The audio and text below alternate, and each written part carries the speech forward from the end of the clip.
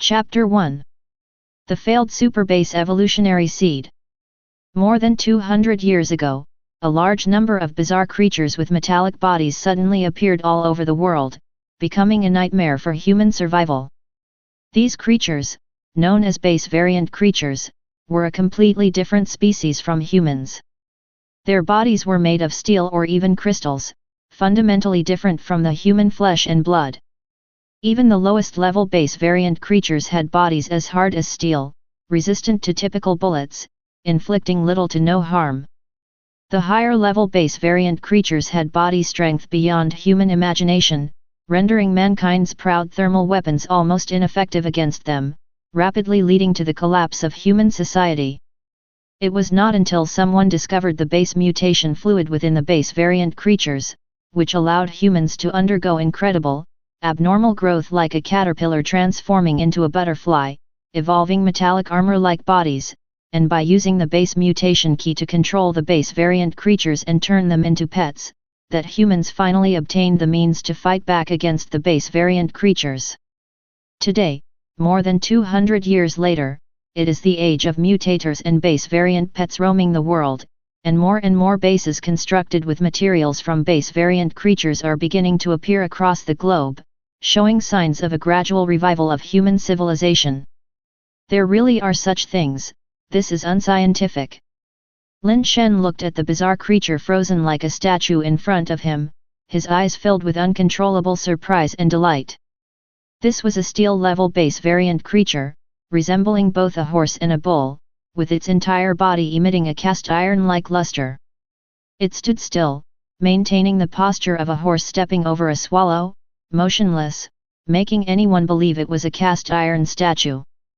But Lin Shen was absolutely certain that it wasn't just any statue, because just a few minutes ago, it was charging like a tank, nearly knocking him to the ground. Although it was only the lowest level base variant creature, its strength and speed were not something an ordinary human could match, not even naturally strong animals like elephants and rhinoceroses could compare. But Lin Shen had merely touched it with his finger, and the steel-level iron-horned beast had frozen in place as if struck by a cup ointment ceiling. Of course, Lin Shen did not know a cup ointment ceiling, and what's depicted in films about striking acupoints is completely different from the reality. The kind of a cup ointment striking that instantly immobilizes someone is only seen in films.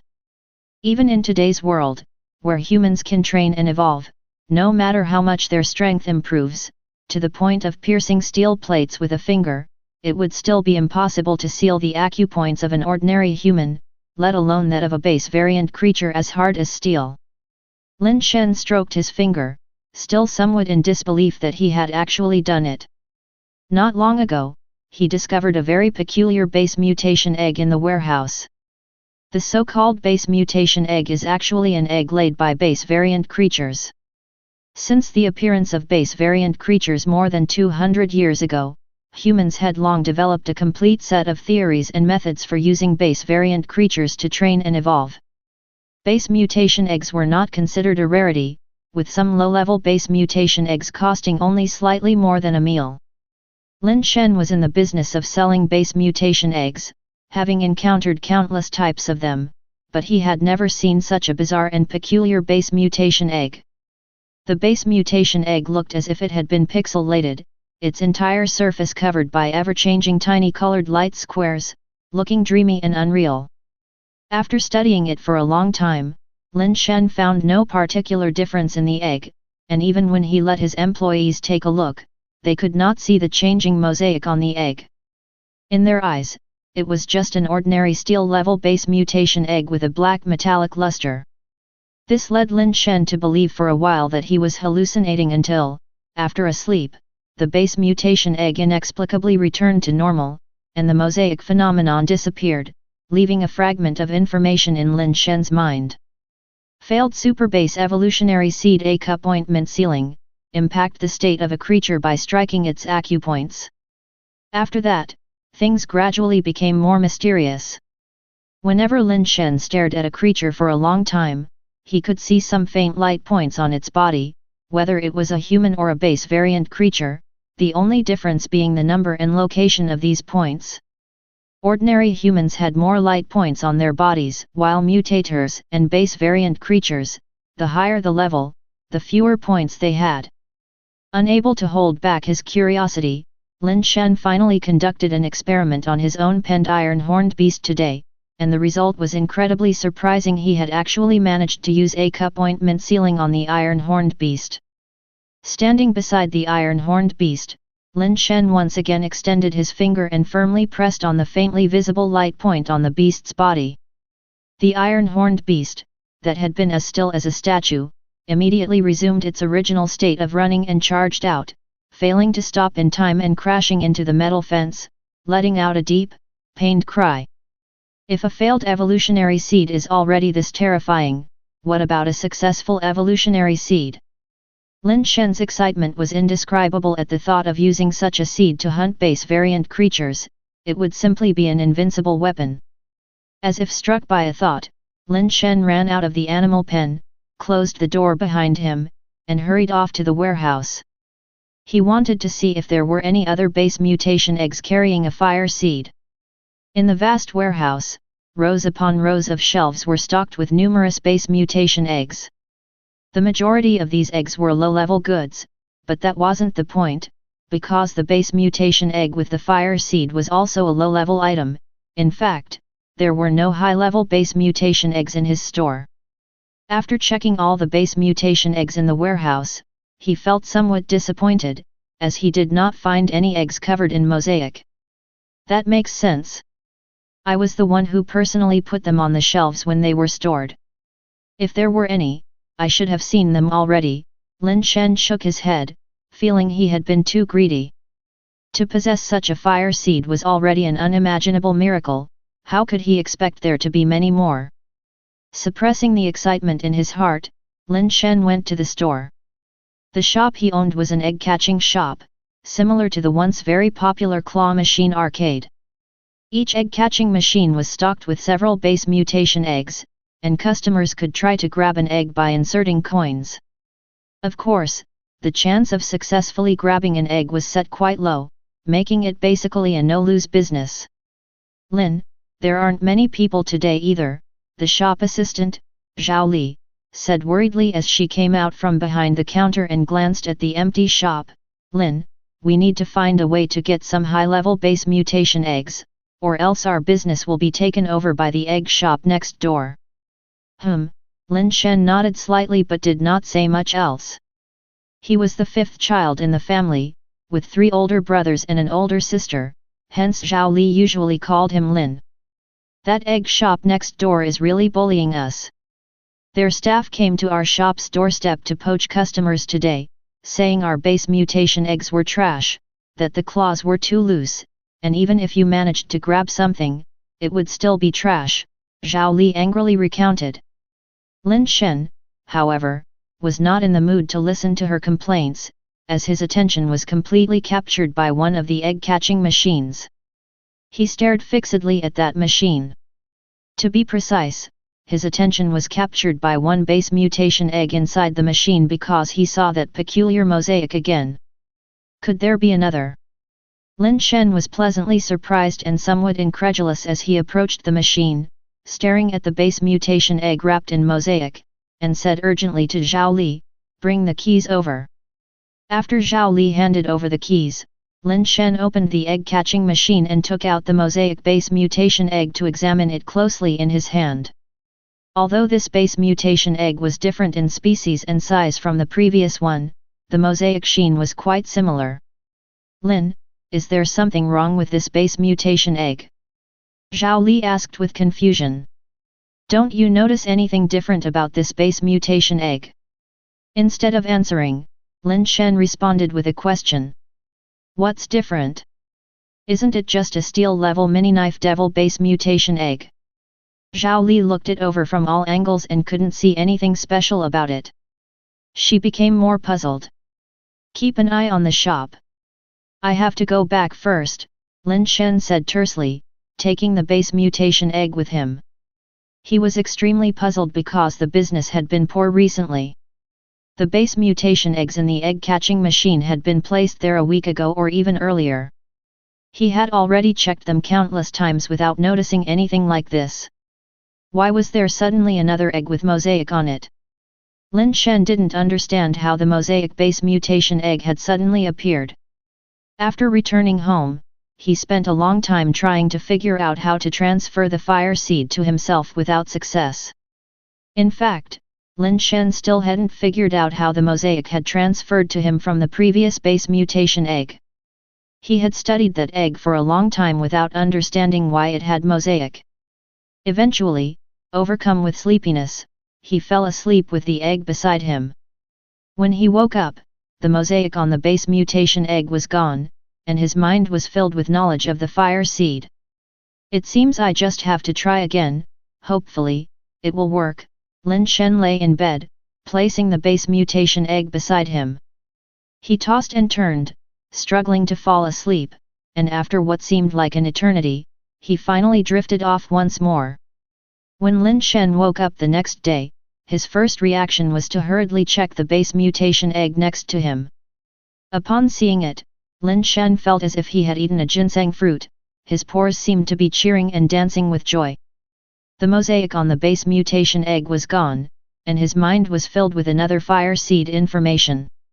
Chapter 2. 2 Fire Seeds. The failed superbase evolutionary seed. 7 steps of conflict. Beyond 7 steps the gun is faster, within 7 steps I am faster. Lin Shen, as if injected with an adrenaline rush, wished he could do a backflip right there and then, complete with a 720-degree Tomas spin. Everyone knows that for ordinary people, a gun is faster outside of 7 steps, and a gun within 7 steps will only be both fast and accurate at the same time. It's nonsense that someone within 7 steps can be faster than a gun. If it weren't for the A-cup ointment sealing, another fire seed that had been confirmed earlier, Lin Shen wouldn't have believed such a thing was possible. But now, he just wanted to find a gun and verify if the 7 steps of conflict were indeed as miraculous as they sounded. Since there's a second fire seed, it means there could be more. Right now, Lin Shen was so eager he wanted to rush out and scour all the shops selling base mutation eggs to gather all the fire seeds he could find. Lin Shen got dressed and was about to leave when he opened the door and collided with a figure. "Little fifth brother, where are you rushing off to in such a hurry?" The man who was bumped into didn't move an inch, looking at Lin Shen with some surprise as he took a few steps back and asked with a frown. "Yeah, you're back? Where's fourth brother?" Lin Shen steadied himself and looked behind the man, only to find him alone, which made him somewhat surprised. Ye was fourth brother Lin Xiangdong's man, always by his side. Ever since Lin Shen had met Ye, he had never seen him alone. Every time Lin Shen saw him, he was like a shadow stuck to fourth brother's side. "There's been an incident." Ye's face looked grim as he closed the door behind him and then spoke in a hushed voice to Lin Shen. "What happened?" Lin Shen's heart sank. Over a month ago, Mr. Lin Zhongzheng came looking for fourth brother, saying they found a nest of steel shell insects outside the base and needed fourth brother's help. Without a second word, fourth brother went. They left the base quietly, saying they would be back in about half a month.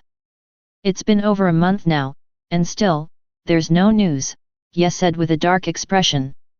Lin Shen felt his heart skip a beat upon hearing this and tried to remain calm.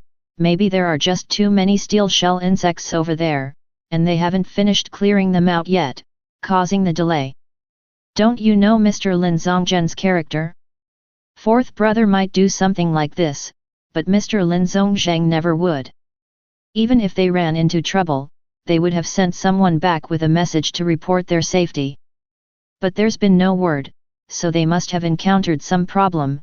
Ye shook his head as he said this. When Ye spoke of Mr. Lin Zhongzheng, Lin Shen knew he meant his third brother, Lin Zhongzheng, and he was also clear about his third brother's character. If it weren't absolutely necessary, he would not leave them with no news. "How many people do we have at home?" "Call them all, we're going to look for them," Lin Shen said, forcing himself to remain calm as he looked at Ye. "We can't go, nor should we," Ye shook his head again. "Why not?" Lin Shen frowned at Ye. You can't risk it, and even if you went, it wouldn't do any good, Ye explained. Lin Shen knew that Ye wasn't belittling him. Ever since his second brother had an accident, the remaining 4 siblings of the Lin family had set a rule. In the Lin family, the eldest sister managed the family affairs, while the third and fourth brothers went out to struggle, and he, being the youngest, the fifth brother, was responsible for continuing the family lineage, the quintessential tool kept at home. According to the words of the third and fourth brothers, the Lin family must at least preserve their line. In case all of them died, the Lin family would rely on Lin Shen to carry on the family legacy and not break the bloodline. So Lin Shen, at the age of 21, had only been out of the base a few times and had never been to those dangerous places. What time is it now? Where can there be so much concern? Lin Shen frowned. Even if you want to go, it's useless. Mr. Lin Zhongzhang hasn't told us where they have gone. And with the abilities of Mr. Lin Zhongzhang and his brother, even if they encounter trouble and get trapped temporarily, they certainly have ways to solve it. It's just that they can't return for the time being.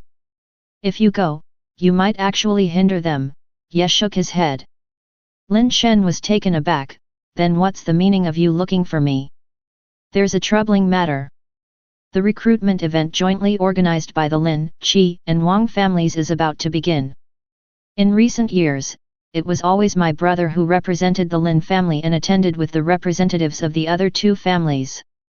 If we do not attend, the other 2 families within the base might make unfounded speculations, and it would be troublesome later on. It would also not be conducive to our recruitment of mutators, so we must attend this time, Ye explained.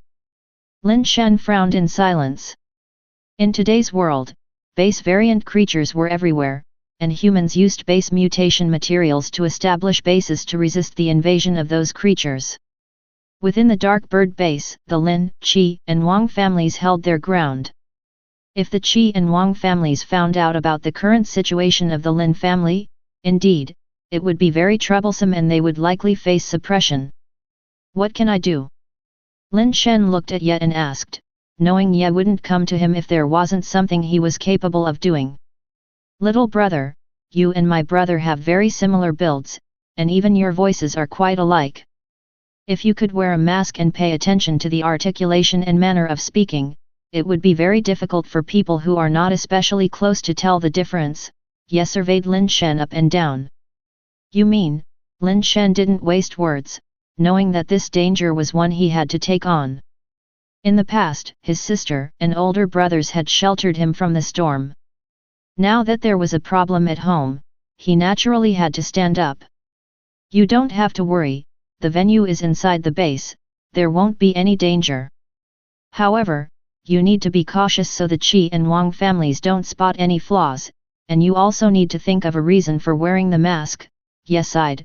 People from the Qi and Wang families are no pushovers, and no matter how reasonable your excuse, it's very difficult to completely dispel their suspicions.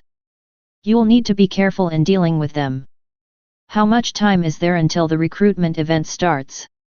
Lin Shen thought and asked again. First thing tomorrow morning, Ye said. It's too late to go for base mutation now, so we must go over all the details carefully to avoid any mistakes. Lin Shen brought Ye into the house, and the 2 of them repeatedly went over every potential detail that could come up. Most things were manageable, but the excuse for wearing a mask was difficult not to arouse suspicion, although it could barely pass. There was another important issue. During the recruitment event, there was a segment where the representatives of the Lin, Qi, and Wang families each had to demonstrate their skills by killing a base variant creature, to showcase the Lin family's strength and to attract more mutators to their side. Lin Xiangdong was the public face of the Lin family, akin to a celebrity spokesperson of the past. If he were present, this wouldn't be an issue, but now only Lin Shen could attend the recruitment event, which was very problematic. Little brother, you haven't undergone base mutation, so you absolutely cannot partake in the segment of killing a base variant creature. We can only think of a way to get through it. However, the Qi and Wang families have recently become suspicious, thinking that my brother isn't in the base. It won't be easy to bluff your way through. Ye paused, then continued, fortunately, my brother always displayed an arrogant nature that was dismissive of everything. At that time, if you just show a disdainful attitude towards the representatives of the Qi and Wang families and let me take your place, it should work. My brother has the credentials to be that arrogant. Yet, what level is the base variant creature that needs to be killed? Lin Shen asked pensively. Yi's method was only a last resort. In case they couldn't bluff their way through, Lin Shen couldn't afford to expose himself. If this were the past, Lin Shen would indeed have had no solution, but now he had a appointment sealing and the 7 steps of conflict techniques up his sleeve, which might just see him through. Just an ordinary alloy creature. With my ability, it can be killed with one strike, Ye confidently said. Chapter 3. The Easter Egg Shop. Alloy creatures are even more terrifying than steel creatures. Not only do their strength and speed surpass those of steel creatures, but the hardness and toughness of their metallic bodies are also significantly superior. The hardness and toughness of steel creatures generally range from 5 to 10, while those of alloy creatures fall between 5 and 20. Once the hardness and toughness exceed 10, even handgun bullets would have a hard time causing damage to alloy creatures. That means, even mutators at the steel level, when facing alloy creatures, would find it difficult just to breach their defenses, let alone someone like Lin Shen who hasn't undergone base mutation and isn't even at the steel level. Above steel and alloy creatures are the even more terrifying crystal-based creatures, which rarely appear near the dark bird base. Lin Shen had only seen them in some video materials and occasionally in shops selling crystal-based creature materials or crystal mutation eggs, which were mostly high-end goods flowing out from large bases. Yet, the key details are pretty much right, let's call it a day. Seeing that it was getting dark, Lin Shen stood up and said. Lin Shen, let's go over it again, just to be sure. We cannot afford any mistakes, Ye said with a slight frown. These are all I can think of. You know I don't have the best memory, too much and I won't remember it. I've got something else to take care of, so let's leave it at that for today, Lin Shen replied, knowing that Ye was looking out for him and the Lin family, but for Lin Shen, he had more pressing matters at hand. Lin Shen, if there's anything, I can arrange for someone to handle it, Ye offered. Don't worry, Ye, I know what I'm doing, Lin Shen said, understanding Yi's concern, but this was something he had to do himself. Before the shops selling base mutation eggs closed for the day, he needed to see if he could find any other fire seed base mutation eggs. Even just one more would be of great help to him. I'll wait for you here. I'll think about what we might have missed, and we can discuss it when you get back, Ye said, resigned. Lin Shen couldn't explain, so he silently apologized in his heart and then pushed the door open to leave. Lin Shen has been spoiled too much by Mr. Lin Zhongzheng and his fourth uncle, he hasn't been through much hardship.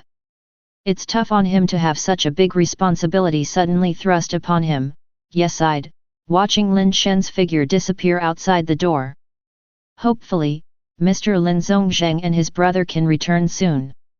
After Lin Shen left home, he went straight to the marketplace within the base, where there was a whole street selling base mutation eggs. According to Lin Shen's reasoning, if his own claw egg shop could find 2 eggs with fire seeds, then surely he should find several more along the entire street. However, after he actually browsed through the street, his mood gradually sank. He had almost visited all the shops on the street, yet he hadn't found a single base mutation egg with a mosaic pattern. Could it really be such a coincidence? The only 2 fire seed base mutation eggs just happened to be in my shop? That's too much of a coincidence, isn't it? The more Lin Shen thought about it, the more it didn't seem right. The 2 fire seed base mutation eggs that had been discovered, one had been new stock that hadn't been there long, and it was the first time he had seen it. The other had been in the claw egg machine for a long time without showing any signs of being special. This was very strange indeed. Lin Shen could think of only 2 possibilities. One possibility was that the fire seed base mutation eggs didn't always have fire seeds, the mosaics could only be seen at certain times. The other possibility was that Lin Shen himself hadn't had the ability to see the fire seeds before, but he had suddenly acquired this ability recently, which allowed him to see the mosaics.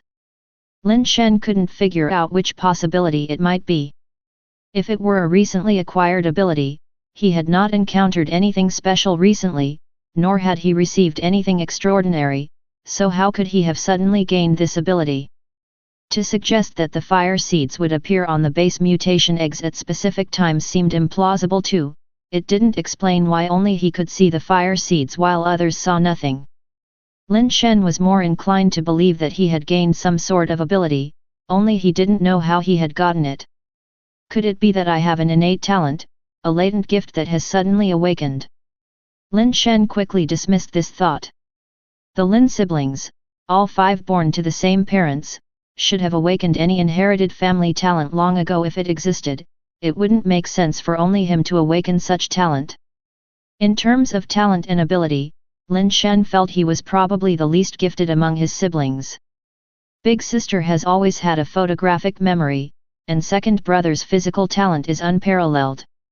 He was born weighing nearly 10 pounds, and by the time he was under 10, he had already grown to be 1 meter 80 tall. His physical talent is famously robust, and coupled with his resolute character and willingness to put in strenuous effort, though he was no older than the rest, everyone who saw him would address him as second master.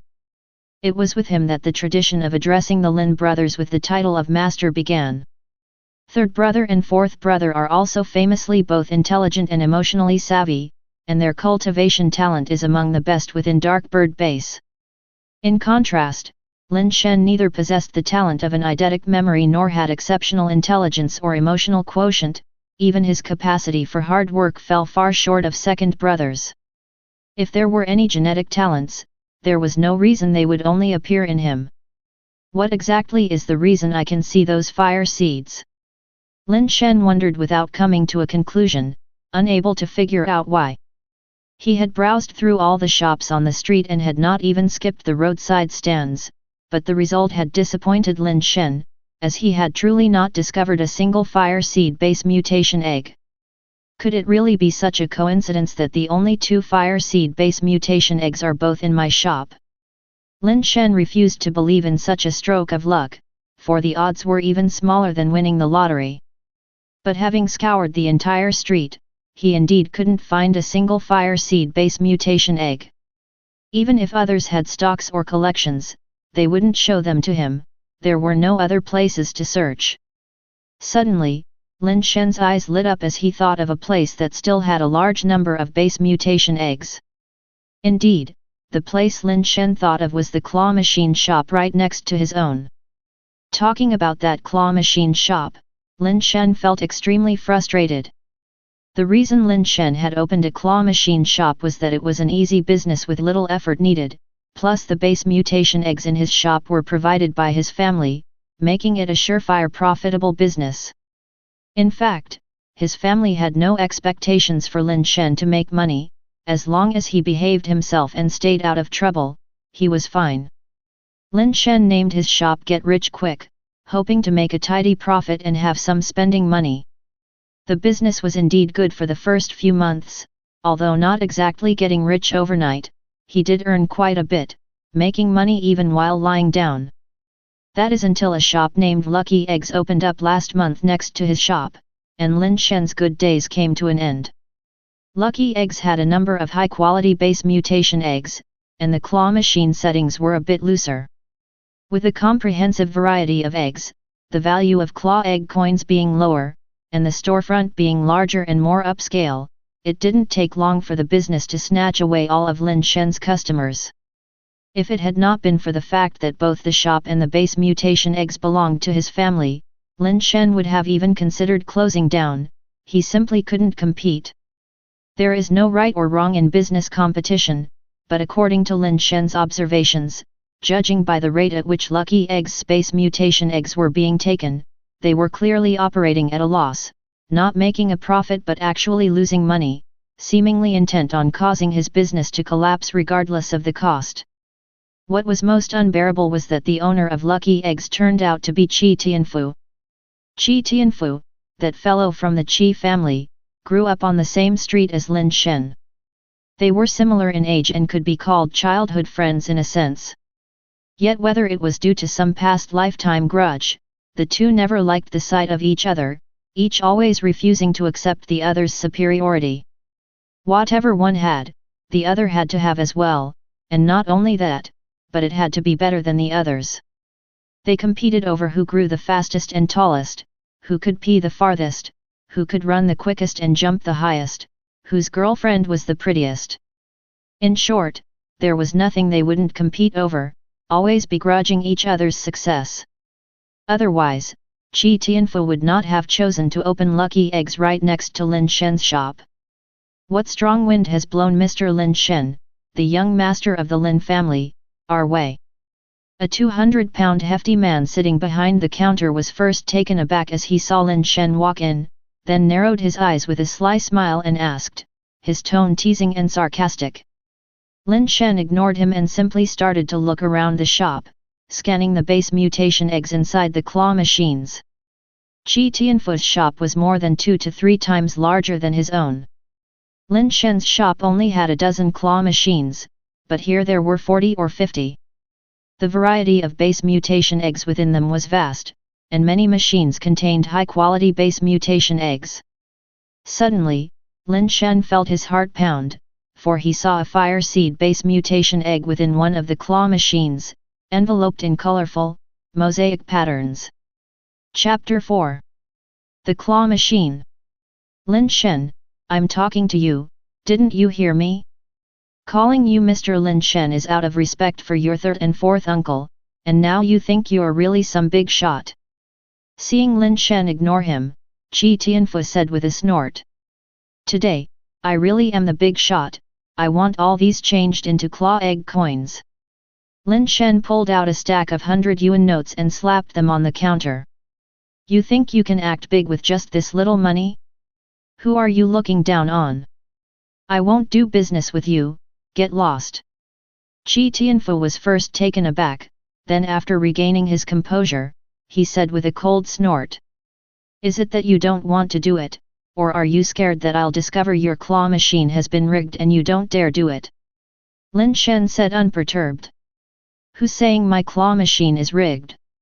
My claw machine's grip is tight, and the base mutation eggs are of high quality, what do you know? On hearing this, Qi Tianfu exploded in rage. The two's heated exchange had already drawn sideways glances from the customers in the shop. Naturally, Qi Tianfu couldn't take the blame, and moreover, Lin Shen was indeed wronging him. If there's no trickery, what are you afraid of? Just change the coins then. Lin Shen pressed the money down with 3 fingers and pushed it towards Qi Tianfu. Fine, you want to play, I'll let you play to your heart's content. Qi Tianfu glared fiercely at Lin Shen, grabbed the money, and pushed a box of claw egg coins heavily in front of Lin Shen. Lin Shen took the coins and without another word went straight to the claw machine that had the fire seed base mutation eggs. At that moment, there was no one at that claw machine. Lin Shen put in the coins and started to manipulate the joystick. Boss, that Lin Shen kid is too arrogant. Should we loosen the claw to show him the harshness of society? A shop assistant came over and whispered to Qi Tianfu. Don't adjust it. I know that scoundrel all too well. He might look harmless and sunny like a boy next door, but he's actually very sly. He definitely came here with no good intentions. Qi Tianfu thought he had seen through Lin Shen and coldly snorted, the moment he came, he deliberately tried to provoke me. If I loosen the claw now, with so many customers watching him spend a lot of money and catch nothing, plus with that scoundrel's racket, it'll definitely affect our business. These little tricks are useless in front of me. Let him grab all he wants. How much can he grab? It will be a good advertisement for us. You're so wise, boss, the shop assistant said admiringly. Stop sucking up. Just watch here. Qi Tianfu scolded with a smile and walked out from behind the counter to stand behind Lin Shen and watch him play the claw machine. Lin Shen knew Qi Tianfu was there but didn't turn to look at him, just kept playing the machine. It had to be said that the quality of the base mutation eggs in Qi Tianfu's claw machine was indeed better than those in his own shop. In this machine, there were a total of 8 base mutation eggs.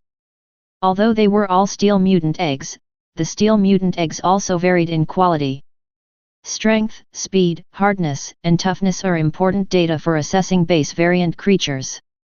While it's true that the maximum value for steel creatures is 10, most of them do not reach that value. It's considered pretty good if they can hit 8 or 9, a sort of minor delicacy. The base mutation eggs mostly used in Lin Shen's shop were from creatures like the iron-horned beast. Adult iron-horned beasts could reach around 8 in speed, and they also had a strength of about 7. However, their hardness was only a little over 5, and with a slightly higher resilience of just over 6, such values were only middle to low grade among steel creatures. The base mutation eggs in this machine came from the 100 refined steel-clad beast. Although its speed was slightly on the lower side at just over 5, both strength and hardness were over 8. And some could even reach 9, with toughness over 7. Its combat strength was far superior to the iron-horned beasts. An adult 100 refined steel-clad beast was as big as an elephant but far heavier. It could serve as a mount or as a battle pet, and was also extremely effective in transporting large machinery and materials, making it a quite practical pet. In fact, many bases used materials that came from the 100 refined steel beast in their construction. Its value was far above that of the iron-horned beast. Different claw machines required a different amount of claw egg coins to play. The machine with the 100 refined steel beast base mutation eggs required 4 coins to play once, equating to 40 yuan for a single attempt, which was considered quite expensive in Qi Tianfu's shop. Lin Shen put in coins and tried a few times. Each time after the base mutation egg was grabbed, it would drop just as the claw moved towards the exit. After 5 tries, he still hadn't managed to get anything. "Young Lin Shen, your luck doesn't seem too good," Qi Tianfu mocked from the side. "People without skills are the ones who need to rely on luck." Lin Shen didn't even look at Qi Tianfu and, saying so, put another 4 coins in and activated the claw machine. "Pfft, if not luck, then what? Are you counting on the Jade Emperor to bless you?" Qi Tianfu scoffed. "It can be done with skill," Lin Shen said, repeatedly rocking the joystick. At Dark Bird Base, Lin Shen was the first person to open a claw egg shop. Before him, few people at the base played with such things. Qi Tianfu's shop was opened in his wake, having never played before, so his understanding of the claw machines was far less. After 5 tests, Lin Shen had figured out to what setting this claw machine was adjusted. Indeed, the claws here were tighter than those in Lin Shen's shop, which still presented quite a difficulty for the average person. Based on the set probability, one could catch a base mutation egg about once in 20 tries. But that was just the average person's catch rate. The reason Lin Shen set the claws so loose, often unable to lift a gene egg, wasn't to ward off the regular customers but rather the claw egg masters. Before opening his shop, Lin Shen had done his research and watched many videos of claw egg masters. He knew that it wasn't just a matter of luck. For masters, something like the tension of the claw made it far too easy to snatch a base mutation egg. While Lin Shen wasn't exactly an incredibly skilled master, he had been playing before opening his shop. He opened it because he loved to play, so naturally, he had some skill. The machine's claw swayed in rhythm with the movement of the control stick, and at this moment, the claw was directly above the chute, not positioned over any base mutation egg. After the claw swayed to a certain angle, Lin Shen suddenly pressed the catch button. The claw descended at an angle, perfectly latching onto a base mutation egg nearby. The base mutation egg was lifted, but before the claw moved, the egg dropped down. However, the original position of the claw was right above the chute, so the falling egg went straight into the chute and rolled out. Flinging the claw. Qi Tianfu's expression changed slightly. He had followed Lin Shen in opening a shop, purely out of a desire to edge him out, having no real interest in claw eggs. Still, he knew a bit about the flinging technique, but he hadn't expected Lin Shen to know it as well. "You can catch eggs like that," a young man playing with the machine next to him exclaimed with wide eyes. Lin Shen pocketed the base mutation egg he had caught, turned to Qi Tianfu with a smile, and said, "Xiao Fuzi, I opened a claw egg shop because I love playing it, while you have no real interest in these things. You rely on luck to catch eggs, while I rely on skill." After speaking, Lin Shen tossed in 4 more coins and continued to play. The same operation ensued. With a rhythmic swing of the claw, it descended at an angle again, grabbing another base mutation egg. The same scene, the familiar image. The base mutation egg again landed in the chute. For Lin Shen, the tension of this claw presented no challenge. Although he might not always win, he could still achieve a success rate of about 50 to 60%. In no time, Lin Shen had caught 4 base mutation eggs, nearly attracting all the customers in the shop to watch. Every time Lin Shen caught a base mutation egg, it elicited a gasp from the crowd. "So claw eggs can be played like this?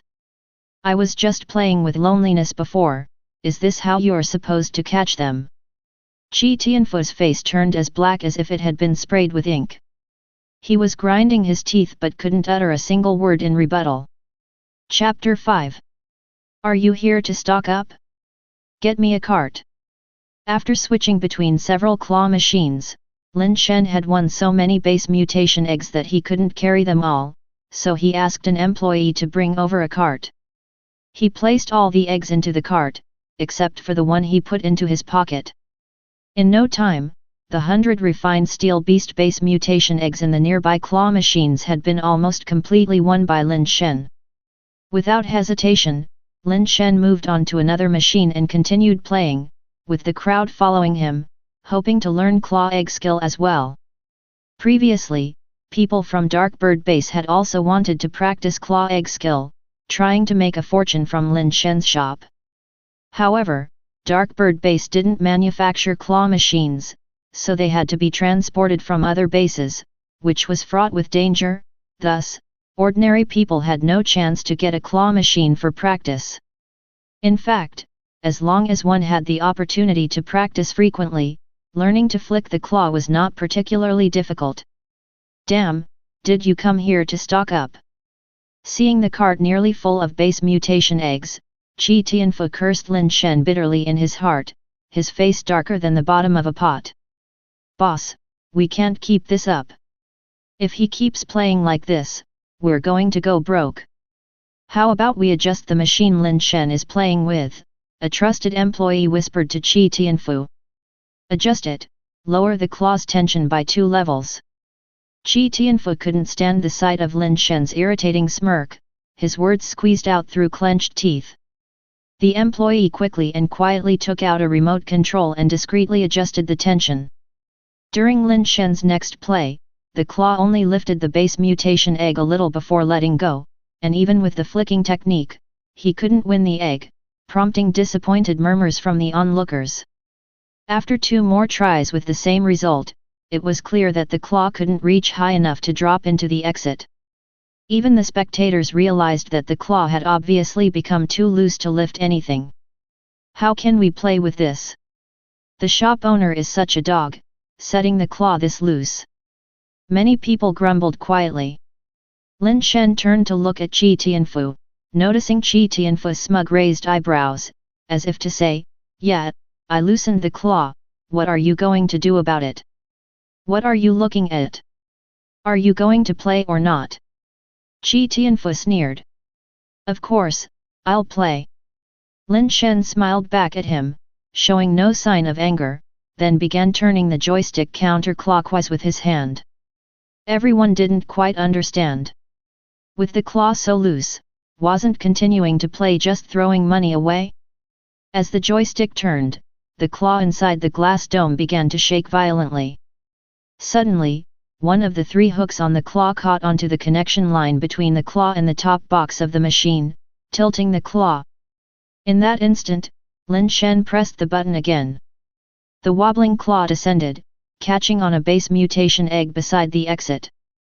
As the claw rose, the tilted claw pushed that slightly lifted egg right into the exit chute. Everyone stared in disbelief, including Qi Tianfu with eyes wide open. "Little brother, there's a lot you still need to learn about running a claw machine shop," Lin Shen said, placing the base mutation egg into the cart. Qi Tianfu was so enraged he felt like his lungs would burst. He snatched the remote from the employee and set the claw to its loosest setting. "You try it. If you can win another one, then I'll take your surname." Qi Tianfu was practically foaming at the mouth as he fumed inside. But Lin Shen just stretched lazily, then stepped over to a nearby claw machine, dropped in a claw egg coin, gave the joystick a couple of shakes, and directly pressed the pickup button. Qi Tianfu didn't even get a chance to adjust the settings before another base mutation egg was won. "Damn, this thing is too damn sneaky." Qi Tianfu was so furious that his teeth creaked from biting down hard, and his fingers pressed the remote control buttons repeatedly, almost crushing the remote. Little did he know, Lin Shen had no intention of trying a second grab and had moved on to another claw machine, quickly inserting coins and grabbing eggs. Under Qi Tianfu's murderous gaze, Lin Shen brazenly snagged another base mutation egg. Thus, a comical scene unfolded in the claw crane shop. Lin Shen kept switching machines to grab base mutation eggs, while the infuriated Qi Tianfu couldn't care less and furiously pressed the remote, relaxing all the claw machines to their loosest settings before the farce finally ended.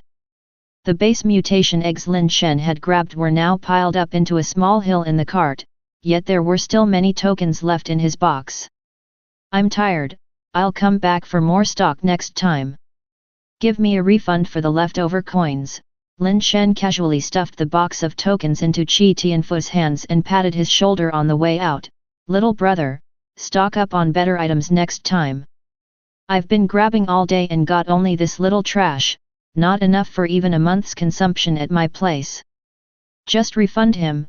Qi Tianfu wished he could leap up and slap Lin Shen, but with so many customers around, he could only hold back his anger, swallowing his teeth in his stomach, and had someone convert Lin Shen's remaining claw egg coins into cash. "I'll borrow the cart for a bit, I'll bring it over later. You know I'm just next door, I can't run off," Lin Shen said as he pushed the cart full of base mutation eggs out the door. On his way out, he addressed the onlooking customers, "If anyone wants to exchange claw egg skill tips, feel welcome to come to my wealth-flaunting claw crane shop to play. The claws there might not be very tight, but they stay the same for everyone, you can grab as you please if you've got the skill." Having said that, Lin Shen walked out without looking back. Once Lin Shen left, the shop's customers also scattered in a rush, not a soul remained. It was clear to anyone that the machines in the shop had been set to the loosest level, playing the claw machines now was like throwing money into water. "That bastard, I won't let him off." Qi Tianfu finally couldn't help but jump and curse out loud. But Lin Shen didn't even turn around. He entered his own claw crane shop and handed the cart over to a confused Zhao Li. "These base mutation eggs are of decent quality, put 2 or 3 in each claw machine," Lin Shen instructed a clueless Zhao Li before leaving the shop to his own devices. Back at home, Lin Shen didn't see Ye and thought he had left, only to find Ye coming back from outside and closing the front door. Lin Shen quickly realized that Ye must have quietly followed him to Qi Tianfu's egg-grabbing shop. "Ye, did you see what happened just now?" Lin Shen asked. Ye nodded and said, "Right now, we can't afford any mistakes. I was afraid something might happen to you, so I followed. The boss always says you're a jack of all trades when it comes to eating, drinking, and having fun. I always thought that he was a bit disappointed in you, but today I realized it's not what I thought, he's actually praising you. If I hadn't followed you today, I wouldn't have realized there were so many tricks to a claw machine." Lin Shen laughed, "We're all family here, yet, you don't have to be so polite. Among all of us, I'm the one with the least talent and discipline. The only thing I'm good at is enjoying good food, good drinks, and novel things. It's not really an advantage. Playing also varies. Ye shook his head, but he didn't pursue the topic and pondered, however, now is not the best time to take down Qi Tianfu. Even if the claw crane shop goes down, it won't have much impact on the Qi family. We need to deal with the current trouble first. Then let's work out the details for tomorrow. Lin Shen knew Ye was implying not to miss the bigger picture for something trivial, but Lin Shen didn't explain, because it was indeed hard to explain.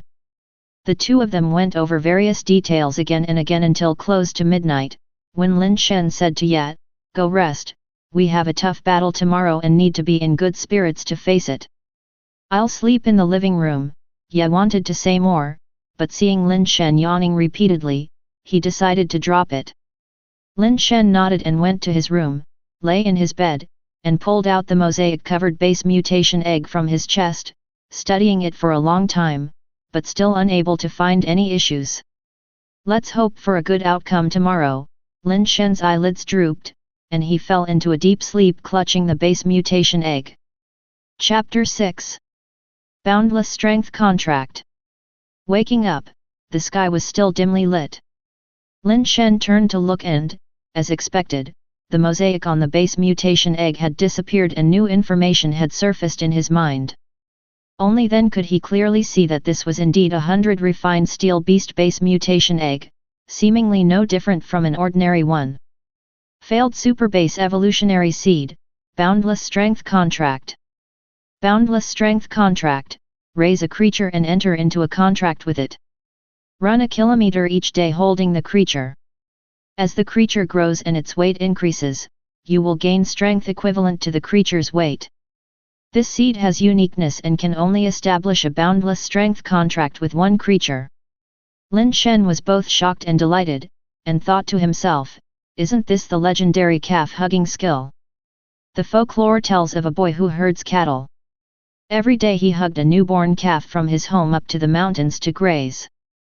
As the calf grew, the boy's strength grew day by day, until when the calf reached adulthood, the boy had become a strongman capable of lifting 1,000 caddies.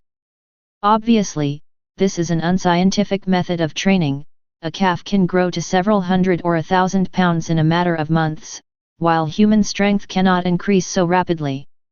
So, in reality, after not too long, the cowherd boy would no longer be able to lift the calf, making it impossible to continually grow stronger. However, the boundless strength contract can turn the impossible into possible, achieving what the unscientific theory claims. In theory, as long as Lin Shen can find the young of an immensely large creature, his strength could grow infinitely. The strength to lift a cow is not considered very strong for a mutator, but what if it's a giant base variant creature? Lin Shen knew that some base variant creatures could be far larger and heavier than whales. Lin Shen only needed to obtain such a base mutation egg and train it from a young age to gain a terrifying level of strength that was beyond the common person's imagination. The only problem was where to find such a base mutation egg. Among the base mutation eggs accessible to Lin Shen, the 100 refined steel beast was already one of the largest. Even if there were some giant alloy creatures, their size and weight were not much larger than that of the 100 refined steel beast. However, Lin Shen had once seen some footage in which the base variant creatures appeared as large as dragons. If he could get his hands on an egg of such a creature, the boundless strength contract would be tantamount to a bug-like ability. Most of such base variant creatures were crystal-based creatures. Not to mention whether it was possible to obtain an egg of a crystal-based creature. Even if he could, the creature's growth cycles were generally long, with some needing several years or even decades to reach maturity. Compared to that, steel creatures had shorter growth cycles, but finding one that was exceptionally large was not easy. To have it both ways will probably take some effort. Finding an extremely large steel creature is not a matter to be solved in a short time. Even with money, such things are not available at Darkbird Base, unless you go to other large bases, where there might still be hope. Lin Shen wasn't in a hurry. Even if he used the contract with the 100 refined steel beast now, he wouldn't gain strength immediately. After all, it wouldn't be useful for the upcoming recruitment event. Lin Shen gazed at the 100 refined steel beast base mutation egg, with information about making a blood covenant surfacing in his mind.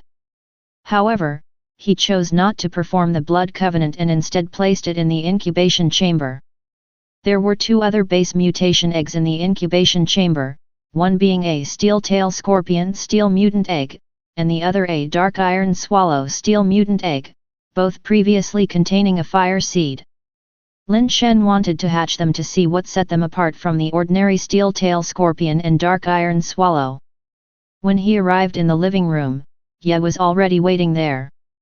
According to the previous plan, Ye had brought Lin Xiangdong's clothes and belongings. After Lin Shen got dressed and looked in the mirror, he didn't think he resembled Lin Xiangdong at all. Will this work? Lin Shen asked uncertainly as he looked at Ye. If you don't look at the face or listen to the voice, you and Mr. Lin Zhongzheng are at least 80% alike, Ye said while taking out a bronze mask shaped like an evil ghost and handing it over to Lin Shen. This mask is forged from the material of the alloy creatures, the green armor devil. Mr. Lin Zhongzheng has worn it before, it should be able to deceive others. Lin Shen took the mask. It was as thin as paper, but it was not light, probably weighing about 2 pounds. The material was very sturdy and felt cool to the touch. Putting on the mask was slightly heavy. He glanced in the mirror, and the face with green fangs was indeed somewhat terrifying. That's enough. As long as you don't speak, anyone who has seen this mask would probably take you for Mr. Lin Zhongzheng, praised Ye, then added, however, your voice is still a problem. Although Mr. Lin Zhongzhen's voice somewhat resembles yours, it's still a bit different. You need to pay extra attention, it's best to speak as little as possible. But you can't be completely silent. You know Mr. Lin Zhongzhen's temperament. If you are utterly silent, it would raise suspicions. Yet, Lin Shen pinched his throat and tried a few times, his voice gradually becoming a bit different from usual. It really sounds like him, Ye listened with growing surprise. He hadn't expected Lin Shen to have such a trick up his sleeve, the voice now sounded almost 90% like Lin Xiangdong's. After all, we are brothers, our voices are naturally similar. Plus, there was a time when I liked to frequent singing halls, so I did some research on vocal techniques imitating some singers' voices turned out quite similar, Lin Shen said with a smile. Lin Shen, it really worked out.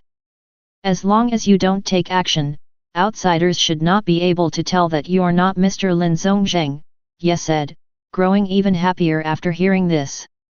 Just call me Mr. Lin Zhongzheng, Lin Shen said, his gaze slightly lifting.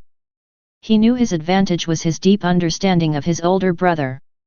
He wasn't good at acting, so he could only immerse himself into being his brother. With every action, every word he spoke, he had to think about what Mr. Lin Zhongzheng would do or say. Ye was momentarily startled, then solemnly saluted Lin Shen, saying repeatedly, Mr. Lin Zhongzheng, I was wrong. You are Mr. Lin Zhongzheng. Let's go, Lin Shen said, leading the way out. Ye nodded slightly. He also knew that having Lin Shen impersonate Lin Xiangdong was a desperate move fraught with great risk, but there was no other way. There were definitely flaws, but one could only cover them up by truly believing in the identity. It must be tough on Lin Shen. I hope Mr. Lin Zhongzheng and Lin Xiangdong can come back safely. Otherwise, even if Lin Shen gets through this time, he won't be able to keep up the deception indefinitely, Ye thought inwardly. By the time Lin Shen and Ye arrived at the venue, representatives from the Qi and Wang families had already been there, sitting on the stage for quite some time and growing impatient. Lin Shen and Ye intentionally arrived late, just before the gathering was about to start, so that the Qi and Wang families' representatives wouldn't have time to talk too much with Lin Shen, reducing the chances of any slip-ups. Lin Shen, just as we predicted, the representative from the Qi family is Qi Shuheng, and from the Wang family, it's Wang Tian'er. Both their reputations and strengths are close to Mr. Lin Zongzhen's. Be cautious, Ye whispered, so that only the two of them could hear. Lin Shen remained composed, saying nothing, and just walked straight towards the stage. On the platform, there were already two men. Qi Shuheng, who had a somewhat scholarly and refined air, and the other, a robust man with a hawkish gaze, was naturally Wang Tian'er.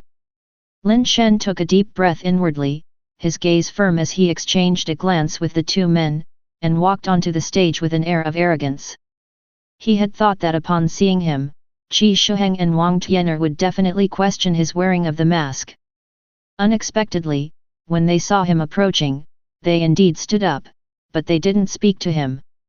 Instead, their gazes shifted towards something behind Lin Shen. What are they looking at?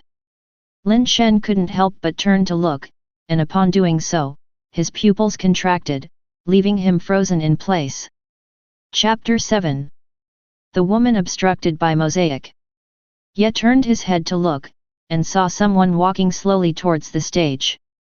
Although his expression did not change, there was a slight, imperceptible shift in his gaze.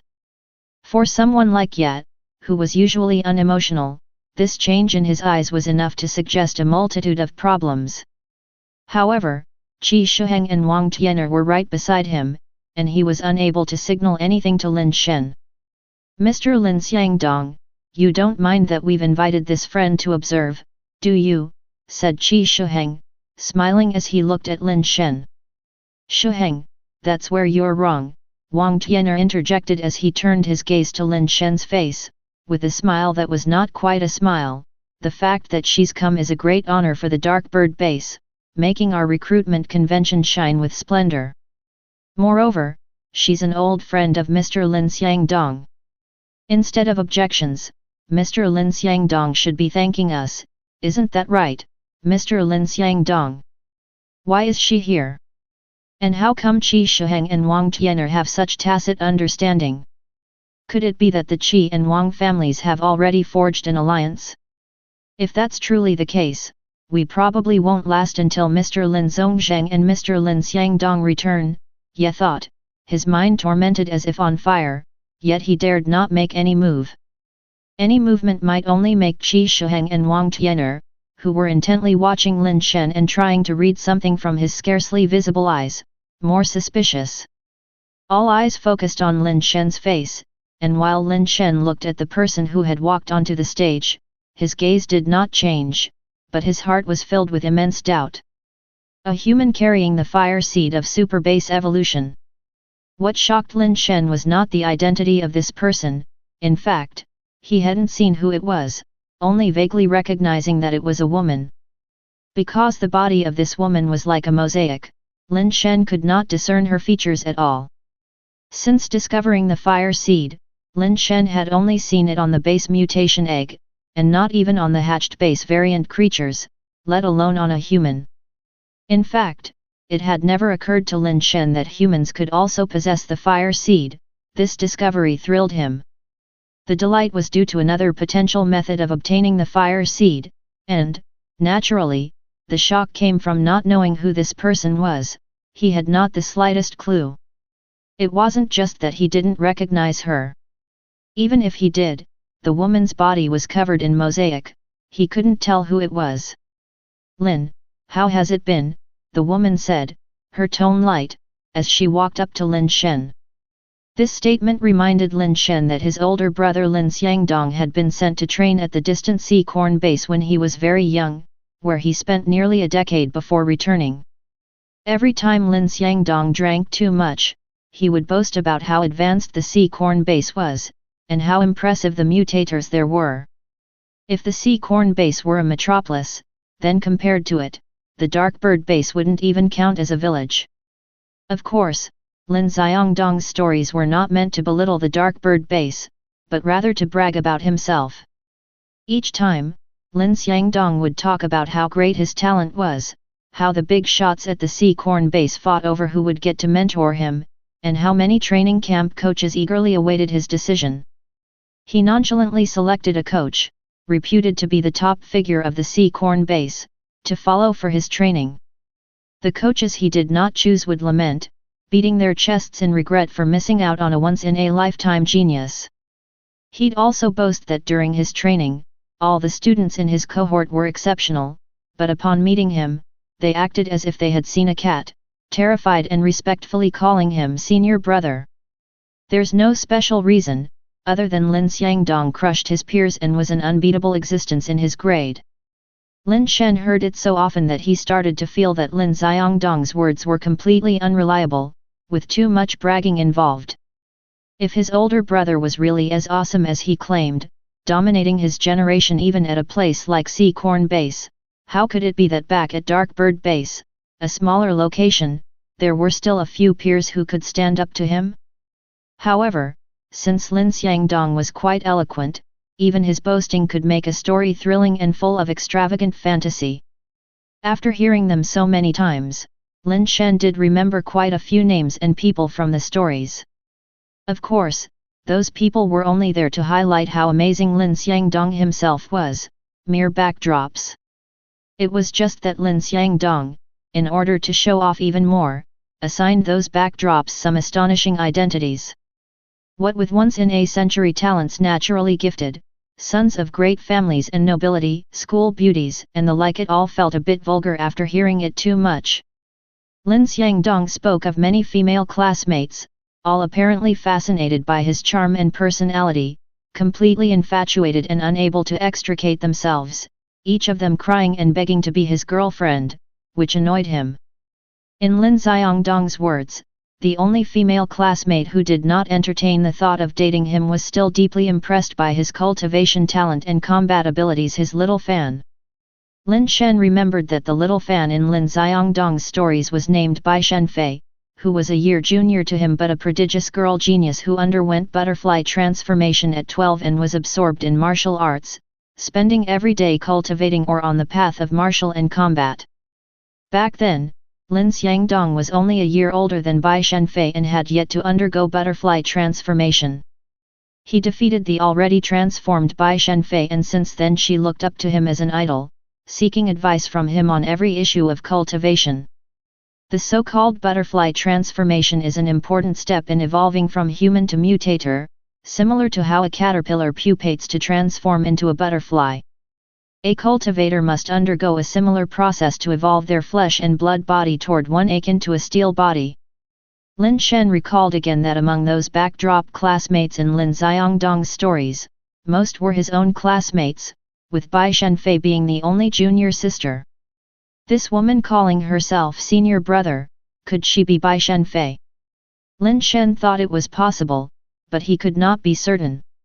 After all, Lin Xiangdong had more than one junior sister named Bai Shenfei, and misrecognition could lead to unbearable consequences for Lin Shen. Under everyone's gaze, Lin Shen, with some arrogance, said to the woman with the mosaic blur, "Why am I the last one to know you've come to Darkbird Base?" While saying this, Lin Shen also glanced at Qi Shuheng and Wang Tianer, making it clear that he was quite displeased. "On my first day at Darkbird Base, I already visited the Lin family to see Lin's senior brother, but your family said you were tackling an important technical challenge and it was inconvenient to receive guests. That's why I had to visit the Qi family and Wang family instead," Bai Shenfei explained. Lin Shen couldn't see Bai Shenfei's expression or eyes, but he sensed her tone was calm, not angry at his bad attitude, patiently explaining, as if she really did think highly of Xiangdong. "Are you implying you didn't come to Darkbird Base specifically to see me?" Lin Shen decided to continue probing. If it were just a normal classmate relationship, his accusatory tone would have elicited an upset if not angered response. If there was no hint of discomfort in the woman's tone, then it was likely she was Bai Shenfei. "Mr. Lin Xiangdong, that's a bit unfair of you to say. She traveled miles to our Darkbird Base to see you first, but you shut her out, refusing even a glimpse. And now that you've finally met, you're still hiding behind a lousy mask, face unseen. So tell me, does this count as a meeting, or not? Or is it that Mr. Lin Xiangdong's face can't be shown, afraid of being recognized? Or perhaps, the face under that mask isn't the same as Mr. Lin Xiangdong's. Wang Tian'er was just short of calling Lin Shen an impostor. Chapter 8. Little Fei Fei. Lin Xiangdong had quietly followed Lin Zhongzheng out, and externally it was claimed he was engaged in important research. Even Lin Shen only learned that Lin Xiangdong was not at the base but had gone out with his third brother Lin Zhongzheng after Ye arrived. However, Lin Xiangdong's absence for over a month still aroused suspicions from the Qi and Wang families. This time, with Lin Shen coming again wearing a mask, their doubts grew even heavier. Standing behind Lin Shen, Yi's palms were already drenched with cold sweat. They had not anticipated this situation at all. In such a sudden crisis, not to mention Lin Shen, even Ye himself didn't know how to respond perfectly in this brief moment. Yet, if Ye stepped in now to extricate Lin Shen from the predicament, it would only deepen their suspicions. On the other hand, if he didn't step in, Lin Shen might not even manage to get through this at all. Just as Ye couldn't help but consider speaking up, Lin Shen had already preemptively made a move. Lin Shen suddenly closed in on Wang Tian'er, his face nearly smashing into Wang Tian'er's, startling him with the abrupt action. Fearing Lin Xiangdong immensely, Wang Tian'er reflexively retreated, drawing his pistol from his waistband. In this era, firearms were still very powerful weapons, especially for humans, as the threat of a handgun persisted. After all, humans couldn't maintain a steel body state 24 hours a day, and most mutators weren't completely comprised of steel body, some even had a steel body coverage of less than 50%. Therefore, many people carried handguns, which were meant not for base variant creatures but for their own kind. During last night's detailed planning with Ye, Lin Shen had already noticed Wang Tian'er, whose strength was on par with Lin Xiangdong, both being alloy mutators. However, he had a strong preference for guns and was reputed to have killed many with his firearm. The instant Wang Tian'er drew his gun, Lin Shen's hand shot out like a venomous snake. Wang Tian'er had no time to react. He hadn't even gripped his gun firmly when he felt his fingers loosen, and his handgun was snatched away. Lin Shen hadn't expected to directly seize Wang Tian'er's gun, given that Wang Tian'er was an alloy mutator, whose speed upon full burst could barely be slower than a bullet. Originally, Lin Shen hadn't planned to take the gun directly, but had intended to use the speed granted by the 7 steps of conflict to deflect Wang Tian'er's gun-drawing hand, before launching into his verbal barrage. To his surprise, the speed gifted by the 7 steps of conflict seemed to be even faster than he had estimated, allowing him to disarm the unprepared Wang Tian'er and take the gun directly. Lin Shen, who hadn't completed his base mutation, astonishingly managed to take a gun from the hands of an alloy mutator, which was truly too astonishing. Lin Shen was exhilarated, promptly aiming the seized gun at Wang Tian'er's head. Wang Tian'er's complexion drastically changed.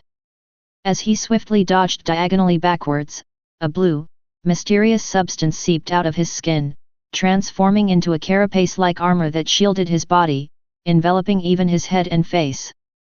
The metal armor burst through his clothes in many places, revealing a blue metallic sheen. Qi Shuheng's gaze carried a hint of disappointment. Such tactics and speed that could drive Wang Tian'er into such disarray must belong to no ordinary mutator. There weren't many in the Lin family capable of that. It seemed the intelligence was wrong. Lin Xiangdong hadn't left the base, and the person before him was very likely Lin Xiangdong himself. Ye was both shocked and overjoyed. He couldn't fathom how Lin Shen had managed it. A person who hadn't completed his base mutation was able to snatch a gun from the hands of an alloy mutator. Even if he took advantage of the element of surprise, it was truly too astonishing. But no matter what, with this maneuver, their suspicion towards Lin Shen must have lessened a lot, and he should have passed today's ordeal. Seeing Wang Tian'er's expression, Lin Shen feigned arrogance and burst into laughter, casually tossing the gun back to Wang Tian'er while disdainfully saying, "Wang Lao didn't you want to see the face under this mask? I leaned in for you to lift the mask, yet you got scared into that sorry state. You're such a grown man and can't even hold a gun steady, How have you survived until now? Wang Lao was both angry and furious, about to say something, but Ye spoke first. The time for the conference has already passed, don't delay the important matters, and with so many people here, let's not let outsiders laugh at our three families. Miss Bai rarely comes by, it wouldn't be good to dampen her spirits. Yi's words were meant to prevent Wang Lao from becoming furious with embarrassment and really turning hostile, and to also underscore the identity of goddess consort Bai, which should dispel any remaining doubts at this point. Humph, we'll settle this account another day, the main affair is more important, I won't fuss with you today, Wang Tian'er huffed coldly, turning to leave the stage. He needed to change his clothes, he couldn't possibly recruit mutators on stage looking like this. Lin Shen paid no attention to Wang Tian'er, instead musing to himself while watching the woman, this woman is indeed goddess consort Bai, but why does she have the fire seed of super base evolution? Can humans also possess the fire seed of super base evolution? Lin Shen was momentarily perplexed, the fire seed was indeed a wondrous thing. He had previously thought that 7 steps of conflict allowed him to move faster than a bullet within 7 steps, but now it seemed not entirely the case. After real combat, Lin Shen had a deeper understanding. The true meaning of this ability might be that as long as the opponent uses a gun and is within 7 steps, no matter how quick the opponent is, his action will always be faster. This was quite powerful, albeit with greater limitations. A misunderstanding, let's take our seats, Qi Shiheng said in his gentlemanly manner, inviting goddess consort Bai to sit beside him. Lin Shen remembered Lin Xiangdong mentioning that goddess consort Bai was his avid fan, he had advised her on many matters, and their relationship was quite good, akin to both teacher and friend. Naturally, he couldn't let goddess consort Bai sit next to Qi Shiheng at this moment. What did fourth brother usually call goddess consort Bai? Lin Shen pondered briefly and then recalled, waving at goddess consort Bai and saying, "Little Fi Fei, come sit next to your senior brother." The way Lin Shen had spoken to goddess consort Bai previously didn't seem to bother her at all, which made Lin Shen believe what Lin Xiangdong had told him. Now he had to interact with goddess consort Bai in the manner Lin Xiangdong would, so as not to let her spot any flaws, especially since Lin Shen couldn't be certain whether goddess consort Bai had first visited the Lin family or what her relationship with the Qi and Wang families was, and why she needed their help with something. Hearing Lin Shen's words, goddess consort Bai didn't hesitate, walking over and taking the seat beside Lin Shen. Qi Shiheng could only seat himself, and not long after, Wang Tian'er, who had changed into a new set of clothes, came back and sat next to Qi Shiheng. The recruitment event officially began, and under the host's coordination, many mutators interested in joining the 3 major clans of Darkbird Base started to line up on stage to showcase their abilities, hoping to gain the representative's favor. Lin Shen wasn't very interested in these people and turned to ask goddess consort Bai, "Little Fi Fei, what brings you to Darkbird Base?" Goddess consort Bai slowly leaned in towards Lin Shen, her lips almost touching his earlobe. Seems like goddess consort Bai was really close to fourth brother. Lin Shen couldn't help but inwardly praise his fourth brother for really having some skills, and he realized that earlier he had misunderstood his brother's boasting. "I don't care who you are, if you dare to call me Little Fi Fei again, I won't need the Qi or Wang families to expose your identity, I'll chop off your head right now." Goddess consort Bai's voice was soft, but her tone was very unfriendly. Blown cover. Lin Shen's body shuddered, inwardly lamenting, "Fourth brother, oh fourth brother, why did you have to brag like that? Your little brother has been screwed over by you now." Chapter 9. Supersonic Gunman. Needless to say, the problem must lie with the name Little Fi Fei. If Lin Xiangdong had not casually mentioned goddess consort with such natural ease, calling her a Little Fi Fei and saying that she likes it when he calls her that she would even get annoyed with him if he didn't, Lin Shen certainly would not address the goddess consort in such a manner. It can only be said that Lin Xiangdong is a real piece of work, the kind that scams you and doesn't pay for your funeral. Now Lin Shen could only be thankful that he didn't reach out to pinch goddess consort's cheeks when he called her a little fei. Lin Xiangdong had sworn that the goddess consort had a touch of baby fat and that her cheeks were especially adorable. With the relationship he had with her, he often pinched her plump little cheeks. Fortunately, it seems that goddess consort doesn't intend to expose me, Lin Shen thought rapidly, his mind making several quick turns, and he immediately sat up straight, eyes on his nose on his heart, as if he were an old monk in meditation. Who exactly are you, and why are you impersonating Lin? Goddess consort demanded, seeing that Lin Shen remained silent, her brows furrowing as she spoke again. What did you say? It's really too noisy here, not a good place to talk. How about we go to my place for a nice chat after the recruitment event is over? Lin Shen would never admit here that he was not Lin Xiangdong. As long as he didn't admit it, no matter what goddess consort said, he still had room to maneuver. If he admitted it here and goddess consort had some kind of malicious intent, like making a recording or something, he wouldn't even have a chance to wriggle out of it later, and then he would really be done for. Goddess consort looked at Lin Shen, then said nothing further. While the two of them were whispering, Qi Shuheng and Wang Tian'er were also having a private conversation on the side. It seems that we were probably wrong in our guess, Lin Xiangdong might not have left the base, Qi Shuheng said, glancing at Lin Shen and goddess consort who seemed very close as they talked in hushed voices. Wang Tian'er frowned and said, with that move he just made, aside from the Lin brothers, really few in the Lin family could do it, and even if someone else could, they wouldn't look so much like Lin Xiangdong. But I still feel like something is not quite right. What's not quite right? Qi Shuheng asked. Wang Tian'er glanced in Lin Shen's direction and shook his head. I can't quite put my finger on it, but since we have this information, even if Lin Xiangdong hasn't gone out, there must be some issues. Qi Shuheng also glanced at Lin Shen and then whispered, that's not important, there's still our family's display of strength later, isn't there? We'll test him then. With the speed he just showed, the alloy creatures we prepared previously probably won't reveal anything, right? Wang Tian'er mused. That's why we need to switch it up, Qi Shuheng said confidently. I've recently acquired a rare alloy level pet that should be perfect for testing him. Can an alloy level do the job? Wang Tian'er asked with a frown. Other alloy level pets may not suffice, but mine definitely will. As long as it's set up properly, unless he really is Lin Xiangdong, not even Ye could handle it, let alone other alloy levels in the Lin family, Qi Shuheng declared with confidence. What pet? Wang Tian'er was curious to know what kind of pet could make Qi Shuheng so confident. Have you ever heard of alloy level supersonic gunman? Qi Shuheng said. Upon hearing this, Wang Tian'er was first shocked, then overjoyed. Is that the one with a speed attribute of 20, known as the fastest among alloy level the supersonic gunman? Indeed, it's the supersonic gunman. Qi Shuheng nodded with a smile. Then that's wonderful.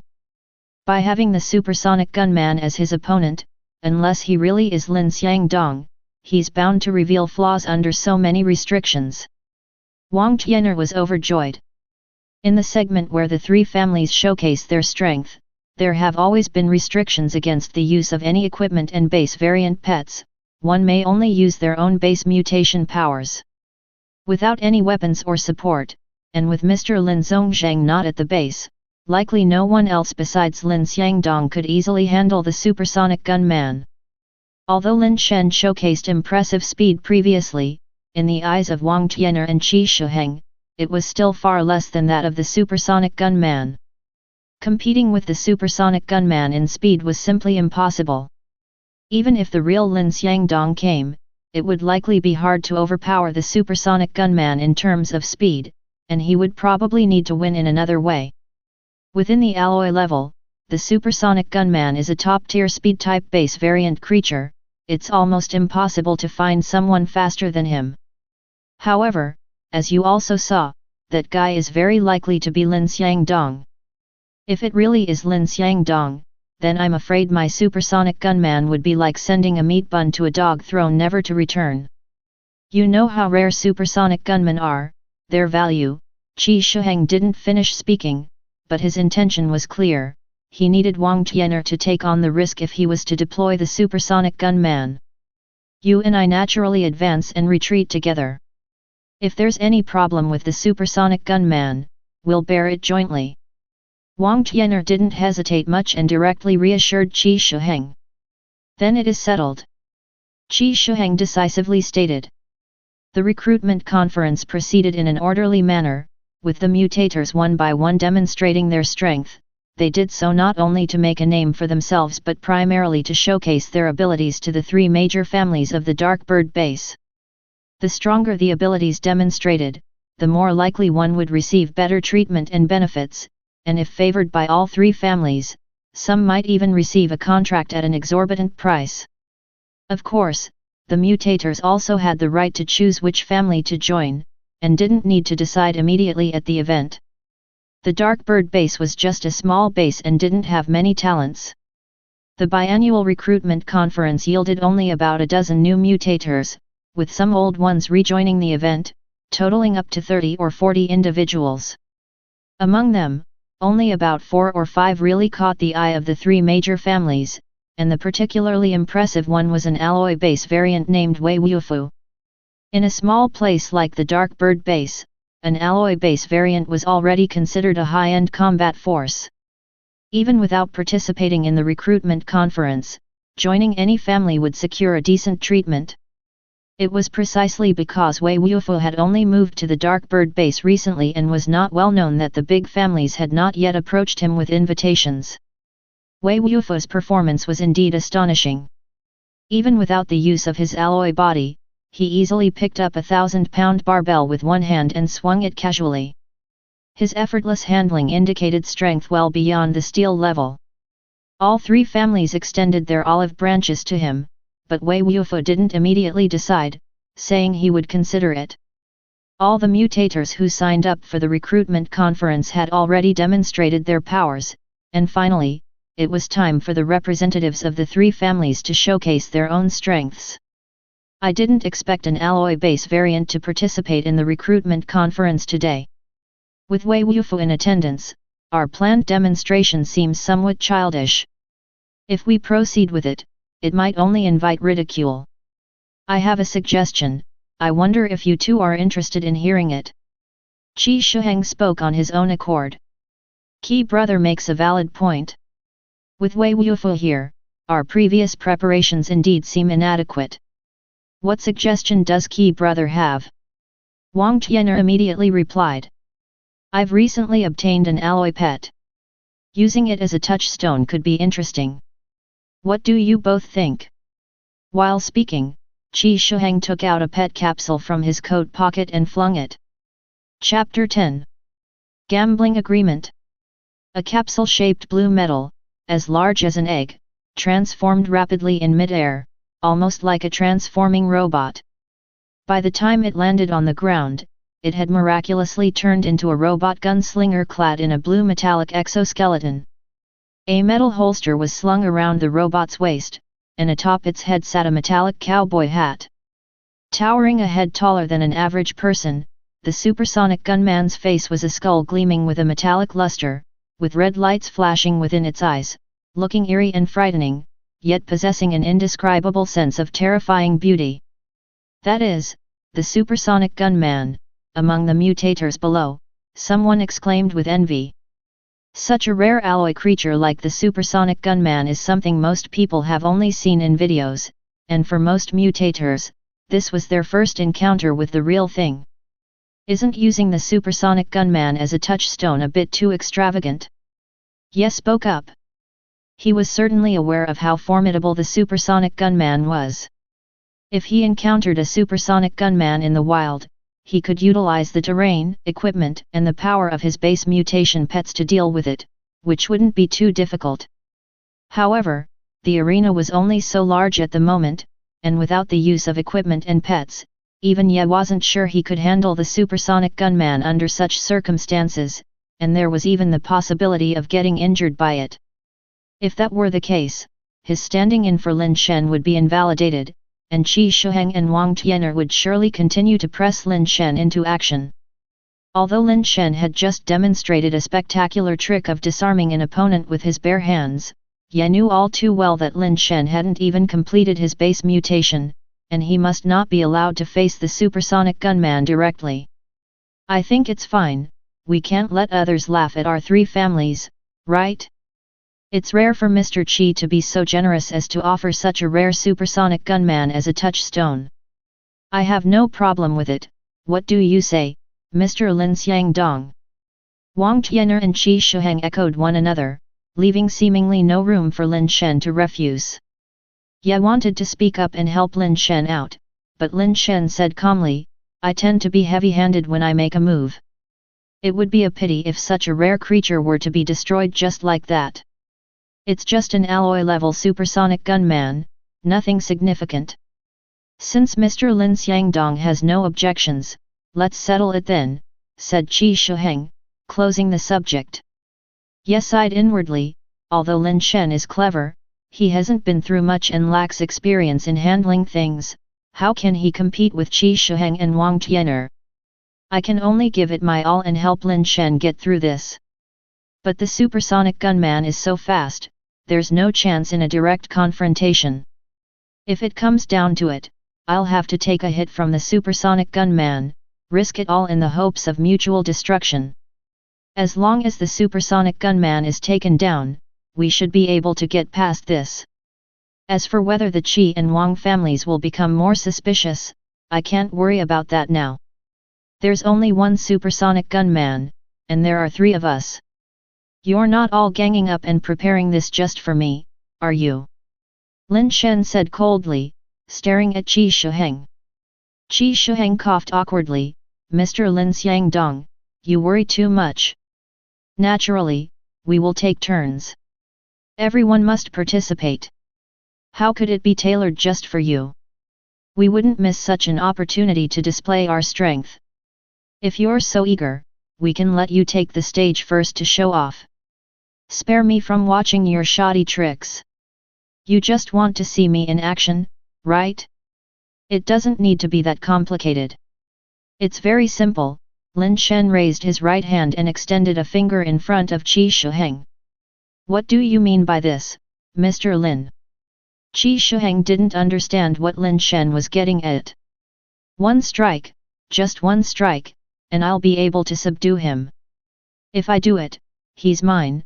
Lin Shen's extended finger pointed toward the supersonic gunman. Mr. Lin, Ye was anxious inside. To him, Lin Shen was trying to push Qi Shuheng into backing down with this move, but such a naive thought was unlikely to work. Qi Shuheng would hardly back down at this point. Although the supersonic gunman was precious, for the Qi family, the chance to verify Lin Shen's true identity was well worth the exchange. Lin Shen gestured a stop to him, not adding any words, only looking at Qi Shuheng with disdain. Since Mr. Lin Xiangdong is in such high spirits, I shall naturally oblige. Mr. Lin Xiangdong, feel free to make your move. If you can subdue the supersonic gunman in one strike, he will be yours. However, according to our earlier agreement, you must only use your innate base mutation strength, and not employ pets or other weaponry, Qi Shuheng said, narrowing his eyes as he spoke slowly. It's over. Ye sighed deeply in his heart. With things having progressed to this stage, it was impossible for Lin Shen to let him substitute for the fight. Ye's thoughts raced as he pondered how to break the deadlock. However, to his surprise, Lin Shen agreed and stood up to step forward. Ye was stunned for a moment, unsure of Lin Shen's plan. That was an alloy-level supersonic gunman, and Lin Shen was not even at steel level. What could he do by going down there? Not to mention that the supersonic gunman's speed was something Lin Shen couldn't keep up with. Even if the supersonic gunman stood still and allowed Lin Shen to hit him at will, Lin Shen likely couldn't even break his defenses. Neither Qi Shuheng nor Wang Tian'er knew Lin Shen's details like Ye did, but they also didn't believe Lin Shen could subdue the supersonic gunman in a single strike. They all recognized that Lin Xiangdong was powerful, but to say he could subdue the supersonic gunman in one hit was something they too found hard to believe. They were willing to believe there was some possibility that Lin Xiangdong could kill the supersonic gunman in one hit, but subduing was more difficult than killing. It was the difference between slaying and capturing alive. Even if the person before them was indeed Lin Xiangdong, they did not think he could capture the supersonic gunman in one strike, denying him any chance to resist or struggle. If that was truly possible, the supersonic gunman must be nearly dead anyway. In that case, taking him away wouldn't be of much use to Lin Xiangdong. Lin Xiangdong is too arrogant, Wang Tian'er said through gritted teeth. Now he somewhat believed that this person must be Lin Xiangdong. Apart from him, he couldn't think of anyone else from Dark Bird Base who could be so audacious. Even if he is Lin Xiangdong, his chances of winning are slim, Qi Shuheng snorted coldly. As Ye watched Lin Shen step towards the supersonic gunman, countless thoughts flashed through his mind, yet he had no idea how to overcome the current predicament. I absolutely cannot let anything happen to Lin Shen. Even if it means revealing myself, I must protect him, Ye had already decided, determined to fight to the end, no matter what. He couldn't let Lin Shen get hurt under any circumstance.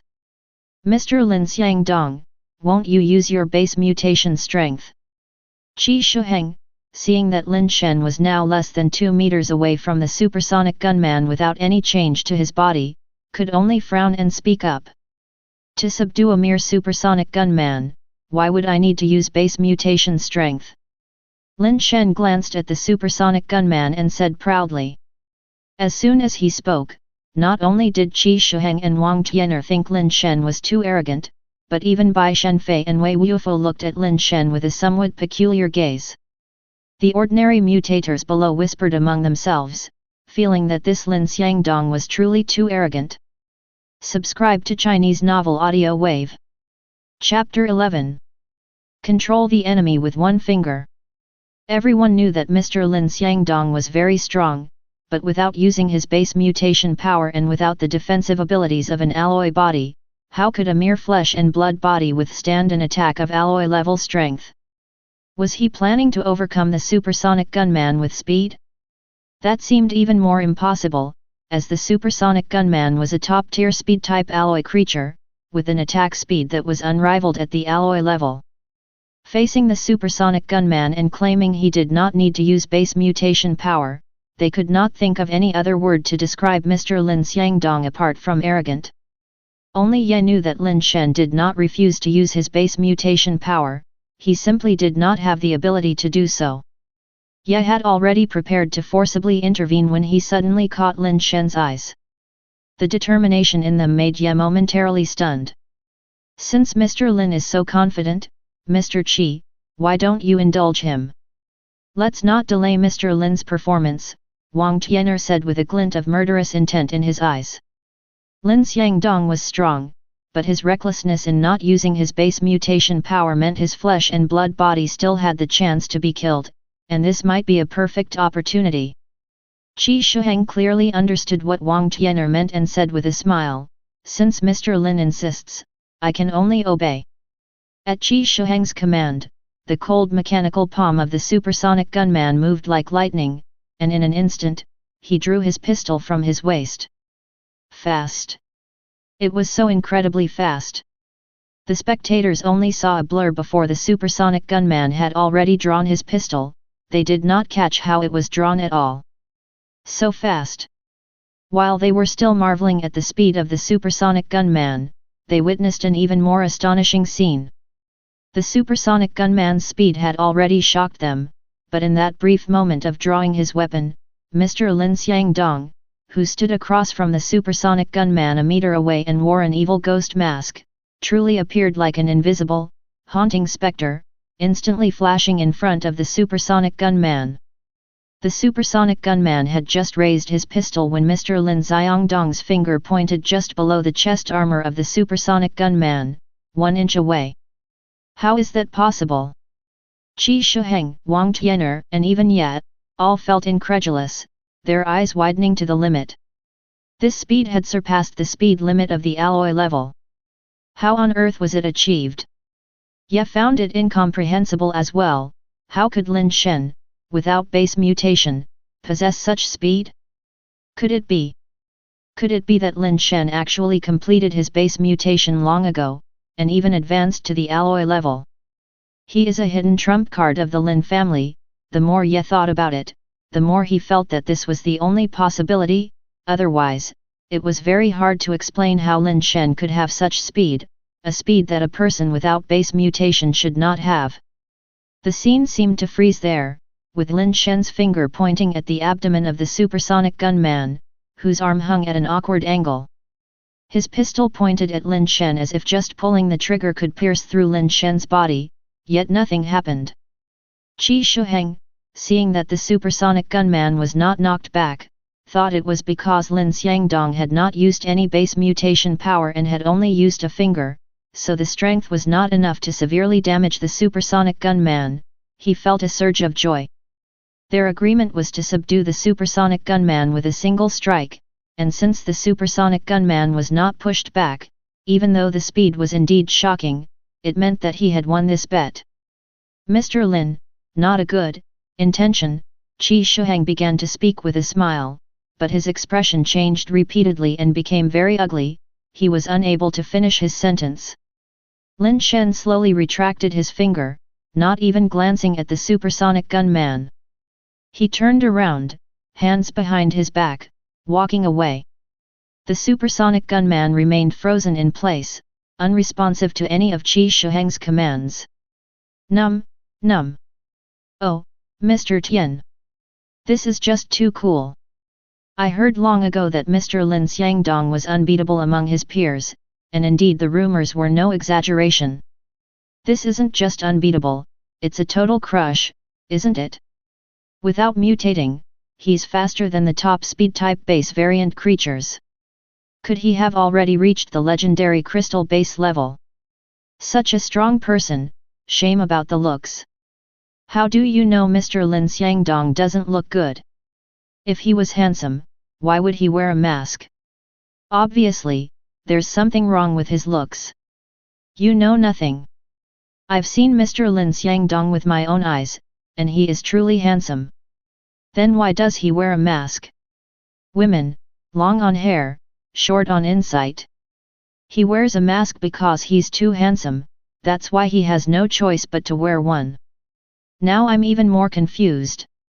Haven't you heard about the ancient general who was too handsome, unable to intimidate his enemies on the battlefield, so he had to wear a mask like an evil ghost whenever he went to war? Mr. Lin Xiangdong is the same. So that's it. I really want to see what Mr. Lin Xiangdong looks like. No matter what the others said, Lin Shen did not utter a word, afraid that as soon as he opened his mouth, he would groan in pain, possibly revealing an expression of agony. The body of an alloy creature was just too hard, even though the A-cup ointment sealing was done at a relative weak spot, it felt no different from jabbing a finger into steel at full force. Lin Shen wondered if his finger was broken and could only pretend nothing was amiss. While everyone was discussing, Lin Shen had already walked back to the stands and came before Qi Shuheng, extending his hand towards him. Are you going to do it yourself, or should I help you? Qi Shuheng wanted to say something but was abruptly interrupted by Lin Shen. I, Qi Shuheng, am a man of my word. This belongs to you now, Mr. Linear. Qi Shuheng hesitated for a moment, remembering Mr. Lin Xiangdong's terrifying speed and the still immobile supersonic gunman. He ultimately decided not to say anything more, pulling a blue metal key from his pocket and handing it over to Lin Shen. Every base variant creature has its corresponding base mutation key. The person in possession of the base mutation key becomes the master of the base variant creature, gaining its absolute loyalty. A base variant creature can only be called a base mutation pet once it offers up its base mutation key. It's almost impossible for an adult base variant creature to offer its base mutation key to a human, which is why most base mutation pets are raised from the base mutation egg stage. Once a base variant creature has offered up its base mutation key, its mastership is no longer up to the creature itself to decide. Lin Shen took the key without further acknowledgement of Qi Shuheng and walked straight to the supersonic gunman, who had been subjected to a appointment sealing. He inserted the key into the key slot on the gunman's waist.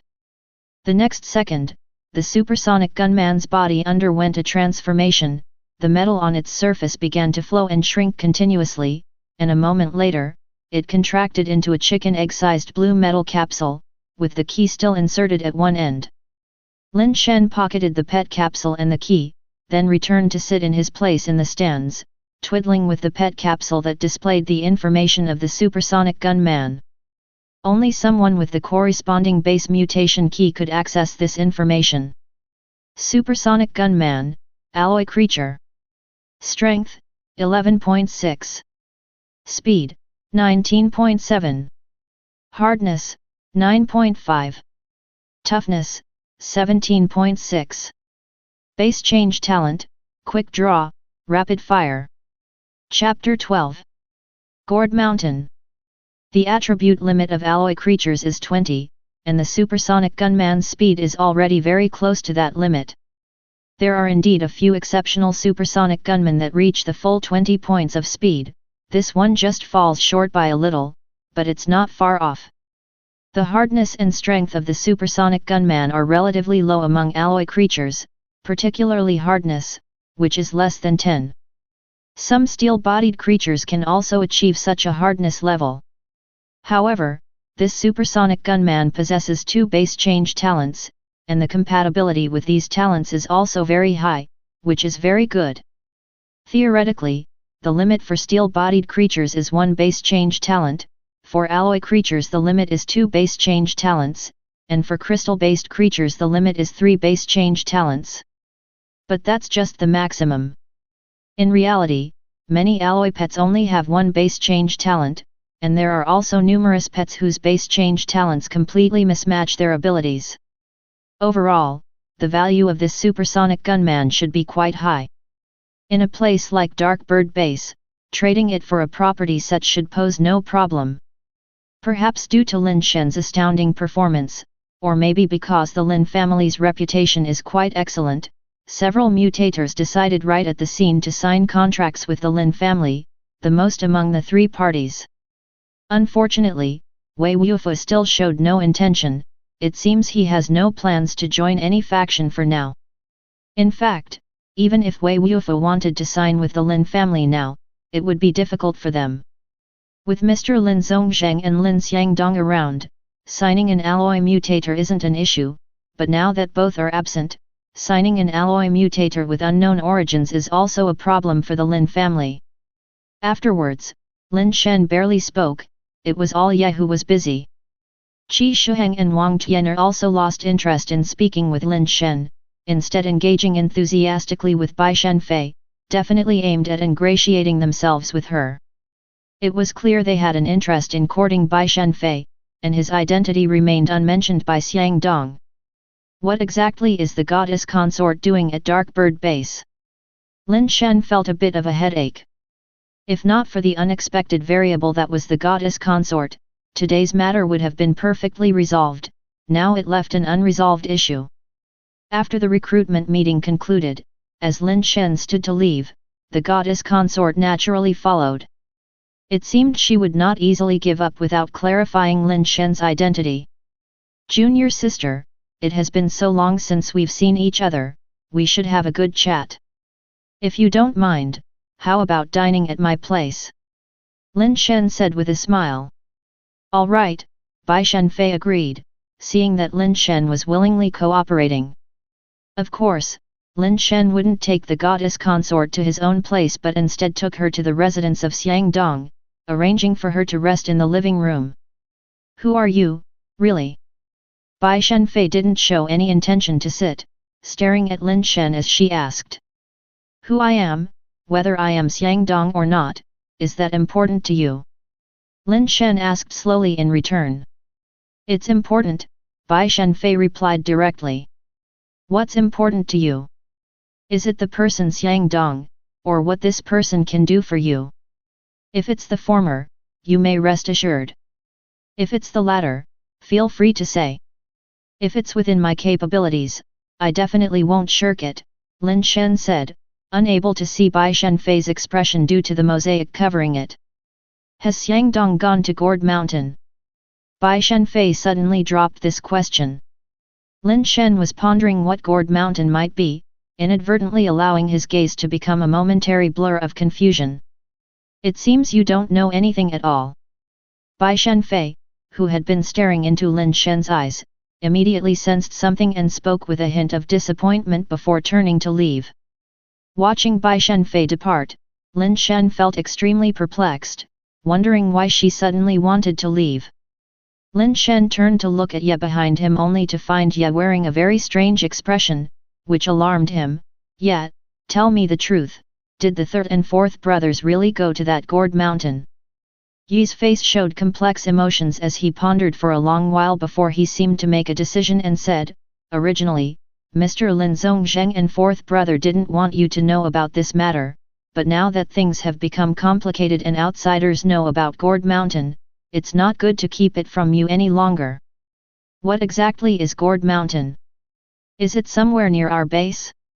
Why have I never heard of this mountain? What are the third and fourth brothers doing there? Lin Shen couldn't help but feel anxious, as this situation seemed more troublesome than he had imagined. Of course you haven't heard of it, because that place was named on the spot by second brother, so very few people know the name Gourd Mountain. Ye sighed. A name from second brother. Lin Shen was taken aback. The second brother of the Lin family, named Lin Yin, possessed the best cultivation talent within the Lin family. It was from Lin Yin that the tradition of addressing the Lin brothers with the respectful Mr. began. One could say that it was Lin Yin who had single-handedly supported the crumbling, nearly fallen Lin family. Even more, Lin Yin was one of the few at Dark Bird Base who had advanced to the crystal base level, but just as he was at the height of his power, he disappeared on an outing to hunt base variant creatures. When Lin Yin disappeared, Lin Shen was not even 10 years old. To him, Lin Yin was almost like a father.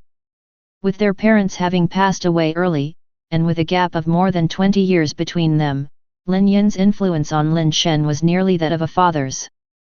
The saying an elder brother is like a father probably explained their relationship. So many years had passed that the memory of that robust figure had begun to blur, and even the features of Lin Yin's face were becoming hard to recall. However, Lin Shen still remembered that Lin Yin was very good to him, often taking him out to play and buying him tasty treats and fun toys. Lin Shen's love for playing could be attributed to half of it being spoiled out of him by Lin Yin. The place where second brother disappeared. It couldn't have been Gourd Mountain, could it?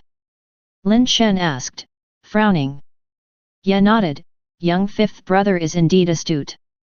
The last place second brother went before he disappeared was Gourd Mountain, and after that, he never returned.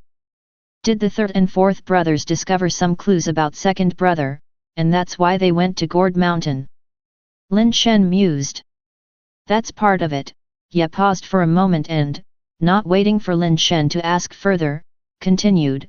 Mr. Lin Zhongzheng and fourth brother said their main reason for going to Gourd Mountain was to obtain a base mutation egg for your transformation process. Lin Shen was slightly startled to hear this. With his strength, he was actually ready for the base mutation transformation a while ago. The third and fourth brothers had always been persuading him to delay the transformation, and it turned out, they were preparing a base mutation egg for his transformation. The only way to complete the transition from human to mutator was by extracting a special substance from the body of a base variant creature and using this substance to transform oneself until the process was complete, and one became a mutator.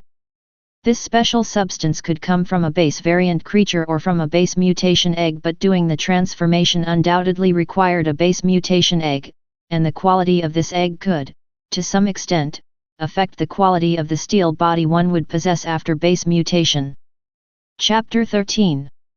Mutation Point. However, Lin Shen did not quite understand why completing the first base mutation only required a steel mutant egg. Even if they had an alloy egg or a crystal mutation egg, they could not be used. 2 advanced base mutation eggs could cause the mutating human to completely metallize, turning into a lifeless statue. Base mutation is a very magical and dangerous process.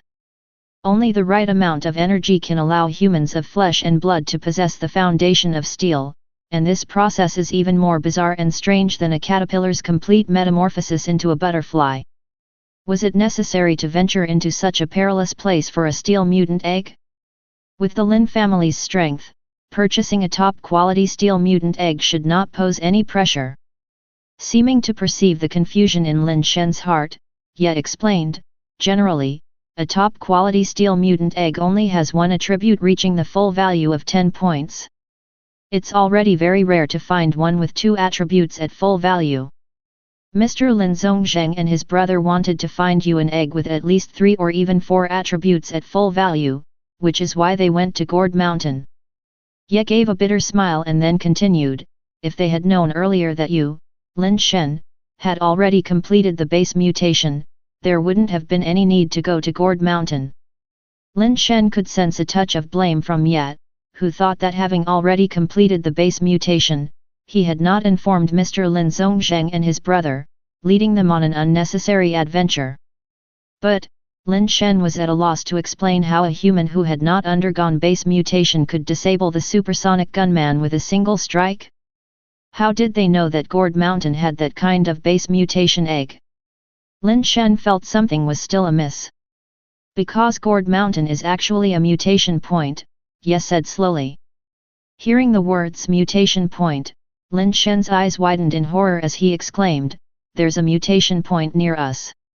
More than 200 years ago, base variant creatures began appearing around the world, not all at once but starting in some special locations. These places then slowly radiated outwards, and the initial locations where base variant creatures appeared came to be known as mutation points. The base variant creatures near a mutation point are not only numerous but may also include terrifying high-level base variant creatures. Once, a base with over 100 crystal base-level mutators tried to raid the outskirts of a mutation point to plunder resources. This disturbed an incredibly terrifying base variant creature inside, resulting in the annihilation of all mutators who went to the mutation point. Furthermore, the base variant creature flew to a nearby human base and destroyed it, causing countless deaths and injuries. Since then, the construction of bases typically involves deliberately avoiding locations near mutation points. Lin Shen had not expected that there would be a mutation point near the Dark Bird base and had not heard of any terrifying high-level base variant creatures appearing in the vicinity over the years. No wonder someone as capable as my second brother could get trapped inside. Lin Shen felt annoyed. If Mr. Lin Zhongzheng and his brother truly got trapped while seeking a base mutation egg for him, Lin Shen feared he would never be at peace for the rest of his life. Yet, do you know the location of Gourd Mountain? Lin Shen asked.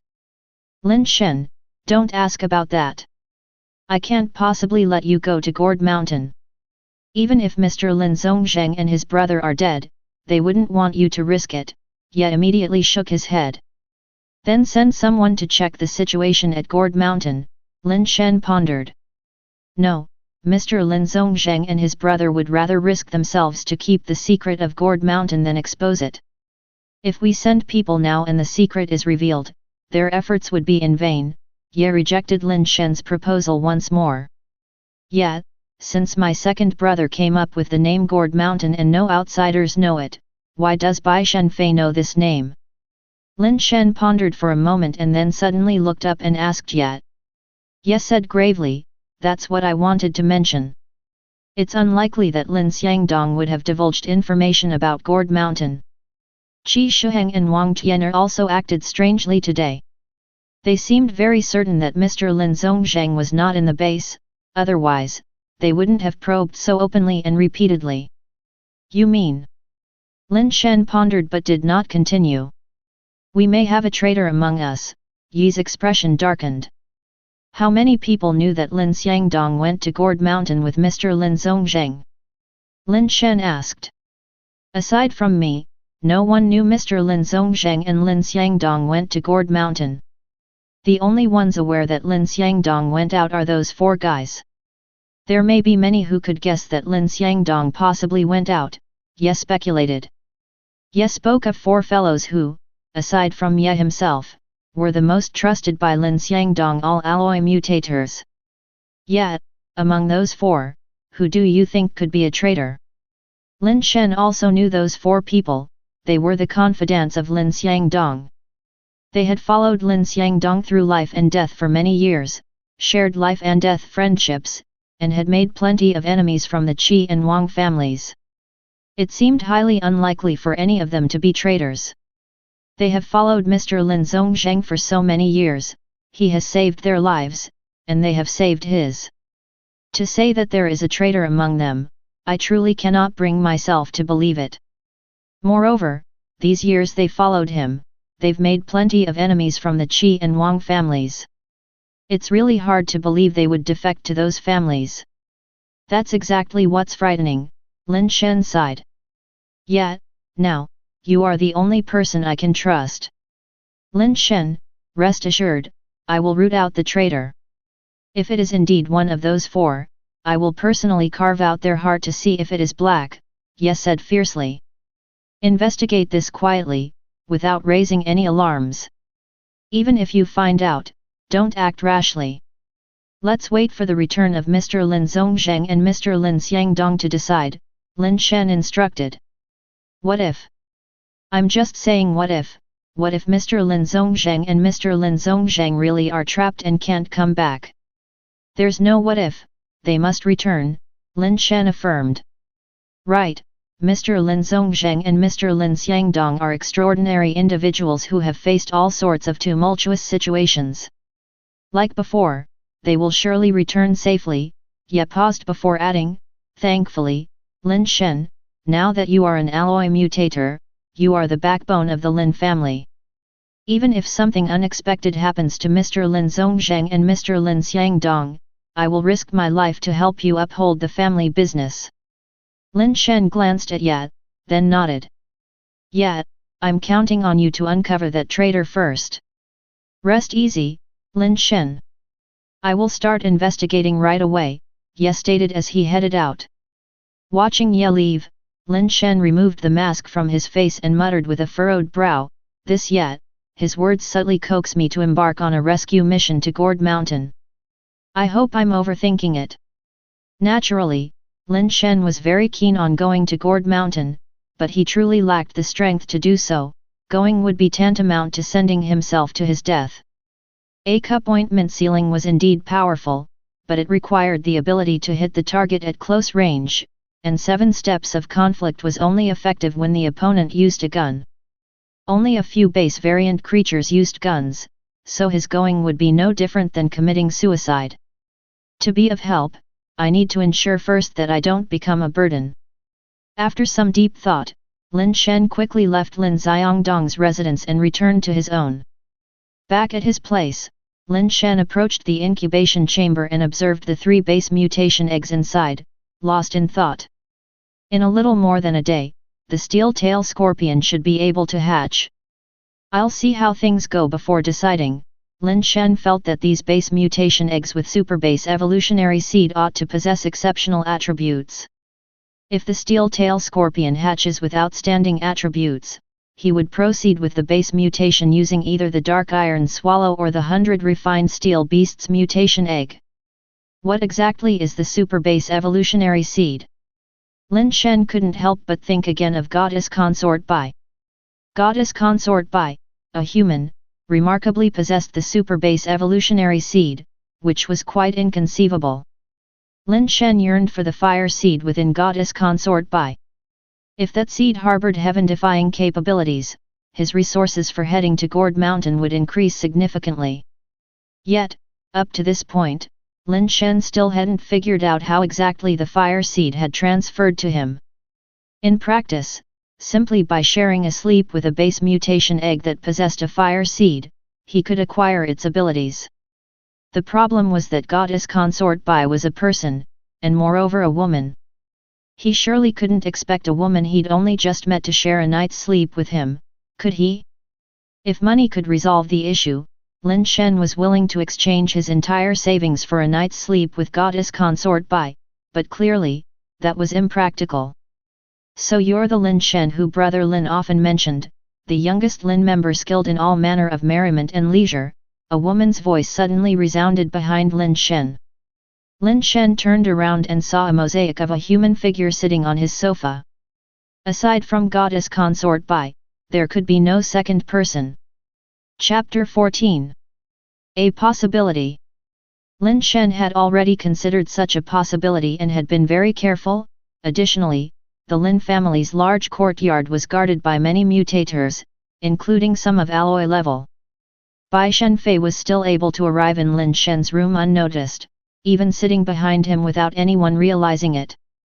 This wasn't something Lin Shen could prevent just by being cautious, it was a real and substantial difference in strength.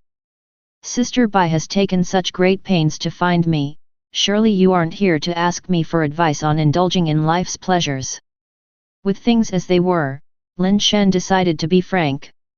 I remember brother Lin once said that you are a full 10 years younger than him, so it is indeed appropriate for you to call me sister. Bai Shenfei nodded slightly and said, in fact, at the recruitment meeting, I had already guessed your identity. The reason I left later was another matter. Do you know what that reason is? I really don't know that, I'll have to trouble Sister Bai to enlighten me. Lin Shen's eyes flashed slightly as if he had thought of something, but in the end chose to remain silent. Bai Shenfei smiled and said, you do know, you've thought of it but chose not to speak. It seems you're different from what brother Lin said about you, you're not only versed in indulging in life's pleasures. After a pause, Bai Shenfei continued, the mutator who followed you today is called Ye, isn't that right? While brother Lin was training at the Sea Corn base, it was Ye who took care of his daily needs. I've seen him a few times as well. Lin Shen just looked at Bai Shenfei without saying anything. Bai Shenfei was right, he had already guessed that what she wanted to talk about was Ye.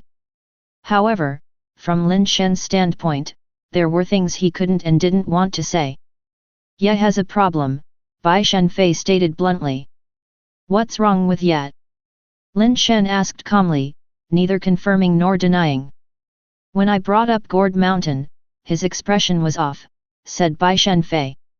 People always say a woman's intuition is the most accurate. If Sister Bai feels that Ye's expression is off, then it must surely be the case, said Lin Shen. Brother Lin said you were the most clever and never used foul language. I didn't believe it at first, but now I do. You insult people without even a single curse word, indeed, you don't need to swear, Bai Shenfei said without being angered, just speaking indifferently, I will ask you 3 questions, and you can choose to answer or not. After these 3 questions, if you still think Ye has no problem, then we'll consider it my intuition. I will not evade any question that I can answer, Lin Shen said. The first question, has he encouraged you to go to Gourd Mountain, asked Bai Shenfei. No, Lin Shen shook his head. The second question, do you think he has encouraged you to go to Gourd Mountain? Bai Shenfei asked again. The second question seemed repetitive of the first, but Lin Shen hesitated, not answering as readily as he had the first.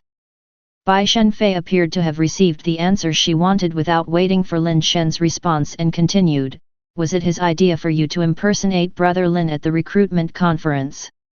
Lin Shen did not answer immediately this question either.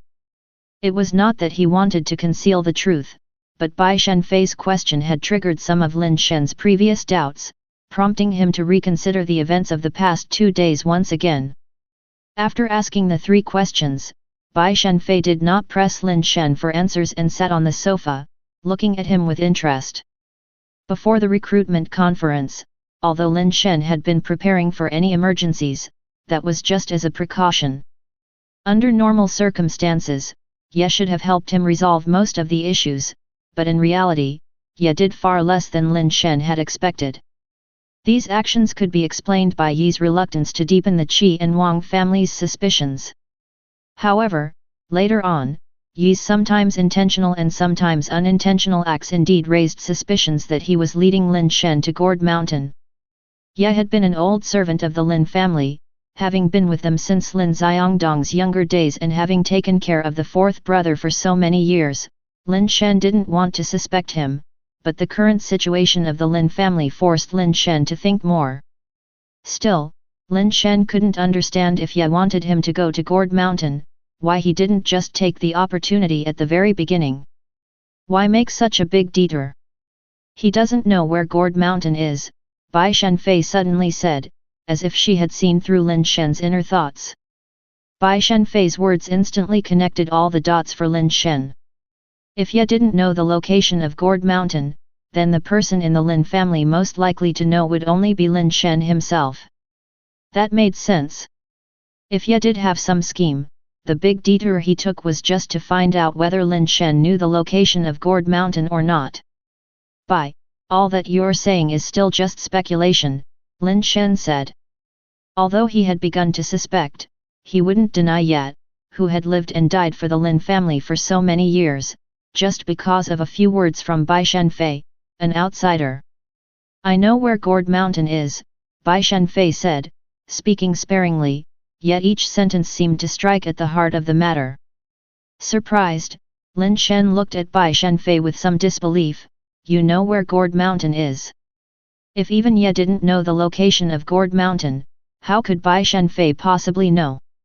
Of course, I know, Bai Shenfei said calmly, the reason I came to Dark Bird Base was at Lin's request. If he couldn't return after the recruitment assembly, I was to protect you and take you to Gourd Mountain.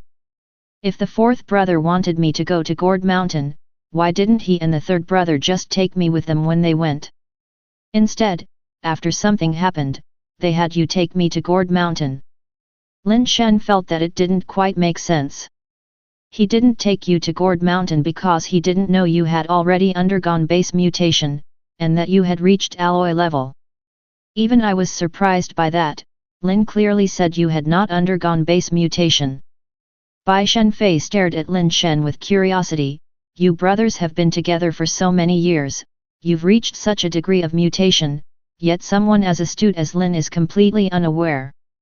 How did you manage that? Lin Shen smiled wryly to himself. He hadn't undergone base mutation at all, so Lin Xiangdong could not have possibly noticed. Bai, why does the fourth brother want you to escort me to Gourd Mountain? If it was for the purpose of attaining a top-quality base mutation egg, do you think it's still necessary for me to go now? Lin Shen continued to probe, still not quite believing Bai Shenfei. Who told you that Lin was going to Gourd Mountain to find you a top-quality base mutation egg? As soon as Bai Shenfei spoke, she seemed to realize the answer and continued, if it was Ye who told you this, then we can be even more certain that something is wrong with him. The fourth brother went to Gourd Mountain not to find me a top-quality base mutation egg. Lin Shen asked with a slight shock. Of course not, even if Lin didn't know that you hadn't undergone base mutation, searching for a base mutation egg for you would only require a steel level 1. Perhaps it makes some sense for a crystal base level top-quality base mutation egg, but there is absolutely no need to risk life and limb at a place like Gourd Mountain for a steel level top-quality base mutation egg, Bai Shenfei declared emphatically. Then why go to Gourd Mountain? And why should I go to Gourd Mountain? Lin Shen couldn't suppress his curiosity. For a possibility that might make you the strongest man under the stars, Bai Shenfei slowly said, enunciating each word. Chapter 15. The Key to the Path of the Strong. Lin Shen stared at Bai Shenfei for a long time without speaking. He didn't quite believe what Bai Shenfei had said. If there were such things inside Gourd Mountain, why would Bai Shenfei give him the opportunity? Just because he's the brother of Bai Shenfei's senior? Even assuming that Bai Shenfei was really like what Lin Xiangdong said, his little Fang girl, it wouldn't be possible for her to relinquish such an opportunity just based on a request from Lin Xiangdong, right? Moreover, the reality was very different from what Lin Xiangdong had described. Bai Shenfei was not at all the little Fang girl he had claimed. You don't believe me? Bai Shenfei interpreted the unusual look in Lin Shen's eyes. Whether I believe you or not isn't important. After a pause, Lin Shen sincerely said, a long time ago, my siblings and I had an agreement that they would carry the glory of the Lin family, and I would only be responsible for continuing the family's bloodline. Rather than becoming the strongest man under the starry sky, I'd much prefer to see the Lin family bloodline carried on, especially under these circumstances. It's too late. Bai Shenfei listened quietly until Lin Shen finished, then suddenly let out a sigh. What's too late? Lin Shen was taken aback, not understanding the meaning behind Bai Shenfei's abrupt statement. If you had said this before I went to the Qi and King families, you could have stayed at the base, but now it's too late, Bai Shenfei said helplessly. Why? Lin Shen still didn't understand what Bai Shenfei meant. I already have an agreement with the Qi and King families to take them to Gourd Mountain, Bai Shenfei said. You're taking them to Gourd Mountain, what does that have to do with me? Lin Shen frowned. If you hadn't attended the recruitment conference and hadn't displayed such strong abilities, it naturally wouldn't have anything to do with you. But now it's different. Do you think the Qi and King families, with all their elites in action, would leave you behind at the base? Bai Shenfei spoke. Lin Shen's expression changed slightly. Just like the Lin family was on guard against the Qi and King families, they were guarding against the Lin family as well. With the other two families' elites fully deployed, there's no way they would leave Lin Shen, impersonating Lin Xiangdong, at the base. Even if they had to coerce him, they would definitely bring him along. Now Lin Shen had no way to explain that he wasn't Lin Xiangdong. Even if he could make them believe that he wasn't Lin Xiangdong, he couldn't explain his method of overpowering the supersonic gunman in a single strike, which would only make the Qi and King families warier and might even lead them to team up and first get control over the Lin family. If one thought more sinisterly, it was very possible that the Qi and King families already knew he wasn't Lin Xiangdong, and even his impersonation of Lin Xiangdong could be a conspiracy fabricated by the Qi and King families. It was simply a pretext to take Lin Shen down and forcibly bring him to Gourd Mountain. After all, Gourd Mountain was originally discovered by the Lin family, and Mr. Lin Yin, Mr. Lin Zhongzheng, and the fourth elder had all gone to Gourd Mountain. If the Lin family plotted anything, they could also take Lin Shen as a hostage. But they had not expected Lin Shen to possess such a terrifying power, which made it even less likely for them to leave him at the base. If my fourth brother really asked you to escort me into Gourd Mountain, why did you then tell the Qi and King families about Gourd Mountain? Lin Shen stared at Bai Shenfei and asked. That was also Lin's arrangement. Bai Shenfei seemed to have no intention of explaining in detail. Lin Shen studied Bai Shenfei for a long time because his view of her expressions and eyes were obscured by the pixelation. After a while, Lin Shen sighed and said, It seems like I have no choice but to go this time. I have only one last question. If there's such a chance in Gourd Mountain that can make someone the strongest man under the starry sky, why don't you want it for yourself? You remembered incorrectly. I said the strongest man under the starry sky, not the strongest under the starry sky. Obtaining that thing is just a possibility. There's a big difference between potentially becoming wealthy and being wealthy from the start. Bai Shenfei's tone was calm yet decidedly firm. It was clear what Bai Shenfei meant.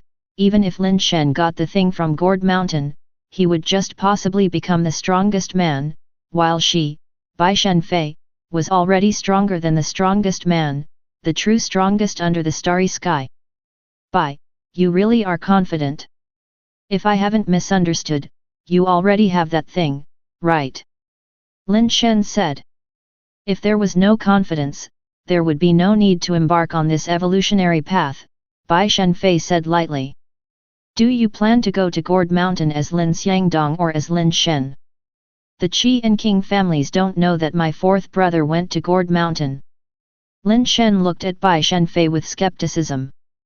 Bai Shenfei didn't tell the Qi and King families that both the third elder and fourth elder had gone to Gourd Mountain. There's no way they'd send all their elites to follow Bai Shenfei to Gourd Mountain without such knowledge. All I know is that Lin and your third brother have gone to Gourd Mountain, and that's what I told them. I don't know anything else. Bai Shenfei seemed to imply something more in her words. After a brief moment of thought, Lin Shen grasped the deeper meaning in her words. The Qi and King families already knew that Lin Xiangdong had gone to Gourd Mountain, but they were unsure whether he had returned. Theoretically, they couldn't be certain if the person at the recruitment conference was Lin Xiangdong, unless they knew from the beginning that Lin Shen was impersonating Lin Xiangdong. Then I will assume the identity of my fourth brother, and I ask Bai to help conceal it for me, Lin Shen considered before speaking. Bai Shenfei laughed upon hearing this. You want to test yet? You're overthinking it, Bai, Lin Shen neither admitted nor denied. This is your family's affair. I am only responsible for escorting you into Gourd Mountain, Bai Shenfei did not say more. Then I must inconvenience you, Bai. In public, I can only call you junior sister, Lin Shen said. It's just a title, no matter. Prepare yourself. I have already arranged with the Qi and Wang families, and we are set to depart for Gourd Mountain the day after tomorrow, Bai Shenfei stated, then rose and left the room, vanishing in a blink like a ghost. Who was it that immediately turned hostile upon hearing the title Little Fei Fei? Lin Shen mused internally, but aloud, he questioned, what exactly is in Gourd Mountain that has the Qi and Wang families so convinced? It's not that they trust me. Even without me, knowing the news, they would still go. It's just that now they are afraid I will go first, so they must cooperate with me. As for what's inside Gourd Mountain, only by seeing it will we know what it is. The thing at each mutation point is different. What's certain is that this thing is the key to the path of the strong. With it, you have the chance to become a true powerhouse, Bai Shenfei explained before walking out of the room and disappearing, swift as a spectre. The day after tomorrow, hey? I hope it's not too late. Lin Shen glanced at the incubation pod where the 3 base mutation eggs stripped of the fire seed remained still. After a moment of thought, Lin Shen went to the study, took out paper and pen, and wrote a letter. Dear sister. In the 21 years since I was born, though I have not had the joy of being doted on by our parents, I have never felt a moment of loss or unease. You have given me all the most beautiful fantasies of a mother and sister, to the extent that even I feel overly spoiled. Heaven has been overly kind to me, perhaps exhausting the good fortune of 10 lifetimes, allowing me to be your brother in this life. I believe my second, third, and fourth brothers have all felt the same. Being your brother is the proudest thing in our lives. However, as your brother, there is one thing I am very, very dissatisfied with. You have given us the best of everything but kept nothing for yourself, still alone to this day to take care of us. Do you want us to be cursed as supportive brother demons by others? Sister, you are too kind and too selfish, self-centered to the point of not even giving us the chance to offer our support. Your brothers have grown up, they too want to experience the joy of providing for loved ones. The 3 older brothers can still use me as a test subject, but whom can I use as one? I heard from my 4th brother that there was once an outstanding man who wanted to join hands with you in partnership, but ultimately, because you couldn't let go of us, he ended up worlds apart from you. This is where you are wrong, sister. Do you think your brothers are so incompetent that they cannot even care for themselves? If there is an afterlife, I hope not to be your brother again because I no longer deserve to receive so much from you. If there is an afterlife, I hope to be your older brother so that I can return all your doting tenfold. Sister, by the time you read this letter, I should have already left. Don't worry, and don't be sad. Give me some time to find some connections below so that we can be siblings in the next life. Promise me, for the rest of your time, live for yourself. Don't make me owe even more, or I won't be able to pay it back in the next life. That man, if you still like him, go find him, don't save your brother's face, sleep with him. Sister, I'll wait for you in the next life, your most beloved little brother, Lin Shen. After putting the written letter into an envelope and placing it into an iron biscuit box, Lin Shen remembered how his elder sister used to fill this iron box with his favorite things. If Lin Shen himself couldn't come back this time, his elder sister should be able to find the letter upon returning to the base. If he could return, he would destroy this letter immediately, not even leaving the ashes behind. About embarking on an adventure to Gourd Mountain, deep down, Lin Shen wasn't so adverse to the idea. It was only because of the initial promise that made him reluctant to venture out of the base. Yet there was some urge inside him denying his interest in what Gourd Mountain held was utterly deceiving himself. Returning the iron box to its usual place, Lin Shen was lost in thought when suddenly he heard a crack from within the incubation pod. Chapter 16. Mutant Steel-Tail Scorpion. Lin Shen's heart leaped with joy as he hurried to the incubation chamber and looked through the glass lid. He saw a crack appear on the steel-tail scorpion's base mutation egg. Crack. Another crisp sound, and several more cracks appeared on the steel-hard base mutation egg, all radiating outwards from a central point. Crack. The center of the cracks was suddenly pierced through, and a slightly curved pitch-black stinger emerged, its sharp tip flashing with a frightening chill. Before Lin Shen could get a clear look at the pitch-black stinger, it suddenly retracted back in the next second. Crack. Almost in the instant it retracted, the pitch-black stinger lanced out again, and under the continuous piercing, the eggshell could not withstand and broke apart completely. A palm-sized black metallic scorpion crawled out, its body entirely pitch-black. Is this a steel-tail scorpion? Lin Shen stared at the steel-tail scorpion that was gnawing on the eggshell, feeling a bit surprised in his heart. Steel-tail scorpions, these base variant creatures, were abundant near the dark bird base and bred very quickly. The price of base mutation eggs was not high, in fact, they could be bought for about the price of a meal. Many mutators who owned steel-tail scorpion pets were common, and even ordinary people without base mutation had their share of steel-tail scorpion pets. Lin Shen had seen many wild and pet steel-tail scorpions, but he had never seen one like this. Ordinary steel-tail scorpions had steel-colored carapaces, with most displaying some rust-like spots and dots. Yet this steel-tail scorpion was completely pitch-black, as if forged from dark iron, and even slightly larger than the newly hatched ones. Without the time to ponder, Lin Shen quickly made his move, removing some of the larger pieces of eggshell, which infuriated the steel-tail scorpion. It waved its claws and tail violently, trying to attack Lin Shen and take back the eggshell. After several attempts, finding that it couldn't touch Lin Shen at all, it could only huffily consume the remaining smaller pieces of the eggshell first. After finishing its meal, the steel-tail scorpion turned a few circles and then leaped up, charging towards Lin Shen's face like a cannonball firing out of a barrel. Lin Shen was prepared, raising a metal shield he had already readied before him. With a clang, the steel-tail scorpion's tail struck the metal shield, actually piercing a small hole in it. If not for the shortness of its stinger, it might have even penetrated the shield entirely. Lin Shen was both shocked and elated. The shield in his hands was cast from alloy creature materials, which usually wasn't penetrable by regular steel creatures. The strength and hardness of a steel-tail scorpion should not be enough to damage such a shield, not even an adult one, let alone one that had just hatched. This steel-tail scorpion could pierce through the alloy shield. This meant its strength and hardness far exceeded those of a typical steel-tail scorpion. Base mutation eggs with a fire seed truly are different, Lin Shen thought as he blocked the steel-tail scorpion's attacks repeatedly until it gradually became exhausted. Base variant creatures needed to consume their own eggshell just after birth to replenish the energy expended in breaking out, ensuring they had the strength to go on. This steel-tail scorpion had only eaten a little bit of the eggshell, hardly enough to replenish its energy, and before long, it became worn out.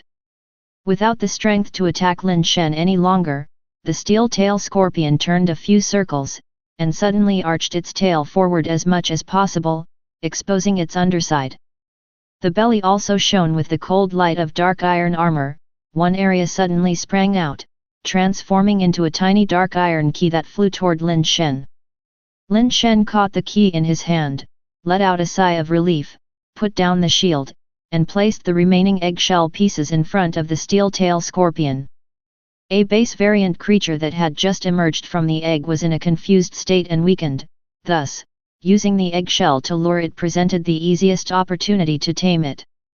Missing this chance would make any future attempts to tame it far more troublesome. The steel-tail scorpion quickly devoured all the eggshells. Its body turned even blacker and colder, and a speck of cold light flickered on its tail. With the base mutation key in hand, the steel-tail scorpion seemed to sense Lin Shen's thoughts, crawling in front of him and turning its body to raise its tail, aligning the keyhole underneath it with Lin Shen. Lin Shen inserted the key and gave it a light twist, and the steel-tail scorpion's body began to undergo unbelievable transformations. The various parts of the steel-tail scorpion's body started to rotate and contract, and in a short amount of time, it transformed into a black metal capsule the size of a quail egg. Lin Shen caught the pet capsule, effortlessly pulled out the key, and his gaze fell on the information displayed on the side of the capsule. Mutant steel-tail scorpion, steel biological creature, evolvable. Strength, 10. Speed, 9.9. Hardness, 10. Tenacity, 10. Base mutation talent, strengthened armor-piercing stinger. Seeing the attributes of the steel-tail scorpion, Lin Shen couldn't help but be overjoyed.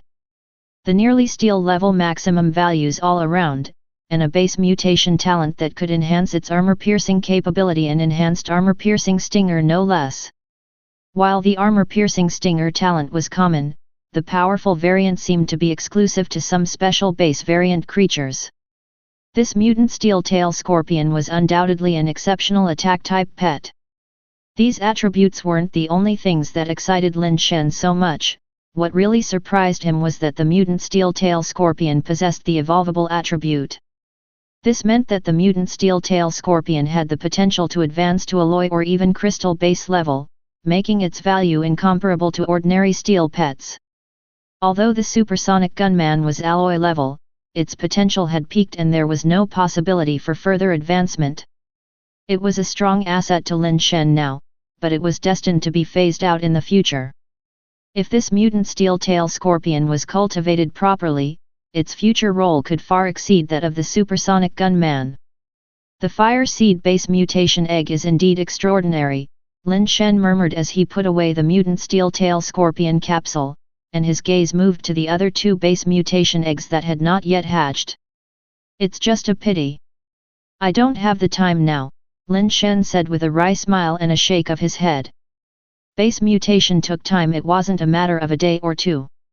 If it weren't for the trip to Gourd Mountain, Lin Shen could definitely choose one from the remaining two base mutation eggs to complete the base mutation to steel level. But now it was too late, as the Qi and Wang families wouldn't wait for him to complete his base mutation before going to Gourd Mountain. Up to this point, the intentions of Bai Shenfei were still unclear, as her actions had many contradictions, making it difficult to predict her moves. The superbase evolutionary seed on her made her origins even more mysterious, leaving Lin Shen truly unable to judge. Moreover, there was certainly a spy within the Lin family, indicating internal and external troubles abound. Lin Shen found a backpack and placed the remaining two base mutation eggs inside, intending to take them to Gourd Mountain. Perhaps he would have a chance to complete the base mutation there. These things are not yet a part of my true combat force. The powers bestowed by the fire seed are more tangible, but where to find a fire seed? Where are there a large number of base mutation eggs that I haven't seen before? After pondering for a moment, Lin Shen's eyes brightened. He had an idea of where he could find a large number of unfamiliar base mutation eggs. The base mutation eggs at that location were not normal ones, they were failed hatching, dead eggs. Those base mutation eggs had neither hatched into base variant creatures nor could they be used to extract base mutation fluid due to complete solidification during the hatching process. The vast majority were melted down and used as industrial materials. Though they were dead eggs, they were still base mutation eggs, and Lin Shen still intended to try his luck. The three major families had special warehouses for storing dead eggs. For Lin Shen to access the warehouses of the other two families, he would need to think of some methods, but there was no need to hesitate about visiting his own family's warehouse. I hope that the latest batch of dead eggs hasn't been sent to the factory yet. Lin Shen didn't want to wait for even a moment and set off toward the warehouse where his family stored the dead eggs. Chapter 17. The Failed Evolution of Organisms. Lin Shen, what brings you here? Kang Yun, the warehouse guard, seemed very surprised to see Lin Shen. Kang Yun was one of the Lin family's old retainers and was said to be over 80 years old now. He had been guarding the warehouse gate since Lin Shen's parents were alive. Even after the eldest sister took over, it was still Kang Yun guarding the warehouse entrance. The eldest sister told him that when his parents were still around, Kang Yun used to visit their home frequently, sharing a couple of drinks with Lin Shen's father and bragging about this and that they had quite a good relationship. After his parents passed away, Kang Yun didn't come to their house for meals as much. Uncle King, are there any dead eggs left in the warehouse? I want to take a few back with me, Lin Shen stated his purpose directly. Miss Lin hasn't been back for several months, and without her signature, the dead eggs haven't been transported to the factory to be melted down. There's still a fair quantity. Kang Yun paused, his expression changing slightly as he continued, but Lin Shen, the Lin family has always conducted business with sincerity for so many years, and we've never cheated anyone. Even if there are difficulties, they are only temporary. If we damage the Lin family's golden signboard, it would be difficult to restore it later on.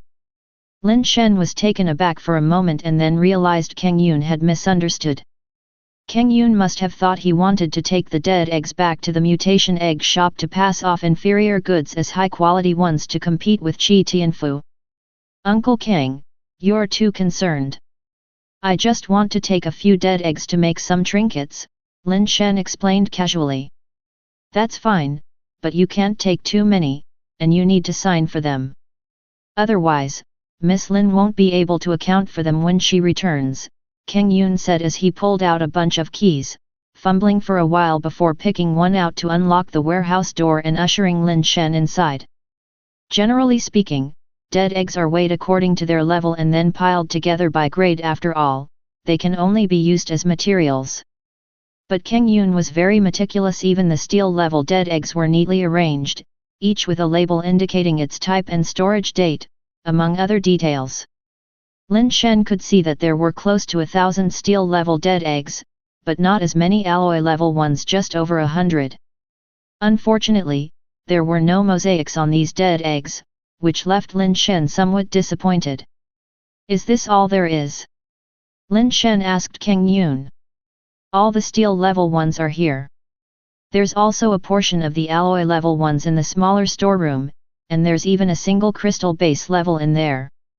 But that thing's material value is also very high. Without Miss Lin's signature, even Mr. Lin Zhongzhang couldn't take it, Kang Yun said. Take me to see the remaining alloy-level dead eggs, Lin Shen said noncommittally. Without saying much more, Kang Yun took Lin Shen to a special small storeroom inside the main warehouse. The small storeroom looked almost like a vault made of alloys. Kang Yun unlocked several locks before he could open the heavy alloy door. The metal used to build the small storeroom wasn't ordinary alloy but rather had base mutation materials from alloy-level creatures mixed in. Though it wasn't pure base mutation alloy, its thickness was indeed very imposing. Ordinary alloy-level contenders couldn't break through the small storeroom's door in a short amount of time. These alloy-level dead eggs have top-tier hardness and toughness, all above 18. They can be used to craft armor that would give steel-level mutators a chance to defend themselves or retaliate when facing alloy creatures. Miss Lin even wanted to make you a set of scale armor before, but we couldn't find a suitable craftsperson, so it got delayed, Kang Yun said, pointing to a row of shelves against the wall. On the shelves sat base mutation eggs of various sizes and colors, differences that ordinary people might not distinguish between dead and living eggs. Is everyone here? Lin Shen glanced around, only to be greatly disappointed, as he didn't see any mosaic at all. All the alloy level ones are here, and that crystal base level one is over there. Kang Yun pointed to another place, then continued, however, you can't take that one now.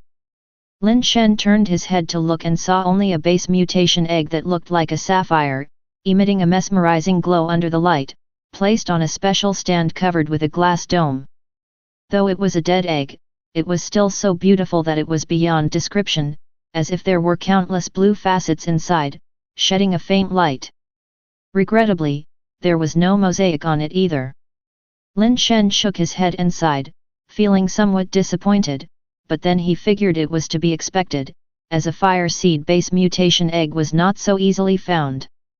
In Lin Shen's understanding, a fire seed was like a bug of this world. The abilities of those fire seeds were pseudo-scientific or even anti-scientific. Any fire seed ability could be considered a bug-like existence. If they were really so easy to find, he wouldn't need to rely on base mutation at all, he would be invincible just by using the fire seed abilities. Just as Lin Shen was about to give up and randomly pick a couple of dead eggs to take back, his gaze inadvertently swept over a corner of the small storehouse, and his heart suddenly skipped a beat. What's that? Lin Shen suppressed the excitement in his heart and asked Kang Yun, pointing at the thing in the corner. Lin Shen really couldn't make out what it was, as it was obscured by mosaic and was completely unrecognizable. One thing was certain, though it wasn't a base mutation egg. No base mutation egg was shaped like a long bar, and that thing was at least 3 to 4 meters long, definitely not a base mutation egg. Oh, that thing. Kang Yun looked in the direction Lin Shen was pointing and, after reminiscing for a moment, continued, that's a snake-like base variant creature. Mr. Lin Zhongzhang brought it back. He said it was supposed to be an alloy creature with the ability to evolve. It had some kind of failure during its promotion to crystal base and died. When Mr. Lin Zhongzhang found it, it was already lying straight, wrapped in a kind of armor with only its head exposed, the body completely solidified. Mr. Lin Zhongzhang broke the armor and brought it back. He originally wanted to melt it down to craft something, but after several attempts, he couldn't melt it. It was completely unusable, so it was left here. Mr. Lin Zhongzhang said that it must have been close to completing its base mutation and advancing to crystal base. It's unknown why it failed, but its body might have partially crystallized already, so its hardness and toughness could be comparable to a crystal base level. However, for some unknown reason, it's difficult to melt. Maybe later, if we get the chance to go to those bases with ultra-high temperature furnaces, we could try to see if it can be used to forge something. While listening to Kang Yun, Lin Shen walked over to the side of that object and reached out to touch the dead base variant creature. As soon as his fingertips touched it, he immediately felt a hint of coolness, but it wasn't exactly cold. He grasped it with his hand and found that although it was long, it wasn't very thick. With the length of Lin Shen's fingers, he could easily wrap them around it. His fingers slowly ran over its body, which was smooth with fine lines, reminiscent of a metal that had been mirror polished and then etched with intricate patterns. Kang Yun mentioned it looked like a snake, but Lin Shen felt it didn't quite resemble one. A snake's body is normally thicker in the middle and tapers towards the ends, but this thing's body was of nearly the same thickness throughout, except for the very pointed tail end. Moreover, a snake of this length couldn't possibly be so thin. As a base variant creature, its length and thickness seemed disproportionate, more like a crudely made, elongated throwing javelin. Lin Shen grasped it in the middle and exerted a little force to lift it. Chapter 18. Setting traps. Lin Shen's estimate was just about right. The item was over 3 meters but under 4 in length, and it felt great to hold. Swinging it a couple of times, he was surprised at how well it handled, indeed resembling a spear with a peculiar design. Unexpectedly, it wasn't very heavy at all, weighing only about 15 pounds, which was astonishingly light.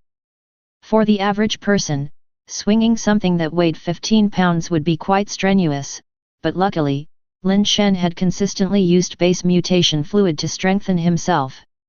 Although he had not undergone base mutation, his strength was not something average humans could match, so swinging it posed no problem for him. "King, let me borrow this thing," Lin Shen said, looking at Kang Yun. Sure, just sign and take it, Kang Yun replied surprisingly breezily. You're really just letting me take it? Lin Shen asked in disbelief, needing confirmation once more. After all, this was a half-crystal base material, quite valuable. Kang Yun chuckled, our base doesn't even have the equipment to smelt this kind of material. It's useless for you to take it, and you'll have to bring it back eventually. Alright, then I'm taking it, Lin Shen said after signing his name and borrowing the item. On the way back, Lin Shen still pondered whether to visit the Qi and Wang families' warehouses but ultimately couldn't find a suitable excuse. They were unlikely to allow someone from the Lin family into their storage. Having such a find is already a stroke of incredible luck. I wonder what kind of fire seed it can bring me. Lin Shen wished he could rush home right away and lie in bed hugging it for a sleep. Passing by his family's shop, he noticed a crowd gathered around an open space next to Qi Tianfu's lottery egg shop, curious about what they were doing. Lin Shen didn't want to meddle and intended to hurry home, but then he saw Qi Tianfu amidst the crowd, cursing and looking extremely annoyed. What's going on over there? Lin Shen asked Zhao Li, who was standing in the doorway of their shop, craning her neck to see the commotion. Lin, someone set up a ring toss booth next to the lottery egg shop and has snatched a lot of Qi Fatty's business. He's about to explode in anger, Zhao Li said with a laugh. Ring toss. Lin Shen was slightly surprised. He was, of course, aware of the street game ring toss, find a spot, lay out various prizes, and people pay to throw plastic rings from a line marked by the vendor. If the ring landed around a prize, they could take it. This kind of street game was not unusual, with many fairs featuring it, and some vendors even used base mutation eggs as prizes. None of this was surprising to Lin Shen. What really surprised Lin Shen was that someone dared to set up a booth right next to Qi Tianfu's shop, and the vendor must have been quite bold. Strangely, with Qi Tianfu's typically brazen disposition, he hadn't smashed the other's stall. Moreover, how could a simple ring toss booth attract so many people? It wasn't as if no one had played ring toss before. Curious, Lin Shen placed the base variant creature's corpse into storage and then went outside to squeeze through the crowd for a look. What he saw next truly surprised him. It was indeed a ring toss booth, but there was only one prize. A person sat on a chair, a base mutation egg balanced on top of their head, the sole prize of this ring toss game. Many people who bought plastic rings stood outside the rope the vendor had drawn, extending their arms to throw rings at the egg on top of the person's head, hoping to loop it. At least 7 or 8 people were continuously throwing rings, and despite the distance being only 4 or 5 meters, not a single one managed to land a ring on the base mutation egg atop the person's head. After one man had used all his rings, he immediately took out more money, deposited it into a box provided by the vendor, and nonchalantly grabbed more rings to keep playing. Lin Shen saw that the box was labeled 10 yuan per ring, which was not cheap. The reason so many people were willing to spend money to play was that the base mutation egg sitting above the shopkeeper's head was an alloy base mutation egg. Even an alloy base mutation egg with less desirable attributes could sell for a 5-figure sum, so naturally, this little expense was nothing in comparison. Among those continuously throwing rings was Qi Tianfu, muttering curses under his breath as he threw, yet he never managed to land one, always missing by just a bit. What truly astonished Lin Shen wasn't this, but the fact that the shopkeeper sitting beneath the base mutation egg was none other than Wei Wufu, who had made a very noticeable appearance at the recruitment meeting. For an alloy mutator, earning a bit of money should be easy. Just hunting some steel creatures would be less risky and more profitable than running this small stall. Furthermore, by simply joining any power faction, he could easily make a 5-figure sum each month. Yet here he was, running a street stall, and Lin Shen wondered what he was thinking. Qi Tianfu, who didn't attend the recruitment meeting, obviously did not recognize Wei Wufu and kept on casting rings while swearing. If he knew that Wei Wufu was an alloy mutator, he'd probably behave more graciously. The more Lin Shen watched, the stranger he found it. Tossing rings did have its difficulty. It wasn't easy to throw a 20 cm diameter ring onto a target from 4 or 5 meters away, but it wasn't too hard either. Precision is not greatly affected by strength. It's one part practice after extensive repetition, one becomes more skilled and more accurate, and one part innate talent. For a short distance ring toss like this, one doesn't need exceptional precision, a bit of practice, a few more tries, and one could hit the target by chance. However, as Lin Shen stood there for a short while, those people had thrown at least 100 rings and not a single one landed by chance, always missing by just a bit. Qi Tianfu alone had thrown at least 20 rings in this short time, with some even hitting the base mutation egg before bouncing off, infuriating him to the point where he smashed his rings onto the ground. When Lin Yan used to take Lin Shen to the market, Lin Shen often spent money at the ring toss stalls but rarely won. Later, he had his second brother buy him some rings, and after practicing non-stop at home, he soon could land 8 or 9 out of 10. When he next went to the market, the stall owner was almost in tears. After mastering the game, Lin Shen found it less interesting and rarely played afterward. As a veteran himself, Lin Shen watched for a while and became sure there was a trick involved. Under normal circumstances, someone should have won by now. It was impossible for them to keep missing. Wei Wufu is quite the character. He could have simply stolen the money, yet he chooses to put on this whole act, Lin Shen thought to himself. Damn you, you're cheating, aren't you? After Qi Tianfu picked up another 20 rings and missed with each one, with several that looked like they hit being bounced off, he finally lost his temper and burst out cursing at Wei Wufu. When you're that clumsy and unlucky, it really shows your lack of character. Lin Shen wouldn't miss the chance to mock Qi Tianfu.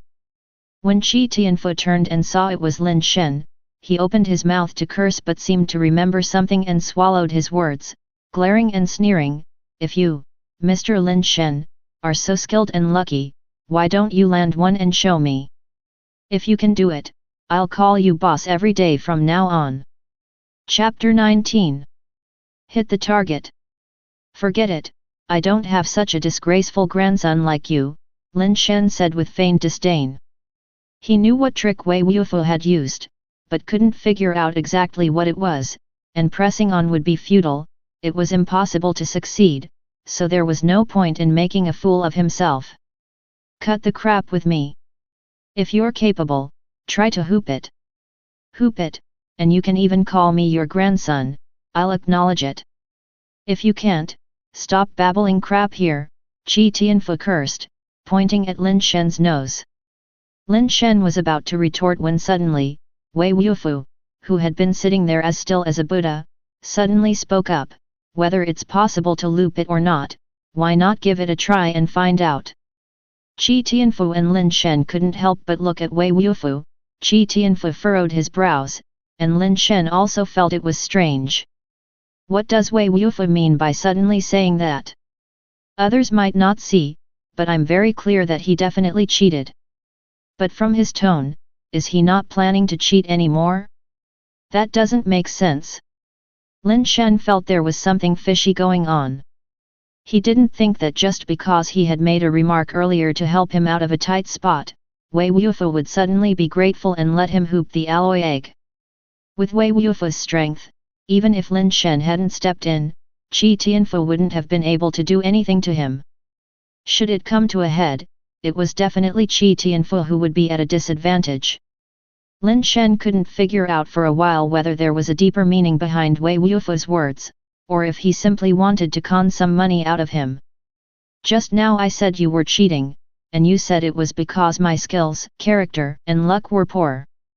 Now that he's inviting you to try, why don't you show me by looping it yourself?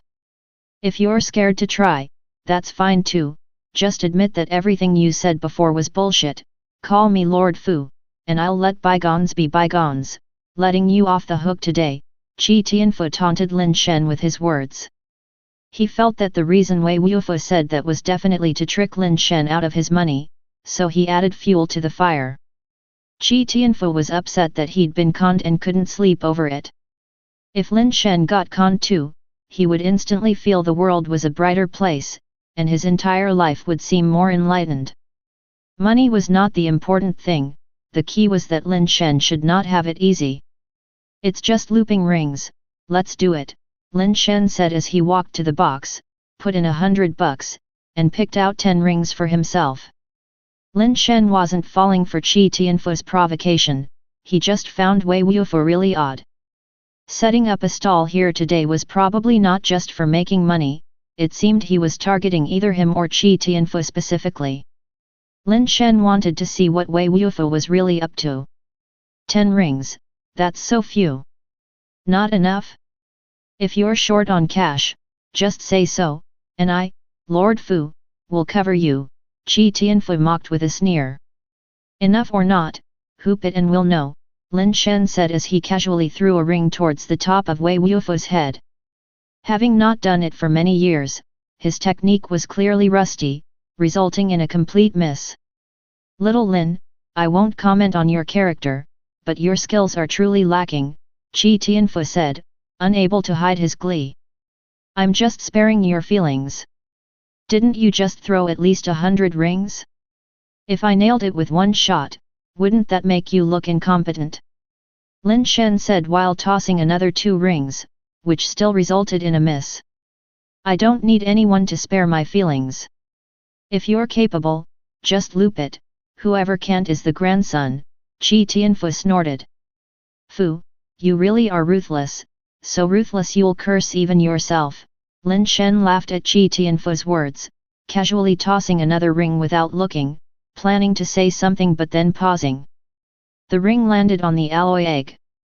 The hoop hit the shell of the egg, bounced off, and then fell down, snugly landing on Wei Wufu's head, enclosing the alloy egg. Qi Tianfu's face turned dark with anger, his cheek trembling, he jumped 3 feet high, shaking with fury, pointing at Lin Shen and Wei Wufu he cursed, "You shameless Lin Shen, this is another trap you set for me, isn't it? This guy must be someone you brought in to con me, right?" Before Lin Shen could respond, Wei Wufu had already stood up, took the alloy egg off his head and tossed it to Lin Shen. While packing up his things he said, "It's hooped, the alloy egg is yours, I'm coming with you." "Great, so you two are really in cahoots. Little Lin, you're getting more and more shameless.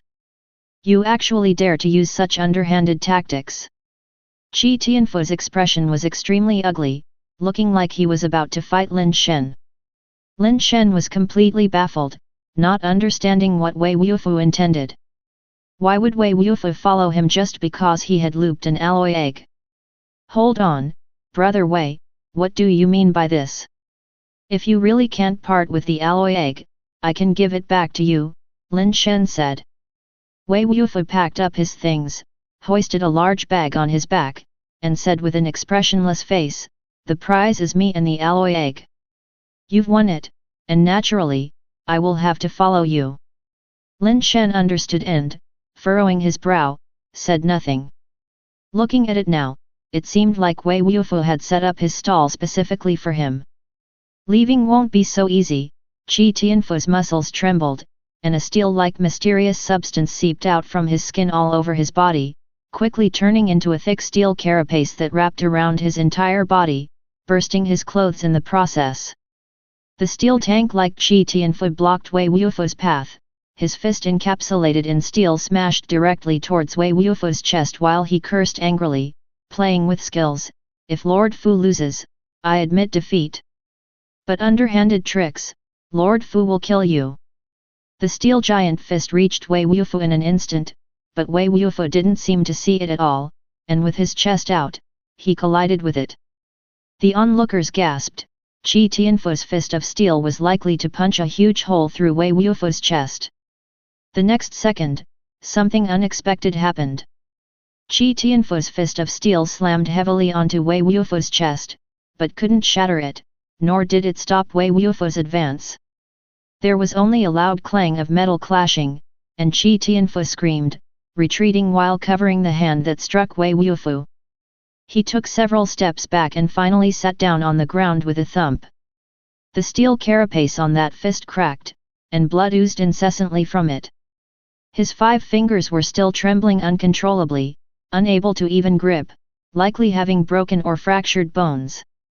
Lin Shen, kudos to you for bringing an alloy level to deal with me. My Qi family won't let this go. Qi Tianfu climbed up enduring the pain in his hand and glared fiercely at Lin Shen. He's not from the Lin family, and I didn't have him come after you. Believe it or not, it's up to you. Lin Shen explained briefly and turned to leave. Wei Wufu, carrying the large bag, followed. As he passed Qi Tianfu, he added, My name is Wei Wufu. If you've got a problem, come find me. Having said that, Wei Wufu left without looking back. Wei Wufu. Qi Tianfu couldn't help but be stunned. Although he didn't recognize Wei Wufu, he had heard about an alloy base mutator appearing at the recruitment conference. What he never expected was that the one running the street stall would be the alloy base mutator Wei Wufu from the recruitment conference. Just yesterday, Qi Tianfu had heard that someone from his family had specifically sought out Wei Wufu, hoping he would join the Qi family, but they were rejected. Before the Qi family, the Wang family had already visited him and were similarly turned away. It was said that the people from the Wang family even fought with Wei Wufu, hoping to subdue him with their strength. However, it only took one punch for the Wang family's alloy base mutator to have his alloy carapace shattered, not daring to make another move and fleeing in disgrace. The people from the Qi family originally had some plans, but seeing the Wang family's disgraceful retreat, they only invited Wei Wufu to join and, after being rejected, left without daring to fight. The Qi family estimated that Wei Wufu must be a top-tier alloy base mutator, with the hardness of his alloy body at least above 19. What mutators compete against is whose body is hardest, anything less is trash, and even within the alloy level, the differences can be vast. Such a person had no need to cooperate with Lin Shen to set a trap for Qi Tianfu. Self-aware, Qi Tianfu knew a top-tier alloy base mutator wouldn't need such a convoluted plan to deal with him. Could it be that Wei Wufu was really lured away by Lin Shen? Qi Tianfu felt a hint of regret. If he hadn't insisted on making Lin Shen try, if he had persevered, perhaps it would be him, Qi Tianfu, who would have lured Wei Wufu away instead. The surrounding onlookers were even more amazed by Lin Shen's good luck, having spent only 40 pieces to secure an alloy egg plus an alloy base mutator. Chapter 20. Lived. If Lin Shen knew what Qi Tianfu was thinking, he'd definitely think his mind had been befuddled by lard. On the way back, Lin Shen had already persuaded Wei Wufu to return the alloy egg to him and to go wherever he was supposed to. Wei Wufu had only one response, saying that since Lin Shen had caught him, he was Lin Shen's man, and would follow wherever Lin Shen went. Lin Shen didn't say much more, as it was clear Wei Wufu had targeted him, and even if he hadn't been caught, Wei Wufu would surely have found some other way to stick to him. It seems that Wei Wufu has also come for Gourd Mountain. What could be inside Gourd Mountain that could attract powerhouses like Bai Shenfei and Wei Wufu? Lin Shen stopped trying to chase Wei Wufu away and settled him in the guest room of the Lin family compound, ordering people to secretly watch him.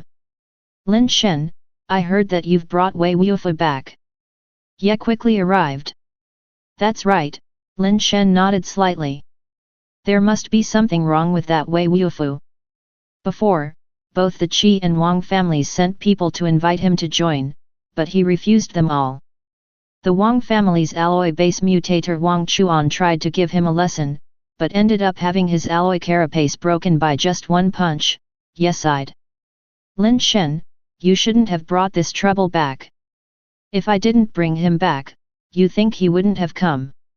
Lin Shen said indifferently, let him come.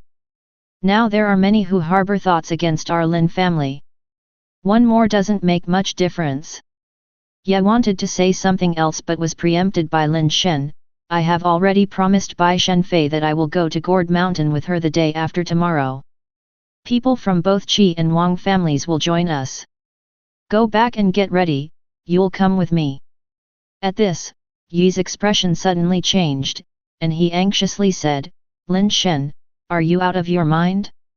How can you bring outsiders to Gourd Mountain? I'm not the one taking them to Gourd Mountain, it's Bai Shenfei who's taking us," Lin Shen told him.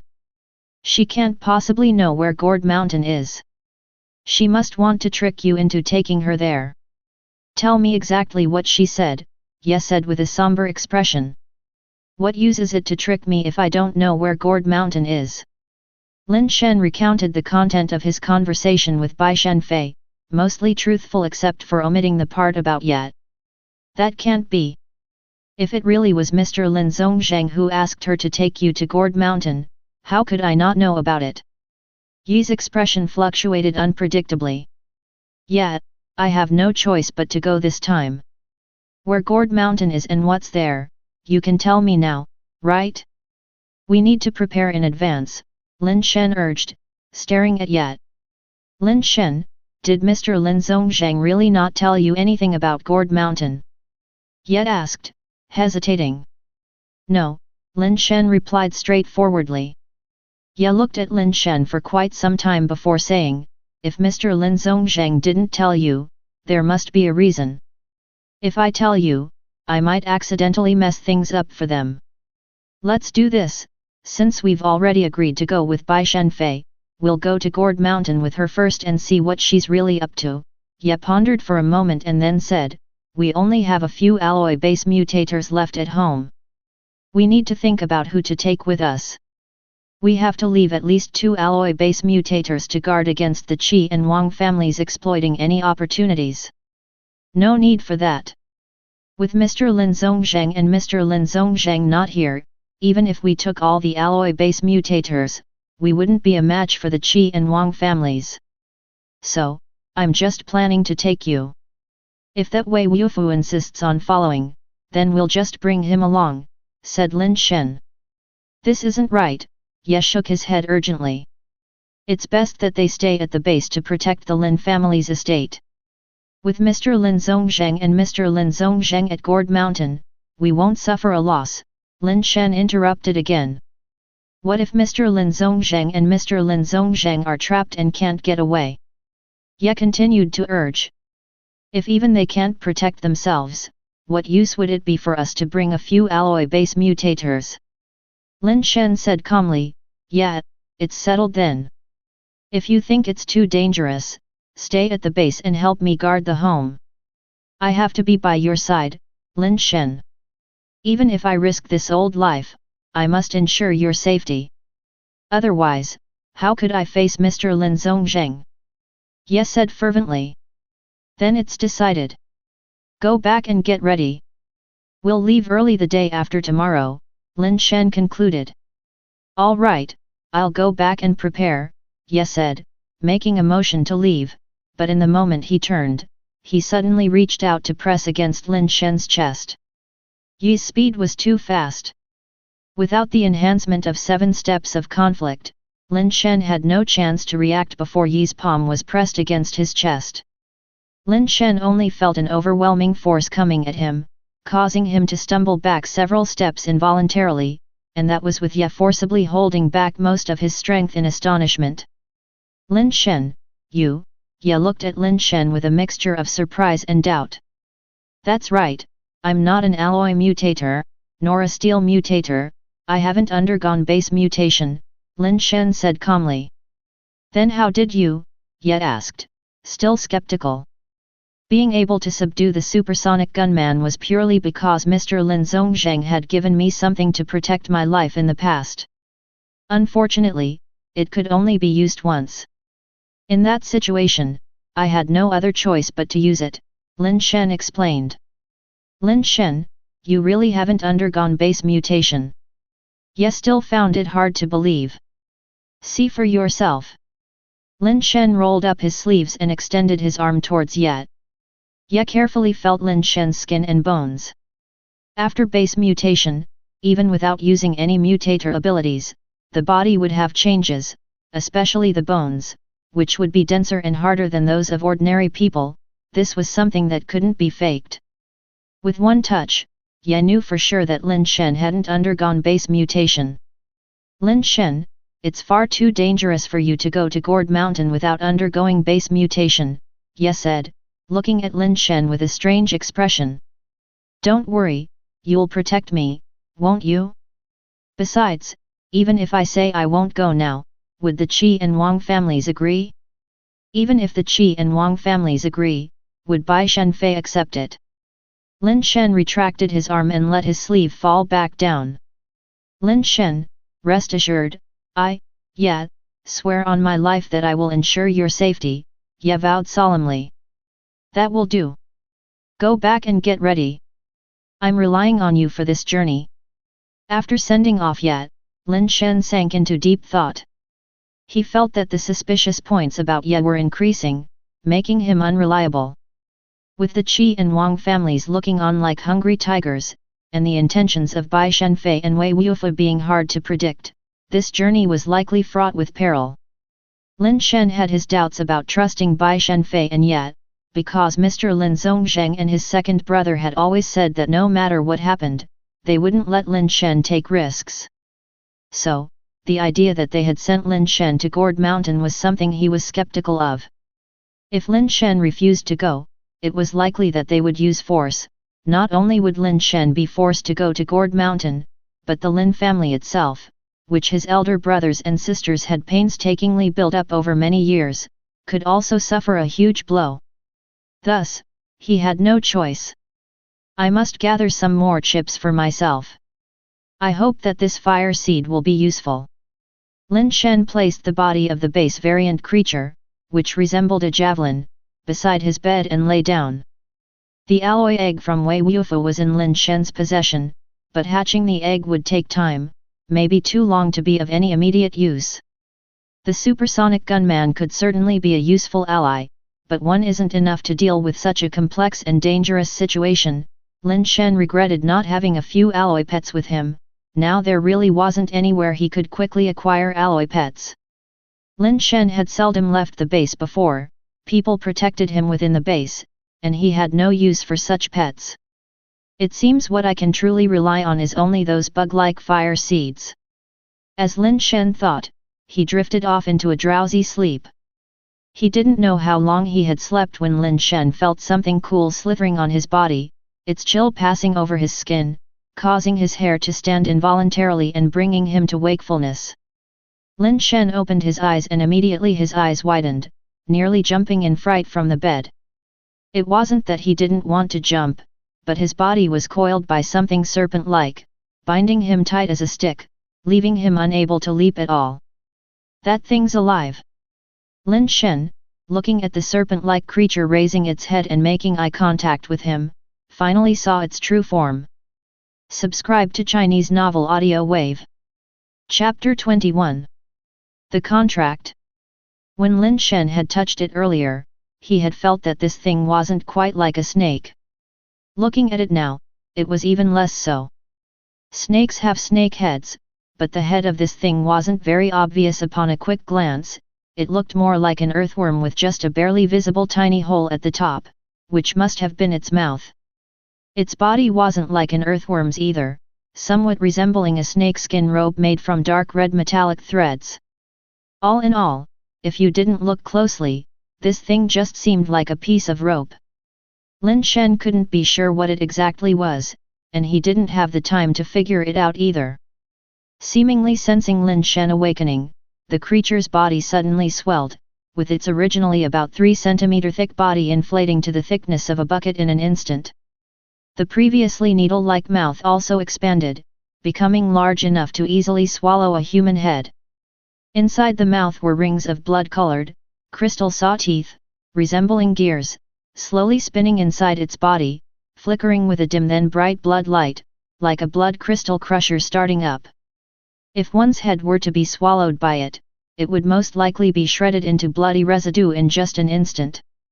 As the monstrous mouthpiece was about to swallow Lin Shen, he struggled desperately. Since the front half of the creature had inflated while the latter half had not yet done so, Lin Shen found a slight gap from what had been a tight bind. In the instant before the creature's mouth came crashing down, a hand fiercely pulled free. Without caring for the consequences, Lin Shen punched the creature's head below a red spot he had seen on its body, which was an awoke ointment. Because of the creature's inflation, that red spot had also grown much larger. Bang! Just as the creature's mouth was about to engulf Lin Shen's head, his fist heavily struck the red spot. Lin Shen felt a severe pain in his knuckles, presumably, his finger bones were either broken or fractured. The creature's body didn't halt completely but slowed down, still engulfing Lin Shen's head. Awoke ointment sealing seemed not to have fully worked. With only strength alone, Lin Shen's force wasn't enough to even break through the creature's defenses. Lin Shen's head frantically dodged to one side, avoiding the creature's ingestion, while his fist madly hammered the red spots on the creature's body. Heart-wrenching pain shot through his fingers, but Lin Shen couldn't care less about that. Having all the bones broken was still better than losing his life here. Blood spattered on the creature's body, which all came from the flesh on Lin Shen's fist bursting open. It caused no harm to the monster. The creature was still moving slowly, not completely immobilized by the awoke ointment sealing, just its movements had become very sluggish, and the force binding Lin Shen's body was gradually weakening. Lin Shen's other hand finally broke free, pushed against the inflated front end of the creature, and pulled his body out. At this point, the hand Lin Shen had used before couldn't even form a fist anymore, the fingers hanging unnaturally bent, the burst flesh blurred, with blood continuously dripping out. The creature's body was also shaking violently. With each shake, it writhed in motions as if about to break free from the constraints of the awoke ointment sealing. Lin Shen knew it wasn't that the ability of awoke ointment sealing was ineffective, but rather his own strength wasn't enough to fully seal the creature's acupoints. It was like someone was wearing armor. Knowing where the acupoints were was one thing, but not being able to penetrate the armor with one's strength meant there was no way to affect the acupoints through it. The ability of the impact to transmit the shock into the creature and have some effect was already a stroke of luck. Lin Shen reached for his clothes at the bedside with his good hand, trying to find the pet capsules of the supersonic gunman and the steel-tail scorpion. But upon touching, he could not find the capsule for the steel-tail scorpion, only coming across the capsule for the supersonic gunman. At this moment, he had no time to think more about it. He grabbed the key concealed on him and immediately opened the pet capsule. The pet capsule transformed rapidly, and the supersonic gunman appeared before Lin Shen. At his command, the gunman drew and shot at the monster. The bullet that struck the red spot actually deflected, sliding to the side and leaving only a faint white mark. The monster's body wriggled even faster. Lin Shen's heart skipped a beat, realizing that the fire seed's ability only worked when he used it himself. External forces, even if they could hit the acupoints, had no effect of awoke ointment sealing. This only further proved that the power of the fire seed was truly unscientific. The supersonic gunman fired at other parts of the monster's body, but the results were worse. The shots at the red spot might leave a trace equivalent to nothing, whereas other areas couldn't retain any marks at all. Bullets that entered the monster's mouth and struck its blood crystal-like serrated teeth were outright shattered to pieces. Those blood crystals were harder than the monster's body, which reminded Lin Shen of what King had said. The creature had an accident during its advancement to crystal base level and had already acquired a partial crystal-like body. As the monster was about to break free from the binding of awoke ointment sealing, Lin Shen had no choice but to rush forward, wrap a bedsheet around his hand, and punch the red spot with his uninjured fist. After several punches, traces of blood began to seep through the sheet on his hand, and the monster's body once again became extremely sluggish, almost immobilized.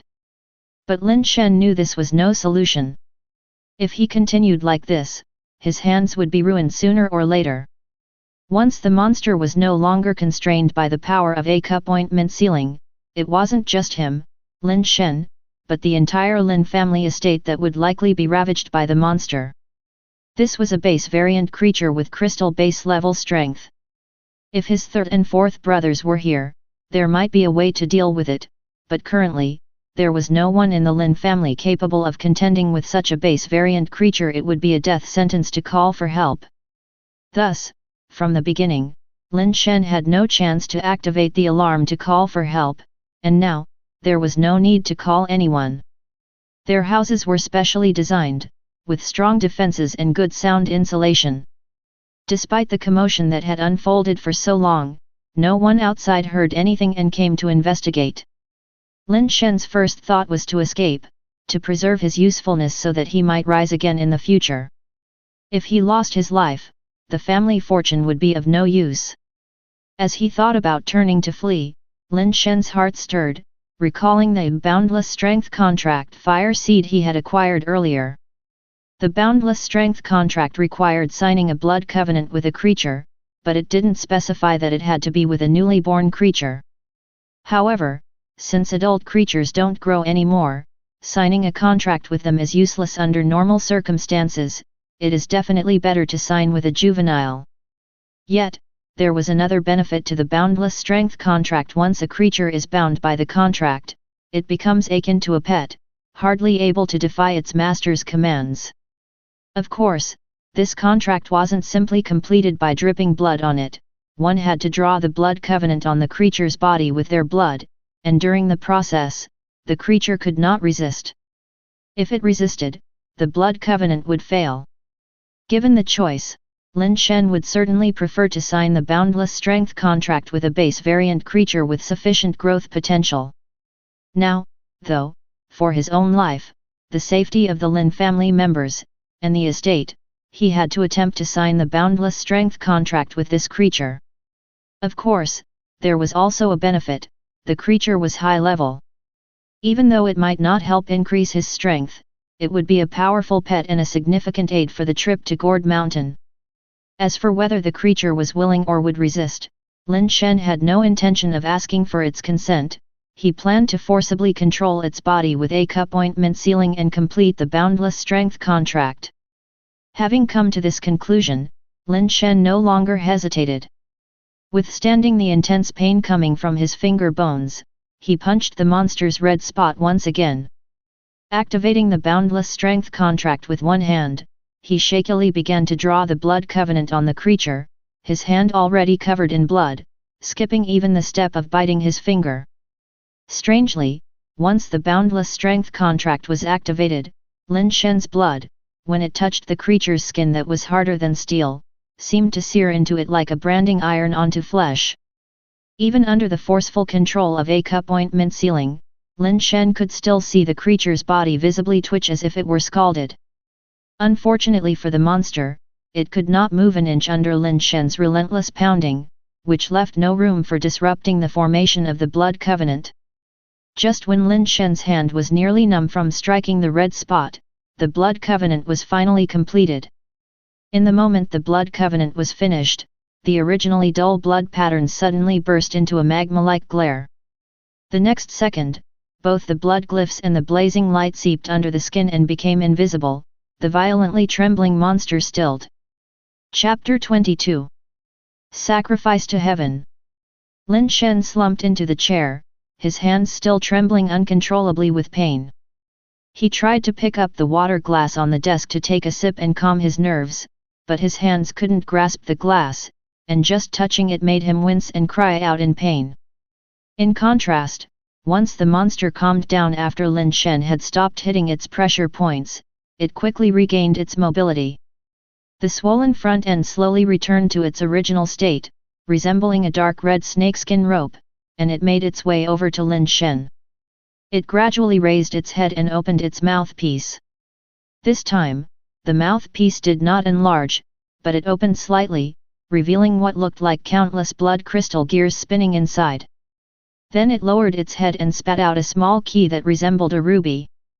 Ignoring the pain, Lin Shen reached out with fingers coated in blood, trembling as if he had Parkinson's, and picked up the ruby key. Now that he had the key, Lin Shen finally let go of his worries.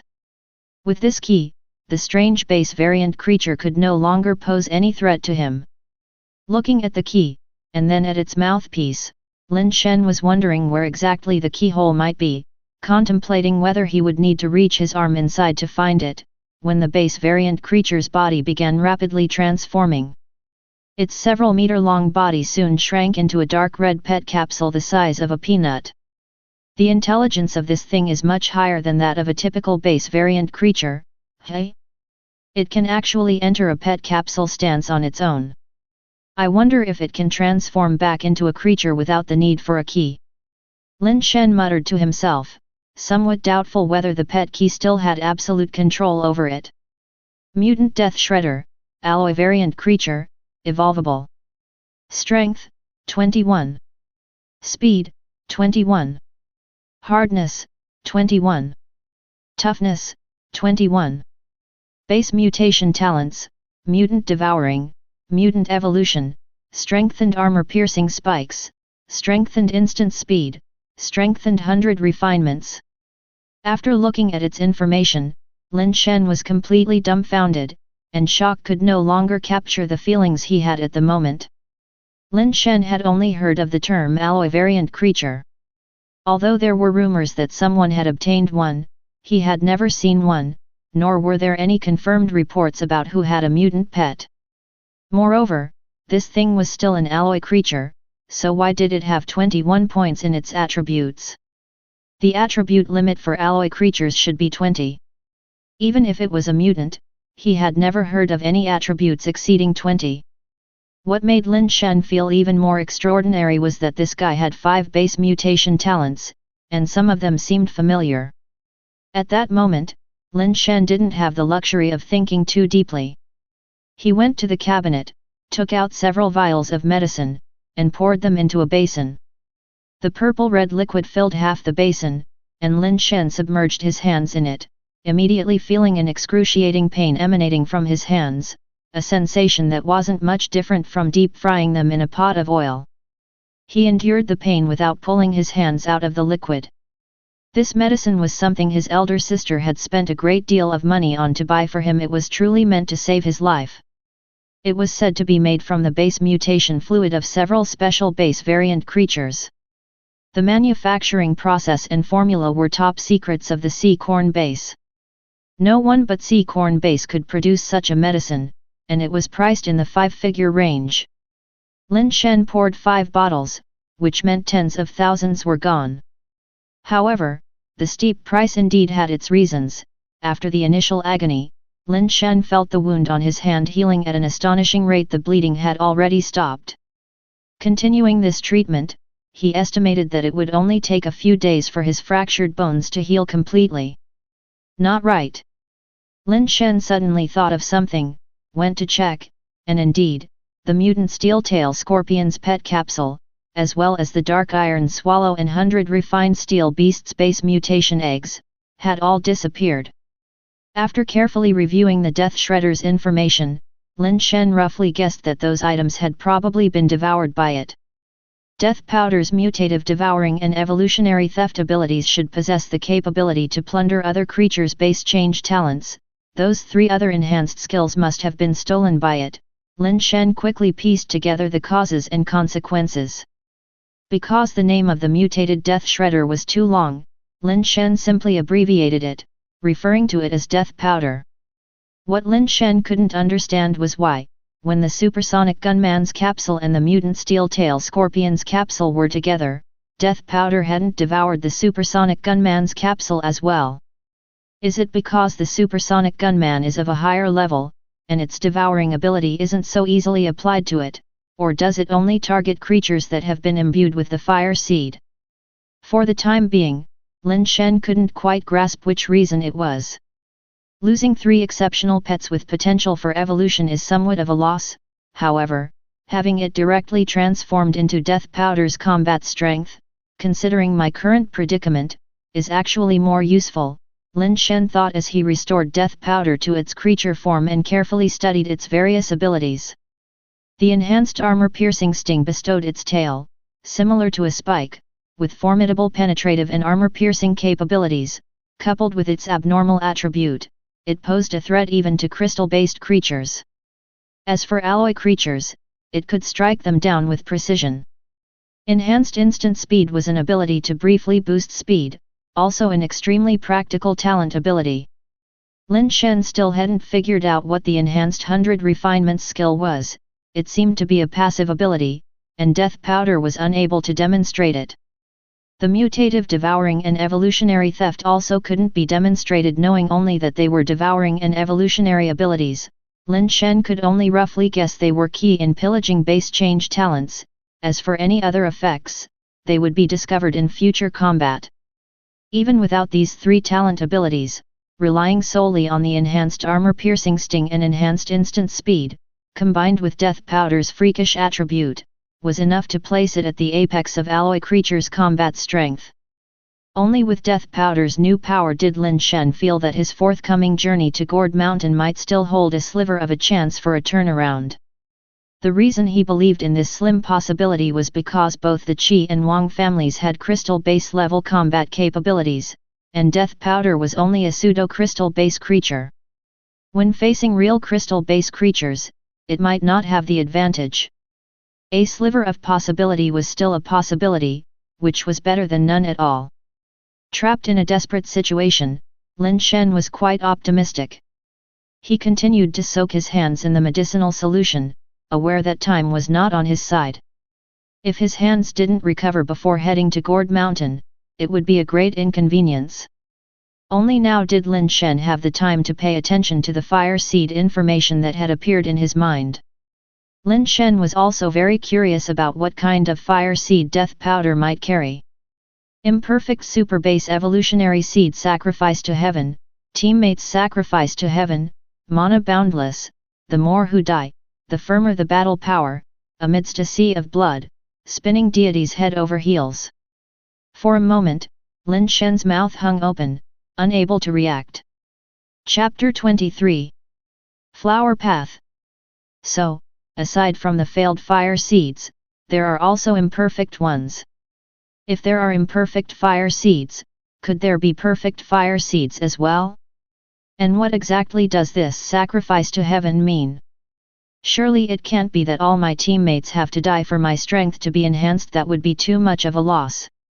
And how exactly should a teammate be defined? If whoever I consider a teammate is a teammate, then can I consider enemies as teammates? Kill an enemy teammate and get stronger by 1 point, Lin Shen thought greedily. He studied it for a while but couldn't figure out exactly how to use sacrifice to heaven. It didn't seem like an ability he could actively use, he'd only know the effects when it came into play later. For the remaining time, Lin Shen stayed at home to heal, hoping to have his hands recover before departure. Every 12 hours, he had to change the medicinal solution, with 5 bottles required each time to completely soak his hands, which cost him a 6-figure sum just for the medicine. Fortunately, the medications were indeed effective. Although they didn't completely heal Lin Shen's hands before departure, there weren't any major issues left. He could carry heavy objects without a problem. High-intensity fighting was still not feasible for fear that his not fully healed bones might crack again. Lin Shen brought the medication with him, applying it every now and then, and he should be fully healed in a few days. During the healing period, Lin Shen fed some low-level base mutation eggs to Death Powder, and it accepted them all, eating 20 to 30 steel mutant eggs provided by Lin Shen. Thinking that with so many base mutation eggs consumed, it should manifest another talent, yet there was not even a fart no talent, and not even the slightest change in body size. Lin Shen began to wonder if Death Powder could only rob talents from creatures that consumed fire seed base variant creatures. By the agreed departure time, Ye brought a alloy level pet capsule to Lin Shen, which contained a white gold beast. The white gold beast wasn't a particularly rare alloy pet, mainly praised for its speed and commonly used as a mount. Many people liked using white gold beasts as mounts, not only for their speed, but the creatures were aesthetically pleasing with their snow-white bodies and the single horn on their head, resembling the sanctified unicorns of legend, making them the preferred mount for many beauty enthusiasts. Lin Xiangdong himself was a beauty enthusiast, and he had a white gold beast among his mounts. Ye sourced this particular white gold beast for Lin Shen to continue impersonating Lin Xiangdong. The 2 white gold beasts looked identical, yet Lin Xiangdong's was a 20-speed top-tier mount, while the one Ye found had a speed of 18.4. Although it was slightly slower, it sufficed for the impersonation. Clad in an alloy carapace and bearing a ghostly visage, the white beast wouldn't be discerned as anyone but Lin Xiangdong without direct confrontation. When the two of them were about to leave, Wei Wufu followed quietly, not uttering a word, just silently trailing behind Lin Shen. Ye glanced at Wei Wufu, about to say something, but Lin Shen stopped him. The trio went to the agreed-upon meeting place together. The Qi and Wang families had already arrived, with Qi Shuheng and Wang Tian'er leading the discussions with Bai Shenfei. "Is the Lin family only sending the three of you?" Wang Tian'er asked, frowning at the trio. "For a mere gourd mountain, isn't three enough?" Lin Shen sat atop the white gold beast, showing no intention of dismounting. Wang Tian'er's face darkened, seemingly about to respond when Qi Shuheng gave him a meaningful glance to stop him. Qi Shuheng said with a smile, "Each family has its own situation. It doesn't matter how many people want to go as long as everyone cooperates. Since everyone is here, let's set out," Bai Shenfei said, glancing at Wei Wufu who was following Lin Shen, and chose not to comment further. She flung a white pet capsule, which transformed into a snowy white, jade-like creature resembling both a cow and a triceratops as it touched the ground. The crowd looked at her mount with different expressions, clearly recognizing it as a crystal-based creature. People from Sea Corn Base really are extraordinary, even their mounts are of the crystal base level, Lin Shen inwardly exclaimed. No more words were exchanged as everyone summoned their mounts, embarking on their journey from the base in a grand and mighty procession. Lin Shen curiously surveyed his surroundings. Since he was born, the number of times he had left the base could be counted on one hand. The world outside was still very novel and interesting to him. Most places along the road were covered with green vegetation, interspersed with a variety of flowers and undulating hills. However, on closer inspection, one would realize these hills weren't natural hills at all, but buildings covered in greenery. Over 200 years ago, this used to be a modern city, but now, it was hard to tell. The occasional visible roads and buildings were dilapidated, many collapsed and overrun or buried by vegetation. Among the greenery, there were occasionally strange plants with metallic branches and leaves. Lin Shen knew that these were not metal-crafted artworks but real, living metal vegetation. These were also base variant creatures, but the base mutation fluid within them was extremely scarce and difficult to extract, so they were often cut down and used as materials instead. The group didn't seem to have much interest in chatting and urged their mounts to gallop across the fields, following Bai Shenfei. On the way, they encountered some low-level base variant creatures, which all scattered in fright, and they were too lazy to give chase. After many twists and turns that lasted more than half the day, by 3 in the afternoon, they had covered only 70 to 80 miles. Suddenly, a colorful thoroughfare appeared in the mountains ahead. Bai Shenfei stopped at the entrance of this colored avenue. Everyone else also stopped. Lin Shen looked carefully, only to realize that it wasn't any sort of colorful avenue at all. Rather, it was covered with colorful metal flowers stretching far into the distance, its full length unknown. "I came here a few years ago. Back then, these colored steel flowers were only scattered sporadically among the greenery, with only a few clusters visible from time to time. In just a few years, so many have grown that they look like a long river," Ye said beside Lin Shen, mainly for his benefit, fearing that Lin Shen might unwittingly reveal himself by not recognizing the flowers. "Where there are colored steel flowers, there are sure to be steel-tail scorpions. With so many flowers here, there must be a significant number of them hidden.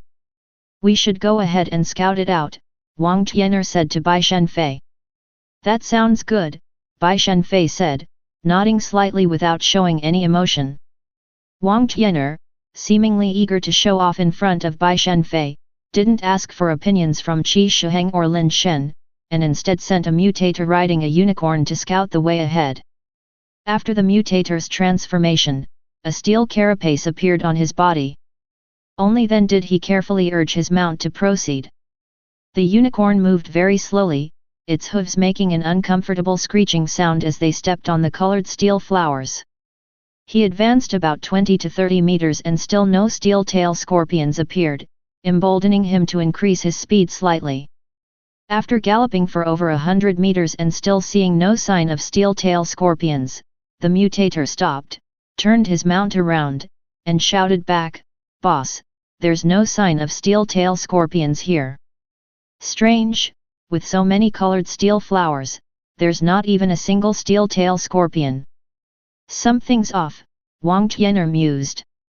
Steel-tail scorpions love the fluid inside the colored steel flowers. While it's not definite that these flowers would have them, the likelihood is very high. Now that there are no scorpions here, there are two possibilities. 1. These might not be colored steel flowers but just look similar. The second possibility is that something strange has happened here, preventing us from seeing any steel-tail scorpions, said Qi Shuheng. After finishing, he looked at Bai Shenfei and asked, "Miss Bai, is there any way to circumvent this flower path?" Bai Shenfei took out a notebook from her bag, looked at it, and said, "No, we have to go through here."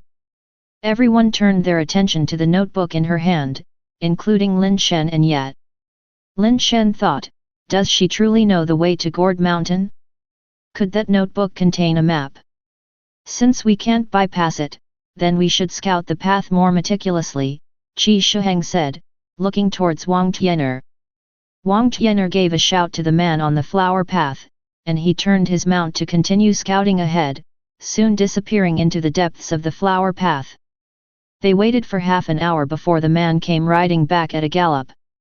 "Boss Wang, this flower path stretches over 10 miles and ends at a canyon. Beyond that, there are no colored steel flowers," the man reported upon his return to Wang Tian'er. "Did you see any steel-tail scorpions?" asked Wang Tian'er. "None," the man shook his head. Wang Tian'er looked at Qi Shuheng, who then instructed one of the mutators at his side, "You go and scout it as well, but take the other side of the flower path." The Qi family's mutator employed his base mutation powers, covering most of his body with a steel carapace, and rode an iron-horned horse into the sea of flowers. Since someone from the Wang family had already scouted the path, the Qi family's mutator moved much faster, returning in less than half an hour. The flower path is over 10 miles long, ending in a canyon indeed. Inside the canyon, there are no colored steel flowers. On the way, I encountered no steel-tail scorpions nor any other base variant creatures, the man reported succinctly. "What do you think, Miss Bai?" Qi Shuheng asked, turning to Bai Shenfei. "The place we want to reach is that canyon. We have no choice but to go through here," Bai Shenfei stated. "Well then, let's head to the canyon first and see from there. What do you all think?" Qi Shuheng asked, looking toward Wang Tian'er and Lin Shen. "We have no other choice," Wang Tian'er and Lin Shen had no objections. The group resumed their journey on the flower path. Lin Shen observed the path beneath them. The colored steel flowers were extremely vibrant, each blossom about the size of a fingernail, and the petals were shaped like seashells. The edges were razor-thin, sharp as blades. Pets with steel bodies could tread upon them without issue, but for creatures of flesh and blood, stepping on them would likely result in immediate injury. Everyone was on high alert, cautious of any potential problems. Fortunately, having traveled 7 to 8 miles without incident, it seemed just as the two scouts had reported, there was not a single steel scorpion in the flower path, nor other base variant creatures. They couldn't help but quicken their pace, planning to rush to the valley.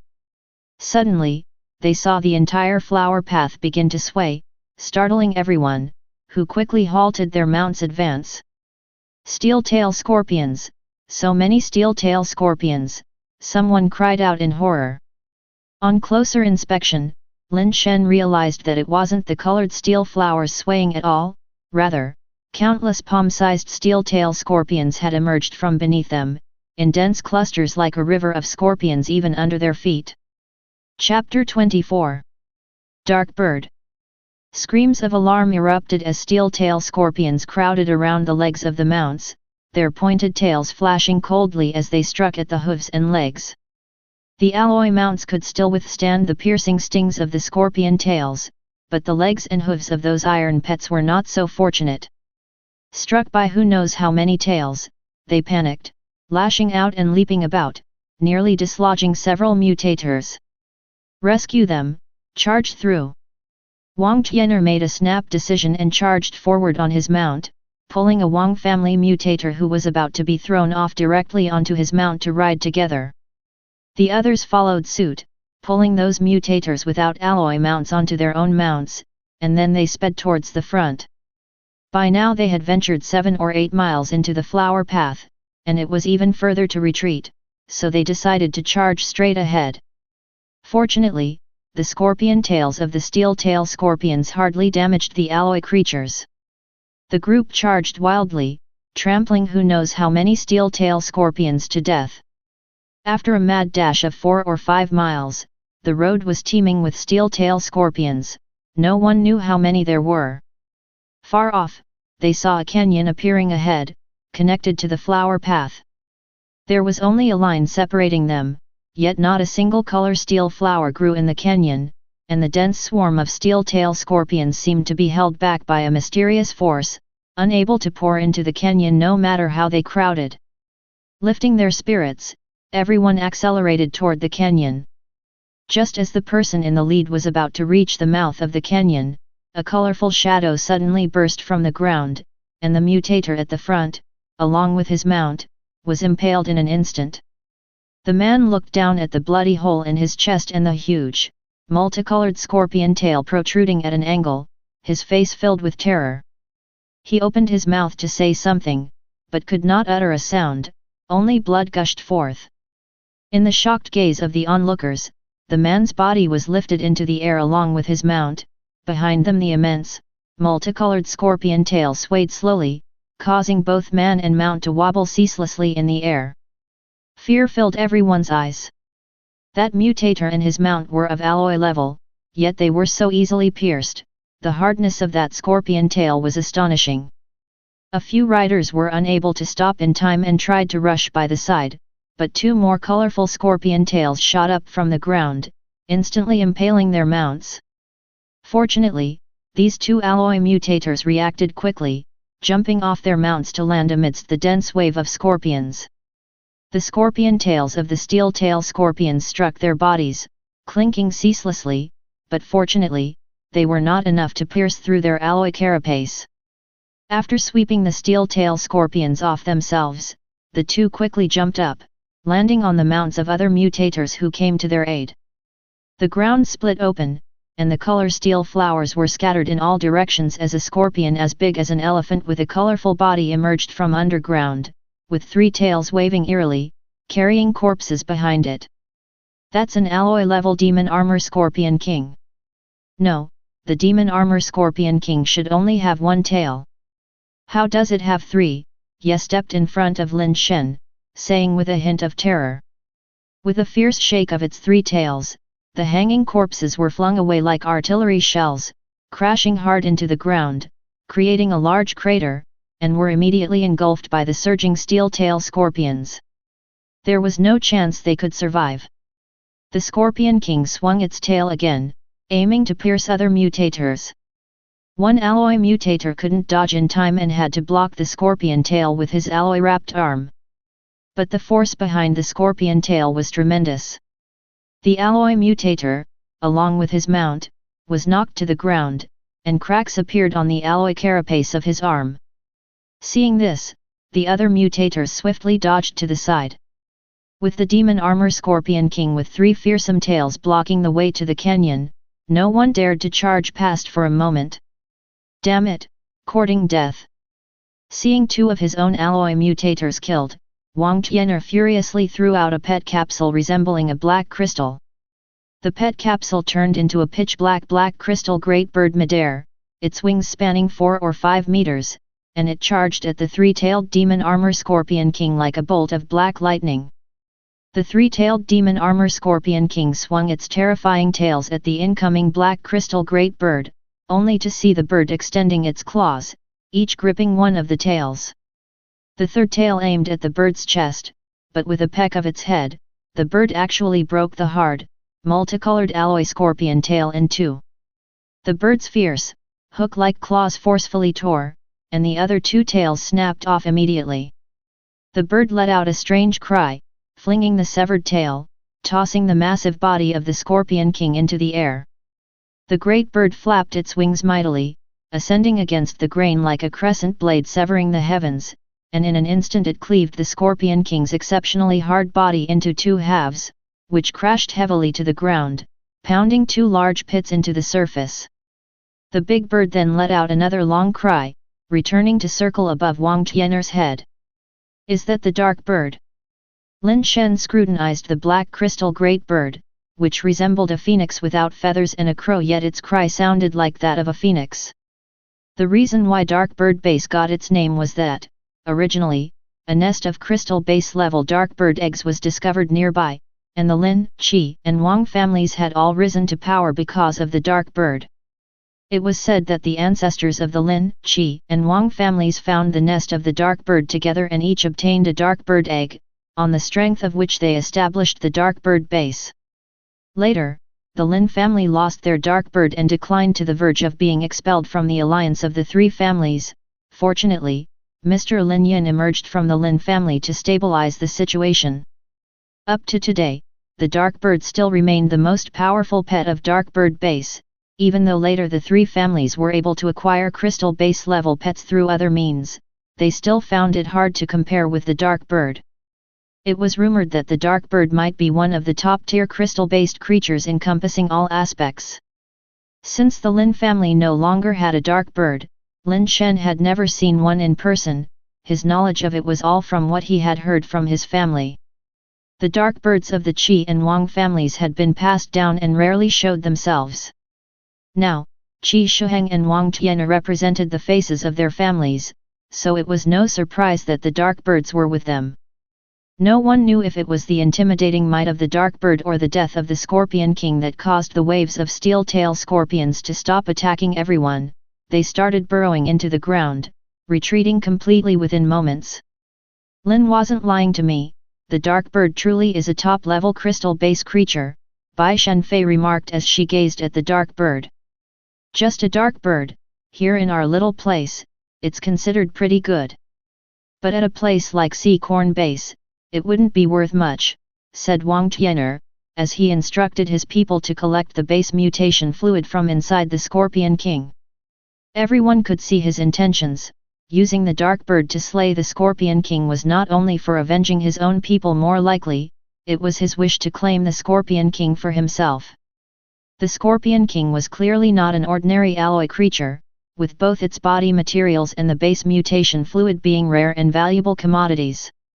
Since Wang Tian'er had killed the Scorpion King himself, naturally no one would dispute him over it, and he was allowed to collect the base mutation fluid unchallenged. They couldn't leave the Scorpion King's body there, so Wang Tian'er directly ordered 2 mutators with pets to drag the corpse back to the base. After everyone entered the canyon, it was almost dark, so the families consulted and decided to rest here for the night and continue their journey in the early morning. Lin Shen and Ye stayed together inside the tent, while Wei Wufu kept watch outside the tent. Lin Shen asked Ye for the tent, but Wei Wufu refused to use one, simply sitting outside Lin Shen's tent, resting with his eyes closed against his backpack. "Fourth Master, there was something fishy about the flower path today," Ye said in a hushed tone inside the tent to Lin Shen. "What was fishy?" Lin Shen inquired. "On the first 2 scouting attempts, we didn't find any steel-tail scorpions. It wasn't until we reached a point of no return inside that those steel-tail scorpions abruptly attacked. It clearly was premeditated. Normal base variant creatures don't possess such intelligence. Besides, that demon armor Scorpion King with 3 tails seemed much more formidable than any we had encountered before. The base variant creatures around here are quite unusual," Ye explained. "The base variant creatures indeed seem a bit strange," Lin Shen nodded slightly. "That's not the main problem. What's truly peculiar is that dark bird," Ye said, his eyes flickering. "Are you suggesting the dark bird is too strong?" Lin Shen asked, puzzled. Ye shook his head. The dark bird has always been strong, there's no doubt about it, or else the three families wouldn't have been able to establish their base with it. After a pause, Yi's voice dropped even lower. Didn't you notice? Those steel-tail scorpions were very afraid of the dark bird. Not just them, even the three-tailed demon armor scorpion king seemed afraid of the dark bird. When it saw the dark bird, its movements became somewhat stiff, which is why it was killed so quickly. Maybe it was just because the dark bird is indeed very strong. After all, there's a level difference, Lin Shen speculated.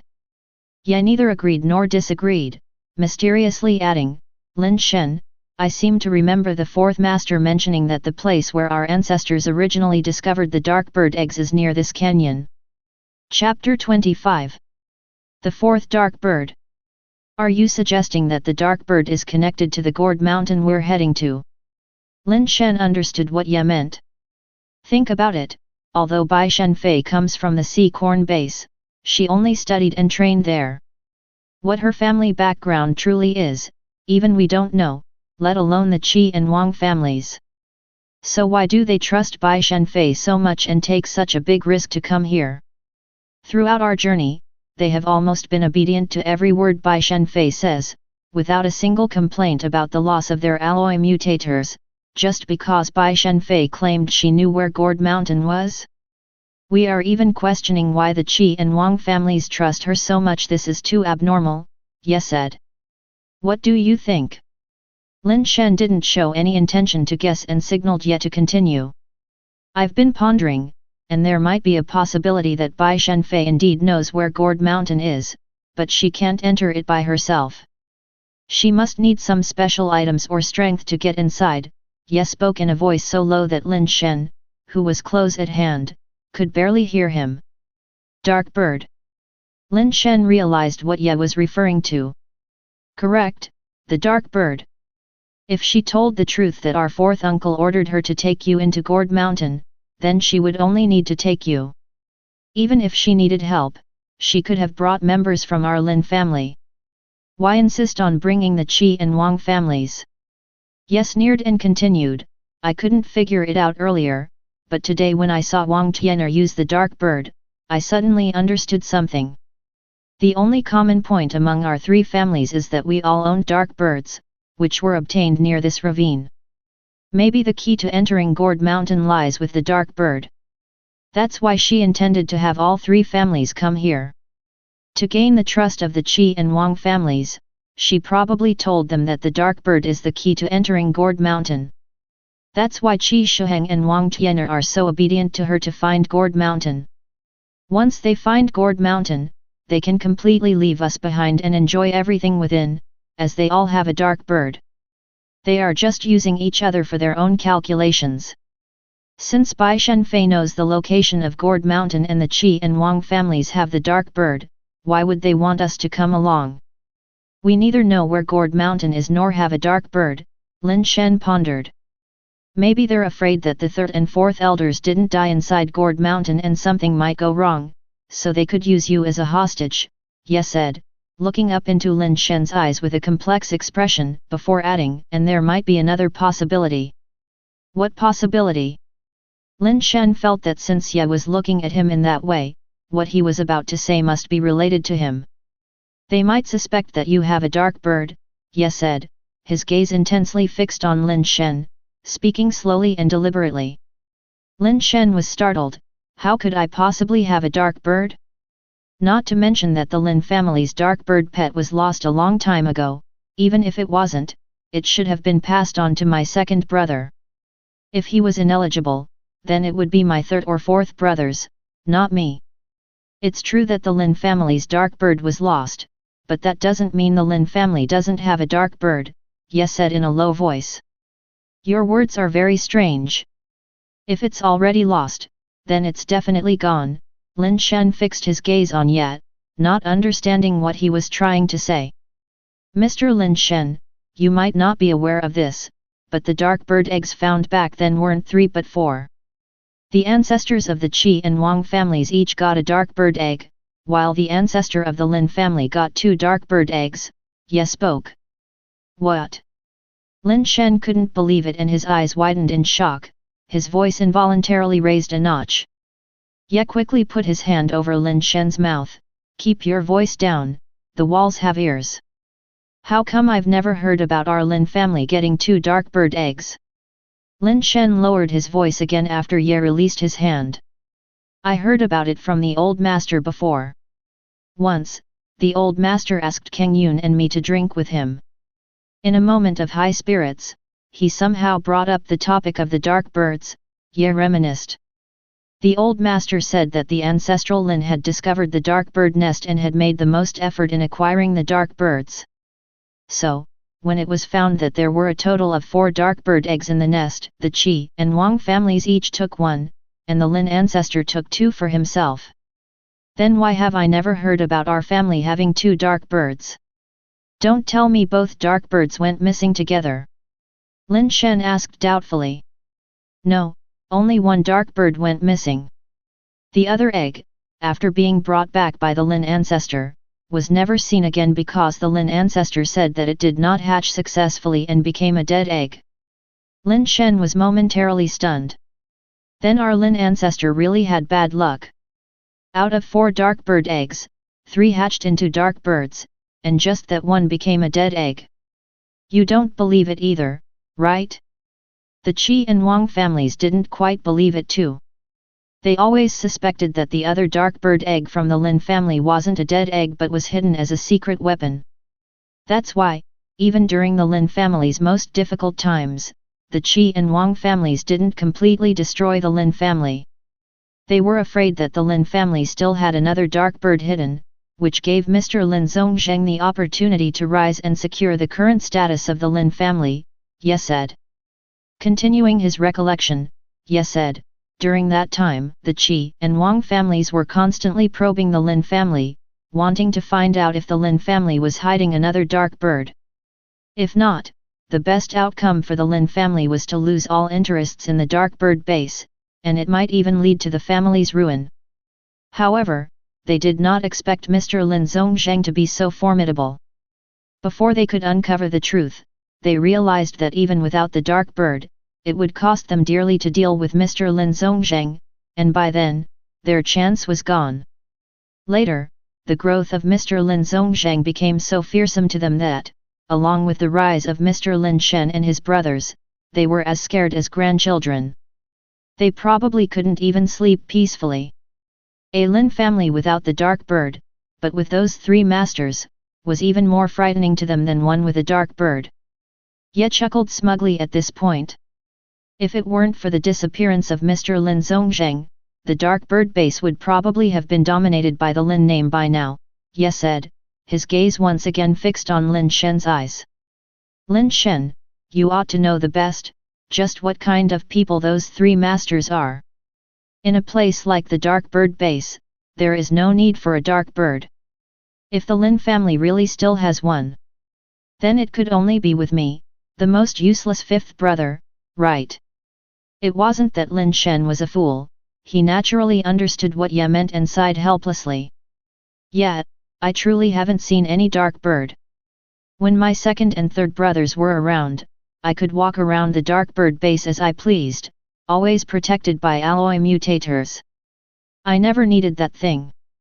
Besides, do you think with my strength, even if I had a dark bird, I could survive under the hands of Qi Shuheng and Wang Tianer?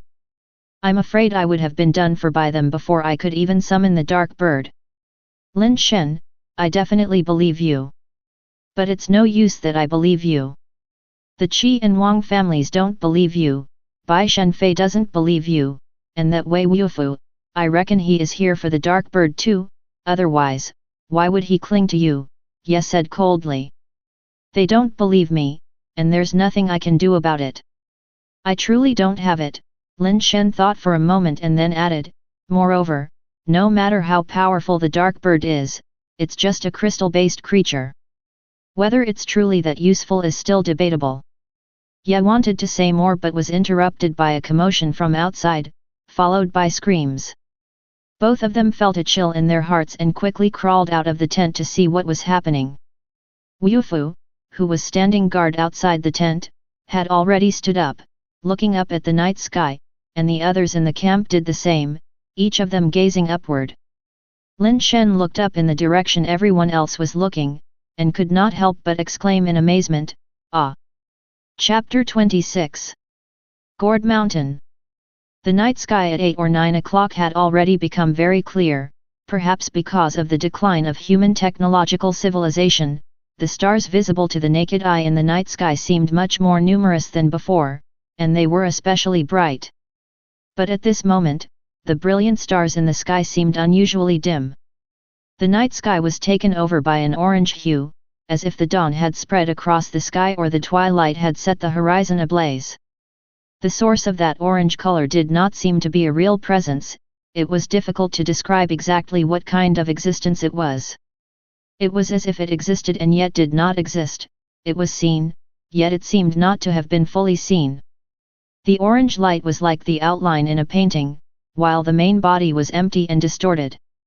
To say there was nothing there seemed untrue, as the starry sky seen through the void was warped. To say something was there, yet nothing could be seen. Only the eerie light of the orange outline recolored the starry sky, and the left void resembled a distorted bird that covered the heavens, flapping its wings in flight. The hollow distortion slowly flew over the heads of Lin Shen and his companions. Whether intentionally or not, it went straight to the other end of the canyon, the orange light brightening the long, dark chasm as it moved away into the distance. Taking advantage of the bright light, the group saw a strange mountain peak standing among the clouds at the far end of the canyon, though they had no idea how far away it was. The mountain peak stood proudly among the hills, making the smaller surrounding peaks look like mere mounds, diminishing their majestic aura. What was even stranger was the shape of the mountain. It was quite peculiar. Lin Shen had not seen much of the world. The mountains he had seen today already surpassed the total of what he had seen in the previous 20 years. But among the others, there were those who had traveled widely and had broad knowledge. Yet, not one of them had ever seen a mountain like this. Its shape resembled a giant gourd, slanting amidst the mountains. A mountain shaped like a gourd, such a thing was hard to imagine. What kind of geological changes and natural erosion could have shaped it into its current form? Gourd Mountain. That must be Gourd Mountain, a trembling voice arose, not trembling from fear but rather from surprise and excitement. Lin Shen also felt that the mountain must be Gourd Mountain. It was just too lifelike. He supposed that must be why his second brother had casually named it Gourd Mountain back then. What puzzled Lin Shen was, given the enormous size of Gourd Mountain and its proximity to the dark bird base, it should have been easy to find.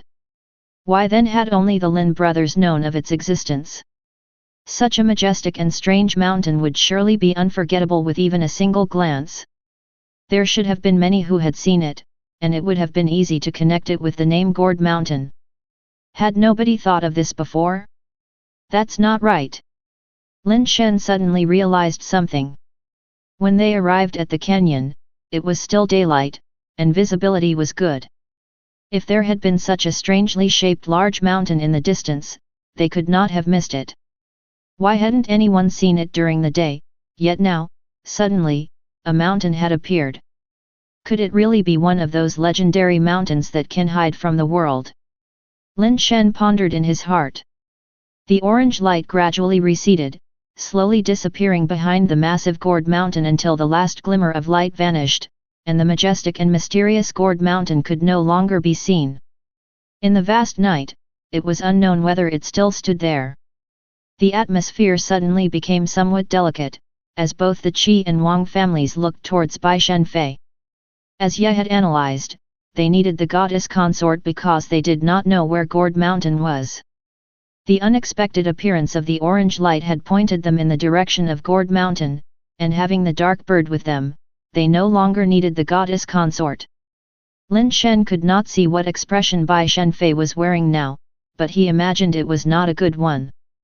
"Miss Bai, it seems we must renegotiate our cooperation," Qi Shuheng said with a smile. Indeed, cooperation requires fairness. You reap what you sow. If there's no investment, even if we were willing to give, a person like Miss Bai would not condescend to accept it, right? Wang Tian'er also said, smiling. How do you want to renegotiate? The goddess consort asked indifferently. To sit at the table and play the game, you need chips. Miss Bai, you're out of chips now, but don't worry. Follow us, and I'll make sure you get a 10th. Tian'er, you have no objections, right? Qi Shuheng said. With Miss Bai's exceptional ability, a 10% share is reasonable, Wang Tian'er added. What if I don't agree? The goddess consort said coldly. If you don't agree, that's okay too. Business is business, and we won't make things difficult for Miss Bai. But, those who do not share the same values cannot work together. If Miss Bai has the capabilities, feel free to go to Gourd Mountain on your own. We won't stand in your way.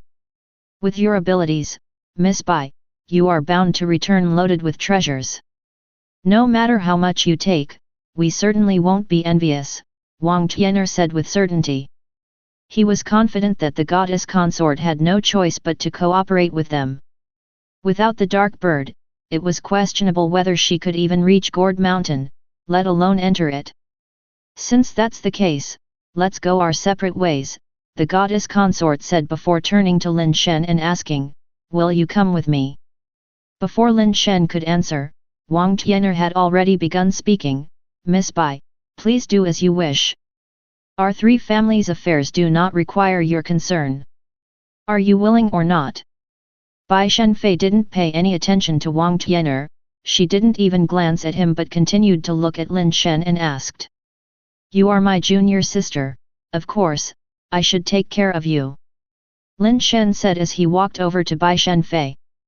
Lin Shen had thought it through clearly, even if Bai Shenfei had ulterior motives for coming, his own needs far outweighed those of the Qi and Wang families. Of course, what Lin Shen most wanted to see was Bai Shenfei engaging with the Qi and Wang families first, as that would be the most advantageous situation for him. You're going to leave with an outsider. Is the Lin family ready to disregard the past camaraderie between our three families? Qi Shuheng said with a cold face and an indifferent tone. The people from the Qi and Wang families had already positioned themselves between Lin Shen and Bai Shenfei, they couldn't possibly let Bai Shenfei take Lin Shen with her. If the Lin family had another dark bird, that would be troublesome. Wang Tian'er, you'd better think this through. If my junior sister and I join forces, do you really think you stand a chance? Lin Shen said unaffectedly. Wang Tian'er said with disdain, if you really were that bastard Lin Xiangdong, I wouldn't dare to stop you. Unfortunately, you are only Lin Shen from the Lin family, who only knows how to eat, drink, and be merry. Don't hesitate to take him down. Lin Shen knew something was wrong when he heard this, and quickly turned to look at Ye. Only Ye could be 100% certain that the person here was Lin Shen and not Lin Xiangdong. If Wang Tian'er could be so sure that he was Lin Shen, then there was a 9 out of 10 chance that the problem lay with Ye.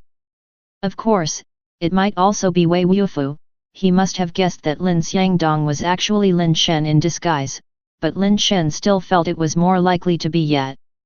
The moment Lin Shen turned to look at Ye suddenly drew a knife and held it to Lin Shen's neck, sighing, Lin Shen. I'm sorry. I had no choice. He hadn't finished speaking when he suddenly saw a flash of cold light before his eyes, which made him retreat in shock. Ye's speed of retreat was incredibly fast, even Lin Shen was a bit surprised, as Ye's aged body was able to move so quickly, not inferior to those of top alloy creatures. But even though he retreated so fast, there was still a slash mark diagonally across his cheek, which, though not deep, looked extremely fierce and terrifying. Wei Wufu, holding a jade tang sword in his hand, stood in front of Lin Shen. Blood was still dripping from the chilling blade of the sword. You go first, I'll hold them off here. As Wei Wufu spoke, a mysterious substance surged within his body, and in a blink, he was clad in purple armor that covered his robust and tall figure as if he were a purple armor war god. Lin Shen hadn't expected Wei Wufu would really make a move to help him. Without time to think more, he flipped onto the white gold beast and ran wildly toward the outside of the canyon. A mutator from the Qi family, who was nearest to Lin Shen, attempted to intercept him but suddenly saw a flash of cold light. The mutator's head soared into the air while his body fell to the ground, blood spraying out. The jade-like tang sword in Wei Wufu's hand was pointed obliquely at the ground, with blood flowing down the blade. Wei Wufu was a man of few words but ruthless actions, a man who would chop at someone without hesitation. Even Lin Shen felt a chill watching him. "Brother Tianer, it seems our dark bird base has been taken lightly by others, as if anyone dares to defecate and urinate on our heads. I can't tolerate this, can you?" Qi Shuheng's eyes flashed coldly. "I can't tolerate it either," Wang Tianer said with a cold voice. "Then let's kill him," Qi Shuheng said darkly as he flicked out a pet capsule. Almost at the same time, Wang Tianer also threw out a pet capsule. But before their pet capsules could transform into living creatures, a sapphire-like rapier pierced through the two capsules, skewering them. "Didn't the one who taught you cultivation ever tell you? That is not how you use pet capsules." Bai Shenfei held the long sword and with a flick, the two pierced alloy pet capsules instantly shattered to pieces on the ground. Qi Shuheng and Wang Tianer looked at each other and, without another word, drew out another pet capsule each, but this time they didn't dare to toss them carelessly as before and instead held them up above their heads. The others from the Qi and Wang families also surrounded them, trapping Wei Wufu and Bai Shenfei. "Leave Bai Shenfei to us. As for that bastard Wei Wufu, scrape him off for me," Wang Tianer commanded, staring coldly at Bai Shenfei. Two cries of phoenixes sounded simultaneously as two dark birds sprang forth from the palms that Qi Shuheng and Wang Tianer held aloft. They shot toward Bai Shenfei like two dark blades of light. They harbored wariness against Bai Shenfei and unleashed their strongest dark birds right from the start. On the other side, Wei Wufu was surrounded by the mutators from both families, and the sounds of battle were unceasing. Lin Shen had intended to escape a bit further and then assess the situation, but when he turned his head, he saw a figure chasing after him. He was riding a white gold beast with a speed of 18.4, but the figure wasn't riding anything and was even faster than the white gold beast, quickly closing the distance between them. Lin Shen saw that the figure was covered in black, scale-like metallic armor, with an extremely emaciated body that looked terrifying, like a monstrous hybrid of man and snake. "Stop running, Lin Shen. You can't escape. Let's talk properly. As long as you cooperate, even at the risk of offending Qi Shuheng and Wang Tianer, I'll ensure your safe departure from here," Ye said as he suddenly flashed past Lin Shen, blocking the path of the white gold beast. Chapter 27. Cutting Bullets. "Yet, do you really think I'm a fool?" Lin Shen asked coldly as he looked at Yet. "Lin Shen, I truly see you as my own child," Yi's words were cut off before he could finish. "And you think you're worthy?" Disgust filled Lin Shen's face. "You are still young and haven't reached my age, so you don't understand," Ye sighed. "Yet, if you had admitted to the betrayal openly, I would have respected you a little. Don't play the saint and the sinner, don't disgust me," Lin Shen continued with a cold face. "Enough with the nonsense, what do you really want from me?" "I only want the dark bird, nothing else," Ye said. "I've said it many times, I don't have the dark bird." Lin Shen already knew that all of Yi's previous probes were to find out whether he had the dark bird. "Little brother Shen, there's no need to deceive me. The Lin family must still have a dark bird, and it must be with you." Yet, holding a short blade, slowly advanced towards Lin Shen as he spoke. If it truly were a dead egg, why wouldn't the Lin family show it to relieve the doubts of the Qi and Wang families? All it would take is to display the dead egg, but the Lin family never thought to do so, not even at critical moments of life and death.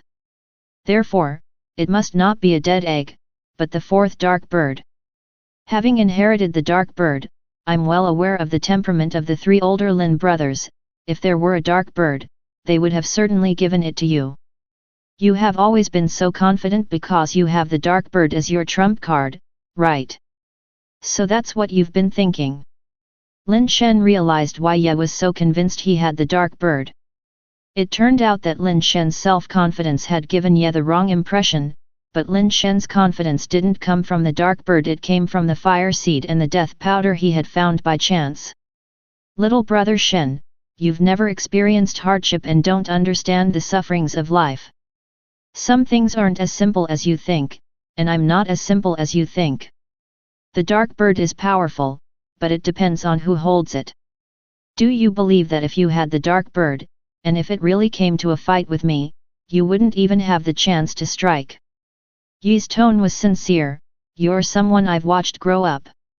Leave the dark bird, and I promise not to harm a hair on your head. If I can gain some benefits in Gourd Mountain, I'll share some with you in the future. Don't force me to take action, I don't wish to do that. Yeah, let's skip the nonsense, it only makes me feel sick. I don't have the dark bird.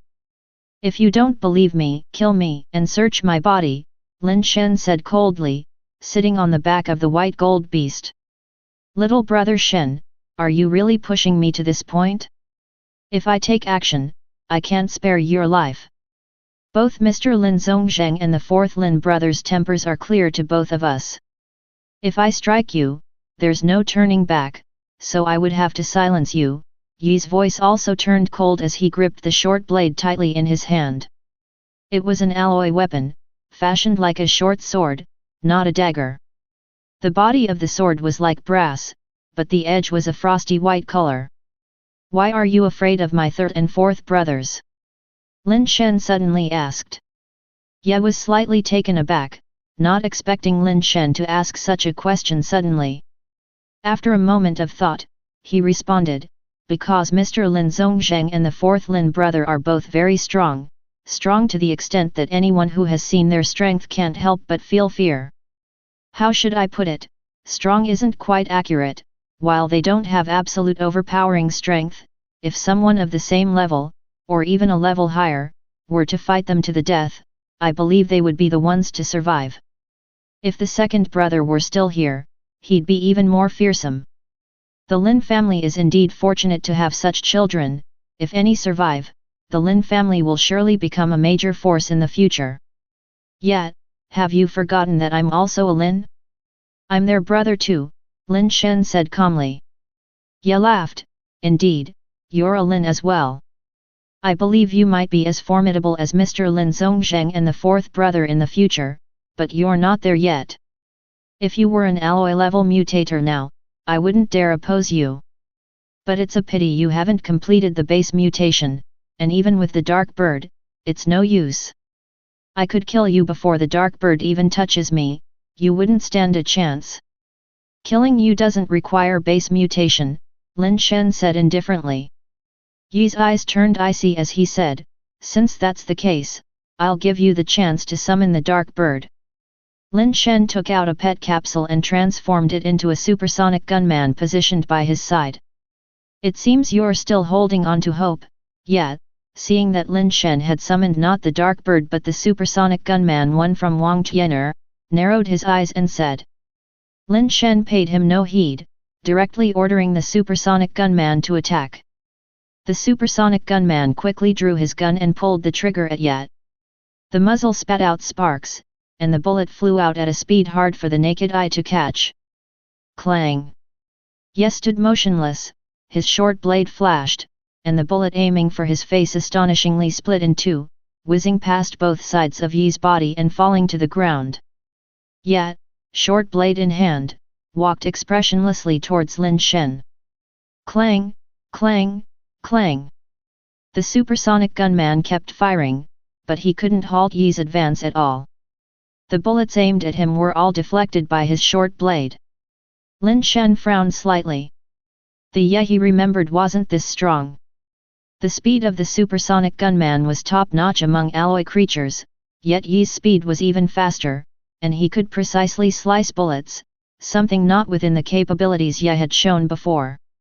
His speed was no slower than that time when Lin Shen used a cup ointment sealing on the supersonic gunman. It's better to summon the dark bird now, this is your last chance. Ye had already reached the front of the white gold beast, swinging his blade to slash a deep gash in its neck. Despite the white gold beast's speed, it had no chance to dodge and immediately collapsed to one side. Lin Shen had no choice but to jump down from the white gold beast's back, standing in front of Ye. Ye continued to walk towards Lin Shen, the short blade in his hand like the tongue of a venomous snake, seemingly ready to strike at any moment with a kiss of death for Lin Shen. Bang! Lin Shen didn't wait for Ye to make a move, but had the supersonic gunman shoot again. However, as the supersonic gunman fired, Lin Shen also made his move. 7 steps of conflict could give Lin Shen a speed faster than a bullet, but there was no rule saying he had to use that speed to attack the shooter. Lin Shen moved like lightning, his finger aiming for the A-cup ointment below Ye's throat, a spot he could see. As expected. It seemed Ye had long anticipated Lin Shen's move. As Lin Shen made his move, Ye's short blade struck as well, slicing towards Lin Shen's arm. Ye's speed was actually faster than Lin Shen's strike. No wonder he was so confident. Such speed was no longer within the alloy level. Clang! Ye's short blade had already struck Lin Shen's arm, and Lin Shen's finger was still some distance from Ye. Chapter 28. The Secret of Gourd Mountain. Ye had thought his blade would sever Lin Shen's arm, but when it struck, it felt as if it landed on a steel wire rope of unmatched toughness. Not only did it fail to cut through, but the impact also sent a stinging pain through his wrist. Just as Ye realized something was amiss and intended to withdraw his hand, a dark red shadow tore through the sleeve on Lin Shen's arm. Like a snake, it coiled around Ye's arm. The blade Ye had brought down had sliced into the death powder wrapped around Lin Shen's arm. Lin Shen had known all along that his own attack couldn't possibly be faster than Ye. Ye's reaction was lightning fast. The very moment the death powder wound around his hand, his other hand shot out like a bolt of lightning, grabbing the death powder's head to pull it off. Unfortunately, he underestimated the death powder. The moment he seized its head, the death powder's tail stabbed into his palm like a scorpion's strike and coiled around too, binding both his arms in an instant. What the hell is this thing? Ye's expression shifted slightly. With that, he suddenly lashed out at Lin Shen, disregarding the death powder wrapped around his hands. Balancing on one leg, he lashed out with the other like an illusion, aiming a kick at Lin Shen's head. If he could just kill Lin Shen and obtain the key to this bizarre pet, he could immediately turn the tide. Lin Shen had anticipated this move well in advance. Before Ye could even kick, Lin Shen had already started to retreat, ordering the supersonic gunman to fire at almost the same moment. As Ye kicked, Lin Shen's speed surpassed that of the bullet. He narrowly retreated, dodging the kick while the wind from it sent his hair flying in all directions. The bullet from the supersonic gunman struck Ye, and although the gunman's hardness was slightly lacking, since it was alloy level, when the bullet hit Ye's strange scale-like carapace, it only sparked a few times before being deflected. Both Ye and Lin Shen were startled yet at Lin Shen's ability to execute such speed repeatedly, having thought that such a life-saving maneuver couldn't be used more than twice, would be extraordinary. Lin Shen, on the other hand, was shocked that not only was Ye's speed impressive but the hardness of his alloy carapace was so high that the bullets from the supersonic gunman had almost no effect on him. Ye exerted force in pursuit of Lin Shen, intending to kick again, but before his leg could lift, the death powder had already coiled around it. Ye attempted to lift his other leg only to have it bound by the death powder mid-rise, causing him to fall straight back like a mummy. As Ye fell, another gunshot rang out. Lying on the ground, Ye saw Lin Shen's fingertip pointing to a spot just below his throat. A flash of joy crossed Ye's eyes. No matter what life-saving methods Lin Shen had, it would be impossible to break through his alloy carapace with such little force. But Lin Shen's approach gave Ye a chance to kill him directly. As expected, when Lin Shen's finger made contact, it couldn't damage Ye's metallic carapace and felt like just a nudge from a stick. Ye wanted to use his trump card, but suddenly found his mouth immobilized. In fact, his entire body was paralyzed. Eyes widened in horror, Ye now understood the real reason why the supersonic gunman had been subdued by a single poke from Lin Shen. He had initially thought the gunman couldn't move because he was hit in a vital point, but now it seemed that wasn't the case. Open his mouth, Lin Shen commanded Death Powder. Death Powder's tail violently penetrated Yi's mouth, shattering his teeth before prying it open and extracting a thin, willow leaf-like sliver from inside. The sliver, like a phantom green, was transparent and clearly made of crystal base material, thinner than the blade of a razor. Lin Shen took the green leaf blade and pressed a finger onto Yi's body again. With several teeth shattered and his mouth full of blood, Ye instantly regained the ability to speak. Lin Shen, no. Mr. Lin Shen. I should not have underestimated you. I should not have underestimated a member of the Lin family. Yet, has my Lin family wronged you in any way? Lin Shen asked coldly. No, the Lin family has not wronged me, Ye said with a wry smile.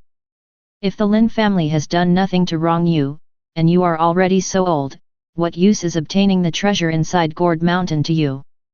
How many more years can you live? Lin Shen tried to extract information about Gourd Mountain from Ye, who must have known something to be so desperate. It's precisely because I don't have many years left that I want to enter Gourd Mountain. Only by getting in can I continue to live.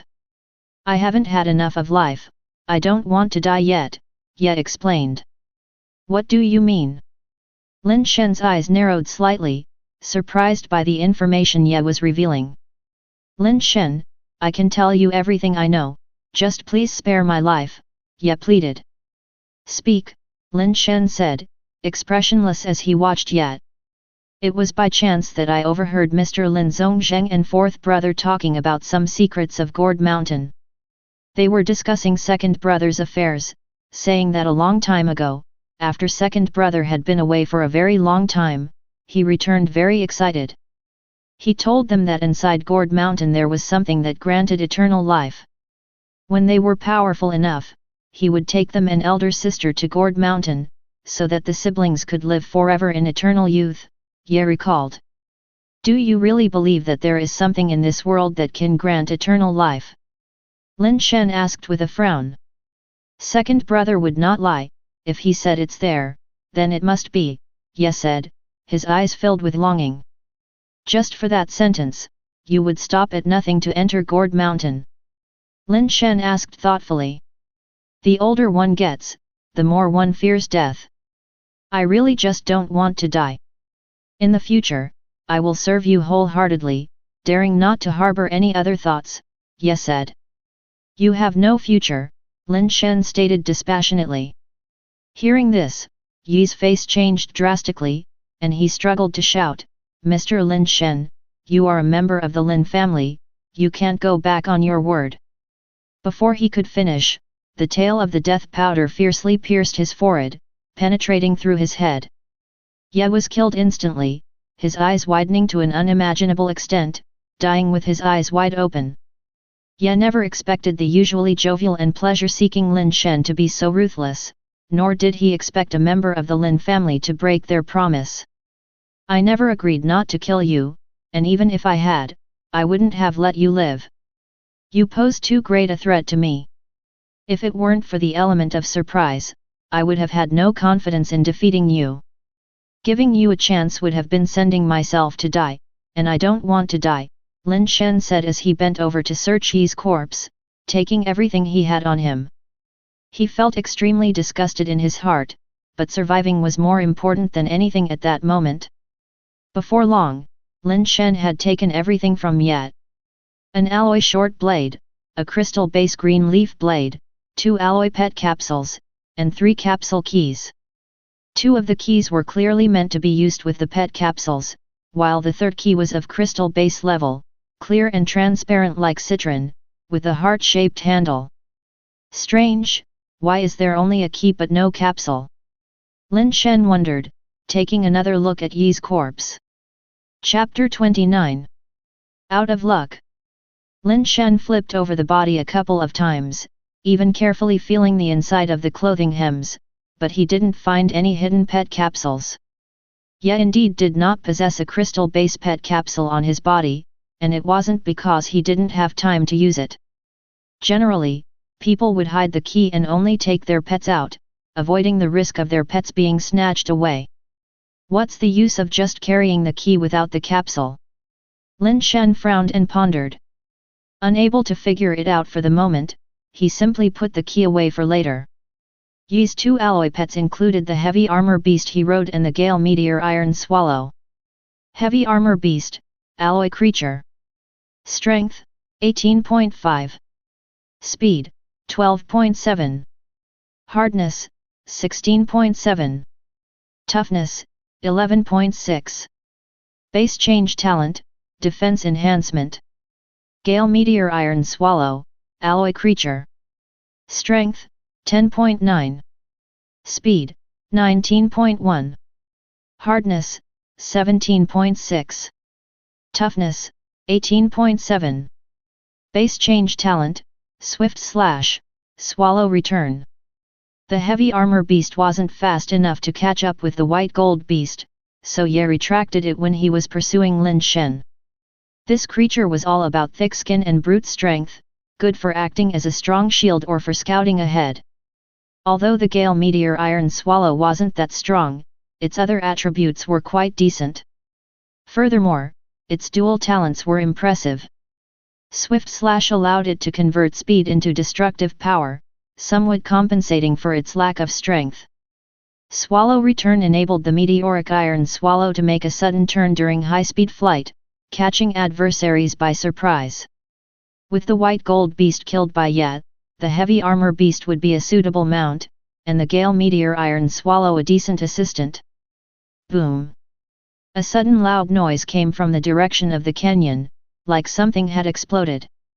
After a brief moment of thought, Lin Shen collected his things and stealthily approached the battlefield. He still kept the death powder within his clothes, wrapping it around himself.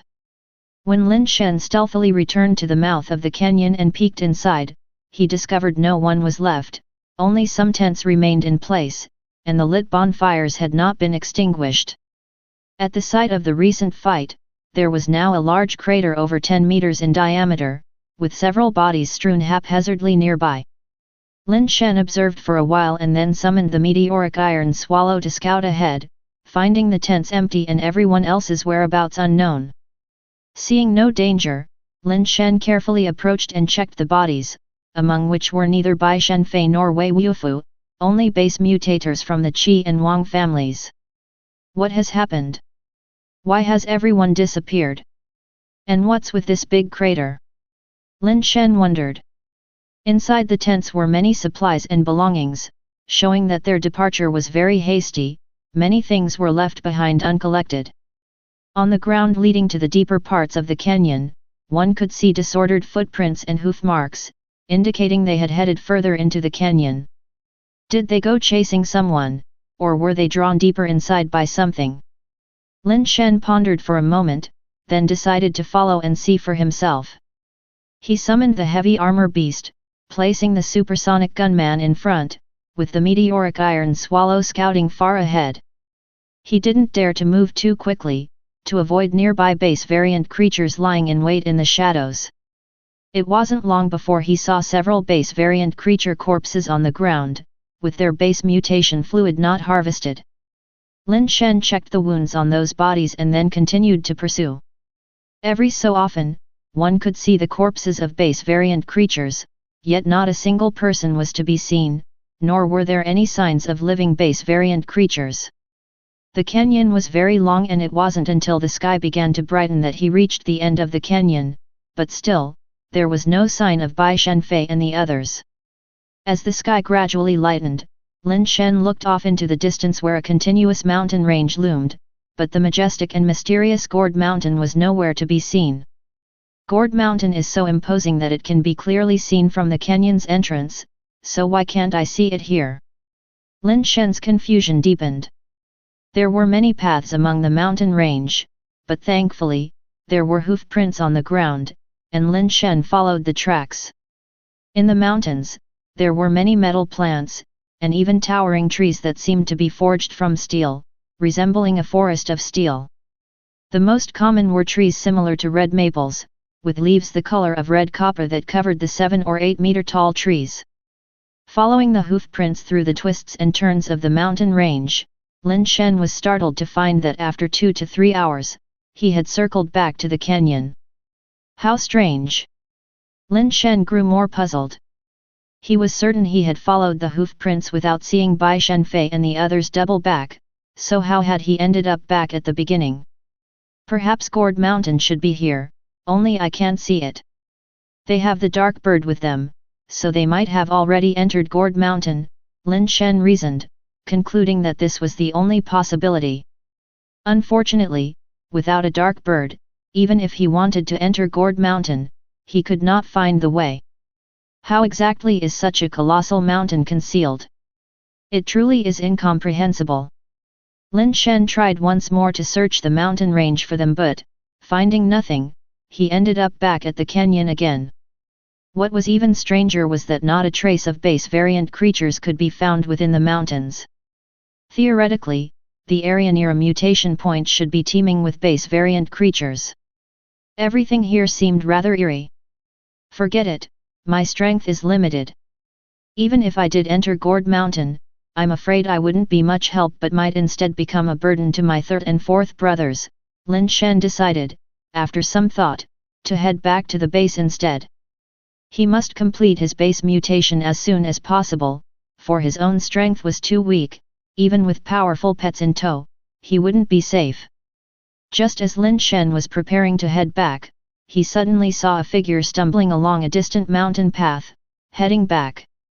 Because it was too far away, Lin Shen could only tell it was a person, he couldn't see clearly who it was. With a thought, he took his pet capsule and hid in the woods, quietly observing the figure from afar.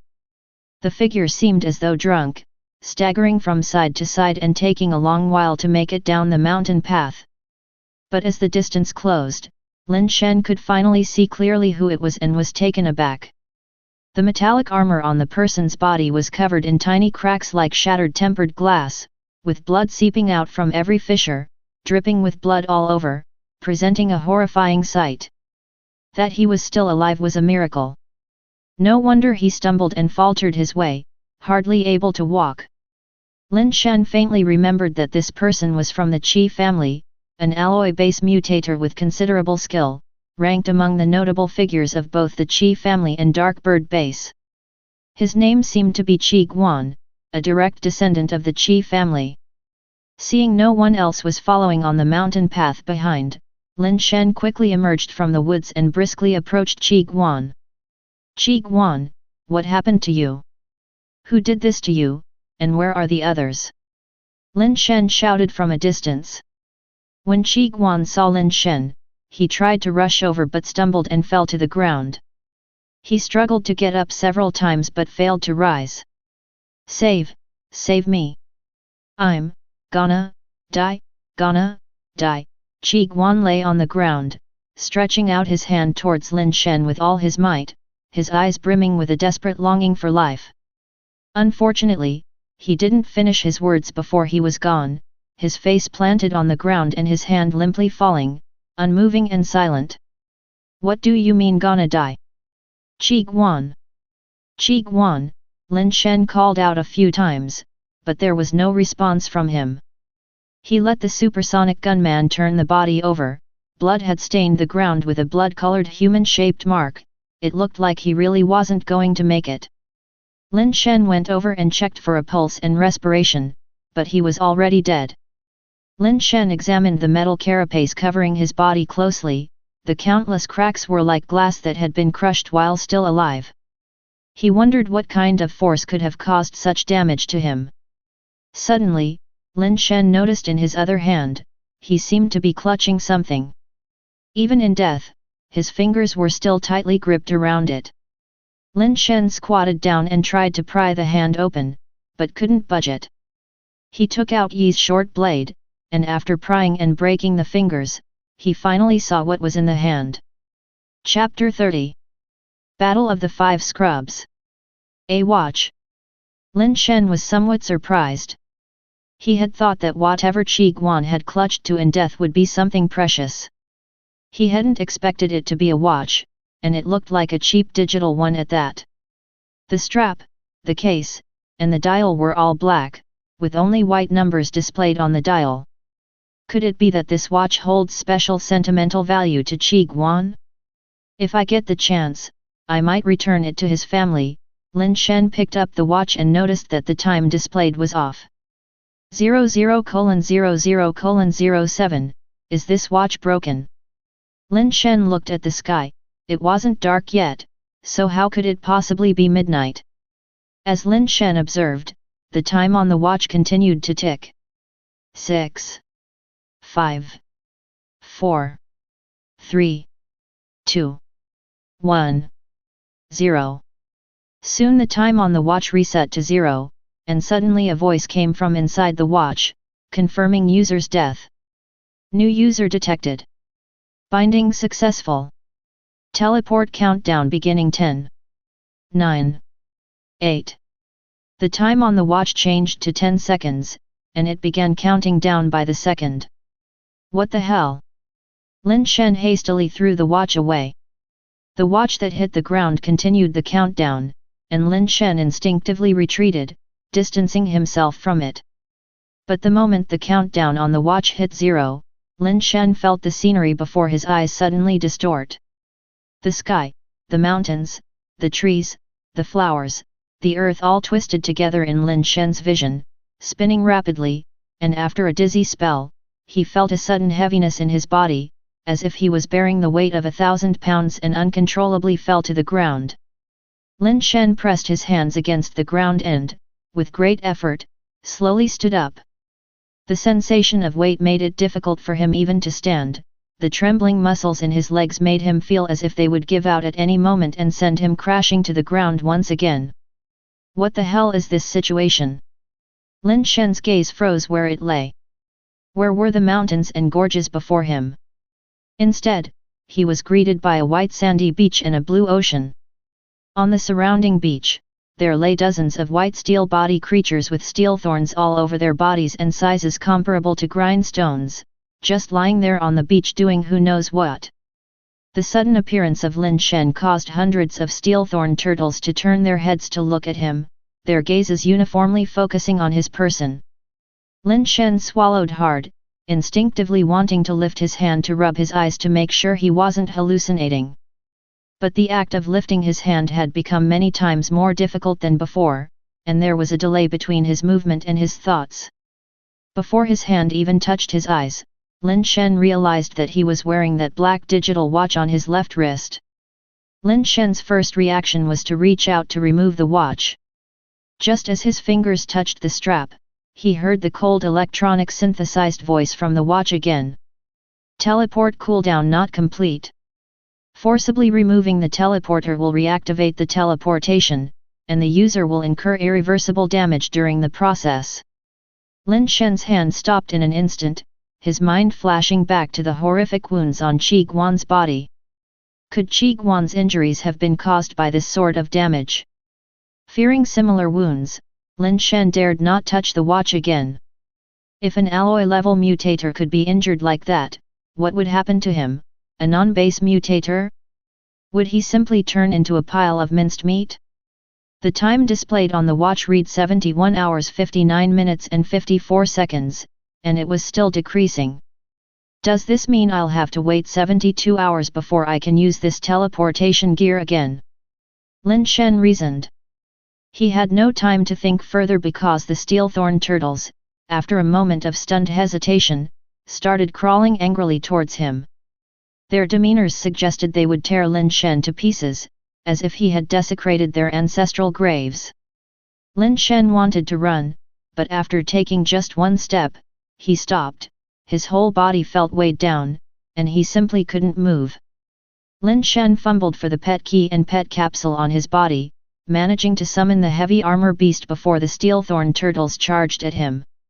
Under Lin Shen's control, the heavy armor beast bit into his chain armor, lifted him up, and flung him onto its back.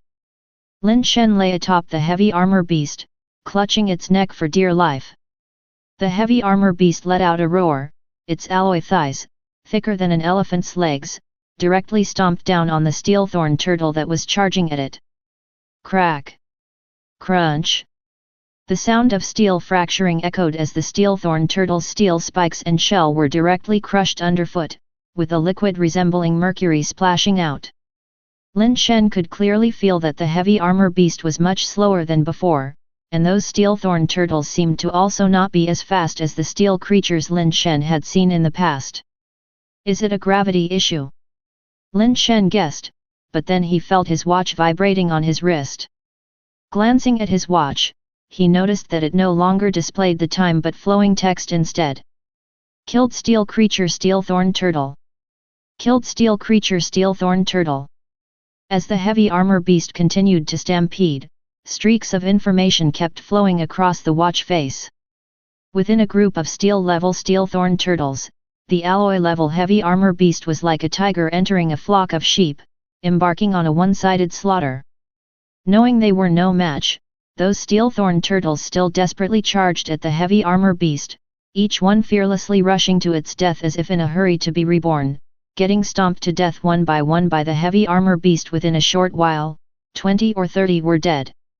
Lin Shen was initially puzzled as to why these steel thorn turtles didn't run away. Base variant creatures weren't stupid, even normal animals knew to flee, and the intelligence of base variant creatures was no less than that of normal animals, some were even smarter. It seemed impossible that they would not know to escape. But when his gaze fell upon the ground where the steel thorn turtles had been prostrating, he instantly understood. There were pits in the sand, and in the partly exposed pits, Lin Shen saw eggs the size of ping-pong balls. So these steel thorn turtles were laying eggs. I've stumbled into a communal nesting ground. Lin Shen realized. Looking at the base mutation eggs in those sand pits, Lin Shen suddenly thought that if he could take all these eggs back with him, that would be quite a significant income. The egg-laying capability of the steel thorn turtles seemed very strong. Just from a quick glance, there were at least 7 or 8 base mutation eggs per pit. With so many pits, there could be over 1,000 eggs, couldn't there? It was uncertain whether the teleporter could take them all back, and there were also materials from the bodies of these steel thorn turtles. Although they were not tremendously valuable, the sheer quantity meant they could still make some money. As Lin Shen was thinking this, he suddenly heard the heavy armor beast let out a dreadful scream. Looking down, Lin Shen was shocked to see one of the heavy armor beast's feet had been impaled by a spike on the back of a steel thorn turtle. Unlike the others, this particular steel thorn turtle hadn't been crushed at all. Instead, it was the heavy armor beast's foot that had been pierced by the turtle's steel spike. What's going on? Lin Shen looked at the trapped steel thorn turtle, which in size and appearance seemed no different from the ordinary ones, appearing to be just another normal turtle. But how could a steel creature's spike possibly pierce through an alloy creature? Lin Shen involuntarily checked his watch, hoping to see information about this particular steel thorn turtle, but he didn't find any. Instead, he saw other information. User, unmutated lower life form. Strength, 5. Speed, 5. Hardness, 5. Toughness, 5. Theoretical lifespan limit of the living entity, 100 years. Base change talent, none. Lin Shen couldn't help but stare blankly. This unmutated lower life form, could it be referring to me? But on second thought, it made sense, all 5s, truly a quintessential weakling. Even such a weakling was already at the human limit, achieved through years of consuming a large amount of base mutation fluid to enhance physical attributes. Subscribe to Chinese Novel Audiowave. Chapter 31. Poison Spike Turtle. The heavy armor beast yanked its foot out and stomped down viciously on the steel thorn turtle once more. Still, it was as before.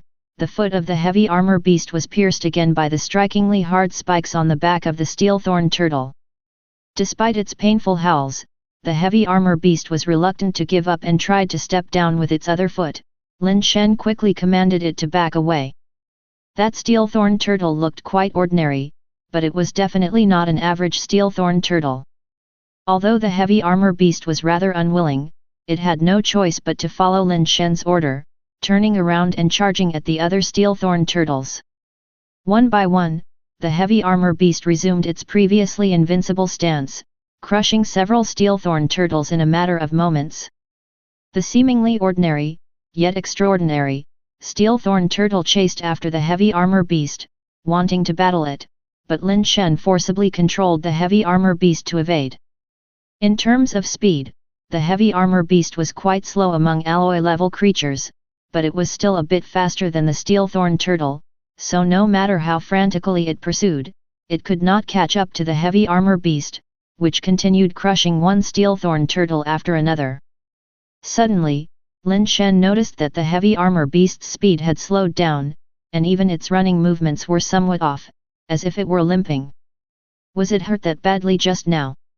Lin Shen found it strange if the injury to that foot was affecting its mobility. Why did the symptoms only show up now? Glancing down at the injured foot of the heavy armor beast, Lin Shen immediately felt that it might not be just a simple injury.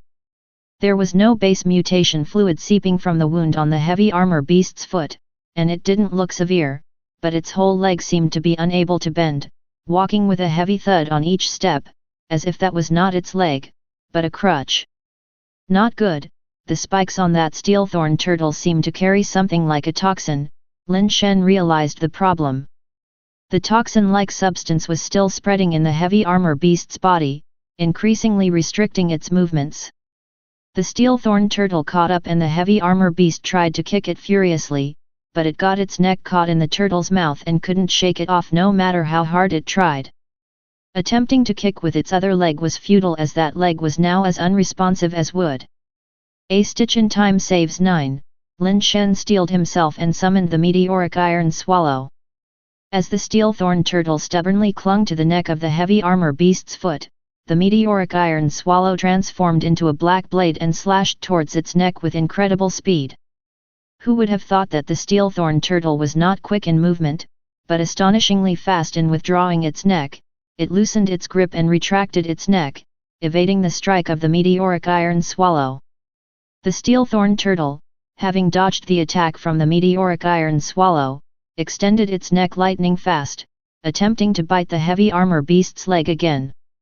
However, it never anticipated that the meteoric iron swallow, which seemed to fly forward ferociously, would make a bizarre turn and return even faster than before, striking the steel-thorn turtle's neck once again. Firstly, the steel-thorn turtle did not expect such a move, and secondly, the distance was too close, and the meteoric iron swallow's speed was so surprisingly fast that it gave no opportunity for the turtle to retract its neck again. A black lightning streaked by, and with a crisp snap, the steel-thorn turtle's neck was severed by the meteoric iron swallow, sharp as a blade. Its neck was not as hard as its shell and spikes, and fell victim to a single deadly blow from the meteoric iron swallow, enhanced by both swift slash and swallow return. Killed the mutant steel creature, poison spike turtle. After the death of the steel-thorn turtle, Lin Shen had no great joy on his face. Instead, he ordered the heavy armor beast and the meteoric iron swallow to clear out the remaining steel-thorn turtles even faster. The steel-thorn turtles that swore to defend the base mutation egg to the death still recklessly charged at the heavy armor beast, fearless of life and death. If there were a choice, Lin Shen would not want to exterminate them completely. After all, steel materials were not very valuable, and it probably wouldn't be possible to transport so many items back. The reason he commanded the heavy armor beast and the meteoric iron swallow to hasten the killing of the steel-thorn turtles was due to his worries. Not long after, Lin Shen's concerns developed towards the worst possible scenario. The two injured legs of the heavy armor beast could no longer move, even its body had begun to stiffen up, making walking increasingly difficult. What was more painful was that the wings of the meteoric iron swallow also started to stiffen, its flight path became highly unstable, and its speed also slowed down considerably, nearly falling from the sky several times. Luckily, they were both alloy creatures, a level higher in strength than the steel-thorn turtles, otherwise, they might have already been killed by the swarming turtles by now.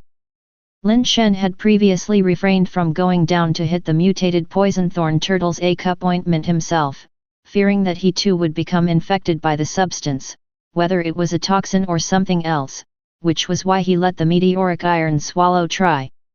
The result was very bad. Even the unharmed meteoric iron swallow had been affected, and Lin Shen didn't know how to save them. He could only watch helplessly as their bodies gradually stiffened until they completely immobilized, like metallic statues. About a dozen steel thorn turtles remained, but fortunately, Lin Shen still had the supersonic gunman, who connected shots to the head and killed the remaining turtles. I must leave here quickly. Lin Shen did not dare to stay, fearing the corpses of the steel thorn turtles and the base mutation fluid flowing out of their bodies would attract other base variant creatures. Even the base mutation eggs in the sand pits had been mostly given up by Lin Shen, who only intended to pack a few in his backpack for backup. I wonder if that mutated poison thorn turtle laid eggs here. As Lin Shen pondered, the death powder coiled around his arm suddenly moved on its own, wriggling out of his sleeve like a snake towards a sand pit. Death powder, come out, don't touch my mutant base mutation egg, Lin Shen thought, moving step by step towards the sand pit, unable to straighten his waist and walking with great difficulty. Unfortunately, death powder didn't heed his command, it burrowed into the sand pit. Before Lin Shen reached the pit, death powder came out on its own and then pounced on another sand pit. Lin Shen had given up on chasing it and helplessly watched as death powder rapidly shuttled among the sand pits, visiting hundreds of them in turn. After exiting the last sand pit, death powder pounced on the corpse of the mutated poison thorn turtle. Its body and mouth parts expanded to an extreme degree, and it swallowed the corpse of the mutated poison thorn turtle in one gulp. I haven't collected the base mutation fluid yet. That's the rare base mutation fluid of a mutant creature. Lin Shen was very frustrated, as he watched the good stuff being ruined. These were materials from a mutant creature. Although it was a lower level, the presence of the word mutant made it valuable enough. It was even more disappointing because the mutated poison thorn turtle likely laid eggs, which were probably mutant eggs that death powder had privately consumed. If Lin Shen had acquired them, he could have used the mutant eggs to complete base mutation, which would surely have made him stronger than the other steel mutators. As Lin Shen was considering ways to fully control death powder, it surprisingly crawled back on its own, climbing onto Lin Shen's arm, and while crawling, its body shrank until it turned into a capsule in the palm of his hand. Base mutation evolving, Lin Shen saw such a message displayed on the capsule. Come on, evolving now. Are you playing with me? Lin Shen tried to unlock and summon death powder, but the key wouldn't work after several attempts, completely unable to summon it. In this place teeming with dangers, this damn thing went off to evolve after stuffing itself, and Lin Shen had no idea how long the evolution would take. He had the heart to curse its 18 generations of ancestors. Chapter 32. Encountering mutations again. The ground was covered with the carcasses of steel thorn turtles, and both the heavy armor beasts and meteoric iron swallows had become lifeless metal statues. The heavy armor beast was too big to take back, it was probably impossible now. The meteoric iron swallow could be taken back, but Lin Shen feared that it carried some kind of toxin, so he did not touch it. Had I known this would happen, I should have let the death powder take care of the poison spike turtle. Lin Shen had feared that the death powder would also be poisoned, so he had not dared to use it. Now, seeing that it had directly devoured the corpse of the poison spike turtle and not only survived but also evolved, he knew that his concerns had been completely unnecessary. Mutated poison thorn turtles are mutated creatures, yet they carry no fire seed. Is it because of the location, or do mutated creatures not necessarily carry a fire seed? Lin Shen didn't have time to ponder too much. After collecting as much base mutation fluid from the steel thorn turtles as possible, he proceeded along the coastline. Beyond the white beach was a forest of alloy plants. Unlike near Dark Bird Base, there were no green plants here at all the plants were metallic. Lin Shen dared not rashly enter the alloy forest. With his weak body, if a base variant creature suddenly emerged from the underbrush, he wouldn't even be able to run. Looking along the coastline, there were large reefs and cliffs in the distance with a clearer view. Lin Shen wanted to see if he could find a hiding place there. If he could just hold out for 72 hours, he would be able to activate the damned teleporter and return. After walking a few meters, Lin Shen felt that he could not go on, or he would never make it to the reef area in his lifetime and would die of exhaustion. He called the supersonic gunman over, asked him to crouch down, and then Lin Shen lay on his back, letting the supersonic gunman carry him. It wasn't that Lin Shen didn't want to challenge himself, but just walking those few meters had left him drenched in sweat and sore all over. What place is this, exactly? Is it the interior of the mysterious Gourd Mountain? If the interior of Gourd Mountain can form its own world, what kind of existence is Gourd Mountain itself? Did my third and fourth brothers come here? Could my missing second brother possibly be here too? Lin Shen pondered a lot while lying on the supersonic gunman's back. He also knew that the third and fourth brothers might still be alive, but the chances of the second brother still being alive were very slim.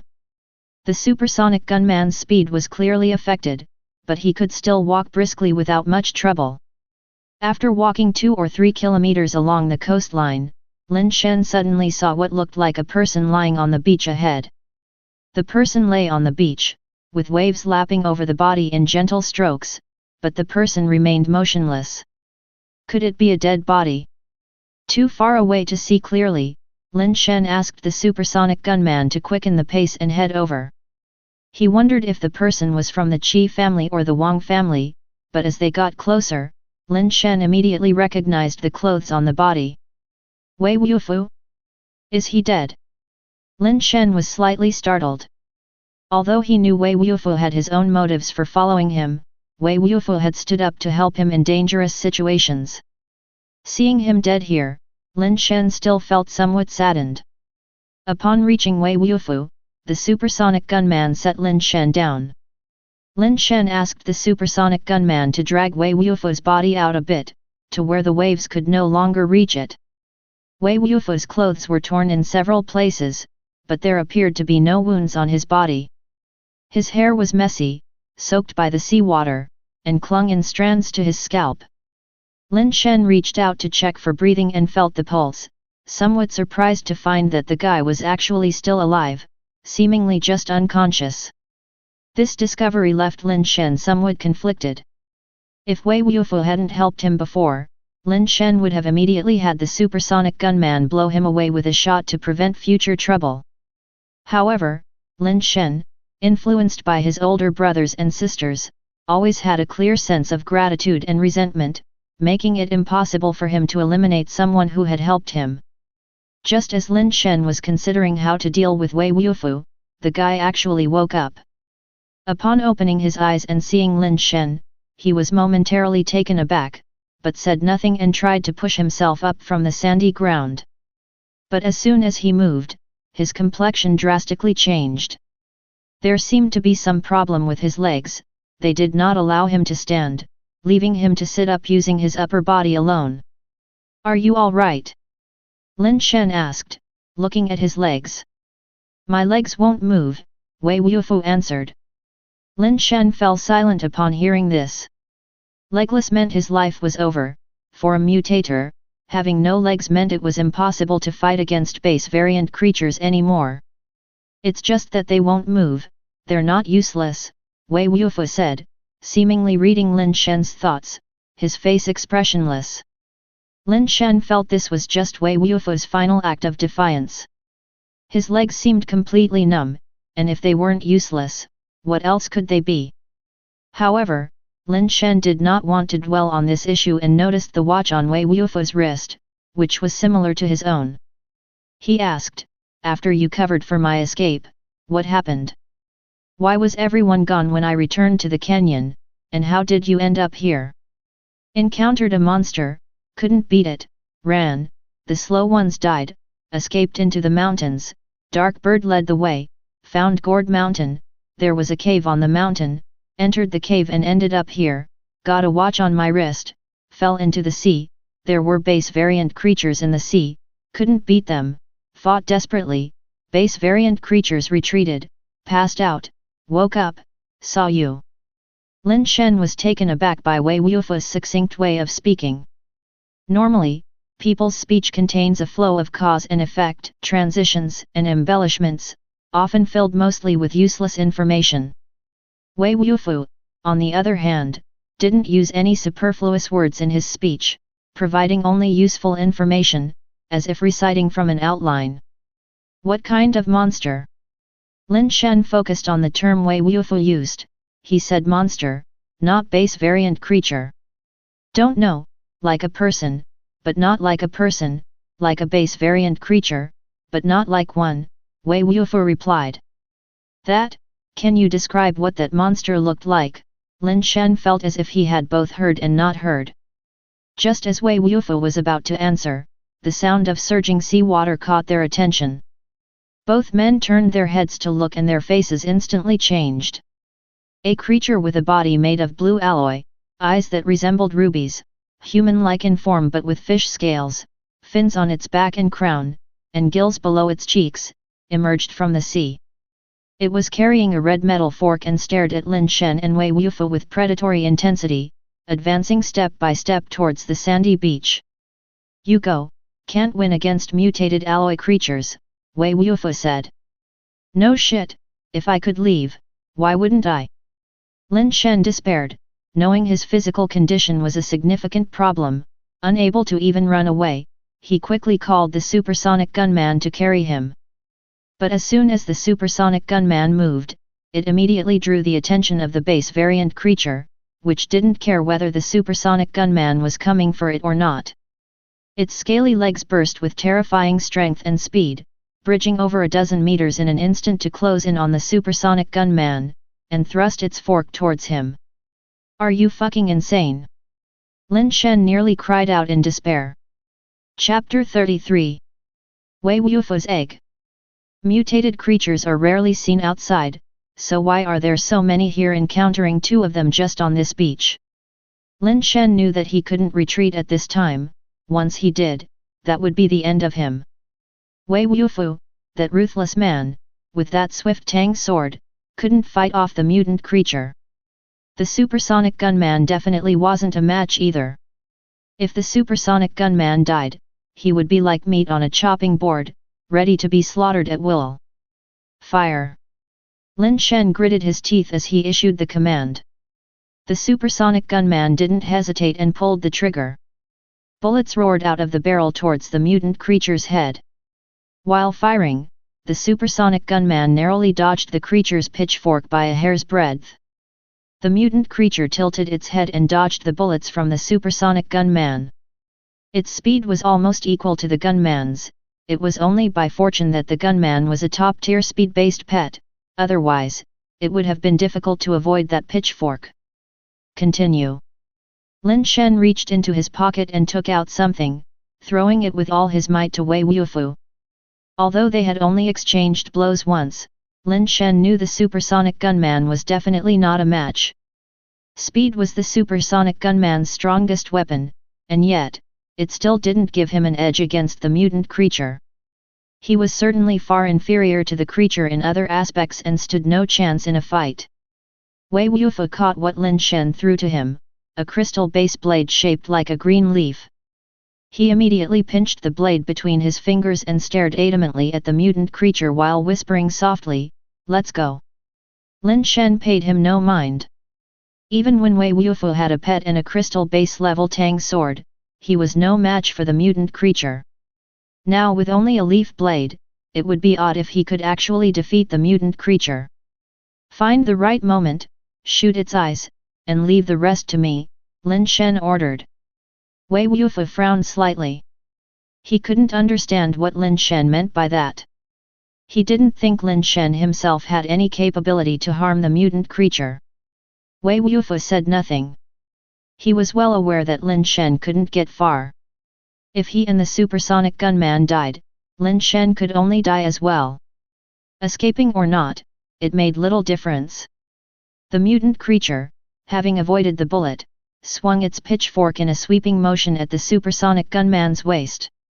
The gunman hadn't even had a chance to fire a second shot, which showed that the creature still held a slight advantage in speed. Its speed value could be a perfect 20. Of course, like death powder, it's possible the speed value could have broken past the limit of 20, reaching the transcendent 21. But Lin Shen felt it wasn't as fast as death powder and probably didn't reach 21. The supersonic gunman could only quickly retreat while firing another shot, which, once again, was aimed at the mutant creature's face. This was all deliberate from Lin Shen, keeping the supersonic gunman's aim fixed on the mutant creature's face. At such a close range, the bullets still missed as the creature turned and dodged, swinging its pitchfork in a wide arc and aiming again for the supersonic gunman. Now! Lin Shen suddenly shouted, and the supersonic gunman, instead of retreating, rushed forward, getting almost in front of the mutant creature and firing a shot at its face. Almost at the instant the bullet left the barrel, the creature's pitchfork swept across the waist of the supersonic gunman, sending him flying to the side, his waist clearly twisted and his alloy spine appeared to have been broken. Due to the close distance, the creature was forced to twist its neck to dodge the bullet. A streak of green light flashed across the air and struck the mutant creature's left eye, which was dodging the bullet. The ruby-like eye was pierced by the leaf blade, causing the mutant creature to painfully reach out and grasp at the leaf blade stuck in its eye. Wei Wufu saw Lin Shen suddenly charging at the mutant creature at the same time, his speed even faster than the bullet fired by the supersonic gunman.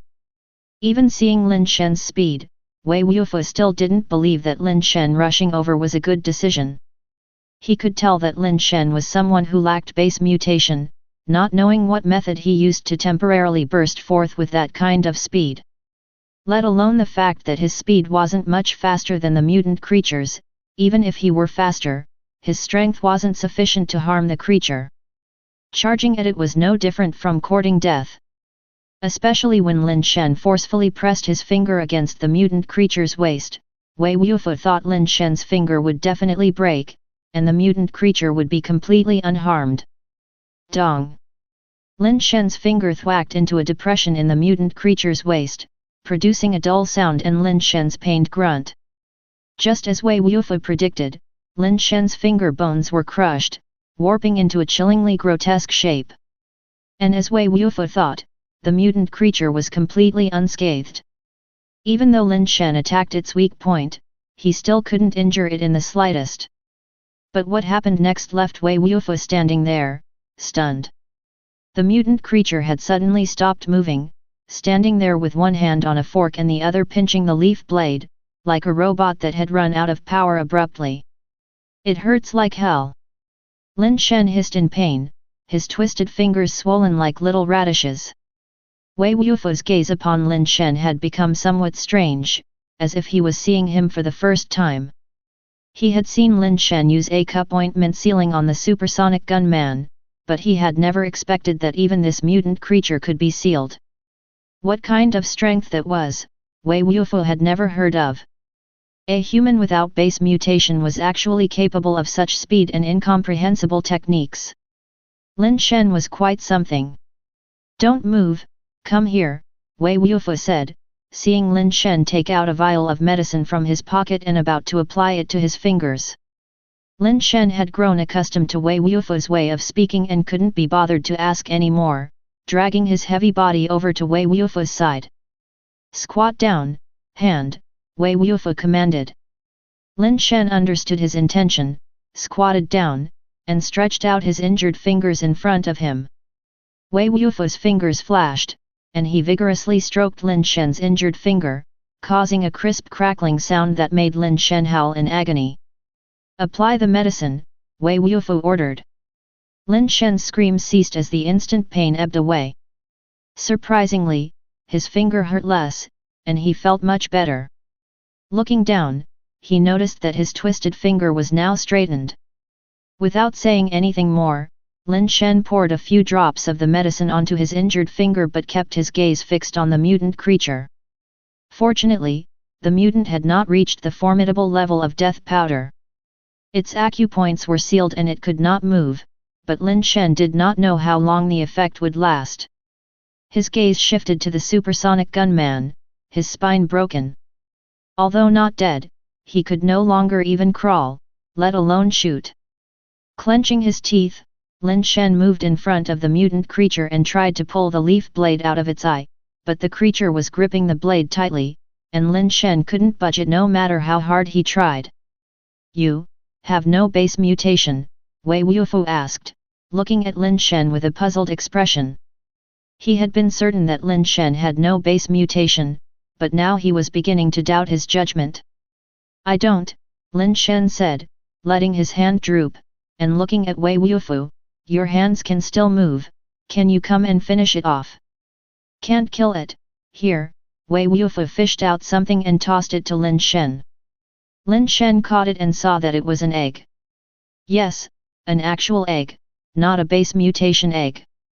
Base mutation eggs have metallic or crystalline shells, but this egg looked like a chicken egg or duck egg with a grey-white shell, thin and fragile. It was smaller, slightly larger than a pigeon egg. "I'm not hungry," Lin Shen thought Wei Wufu was suggesting he eat the egg. Not that he was hungry, but such a small egg wouldn't fill him up even if he were. "Don't eat it, use it to base mutate," Wei Wufu instructed. "Use this egg to base mutate." "Are you sure?" Lin Shen was full of question marks. How could one base mutate with this thing? He felt as if Wei Wufu was joking, but Wei Wufu's expression showed no sign of teasing. "Want to live? Use it to base mutate," Wei Wufu pressed, noting Lin Shen's skepticism. Lin Shen still found it unbelievable that he could base mutate with this thing, and even if it were possible, it would be a lengthy process taking at least 3 to 5 days, or maybe even half a month, with the longest taking 1 or 2 months. In a place like this, how could he base mutate? Most likely, before he even finished base mutating, the effects of the A-cup ointment sealing would wear off, and the mutant creature would kill him with a stab of its fork.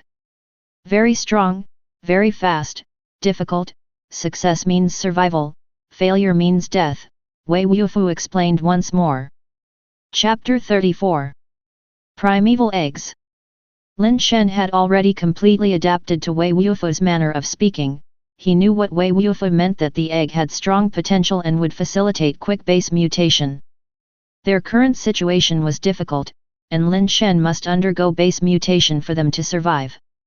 If he failed, given their current circumstances, it was certain to be a dead end. "Are you really sure this thing is a base mutation egg? Are you sure it hasn't been mixed up, and this isn't just one of your small chicken eggs boiled for snacks?" Lin Shen sought confirmation once more. Because no matter how he looked at it, it appeared to be an ordinary bird's egg, with no connection to a base mutation egg whatsoever. "If you're afraid, just give it back to me," Wei Wufu said. "Then I'll give it a try," Lin Shen thought. "If this is just an ordinary bird's egg, then I won't lose anything. But if it's as powerful as Wei Wufu says, I'll have hit the jackpot." Such a formidable guy as Wei Wufu wouldn't praise a base mutation egg unless it was extraordinary. "It's just, why haven't I heard of any gene egg that allows for base mutation to be completed in such a short time?" Having made his decision, Lin Shen did not hesitate any longer. He was not one to drag his feet. Glancing at the mutated creature that was completely immobilized, Lin Shen picked up the egg that looked like a bird's egg, actually a base mutation egg, and swallowed it whole. Yes, he swallowed it whole. Humans who had not undergone base mutation could not directly consume base mutation fluid or the essence contained in base mutation eggs. Normally, they had to first refine and create essence injections, which were then administered into the body in controlled doses. Humans post-base mutation could directly consume some base mutation fluid, but this was not without risks. The nature of base mutation fluid was more akin to a virus. Humans infected by it would gradually coexist with the virus, attempting to control and incorporate it as part of themselves. Of course, this was just an analogy. In reality, the properties of base mutation fluid and a virus were somewhat different. Humans without base mutation needed to consume a whole base mutation egg, including the shell, to undergo infection and change their body structure. Because he had previously used a large amount of essence injections, it was as if he'd been vaccinated many times, so the risk of this type of infection wasn't really high. After all, he was using the lowest level steel level base mutation egg. Failure in base mutation would mostly result in headache, fever, and such, not much different from catching a cold. Wei Wufu, seeing Lin Shen swallow the bird egg, revealed a hint of recognition in his eyes, thinking to himself, 6 people who used the number 14 primeval eggs have died, so far, no one has succeeded. Now, Lin Shen is so composed and calm, knowing full well that failure means certain death. He is truly an exceptional individual. Maybe he really can succeed. Wei Wufu himself had not realized that it was his cryptic way of communicating that had misled Lin Shen. The reason Lin Shen was misled was that he had never heard of anyone dying from base mutation failure. The concept simply didn't exist in his mind, and he had no awareness of this issue, so he misunderstood. Of course, if Lin Shen had known, perhaps he would have been even more interested.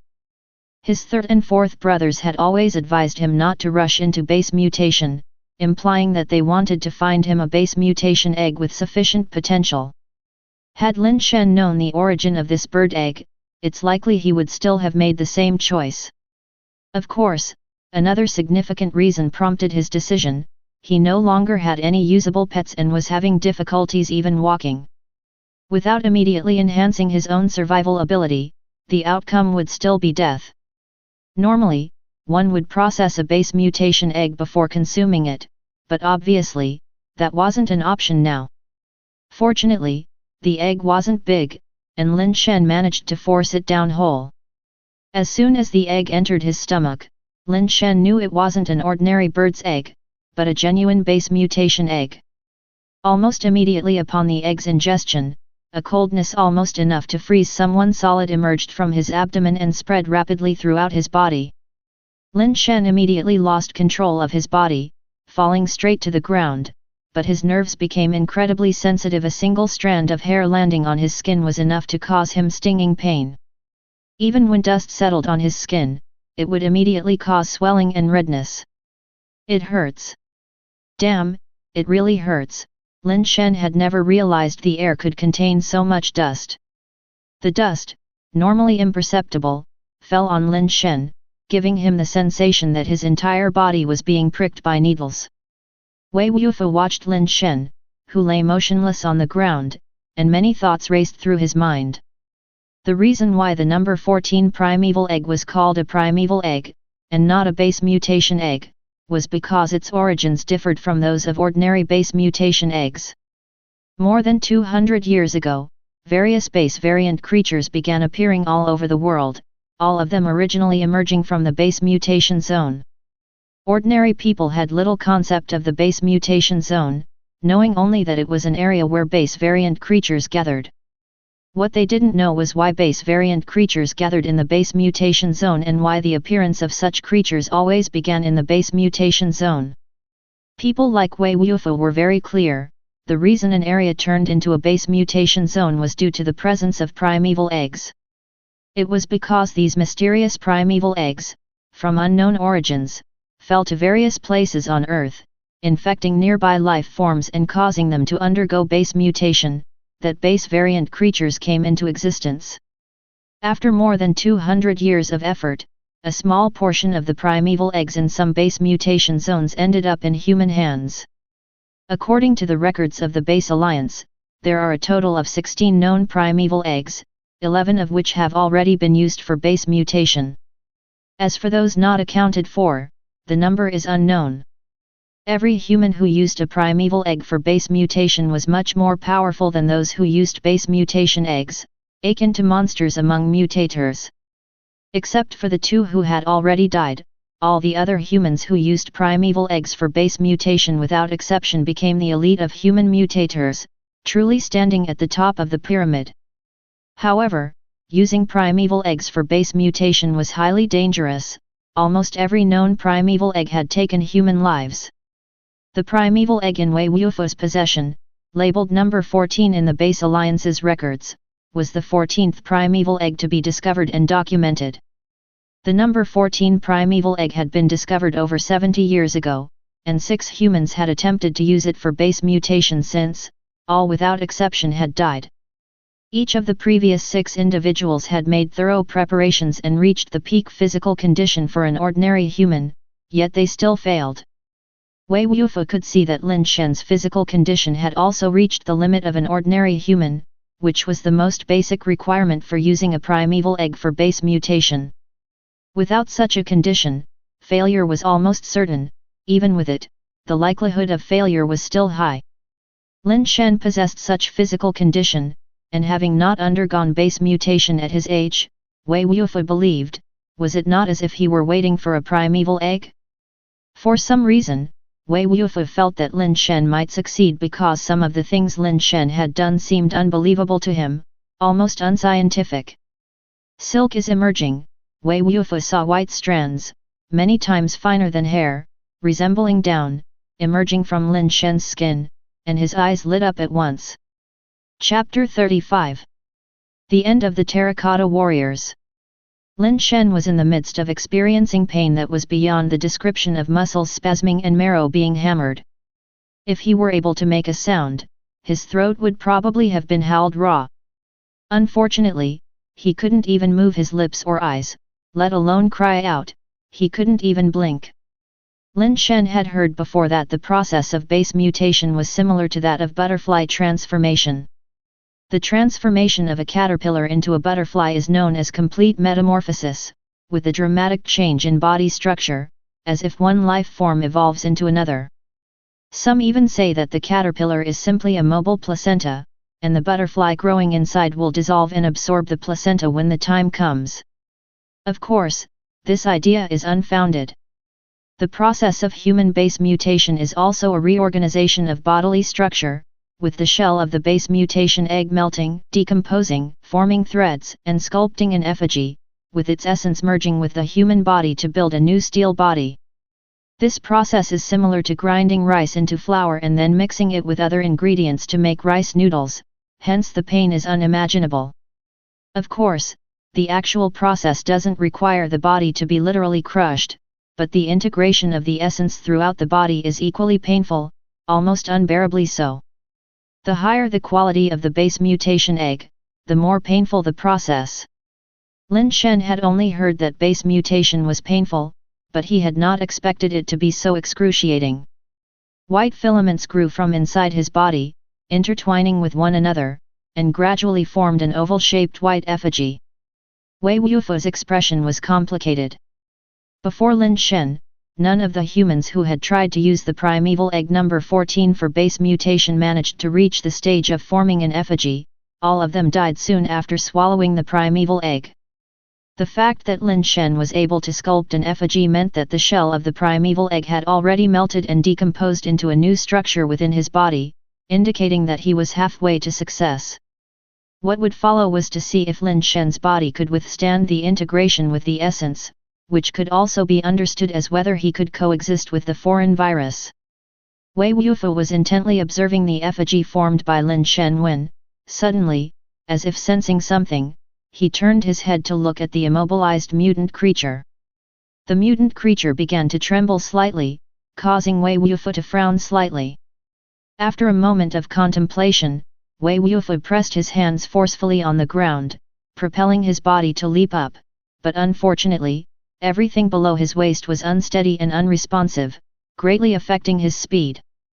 Wei Wufu lunged in front of the mutant creature and fiercely jabbed his fingers into the depression at the creature's waist, exactly where Lin Shen had previously targeted. The force of his poke was many times greater than Lin Shen's, pressing the depression even deeper. Unfortunately, when Wei Wufu looked up at the mutant creature, he found that its body's trembling had not stopped. What method did he use? Why can he do it, but I can't? Wei Wufu sighed in his heart, stretched out his hands onto the ground, leaped up once more with force, and then clapped his hands hard, pushing the mutant creature's body away.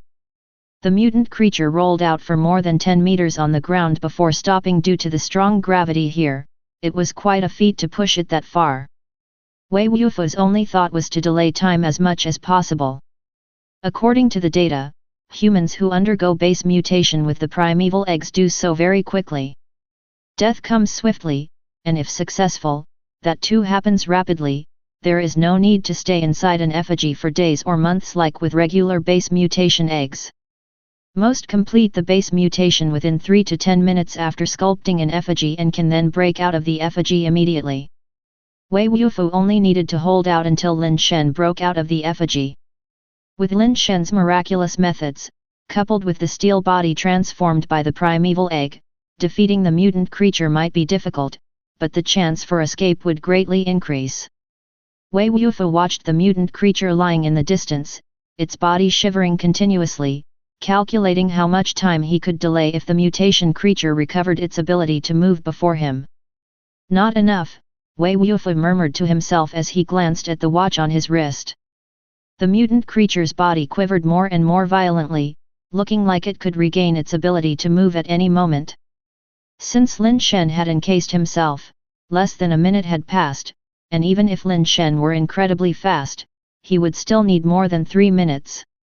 Wei Wufu once again pressed his hands against the ground and crawled towards the distant mutant creature. Reaching the violently shaking body of the mutant creature, Wei Wufu pushed against it, continuing to shove it farther away. After pushing for a short while, the mutant creature's body suddenly jerked, then its arm lifted, followed by its body also starting to move, albeit somewhat stiffly, like a robot from a breakdance performance. Without a word, Wei Wufu rolled behind the mutant creature and locked his arms around its neck in a rear naked chokehold.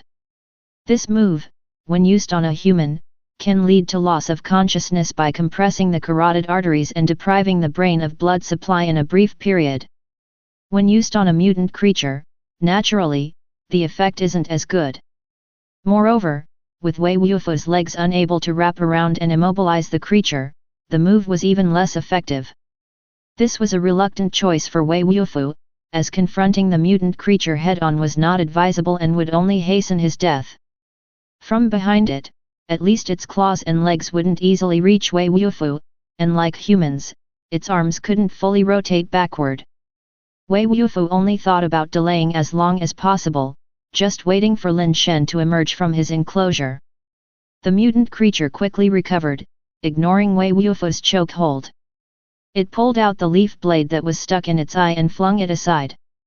As the leaf blade was removed, the mutant creature's eye wound healed at a visible rate, soon completely returning to normal.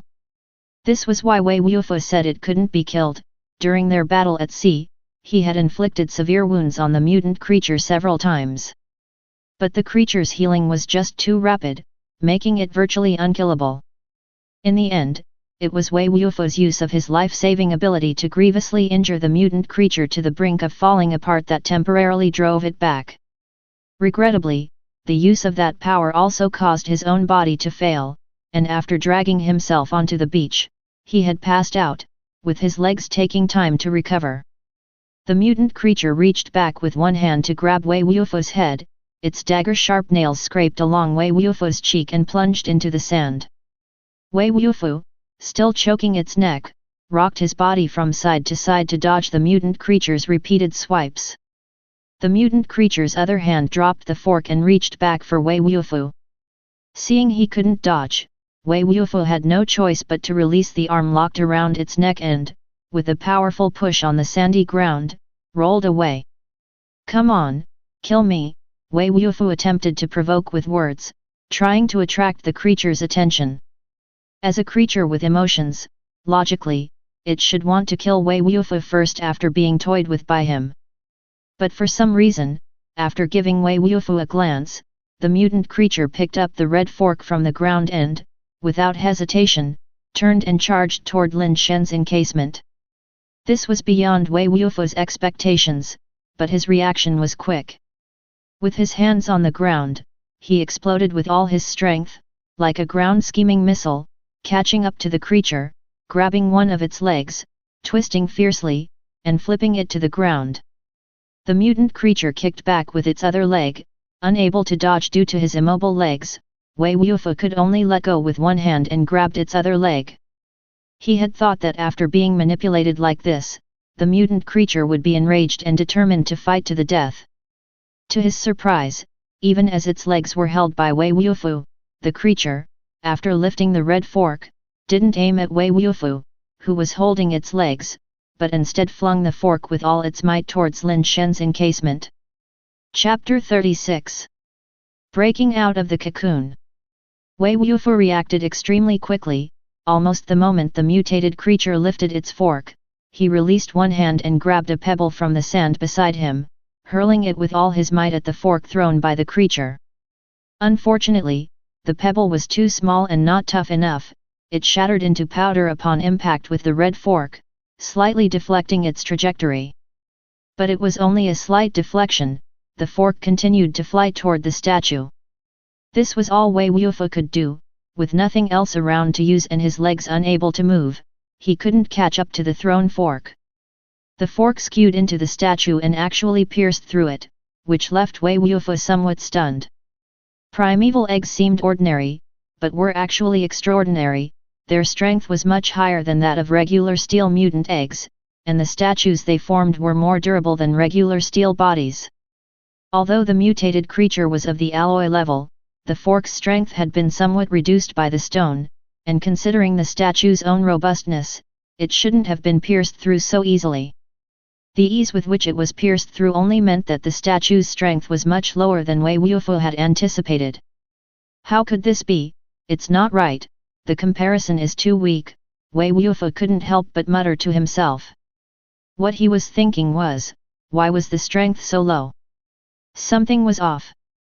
Comparing it to others who had used primeval eggs to form statues, Lin Shen's statue was much weaker. For some reason, what he said came out differently. The mutated creature seemed to have some special obsession with Lin Shen, not knowing whether it was because Lin Shen had struck its pressure point or for some other reason. Even though the statue had been pierced, the mutated creature was relentless and dragged Wei Wufu step by step toward the statue. With his legs unable to exert force, and his arms wrapped around the creature's legs, Wei Wufu couldn't stop it from moving toward the statue. As Wei Wufu's mind frantically searched for a way to stop the mutated creature and buy time, the creature suddenly stopped on its own. Unsure of what had happened, Wei Wufu raised his head to look at the statue's position, wanting to know what had happened and why the mutated creature had stopped on its own. Looking in that direction, Wei Wufu saw that the red fork stuck in the statue was now emitting steam, which grew denser by the moment. In just a short while, the metallic shaft of the red fork gradually turned golden red, growing brighter in color, resembling steel heated to red hot. In fact, both Wei Wufu and the mutated creature had felt the scorching heat emanating from the red fork, otherwise the creature would not have stopped. In just a brief moment, the red fork had turned completely into a translucent gold, strikingly similar to the appearance of steel as it approached its melting point under intense heat. Wei Wufu found it difficult to understand why there was such high temperature. Base mutation wasn't steel forging. With such high temperatures, people would be incinerated to ash, let alone undergo base mutation. Could it be that the energy of the primeval egg is too strong, causing such high heat? Then Lin Shen must be doomed. No wonder those who tried to undergo base mutation number 14 in the past all died. With such terrifying energy, not to mention people, even a steel body wouldn't be able to withstand it and would melt, Wei Wufu thought to himself darkly. The mutated creature too stared at the red-hot fork with a puzzled face. The fork was as hard as its body, and if the fork could be burned like that, it would suffer the same fate, which made it uncertain and wary. The scene fell into an eerie calm. The urgency of the life and death struggle vanished, yet the tension seemed to increase even further. Just as the fork was about to melt, at that critical moment when it was neither solid nor liquid, suddenly, a surge of icy chill burst forth. The temperature of the fork dropped drastically, changing from gold to red in an instant. After cooling, although still red, the fork turned semi-transparent, as if it had transformed from metal to crystal. A look of wild joy appeared in the mutated creature's eyes. seeming to indicate that its fork had indeed become crystal base material. Crack! Just as the mutating creature was delighting in its surprise, the fork suddenly shattered, like tempered glass breaking into countless crystalline particles that fell onto the sand. Lin Shen, is he dead? Wei Wufu watched the scene, feeling that Lin Shen inside the statue must have been dead for certain. Since even the alloy fork had ended up like this, Lin Shen inside the statue must surely be dead. Even if Lin Shen could have withstood the initial extreme heat, he couldn't have survived the final chilling. Let's not mention that Lin Shen doesn't have base mutation, even alloy mutators would probably not survive, and that alloy fork was the best proof of it. The mutating creature seemed to think so too, as its gaze had already moved from the statue to Wei Wufu, who was hugging its leg. Crack! Another crisp sound drew the attention of Wei Wufu and the mutating creature back to the statue. In an instant, dense cracks appeared on the statue, and in the next moment, the entire statue shattered with a crash, revealing a figure that had been enveloped within it. The armor, polished as if made of mirrors, clung tightly to a tall and robust body, shining dazzlingly in the sunlight from different angles like armor forged from mirrors, dreamy and mesmerizing. The sky and the ocean reflected on the armor added an air of mystery and depth to it. The mutating creature stared at Lin Shen, subconsciously raising its leg wanting to charge at him, but realizing its leg was still firmly grasped by Wei Wufu. Unable to break free, it stumbled and almost fell. Wei, let it go, Lin Shen's voice came from within the armor. Wei Wufu was momentarily startled, puzzled why Lin Shen would not launch an attack now and instead was asking him to release the mutating creature. This guy was an alloy-level mutating creature, not just any alloy creature. Steel-level base mutation from primeval eggs might indeed have the potential to kill beyond its level, but that was not easy.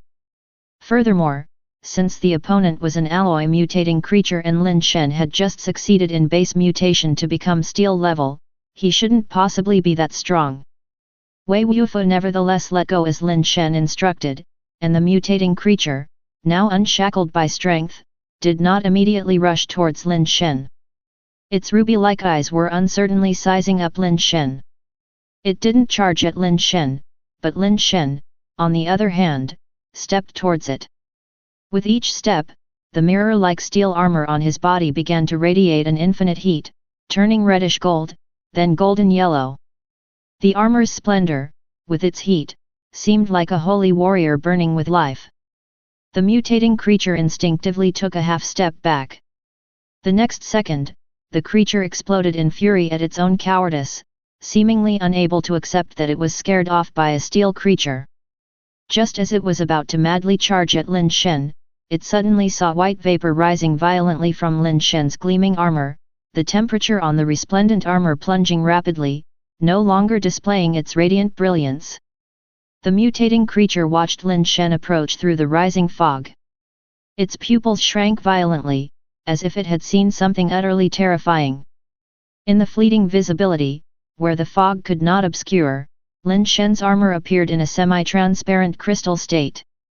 At merely this sight, the mutating creature did not hesitate to retreat rapidly, like a stray dog, turning and plunging into the sea, desperately diving towards deeper waters. Crystal base level. Wei Wufu stared blankly at Lin Shen who emerged from the fog, the semi-transparent crystalline armor emitting a clear and bright luster in the sun, even more dreamlike and unfathomable than when it was a mirrored armor. Chapter 37.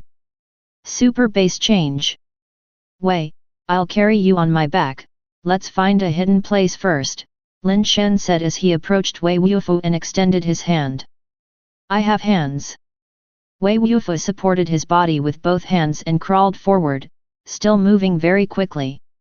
Lin Shen almost couldn't keep up with him, even while walking on two legs. The two made their way to the reef area and eventually hid behind a relatively concealed rock.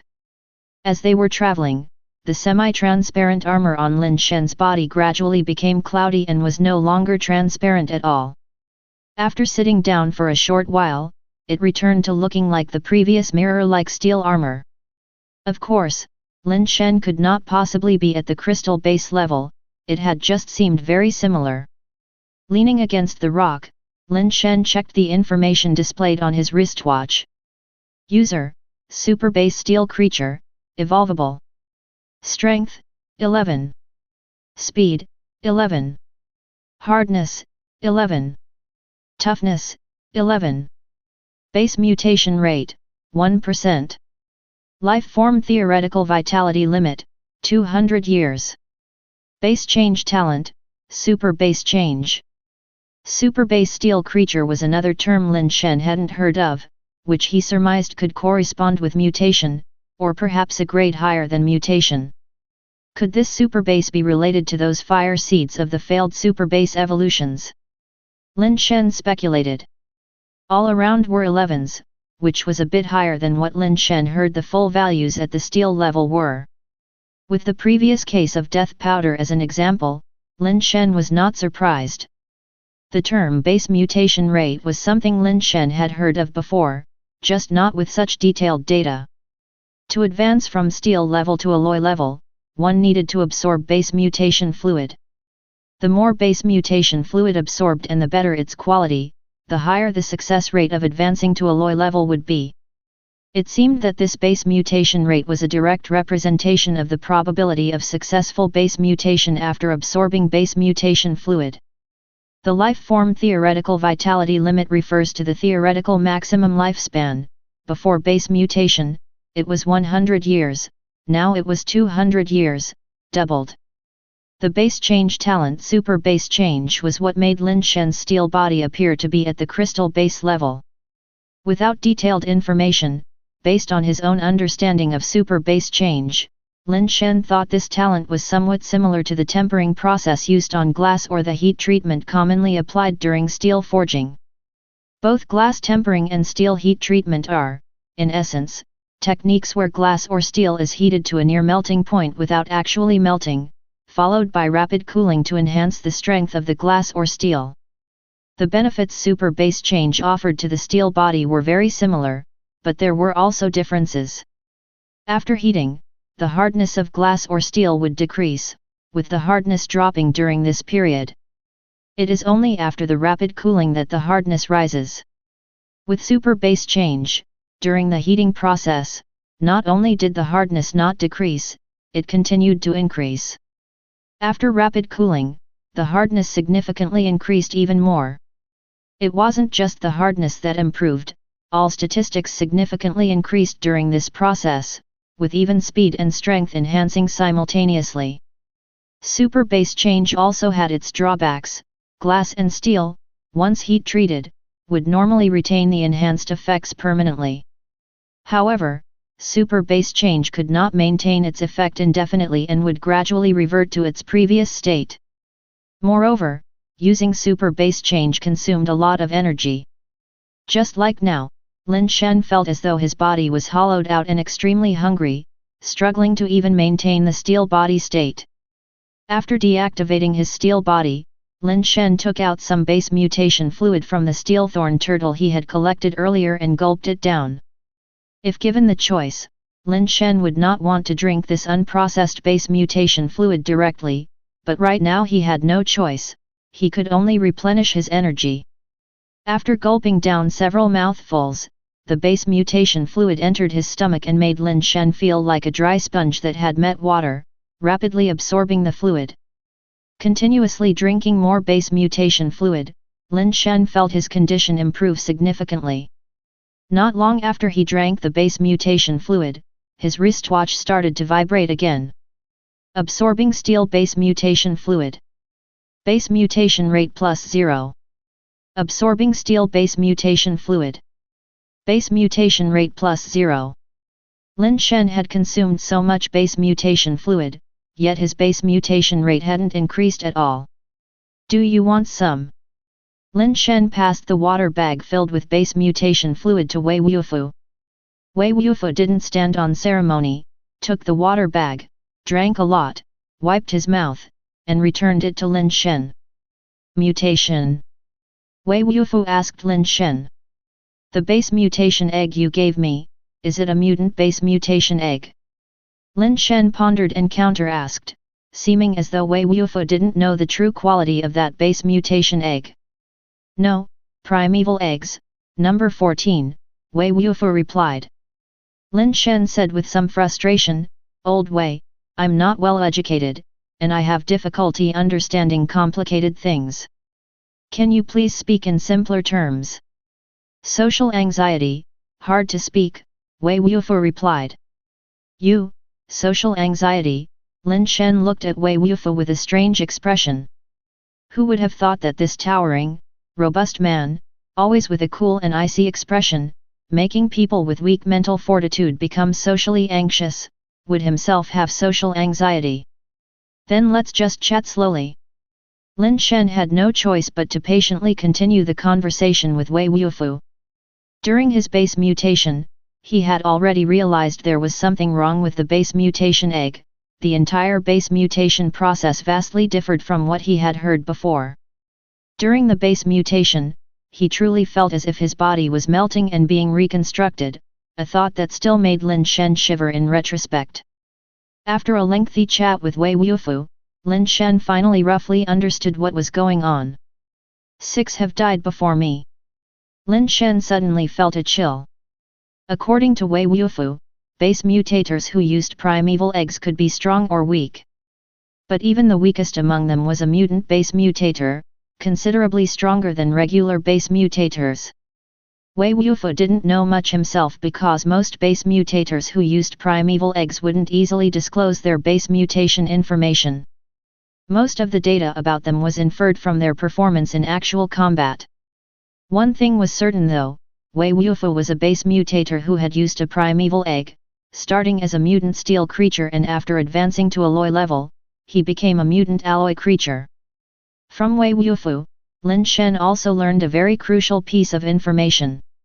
Mutant base mutators could only increase their base mutation rate by absorbing the base mutation fluid from mutant creatures. Regular base mutation fluid was ineffective for them. Where am I supposed to find a super base creature? Lin Shen wryly smiled to himself, unsure whether his current situation was a blessing or a curse. If he couldn't find a super base creature, would he be stuck at steel level forever, likely unable to make further breakthroughs in his lifetime? Old Wei, is your leg okay? Lin Shen asked, looking at Wei Wufu, but Wei Wufu made a gesture to be silent. Lin Shen immediately shut his mouth and followed Wei Wufu's gaze, peeking through the gaps between the rocks. What he saw made him gape in astonishment. What am I seeing? Is that an angel? I couldn't possibly be dead, right?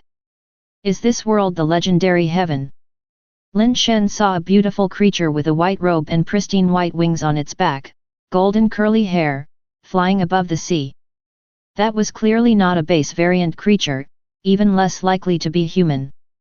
Lin Shen could only surmise it was a being from mythological tales. Chapter 38. Battle of the Sea and Sky. No, not dead, no, planet, Wei Wufu spoke in a suppressed voice. You mean to say, we are on another planet? So, that guy who looks like an angel is an alien. Lin Shen understood what Wei Wufu meant but felt even more astonished. He had originally thought he was inside a cave heaven within Gourd Mountain.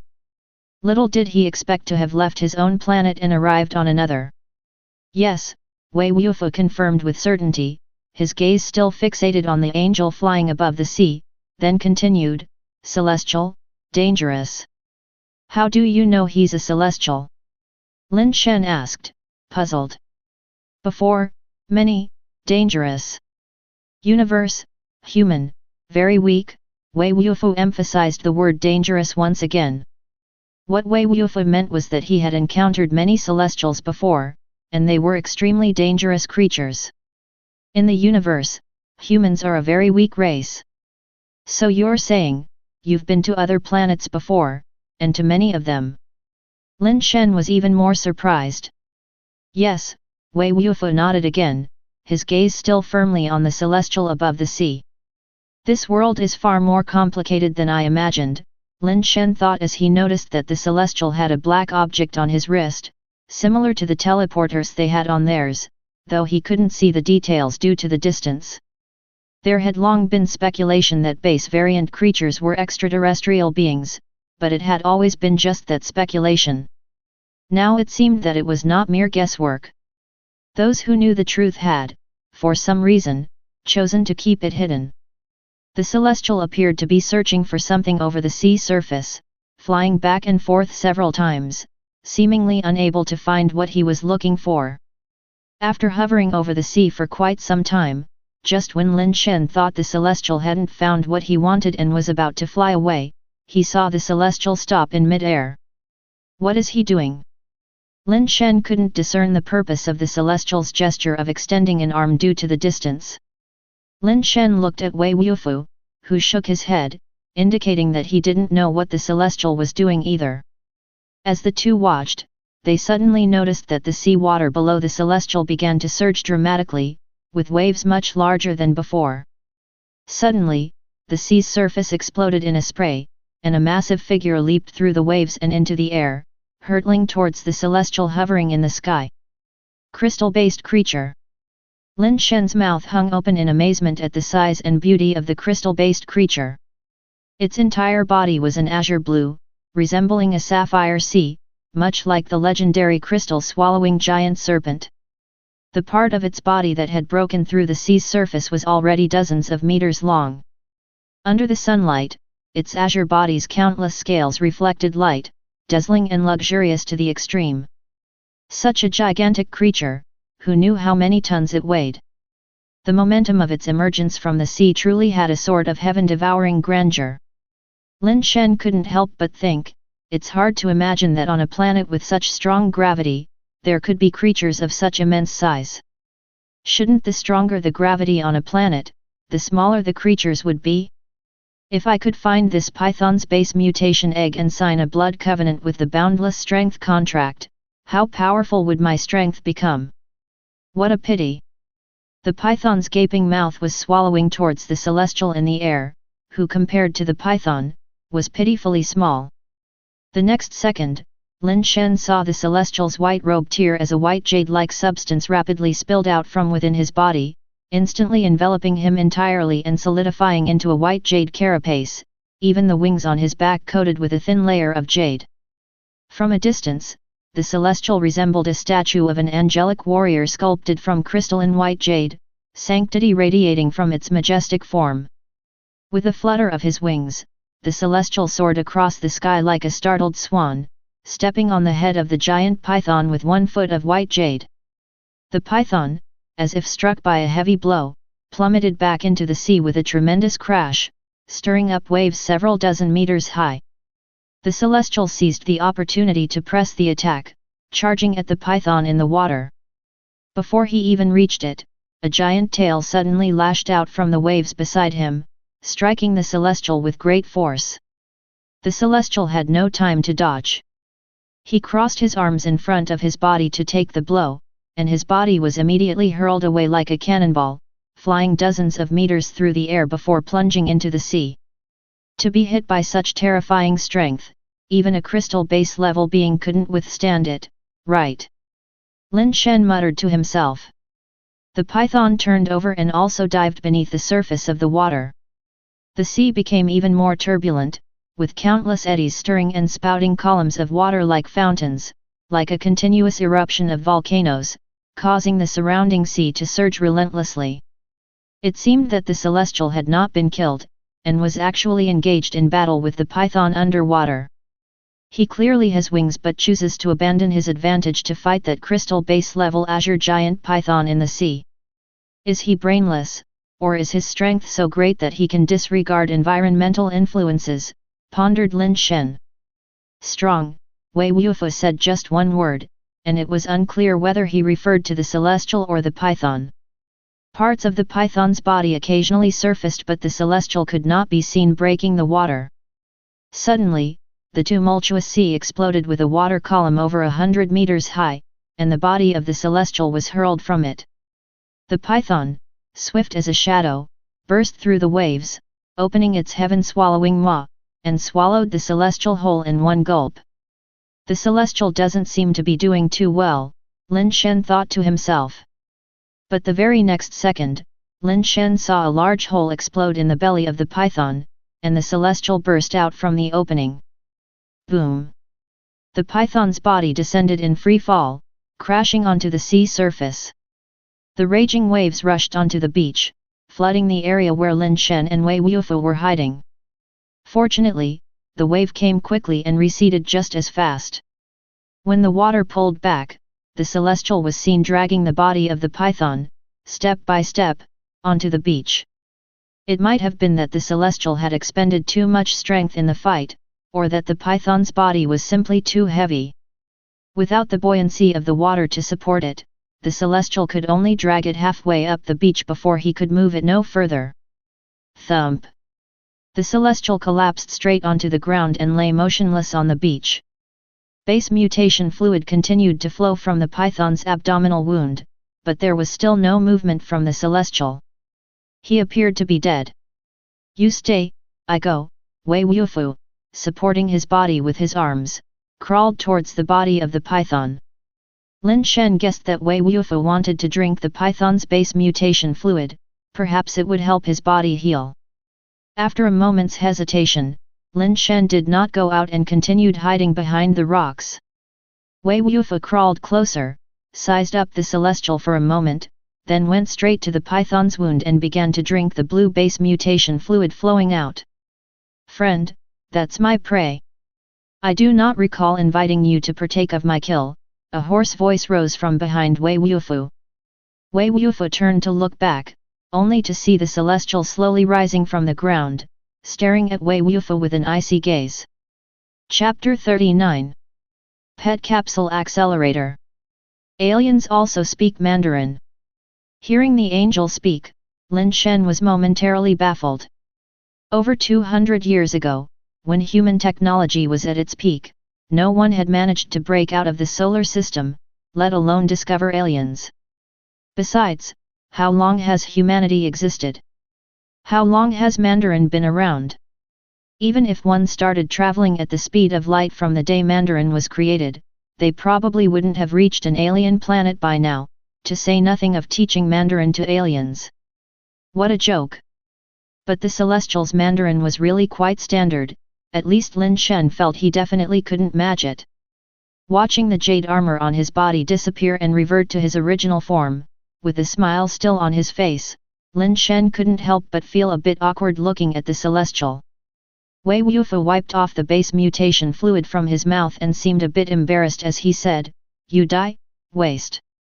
Lin Shen understood Wei Wufu. What Wei Wufu meant was he thought the Celestial was dead, and the spilled base mutation fluid on the ground was a waste. But the Celestial didn't understand Wei Wufu. The initially smiling face gradually turned cold as he stared at Wei Wufu and said, "You want me dead? It looks like I was wrong to call you friend. Garbage like you doesn't deserve to be my friend, so the only option left for you is to die." Lin Shen finally understood why Wei Wufu was socially anxious. With the way he spoke, it wasn't just him who would feel anxious, others would too. Wei Wufu obviously felt it was too troublesome to explain and simply chose not to. "Pretend, you, weak, lay down," Wei Wufu said.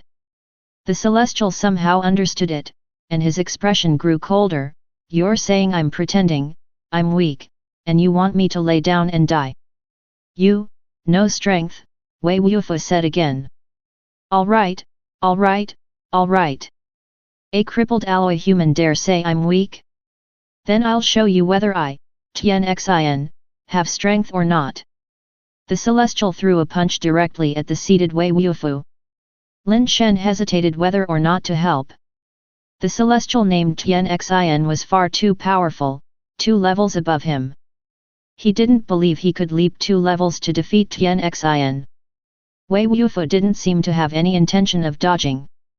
With one hand propping onto the ground and the other clenched into a fist, he met the oncoming punch. As the 2 fists collided, to Lin Shen's surprise, it seemed to be an even match. The upper half of the seated Wei Wufu's body leaned back against the giant python's body, which didn't seem to be a hard hit as he quickly sat upright again. Tianxin also retreated several steps, staggering and nearly falling to the ground. Wei Wufu was still just at alloy level, one level below Tian Xin, yet this clash was evenly matched. Lin Shen realized that Tian Xin's recent battle with the giant python had drained him too much. Now he was out of strength and possibly even injured, although it didn't show on the surface. "Stop pretending, lie down," Wei Wufu said to Tian Xin. Upon hearing this, Tian Xin forcibly swallowed the blood that had reached his mouth, stood his ground, and laughed in a fury. All right, all right, all right. Trash from a crippled alloy rank dares to mock me? Today, I'll show you just how easy it is to kill trash like you." With that, Tian Xin seemingly produced a gun from nowhere, and with the barrel pointed at Wei Wufu, he coldly said, "You uncivilized brute of a peasant, do you recognize what this is? Celestials use guns too." Lin Shen watched in surprise. He had thought that Tian Xin's words would be followed by something earth-shattering, but it turned out to be merely a revolver. The power of a pistol surely would not be enough to harm Wei Wufu, a mutated alloy mutator like himself. Lin Shen was puzzled as to why he would take out a gun at this moment. Could it be some kind of high-tech laser gun? Lin Shen had initially thought that he would bring out some powerful base mutation pet capsule pistol. Wei Wufu rarely spoke a complete sentence, his eyes taking on a more serious look. "I didn't expect you, a savage and uncivilized bumpkin, to have some insight to recognize the pet capsule pistol," Tian Xin said with slight surprise, but immediately regained his arrogant demeanor and held the gun, saying, "This is indeed a pet capsule pistol, but not an ordinary one. It's called the Angel Revolver. It accelerates the transformation speed of pets to 44, which means it's even faster than the crystal base level speed, allowing the pet capsule to transform into a pet almost instantly after leaving the barrel. And it will reach the target at a speed of 44. Do you understand what this means?" Without waiting for Wei Wufu to respond, Tian Xin added ominously, "And this Angel Revolver of mine, its internal compression space can hold 7 pet capsules. Guess how many crystal base level pet capsules I've loaded in it?" Wei Wufu fell silent. Of course, he knew what that meant. The bullets fired from that Angel Revolver, he simply couldn't evade. If he tried to block with his body, even if he used his arm to shield, he still couldn't withstand crystal base pets hurtling towards him at a speed of 44. As for how many crystal base pet capsules were inside the Angel Revolver, it truly no longer mattered. One was enough to end his life. And there was no doubt about it. How could Celestials not have crystal base pets? They were naturally of the crystal base level. Lin Shen, on the other hand, was both shocked and delighted. He hadn't expected there to be something like a pet capsule pistol. From Tian Xin's description, the pet capsule pistol was a device that accelerated the transformation of pets and gave them initial speed. Being able to accelerate to 44, that thing was indeed terrifying. It was much faster than using keys to let the pet capsules transform into combat stance and almost impossible to interrupt. However, Lin Shen still didn't quite understand. It seemed that using the pet capsule pistol didn't require keys to transform pets into their combat form, so what was the point of having keys? But this was something Lin Shen was pleased to see. If that was the case, then all he needed to do was snatch the gun, and all the pets inside would be his, wouldn't they? High-tech gadgets. I like, Lin Shen, tapping into the power of base mutation, transformed into his steel body. Mysterious steel material flowed from his body, covering his exterior and forming a mirror-like armor, encasing his whole person within. "Don't shoot yet. Let's talk. We can actually cooperate for a win-win situation. There's no need to be enemies." Lin Shen hurriedly walked out from behind the rocks. He had to get within 7 steps of Tian Xin before he fired the pet capsules. When Tian Xin saw someone else appear, he was startled at first, but when he realized the newcomer was clad in a steel carapace, he was enraged with laughter. "What day is today that all kinds of trash dare to come out and disgust me? First, a crippled alloy, now some garbage steel. Cooperate with me? You barbarians from the savage society, scum and dregs, what gives you the right to cooperate with me?" Do you really think that because I'm injured, I can't kill you? Don't go back, Wei Wufu frowned upon seeing Lin Shen come out. He knew that although Lin Shen was only steel level, if he really started fighting, even alloy level might not be his match. But after all, there was a clear difference in their levels. It had been such tough work for the two of them against a mutated alloy creature, and this Tian Xin in front of them was much more difficult to handle than the mutated alloy creature. Lin Shen had previously shown great speed, but compared to the 44 speed of the pet capsule pistol, it was simply too slow. Chapter 40. Making a friend. Lin Shen ignored Wei Wufu and continued as he walked. Aren't you curious why we came here? I don't care why you're here. Tian Xin obviously wasn't buying it, her gun still aimed at Wei Wufu, she was about to pull the trigger. In her view, even a disabled alloy level was a bigger threat than Lin Shen, a mere steel level. Do you know there's a being more advanced than the base variant creatures? Kill him, and you'll never know where that being is. Lin Shen sped up his speech, whether or not he could save Wei Wufu's life was now up to fate. What are you talking about? Tian Xin actually paused her finger, although her gun remained aimed at Wei Wufu, her gaze shifted to Lin Shen. It seems you know what I mean, don't you? Lin Shen said while walking, appearing to head towards Wei Wufu, when in fact Wei Wufu's position was within 7 steps of Tian Xin. Tian Xin didn't stop him and said coldly, I don't know, but I hope what you know can trade for your life. Above the base variant creatures, there's an even higher life form, you should know about that, right? Lin Shen said.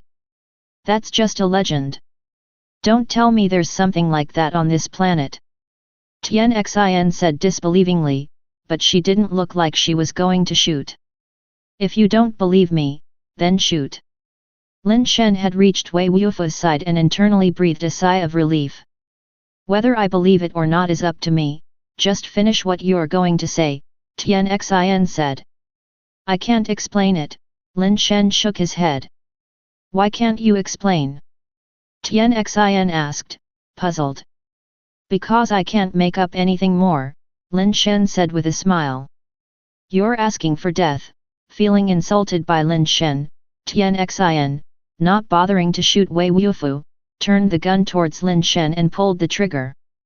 Lin Shen got the reaction he wanted, as Tian Xin's finger moved to pull the trigger, his speed suddenly increased to an unimaginable pace. The shooting speed of the Angel revolver is 44, which is faster than Crystal Base, but Lin Shen's speed now surpassed 44, almost like a phantom. Before Tian Xin's finger had fully pulled the trigger, Lin Shen was already in front of her, under her gaze filled with doubt, surprise, disbelief, and fear. Lin Shen's finger viciously hit an A-cup ointment on her body. Tian Xin's body immediately froze in place, the trigger halfway pulled, unable to go any further. Impossible. A steel-level trash. How could it have such speed, and moreover, from that primitive and uncivilized human race? Tian Xin felt her worldview and cognition being overturned. A steel level couldn't possibly be that fast, it was an ironclad rule. Not to mention humans, who had only been in the universe for a short time, but even races that had developed for countless eons in the universe couldn't break through the barriers between levels. What baffled Tian Xin even more was that although she was wounded, her body's strength remained. How could a steel level, with whatever method used, render her immobile with a single strike, making it difficult for her to even speak?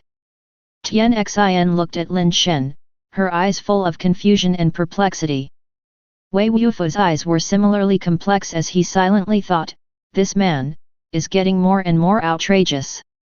Lin Shen didn't care what they thought and slowly reached out to remove the pet capsule gun from Tian Xin's hand. In Lin Shen's view, a celestial without a carapace to protect them was much easier to handle than a base variant creature. Tian Xin's body was incredibly resilient, a blow from an alloy-level weapon would probably not harm her, but she was vulnerable. A-cup ointment sealing worked better on soft targets, the harder they were, the more difficult they were to seal, the softer, the easier.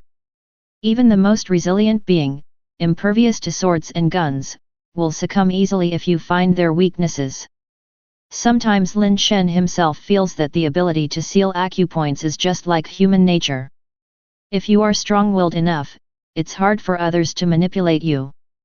But if you are too weak-willed, even if you are inherently strong, you are still easy to be manipulated. That's human nature, to bully the weak and fear the strong. Wei, do you know how to use this? Lin Shen looked over the construction of the pet capsule pistol, which was very similar to a revolver, but also had some differences.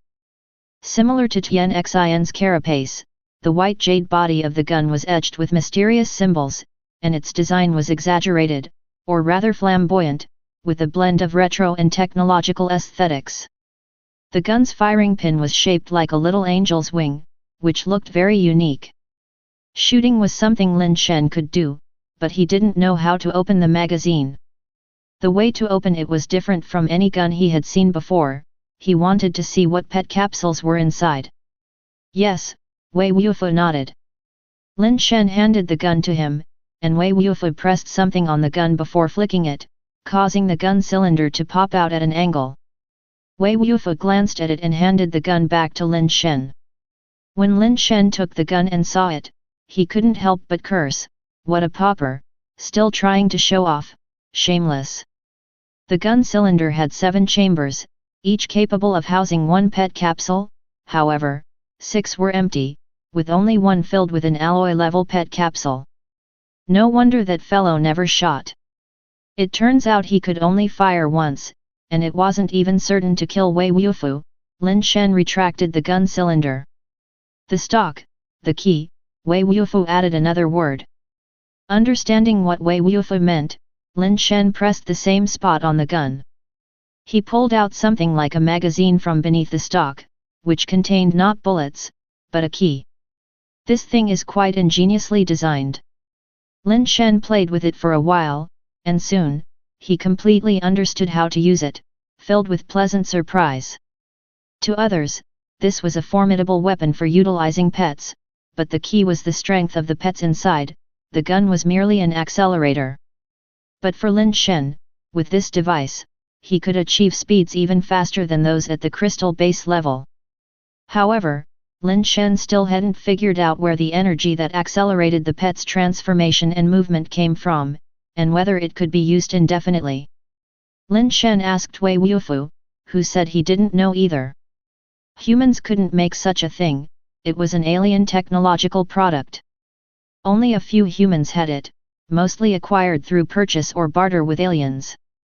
Wei Wufu had encountered some pet capsule pistols before, but he only knew how to use them, similarly lacking understanding of their design. Your name is Tian Xin, right? I'm giving you a chance now. Whether you can seize it is up to you, Lin Shen said as he tapped Tian Xin once more. Tian Xin instantly regained the power of speech. After his complexion changed a few times, he suddenly put up a smile and said, "Friend, you were right, I think we can cooperate for mutual benefit. Let's be friends. Next, you're not going to tell me that you know of existences on this planet that are above base variant creatures, are you?" Lin Shen said with a smirk. Tian Xin said seriously, "There might actually be some, though I can't be certain. All I know is that a realm king died on this planet, and if we can find his relics, we'll be able to ascend to great heights. I braved death and hardship to come here for that very realm king's relics." Realm king? Lin Shen looked at Tian Xin, puzzled. To divide the heavens as one's domain, to command the earth as king, to rule over thousands of stars, to hold the power of life and death over countless races, such as a realm king. Only the most powerful and invincible kings in the universe have the right to be called realm kings, Tian Xin slowly explained. Subscribe to Chinese Novel Audiowave. Chapter 41. The Ancient Realm King and the 3 Treasure Chests. Lin Shen suspected that Tian Xin, this little punk, was just learning on the fly, using the same strategy on him that he had just used on Tian Xin. You think I'd believe that? Lin Shen took out his leaf blade, walked up to Tian Xin, and abruptly thrust the blade towards his eyes. "I have evidence, it's inside my backpack," Tian Xin suddenly yelled. Lin Shen's hand couldn't stop in time, he forcefully diverted it a little, and the leaf blade didn't hit Tian Xin's eyes, but stabbed the flesh below, right on the bags under his eyes. One had to admit, the strength of a crystal base level body was truly frightening. Even with Lin Shen's forceful stabbing with the leaf blade, it only made a shallow cut, barely breaking the skin. "Sorry, you shouted too slowly, and I was a bit too quick. Be more careful next time," Lin Shen said with a smile. No problem, this isn't your fault," Tian Xin quickly said. It was okay. "I'm telling you to pay attention, shout faster next time, what are you thinking about?" Lin Shen said, walking behind Tian Xin. He saw that there was indeed a small backpack on his back, woven from metal wire and fastened between his two wings. Lin Shen took down the backpack, originally intending to tear it open forcefully, but after trying to rip it twice, the backpack was completely unscathed. Heaven brand backpack, name brand, high-end, made of crystal spun silk material, very durable. "If you like it, friend, I'll give it to you," Tian Xin said, trying to ingratiate himself. "This was originally mine. Why would you give me my own thing?" Lin Shen glared at him. Yes, it's indeed yours when it's in your hands." "It's just my confusion speaking wrongly," Tian Xin said with his mouth, but inside, he was itching with hate. "Damn it, trash, idiot, just don't let me find an opportunity. When I recover, I'll steal everything of yours, not even sparing your underwear. I'll steal it all 10 times over." Lin Shen couldn't be bothered with him, and upon inspection, he discovered that the backpack even had a combination lock. "Friend, the password is 6 sixes, Tian Xin became much more cooperative, not waiting for Lin Shen to ask and volunteering the password himself. "Why do you advanced and sophisticated celestials still use this kind of traditional combination lock?" Lin Shen didn't turn the dials but instead looked at Tian Xin and asked. "Other methods like fingerprint, iris, facial recognition, or even DNA-based locks, they actually aren't too reliable after a defeat. A combination lock can last a bit longer," Tian Xin thought with a little devilish flame in his heart, eagerly flickering. "Just open the lock, hurry up and open it. How could I possibly give you the true password? As soon as there's an incorrect input, I'll let you village bumpkins realize how ignorant and foolish you really are." "Makes sense," Lin Shen commented, reaching for the combination lock. His finger was on it, but under Tian Xin's anxious gaze, he didn't turn the dials. Instead, he turned his head back to Tian Xin and said, "You said your civilization is so advanced, and celestials are so clever, thinking everything through so carefully, even anticipating the problem of the enemy stealing the bag after defeat. Surely, you must have also designed a mechanism against enemies trying to open the lock. Tell me, if I happen to have a bad memory and remember the password incorrectly, could there be any danger from entering the wrong one?" "That?" Tian Xin's cold sweat started to break out on his forehead. "Right, my memory isn't very good. What was the password you said earlier?" Lin Shen asked with a smile. 6 sixes, before Tian Xin could answer, Wei Wufu, who was wolfing down the base mutation fluid, wiped his mouth and interjected. Tian Xin's face immediately darkened. Lin Shen was clearly giving him a way out, but before Tian Xin could even hesitate, Wei Wufu dismantled the escape route. "Can't you speak properly? If you can't, why don't you go back to school for a few more years?" At that moment, Tian Xin wished he could go up and give Wei Wufu several hard slaps. No, he remembered it wrong. "The password I told you was 994572, Tian Xin said, trying to bluff his way through. Lin Shen had already guessed there was some anti-theft design on the lock and would definitely not attempt to open it himself. If he didn't find an excuse now, he would suffer later, and he did not want to suffer the consequences. Is that so? Lin Shen asked, turning to Wei Wufu. Not, 6 sixes, Wei Wufu was suddenly much more articulate. You, in his heart, Tian Xin cursed Wei Wufu with 10,000 words, but he had to keep a smile on his face and said, "Friend, that friend was a bit too far, he must not have heard it clearly. I said 994,572, you can trust me, a good friend wouldn't deceive another good friend." "All right, since we're good friends, then I'll trust you," Lin Shen responded, stretching out his finger and dialing the combination to the numbers 994,572.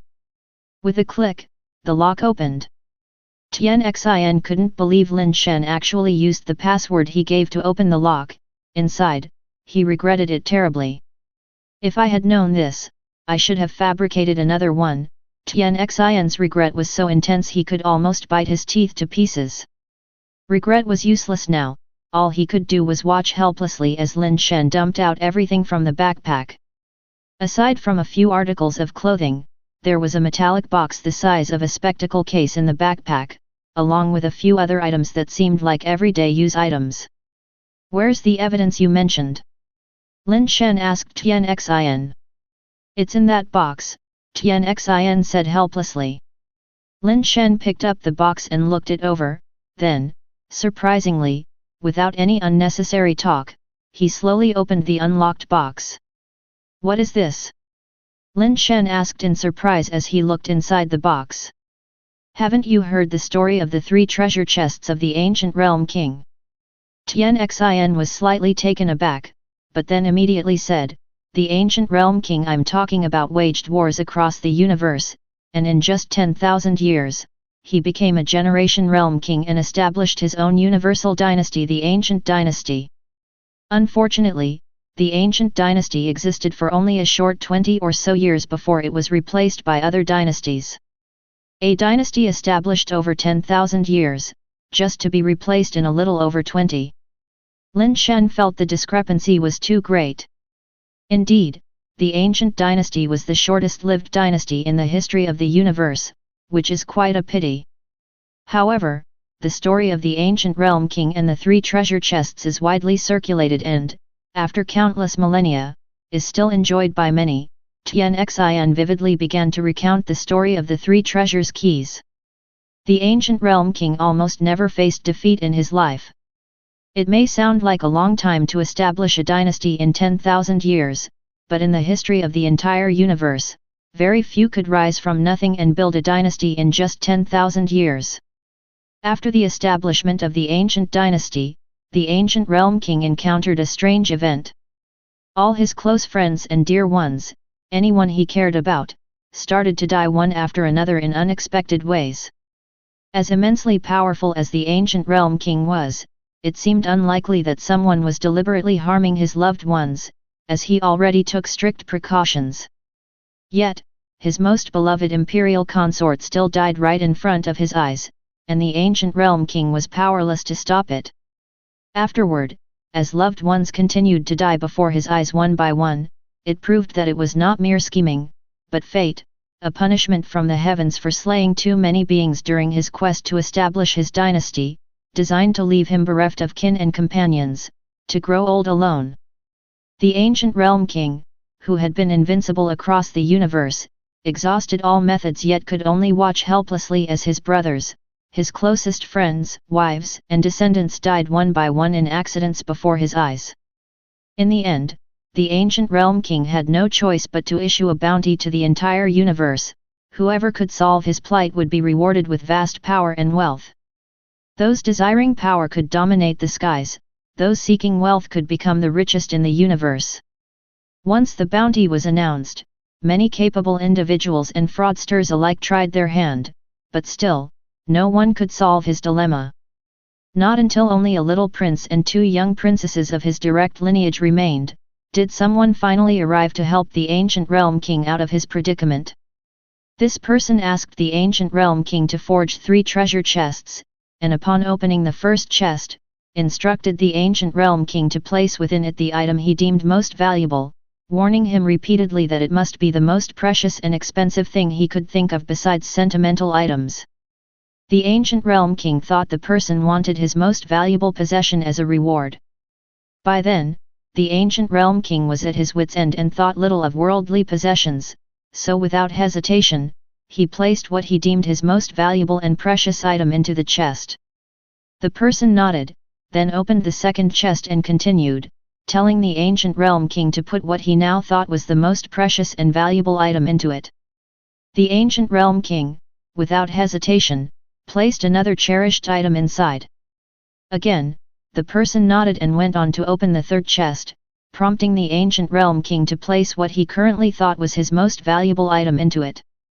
This time, the ancient realm king felt somewhat displeased, feeling that the person was just too greedy, asking for more and more. He had already placed his two most treasured possessions inside, yet the person was still not satisfied. The ancient realm king figured the person just wanted something valuable, so he casually chose a very valuable item to place inside. Although it was not his most cherished item at the moment, its worth was not far off. The person locked all three chests and, unexpectedly, returned the three keys to the ancient realm king. Then, he made an even more unexpected statement. He implied that if the three items the ancient realm king had placed inside were indeed those he considered most valuable at the time, then his predicament would be resolved. But, if any of the items in the chests were not among the three that the ancient realm king valued most, for every item that was wrong, one of his blood relatives would die. One wrong item would result in the death of one relative, two wrong items would lead to two, and three wrong items would mean that three would die. The ancient realm king had only 3 blood relatives left. If all were wrong, then all would perish. The ancient realm king asked the person, "How do you determine what's wrong and what's right?" "That question, realm king, should be asked of your own heart," said the person. After these words, he drifted away, not asking for any reward or taking the 3 chests with him. And indeed, the person's words came true. The prince died, and the 2 princesses lived on. The short-lived nature of the ancient dynasty is greatly related to this event. Tien side. Later, no one knew where the ancient realm king met his tragic death. Without an heir, the ancient dynasty fragmented, and no one saw the 3 treasure chests again, although the 3 treasures' keys became well known. It is said that the ancient realm king carried the 3 treasure chests with him at all times, and that whoever finds his final resting place and possesses the 3 treasures' keys would obtain the 3 most precious items in the universe. You're not trying to tell me that this is one of the treasure keys, are you? Lin Shen said, looking at the key in the box, a complex look flashing in his eyes. Indeed, this is one of the 3 treasures' keys, Tien stated with certainty. Lin Shen saw that Tien's expression was no pretense, but he found it hard to believe that this key was one of those so-called 3 treasures keys, because it looked very similar to the gold crystal key he had found on Yet. Chapter 42. Sacrifice to Heaven commences. Taking the story told by Tien individually, it's riddled with holes everywhere. But then again, rumors are inherently full of holes, and many differ vastly from the facts. However, it's also possible that within those absurd rumors, some astounding truths are hidden. Perhaps it wasn't Mr. Tien that left the ancient realm king utterly alone, maybe his friends and relatives didn't die in accidents, and it's even possible that the person who supposedly made the ancient realm king put the treasure into the box never existed. Even if he had put it inside, couldn't the ancient realm king just take it out again? But if this key is real, then what lock does it open? Could it really be related to the ancient realm king? Maybe there really is a treasure box, though it might not necessarily belong to the ancient realm king. Lin Shen held the key, examining it over and over. Besides the different serration pattern, this key, in terms of both size and material, was extremely similar to the one Ye had, even down to the heart-shaped design. If there truly are the 3 treasures keys, why does Ye possess one? If this is all a fabricated tale by Tien to save his own life, then what purpose do these 2 keys serve? Lin Shen was at a loss, with far too few clues. Pocketing the key, Lin Shen didn't ask Tian Xin anything more and went to collect the base mutation fluid leaking from the python's wound with his water bottle. Wei Wufu had drunk quite a bit earlier and couldn't stomach any more now. "Old Wei, how are you feeling? Any better?" Lin Shen was asking while he collected the base mutation fluid. "Good," Wei Wufu nodded. "That's good to hear." Lin Shen then bent down and sucked the base mutation fluid spilling from the wound. After only a few sips, Lin Shen stopped drinking. This base mutation fluid was indeed potent. It benefited Wei Wufu, signifying that it came from a crystal base level variant creature. But after Lin Shen drank it, the information displayed on his watch still showed base mutation rate +0. For him, it was only good for rapid recovery of stamina and energy, not for increasing the probability of base mutation. Drinking it now would be wasting it, and moreover, drinking too much might cause problems, given the extremely high energy content. As for Wei Wufu, his legs gradually regained sensation after consuming a lot of the gene fluid. "Friend, everything I said is true. We can cooperate to find the treasure box. With exactly 3 boxes, we each can take one. When the time comes, wouldn't I let you pick first?" Tian Xin was still going on about it. "How do you know the ancient realm king died on this planet when you said that no one knows where he died?" Lin Shen chatted, half listening to Tian Xin. "Surely, it's not a secret that my aunt's second uncle's wife's uncle was a historian," said Tian Xin with a face full of sincerity. Having heard the beginning, Lin Shen already lost any interest in hearing more. Suddenly, the crisp sound of a phoenix call came from the sky, and Lin Shen instantly looked toward the source of the sound, catching sight of the translating orange halo. "It's that bird, not good, it's flying this way." Lin Shen recognized the terrifying orange halo flying in their direction and immediately, without a second word, grabbed Wei Wufu and ran. He couldn't make out the bird's appearance, unaware of whatever terrifying entity it was, and dared not face it. "Friend, take me with you." Tian Xin, watching Lin Shen and Wei Wufu about to run away, shouted anxiously. Lin Shen hesitated for a moment, then turned around, hoisted Tian Xin up and continued running. The 3 of them hadn't run far when the orange halo was already close by, forcing them to seek shelter in a pile of rocks. Fortunately, their target wasn't the orange glow. They watched as the orange light that covered the sky fell, coloring the entire white beach and ocean with an orange hue. With trepidation, Lin Shen and his companions moved closer behind the rocks, thinking the orange light might carry a high-temperature burn. But, as the light fell, they felt no increase in temperature nearby. The python's massive body was directly snatched up, tossed into the sky in an instant. Such a massive body, I can't even imagine how many tons it must weigh. A regular crane probably couldn't lift it. Yet now, it was flung into the air hundreds of meters high like a toy, truly beyond imagination, a demonstration of terrifying strength. Another phoenix cry resounded, an orange halo surged towards the heavens, meeting the giant serpent in the sky. Just at the moment of contact, the serpent vanished, seemingly devoured by the twisting halo of light. As the 3 of them watched dumbfounded, the orange halo flew off into the depths of the ocean and disappeared in an instant. Steel sacrificial offering +1. Steel sacrificial offering +1. Suddenly, new information emerged in Lin Shen's mind. Upon careful consideration, it seemed to be the activity of his sacrifice to heaven ability. What's going on here? Lin Shen wondered, looking around, but saw no one nearby. Why did the sacrifice to heaven suddenly react? Within the message of the increasing sacrificial offering, Lin Shen felt an inexplicable warm current emerge in his body, spreading throughout, as if it made his blood boil, revitalizing every cell and infusing his muscles with strength, as though he could easily punch through steel. Alloy sacrificial offering +1. Following that message, Lin Shen instantly felt the warm current in his body explode like a volcano, filling him with terrifying energy, wild and surging, as if it were an unstoppable eruption. He could clearly feel his body undergoing a horrifying enhancement, and even the steel armor he wore was being continuously reinforced. The armor, mirror-like, began to emit a blood-red glow. What in the world is happening to that kid? Tian Xin was utterly astounded, finding it all very bizarre. Lin Shen seemed but a steel-level weakling, yet previously he demonstrated such terrifying speed and could immobilize him with just a finger. And now his body was glowing as if it were bathed in a blood-red Buddha's light, making the situation all the more preposterous. Wei Wufu also stared blankly at Lin Shen, who was emitting a blood-red glow, equally clueless about the situation. Since when did a steel body have colors?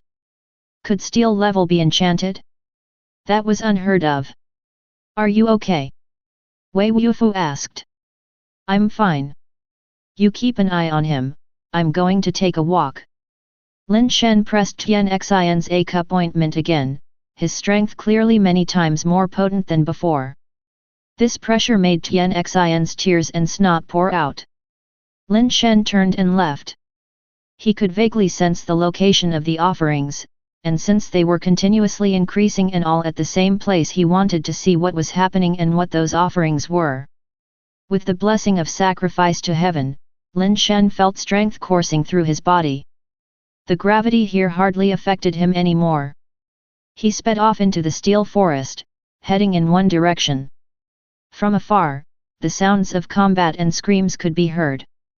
Lin Shen stealthily made his way over and discovered that outside the steel forest was a mountain, at whose base a group of people were being besieged by a horde of base variant creatures.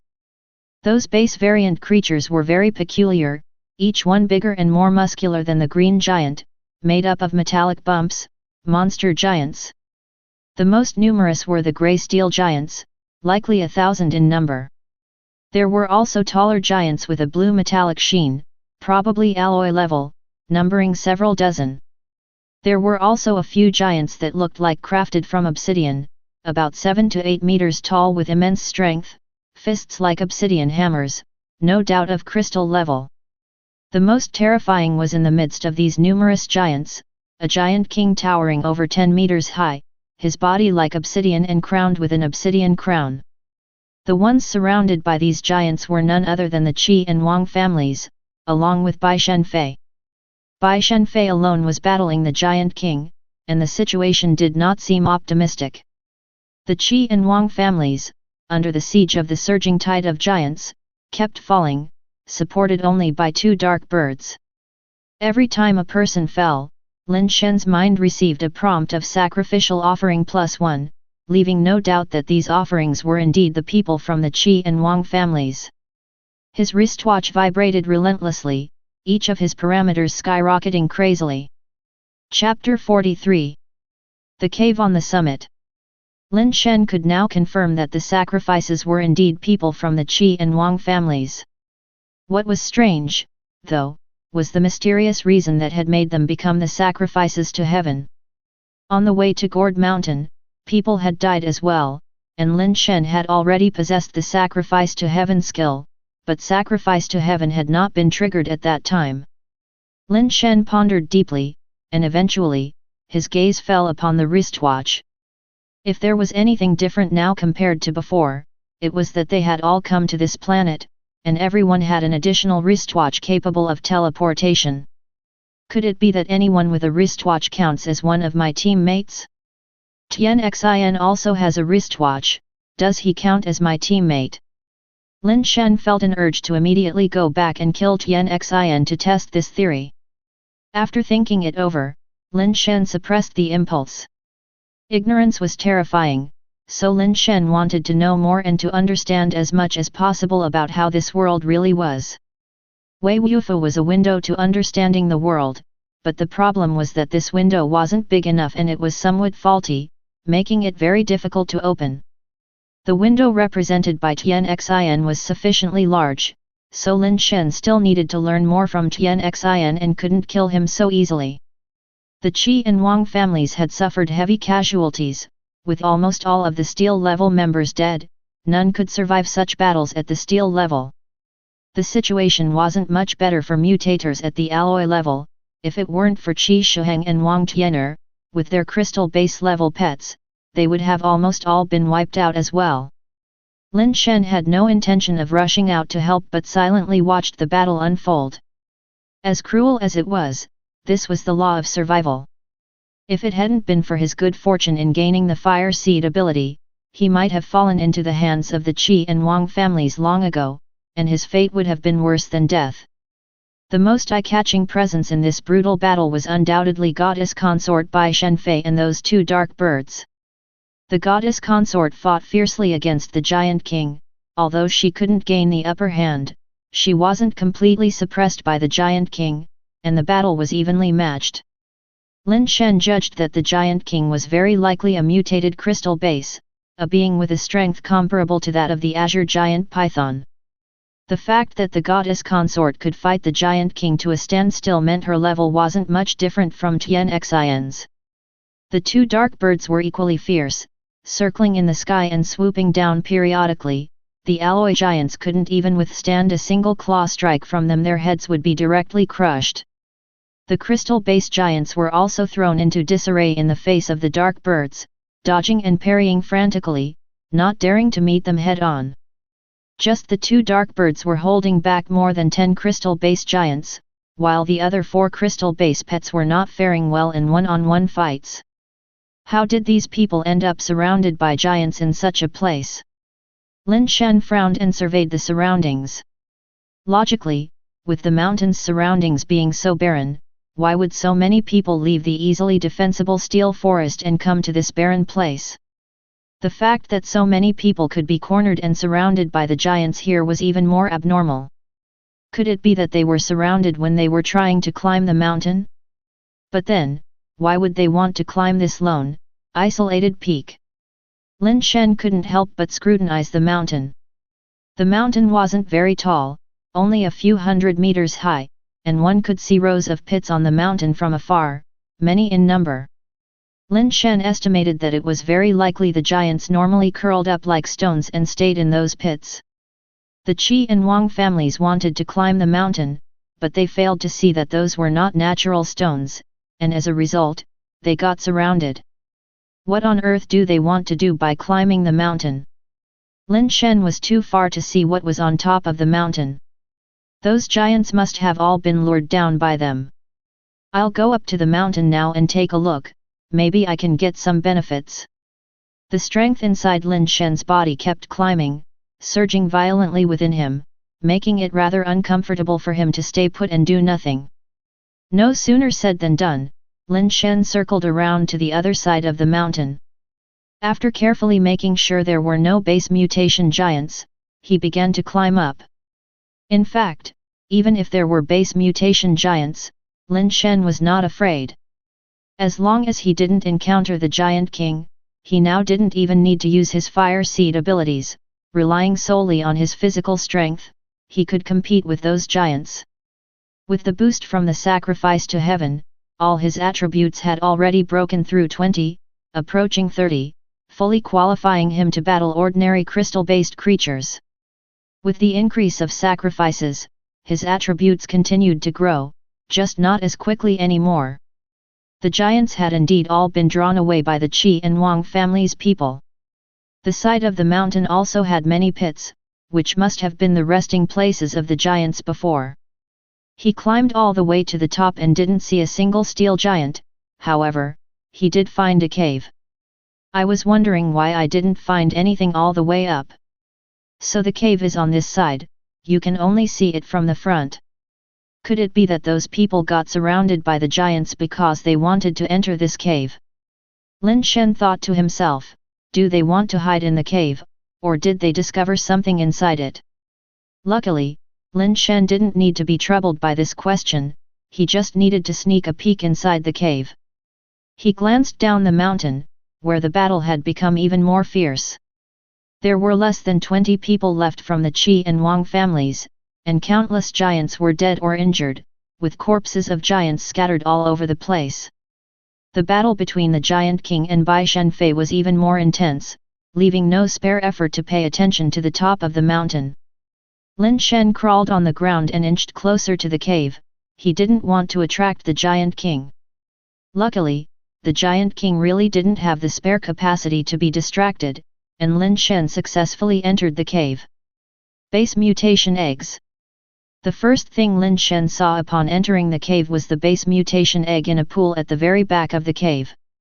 The cave was quite large, but not deep. You could see the bottom at a glance.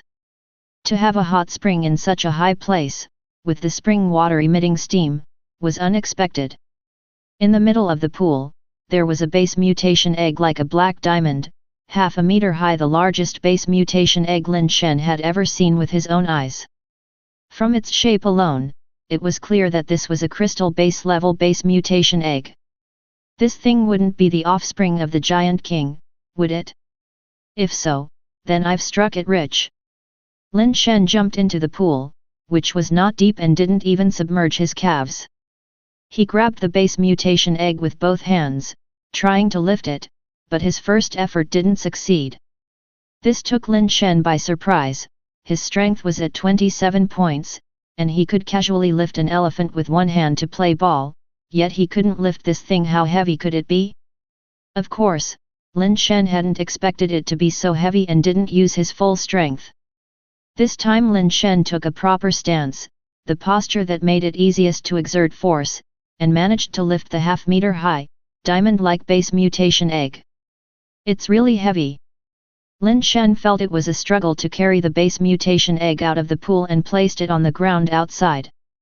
It was too heavy, he had used all his strength to carry it, and moving it was too slow. Good thing the base mutation egg is egg-shaped.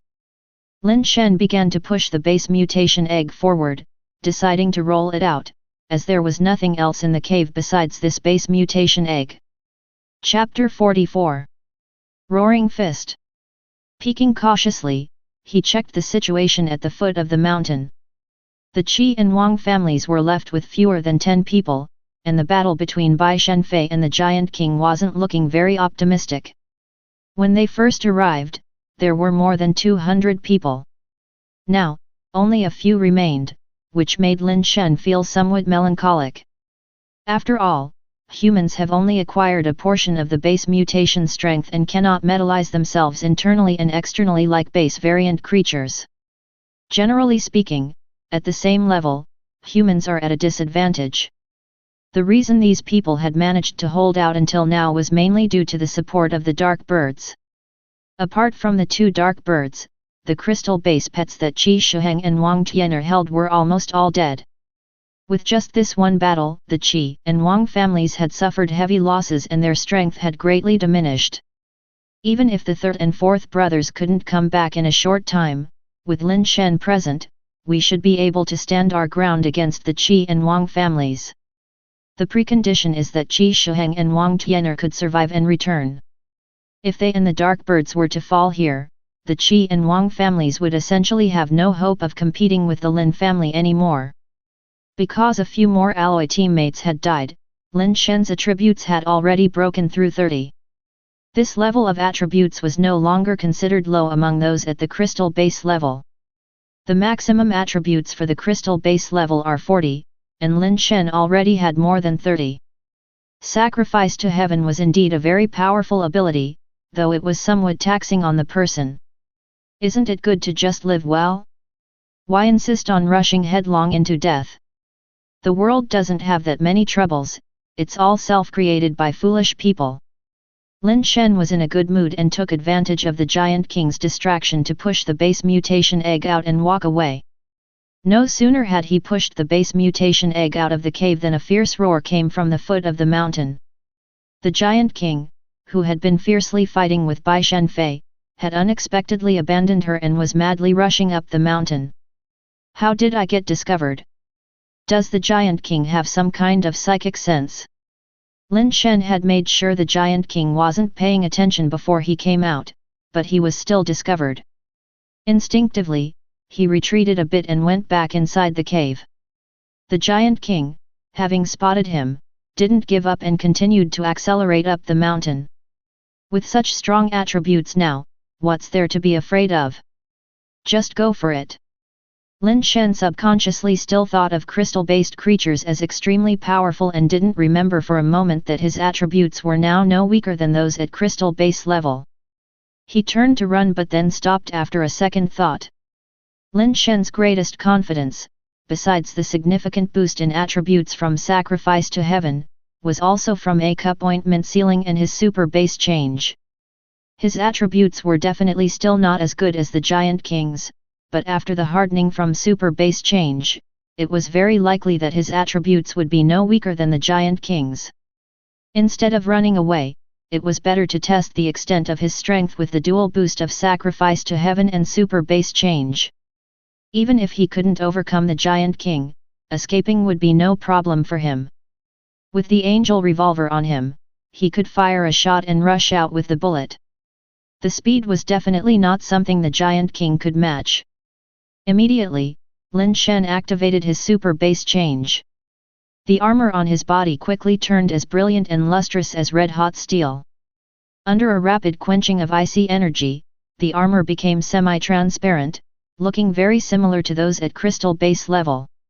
It would be impossible for ordinary people to distinguish the difference. All these actions taken by Lin Shen were completed inside the cave at the mountaintop, unseen by Bai Shenfei and others at the foot of the mountain. Bai Shenfei even felt puzzled, wondering why the Giant King had suddenly left the battle. With the Giant King's roar, all the giants had abandoned them, following the Giant King's body as it charged up the mountain. This left the people from the Qi and Wang families both shocked and elated. They didn't understand what was happening but felt like they had miraculously escaped death. Go! Wang Tianer and Qi Shuheng called out to their surviving subordinates to retreat. As they withdrew, they occasionally turned their heads to look towards the mountain. Suddenly, everyone saw a human figure appear on the mountain's summit. Is that a human mutator? Someone couldn't help but voice their question. It's a human mutator, and a crystal base one. No wonder those giants suddenly ran up the mountain. That crystal base must have stolen their home. Besides us, there are actually other human mutators here, and even a crystal base. We fought to the death, and that bastard just went to reap the benefits. How utterly shameless. Humph, cleverness has been outwitted by cleverness. He thought he was smart, but he ended up helping us break the siege while trapping himself. Now, he is probably as good as dead. As everyone was discussing, the Giant King was already charging toward the mountain peak, too impatient to wait and taking a leap directly. The stones under its feet crumbled like cobwebs under the tremendous pressure, forming a webbed crack zone of several tens of meters. The Giant King, soaring high, reached Lin Shen in almost an instant, faster than a regular bullet. Plus, its massive body and the sonic boom it created made people think its punch could shatter the entire mountaintop. Bai Shenfei had been keeping an eye on the situation at the peak, constantly pondering who that person could be. Is it Lin, or Lin Zhongzheng? Regardless of whether it was Lin Xiangdong or Lin Zhongzheng, seeing that he did not dodge but instead swung his arm to throw a punch, the small fist meeting the Giant King's terrifying black giant fist, Bai Shenfei did not think it was a good choice. She had been fighting the Giant King for so long and had come to know it very well. Its strength and hardness were top amongst crystal bases, and it might even have broken through the crystal base level limits. Though its speed was slightly weaker, it was still stronger than that of a typical crystal-based creature, probably around 37. The weakest point of the Giant King would be its toughness, estimated to be less than 30. Toughness didn't seem to have much of an impact normally but was equally important. It's like tempering a knife. After heat treatment, the blade's hardness increases. But without proper toughness, it can't cut through harder materials. That's why a chef usually has two knives, one with a high hardness and a thin blade for cutting vegetables, which stays sharp due to its hardness and wear resistance. Another one for chopping bones, with a thicker blade. Its hardness might not be particularly high, but its toughness is better, so it doesn't get damaged when chopping bones. At least it won't break just by smashing garlic. The Giant King's low toughness was only relative to its other attributes. Actually, within the crystal base level, its toughness wasn't considered low. And given its thick body, unlike a thin slicing knife, having slightly lower toughness wasn't really a problem. Under everyone's watchful eyes, Lin Shen at the peak of the mountain met the Giant King's aerial punch with his own. Bang! A loud explosion erupted between the fists. The next second, everyone's eyes widened as they saw a scene they would never forget in their lives. Amidst the explosive sound, countless tiny white cracks instantly appeared on the Giant King's obsidian-like body. The next instant, the Giant King's massive body, suspended in mid-air, burst apart, turning into countless fragments that were blasted away in all directions, with not much base mutation fluid mixed in. Boom! Exploded, a member of the Wang family with alloy super base strength said tremblingly, the scene was just too shocking. Not only him, but Qi Shuheng and Wang Tian'er were also stunned for a long while, unable to believe the terrifying power of that punch. It had been a top-tier crystal-based creature, and yet it was blasted away by a single punch.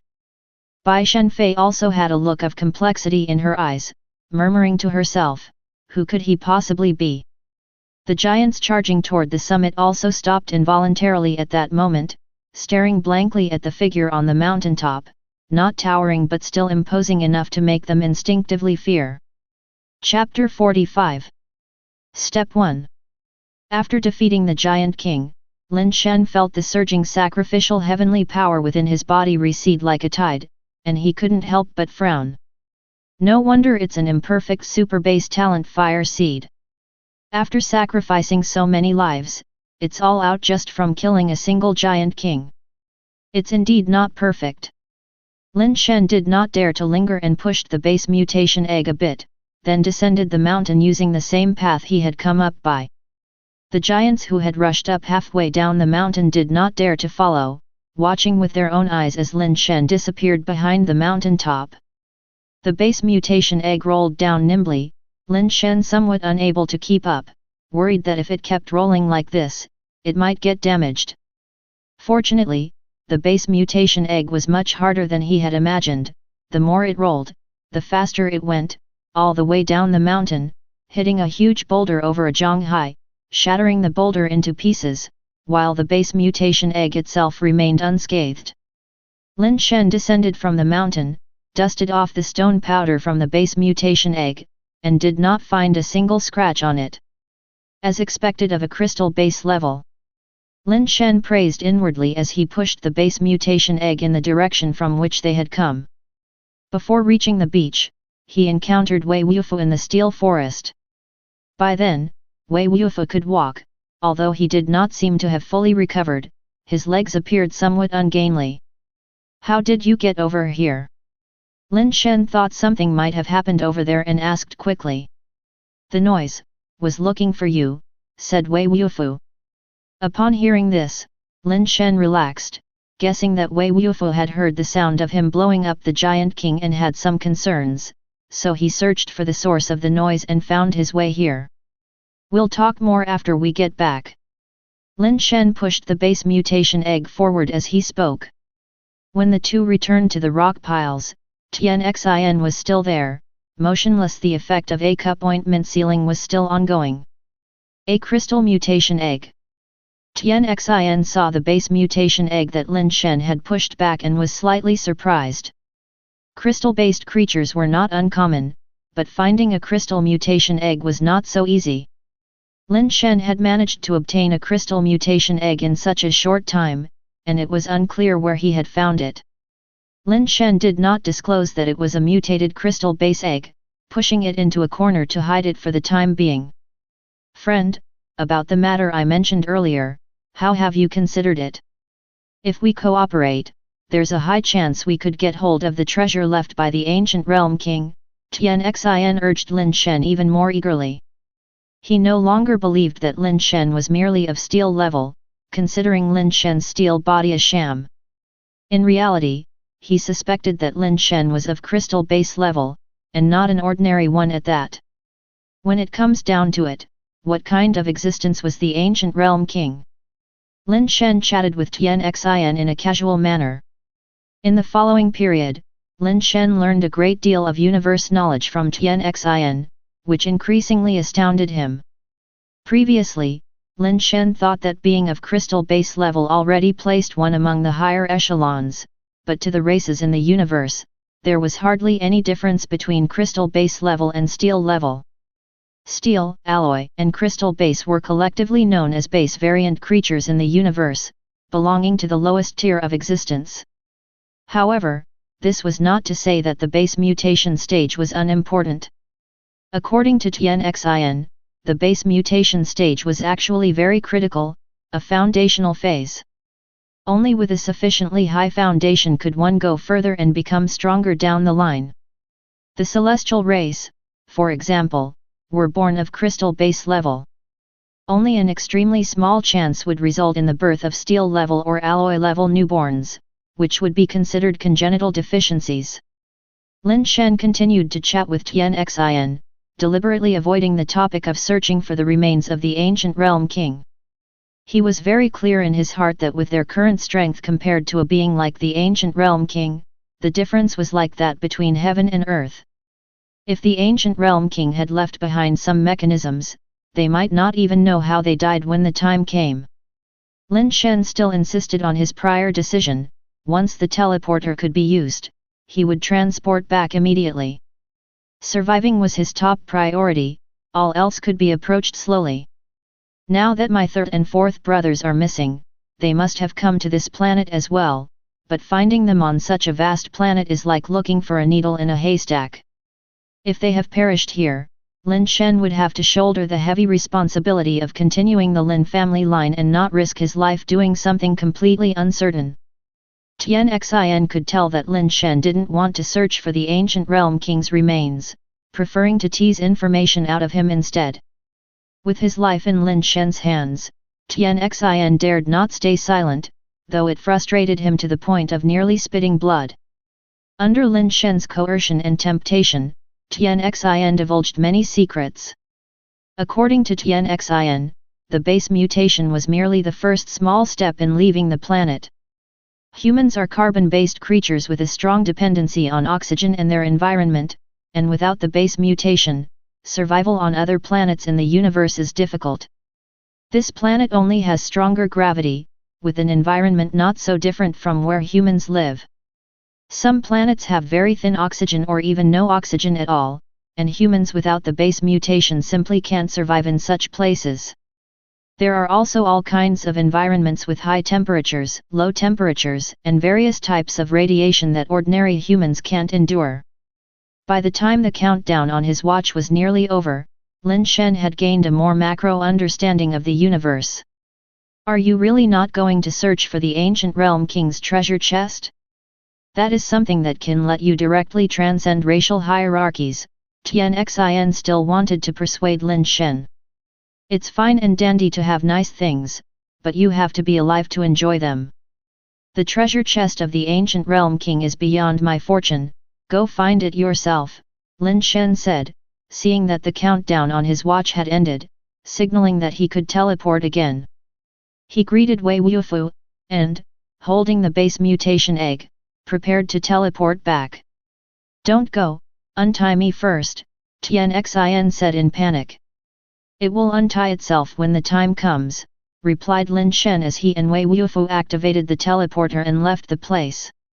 He didn't kill Tianxin, firstly because it wouldn't be easy to kill him without the blessing of sacrificial heavenly power, his strength wasn't enough to kill Tianxin, who was comparable to a mutated crystal base. Secondly, Lin Shen had other plans and hadn't intended to kill Tianxin. By the time Tianxin regained control of his body, Lin Shen and Wei Wufu had long since departed. Lin Shen was surrounded by spinning lights, and when his vision returned, he found himself in a pitch-dark cave. Aside from a window-like light far in front, he could see nothing. Wei, Lin Shen called out several times with no response. He could only push the base mutation egg and cautiously head towards the light, which gradually enlarged like an open gate. Despite being so close to the bright light and the gate, he still couldn't see his own hand in front of his face, nor could he see anything beyond the door. After a few tentative attempts, Lin Shen found that crossing the light gate posed no danger and then pushed the base mutation egg through it. The scene before his eyes changed again. Lin Shen found himself back in the mountains outside the canyon he'd seen before, but his wristwatch had vanished. Looking back, there was no light gate or pitch-dark cave, just an empty space where a small hill stood meters away. That small hill seemed too insignificant to house such an extensive cave. Seeing Wei Wufu standing not far off and no one else around, Lin Shen walked a few steps in that direction. Still, there was no way to return to that dark cave. It seems next time I want to go in, I must find the dark bird to guide the way, Lin Shen said after exchanging a few words with Wei Wufu, and the two took turns pushing the base mutation egg towards the canyon. As they reached the flower path, Lin Shen suddenly heard a cracking sound. The base mutation egg had developed a crack. Chapter 46. Hatching an aberration. Damaged by all the tossing around. Lin Shen saw the cracks on the base mutation egg and his first thought was that it might have been damaged when it rolled down the mountain. But then he thought, this was a giant king's base mutation egg, surely it was not so easily damaged. If it's not damaged from the tossing around, then it's probably just the right time for it to hatch, Lin Shen thought. Wei Wufu stood by silently, not speaking, but silently using his base mutation strength. A mysterious substance poured out from within his body, transforming into a carapace to protect him. According to Lin Shen, the giant king was likely of mutated crystal base level, so its offspring would naturally be of mutated crystal base level too. Even if it was just born, confused and unaware, taming it was probably not going to be easy. The cracks on the base mutation egg multiplied, and Lin Shen also took out his capsule gun, ready to give a harsh lesson to whatever little thing that might attack him. Click! Click! The cracks on the base mutation egg became more numerous, and suddenly it split in half, a round object rolling out from within. Both Lin Shen and Wei Wufu, who had been prepared for a fierce battle to tame the creature, were stunned when they saw clearly what the object looked like. Even the way they looked at it was filled with shock and disbelief. What on earth is this? Lin Shen rubbed his eyes, doubting if there was something wrong with them. But no matter how much Lin Shen rubbed, what he saw remained the same plump thing. What had rolled out of the base mutation egg was not a base variant creature. The reason it wasn't considered a base variant creature was that there were no metallic objects on it, just white feathers, a round body, red eyes, and pink claws. It was nothing more than a fat white pigeon. A base variant creature could not possibly be just flesh and blood, so this white, fat bird didn't look like one at all. Yet it had clearly emerged from a base mutation egg. If not a base variant creature, then what could it be? Not only Lin Shen, even Wei Wufu was completely baffled. While both men were full of question marks, the little thing wobbled its body and toddled over to the fragments of the base mutation egg. Possibly because it was too fat, it walked like a duck, waddling its bottom comically yet somewhat adorably. The little thing pecked down, startling both Lin Shen and Wei Wufu. The base mutation egg was not only heavy but also extremely hard. It had rolled down the mountain and smashed big rocks into pieces without any damage to itself. Yet this stout creature easily broke these hard fragments into pieces and swiftly swallowed them. This fat bird must still be a base variant creature after all. I just don't know why it turned out this way. Anyway, let's tame it first. Lin Shen rushed forward, aiming to snatch the fragments and intending to tame this strange base variant creature using his usual methods. Lin Shen had just gotten close to the fragments and hadn't even picked them up when he noticed his fat bird waddling towards him. This startled Lin Shen, making him retreat a few steps, while Wei Wufu also prepared for battle. The fat bird, because of its weight, did not walk fast, and in its haste, it fluttered its wings a few times. Perhaps it was indeed too fat, because it couldn't even muster a jump, let alone fly, and it failed to catch up with Lin Shen. While Lin Shen watched its ridiculous antics and felt an urge to both cry and laugh, the fat bird's figure suddenly flashed and then vanished from the spot. Not good. Lin Shen immediately realized something was amiss. Before he could react, he noticed the vanished fat bird appeared at his feet, rubbing its round head against his calf, looking as if it was trying to act cute and coquettish. This, Lin Shen felt today, was truly an eye-opener. He had neither seen nor heard of such a base variant creature before. He carefully reached out his hand to stroke the fat bird's feathers. The fat bird didn't resist at all and even leaned its body against Lin Shen's hand. Upon touching, Lin Shen was even more certain that it was indeed a creature of flesh and blood. Beneath the fluffy white feathers was warm flesh, not cold metal. What on earth is this thing? Does it have a pet key on it? Lin Shen picked up the fat bird to examine it more closely. The bird cooperated by staying perfectly still, tucking in its neck, and looking at Lin Shen with equally curious red eyes. It was bad enough that the giant king's egg didn't turn into a little giant king, but Lin Shen could somehow wrap his head around the appearance of a bird. However, what puzzled him was how it turned into a flesh and blood fat pigeon. After examining it for a while, he couldn't see where on its body it could possibly hide a pet key. "Key, do you have a key? Give me the key," Lin Shen spoke to the fat bird. The fat bird tilted its head, looking at him with confusion written all over its face. Seeing that the fat bird didn't understand, Lin Shen put it down and took out a pet key to show it. "This, do you have this thing? Give it to me." Still, the fat bird didn't understand. Its small face was filled with bewilderment and ignorance. It waddled over to Lin Shen's feet, rubbing its head affectionately against his leg and making cooing sounds. All right, stop rubbing. Go eat something," Lin Shen said in a tone mixed with bemusement and resignation as he picked up the fat bird and placed it back beside the base mutation egg shards. The fat bird pecked happily at the shards, twisting and turning in a way that actually looked quite silly and adorable. "What do you think?" Lin Shen asked Wei Wufa with a wry smile. Wei Wufa stared at the fat bird for a long time before he squeezed out 4 words, "Too fat, lose weight." "I know it's fat. I'm not talking about that, never mind, forget I asked." Lin Shen was at a loss for words. The fat bird was about the same size as an ordinary pigeon, only much fatter, practically round. Coupled with its white feathers, it resembled a snowball from a distance. Although it wasn't large, it had a big appetite. It had gobbled up all the base mutation egg shards in just a moment. It was a mystery how such a small-bodied creature could consume so many shards. After eating, the fat bird wobbled back over to Lin Shen and once again started rubbing its head against him, its little claws scrabbling up his body, seemingly trying to climb up.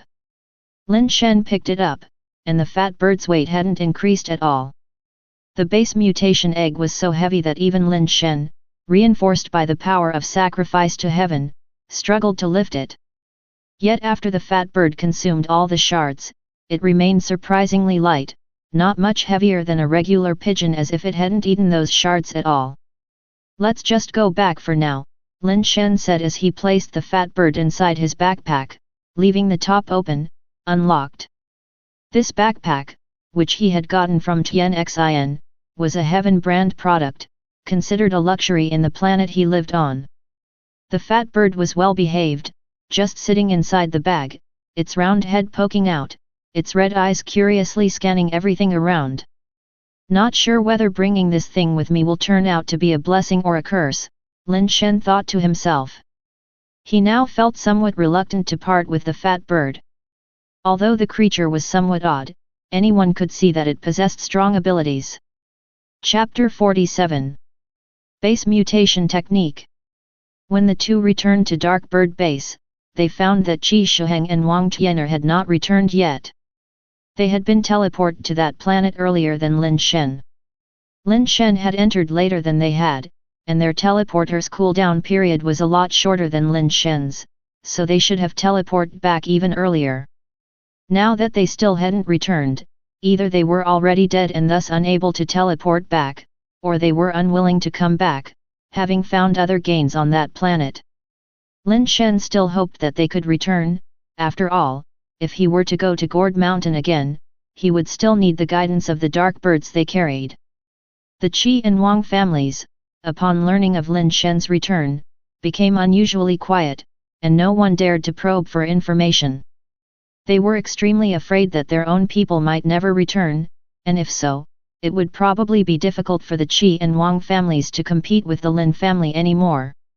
In fact, the 4 managers of the Lin family came to visit Lin Shen. Lin Shen did not say much, only instructing them to each mind their roles and maintain the normal operation of the Lin family's business. After sending off the 4 managers, Lin Shen had a thorough chat with Wei Wufu and ultimately decided to have Wei Wufu stay with the Lin family. Wei Wufu did not need to manage the affairs of the Lin family's business, he just needed to follow Lin Shen's orders. The Lin family hastened back for a total of 4 important matters. The first matter was to wait for Death Powder to complete its evolution. It was Lin Shen's main battle pet. With it, Lin Shen would have more security when going to that planet again. The second was to acquire more pets, equipment, and fire seeds in preparation for the next visit to that planet. The third matter was to go on a matchmaking visit and have children. With no amount of preparation being enough for that place, and no knowledge of what dangers might be encountered, Lin Shen had to ensure the continuation of the Lin family's bloodline in case he did not return. This was a promise he had made to his brothers and sisters, and it had to be fulfilled. The fourth matter was to learn an evolution skill suitable for him.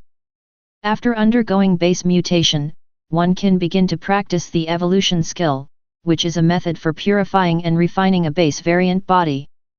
Simply put, it is about removing impurities within the steel body, alloy body, and crystal base, enhancing the attribute quality, and improving absorption of the base mutation fluid. Of course, this is just the human understanding. In fact, in the universe, the evolution skill is not referred to as such but rather called evolution skill. There are countless varieties of evolution skills in the universe, with almost every race possessing its unique evolution skill. However, evolution skills are also ranked, and according to Tianxin, the 5 most widespread and top-ranked evolution skills in the universe are the Heavenly Heart Skill, All-Life Genesis, Evolution Theory, Divine Transmutation Scripture, and Origin Scripture. These are abbreviations for the 5 supreme evolution skills. For example, Heavenly Heart Skill is officially known as Celestial Unity Mind Skill. It was initially created by the Celestial race and later became widely propagated, with many races considering the Celestial Unity Mind Skill as an essential part of their core curriculum, claiming it to be the foremost among the top 5 evolution skills. Of course, Lin Shen felt that Tianxin was somewhat boastful. Lin Shen analyzed on his own that these 5 evolution skills could not be considered the supreme ones, they were simply the most classic and widespread. It's all interconnected logic, and Lin Shen did not believe that the great cosmic clans of the universe would be so generous as to share their most cutting-edge evolution skills with other races. There are far too many races in the universe, and a newly spacefaring race like humans would have difficulty attracting attention from those great clans. Many races, after stepping into the universe, quickly disappear without a trace, and then new races rise once again. Tianxin said he knew of the human race, but only a very few humans. Those humans were not very famous, just happened to be known. This was also confirmed by Wei Wufu, who agreed that indeed many humans had ventured out, but as for universally known human powerhouses, there hadn't been any thus far, only a few with some minor fame. Tianxin mentioned a cosmic ranking of races, in which humans didn't even qualify to make the list. The ranking stops at 100 million, and most races, just like humans, don't qualify, which shows the vast number of races in the universe and the intensity of the competition. As for the possibility of invasion by one of the great cosmic clans, this wasn't something to worry too much about for the time being. Even for those great clans, traveling across the universe to another life planet is extremely difficult and requires an excessively long time. By the time they arrived, humans might have already vanished into the long river of history. Interstellar pathways were mainly reliant on teleporters, like the wrist device Lin Shen wore previously. You could only use a teleporter within a specific teleportation area and teleportation was all directional, with each device corresponding to a single planet. There hadn't been any teleporters discovered that could transport individuals here, and even if there were, with such poor base mutation resources, it was unlikely many would come. Like on the planet Lin Shen and his group visited before, where one could stumble upon mutant creatures just by wandering around, encountering mutant creatures here was as likely as winning the lottery. What puzzled Lin Shen was the fact that on that planet teeming with mutant creatures, not a single fire seed was found, which was quite strange. Could it be that only the native base variant creatures here carry the fire seed? Lin Shen couldn't help but entertain the thought. This would need to be confirmed through finding more fire seeds. Lin Shen recalled the celestial unity mind skill he learned from Tian Xin, and although he had committed it to memory, he had no intention of practicing it. First, he didn't trust Tian Xin, and second, there was no need. On their planet, there was not only the heavenly heart skill but also evolution theory, all life genesis, divine transmutation scripture, and origin scripture. The 5 great classical evolution skills of the universe were all circulating here. Lin Shen compared what Tian Xin said about the celestial unity mind skill with the heavenly heart skill he had seen previously, and they were almost identical, with roughly the same content, only minor details differing. However, in the evolution skills, the 5 classical skills were all referred to by their abbreviations. The sole difference was that only the base mutation level part had been circulated through the evolution skills, while Tian Xin's version included the latter parts as well.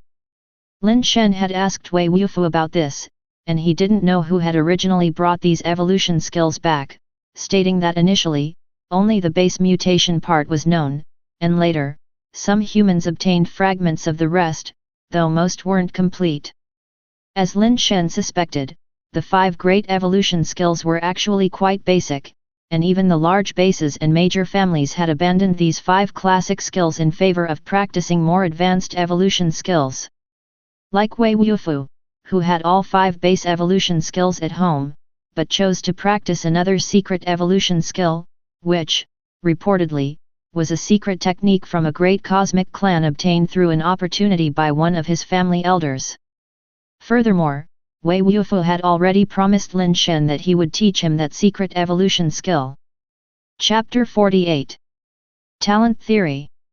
Talent is truly a mysterious thing, for the same task can seem difficult to those without talent and simple to those who possess it. Lin Shen began to suspect that he was especially devoid of talent.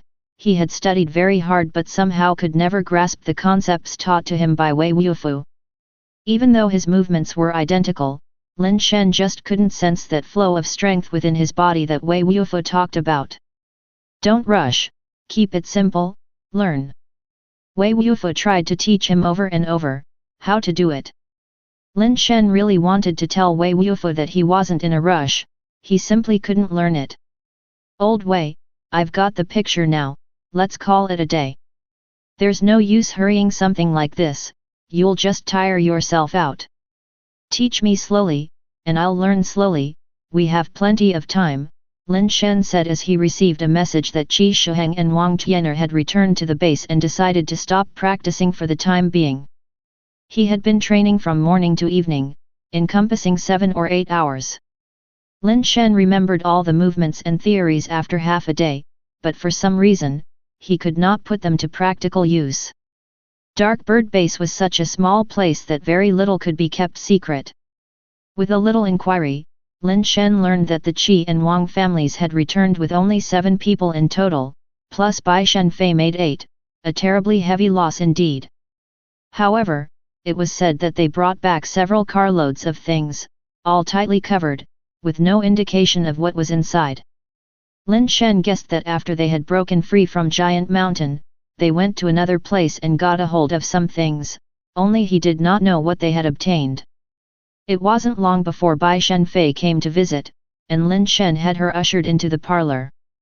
Sister Bai, it seems your journey this time has been quite fruitful, Lin Shen said as he poured tea for Bai Shenfei. Bai Shenfei stared at Lin Shen, as if trying to discern something from his expression. Fruitful, no. We almost died there, Bai Shenfei said indifferently. I heard that you came back with Wei Wufu. Lin Shen nodded and replied, after I escaped, I hid and was worried about your safety, so I didn't leave. I waited for 3 days and only Wei Wufu came out. He said he got separated from you all after entering that cave and didn't know what had become of you. We waited another half a day and still didn't see you, Sister Bai, and I thought. Bai Shenfei continued to fix her gaze on Lin Shen's eyes, as if to judge whether his words were true or false. After a while, she spoke, indeed, there was some trouble. If it hadn't been for the help of a master, things would have probably been quite difficult. A master? What kind of master? Does Darkbird Base have someone stronger than you, Sister Bai? Lin Shen asked with feigned surprise. Certainly someone much stronger than me. Bai Shenfei couldn't read anything from Lin Shen's expression and pondered before asking, I heard that your second brother disappeared after entering Gourd Mountain many years ago. Are you suggesting the master who helped you was my second brother? Lin Shen asked excitedly. I didn't see that person's face, it's just speculation. Qi Shuheng and Wang Tianer guessed that it was your fourth brother, but I don't think so. Your fourth brother isn't that powerful, Bai Shenfei said lightly. Lin Shen's expression fell. We thought my second brother had perished after he went missing for so many years. If it really was him, that would be incredible. By the way, how was your haul? Lin Shen asked again. The gains of the Qi and Wang families do not compensate for their losses, and furthermore, they suspect that the master is either your third or fourth brother, so they probably won't dare to rashly harbor any ideas against the Lin family in the future. After a pause, Bai Shenfei continued, now that this matter is concluded, I shall return to Sea Corn Base today. Would you like to come back with me to Sea Corn Base? I can introduce you to the training camp I'm in, the very same one Brother Lin once stayed at. Lin Shen truly hesitated for a moment. It wasn't that he wanted to join any training camp, but with the departure of Bai Shenfei, he didn't know if there would be another chance to see her, or if there would still be an opportunity to obtain the fire seed from her. After musing for a long while, Lin Shen suddenly looked up at Bai Shenfei and asked, Bai, do you currently have a boyfriend? Bai Shenfei was slightly taken aback. Why do you ask that? If you don't, what do you think about me? Lin Shen thought to himself, if he could win over Bai Shenfei, he would not only get the fire seed but also solve the Lin family's problem of lineage continuation. You want to be my boyfriend? Bai Shenfei looked at Lin Shen with a bit of surprise. Who wouldn't want such a beautiful girlfriend? Although Lin Shen couldn't see her expression, from the tone of her voice, it seemed there was a slight possibility, which somewhat surprised him. Even though Lin Shen couldn't see what Bai Shenfei actually looked like, judging by the way others looked at her, he knew that Bai Shenfei must be attractive. Truly, if she were to become his girlfriend, it wouldn't be a loss. Unfortunately, I don't like younger brothers, said Bai Shenfei as she stood up. Since you don't want to go, I won't force you. Bai Shenfei thought that Lin Shen didn't want to go with her to Sea Corn Base, so he'd found such an excuse to tactfully reject her.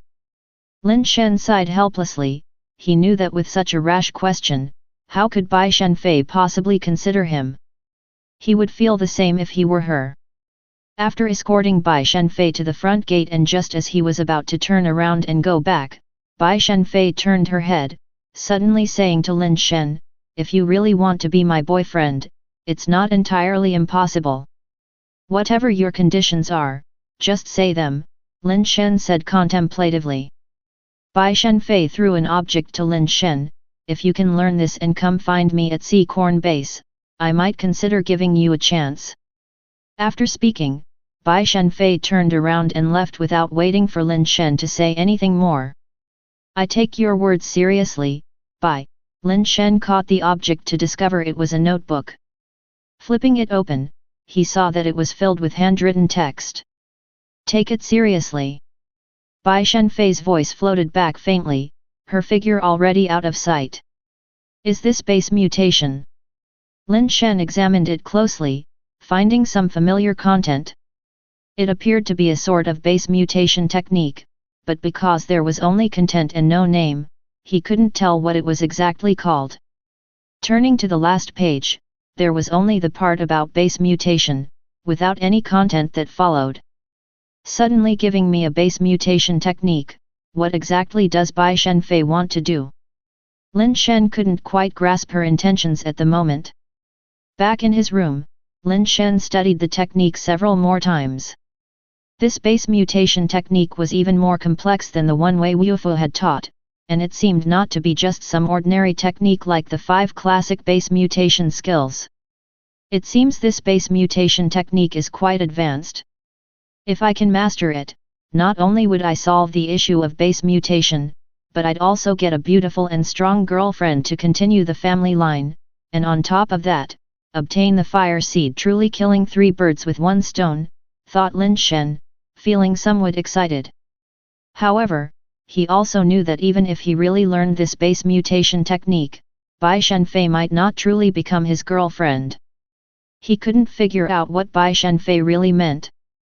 After Bai Shenfei left the Lin family, she glanced back at the Lin family's gate from a distance and murmured to herself, "Talent theory is not so easy to master. I wonder how many geniuses are unable to master it. Otherwise, I wouldn't be stuck at the base mutation level unable to break through.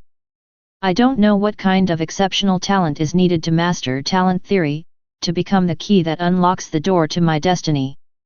Chapter 49. No talent? Indeed, things turned out just as Bai Shenfei had predicted. Both the Qi and Wang families became very compliant and didn't stir up any more trouble, even making some concessions on matters that involved the interests of all 3 families. The reason was simple: the punch Lin Shen threw to kill the giant king was too terrifying. They had not encountered Tian Xin and mistakenly believed that aside from themselves, only the Lin brothers were at that place. Naturally, they were very afraid, worried that the person might be one of the Lin brothers, coming back to cause them trouble. Lin Shen temporarily had no intentions of dealing with the Qi and Wang families, firstly because he was not yet strong enough, and secondly, because he genuinely lacked the time and effort. In the past few days, he had been learning the base mutation technique from Wei Wufu, but with no progress at all, unable to sense the flow of strength Wei Wufu spoke of. "Wei, take a look at this base mutation technique for me," Lin Shen decisively gave up. With his current attribute, if he could have mastered it, there should have been some results over the past few days. Persisting without results would just be a waste of time.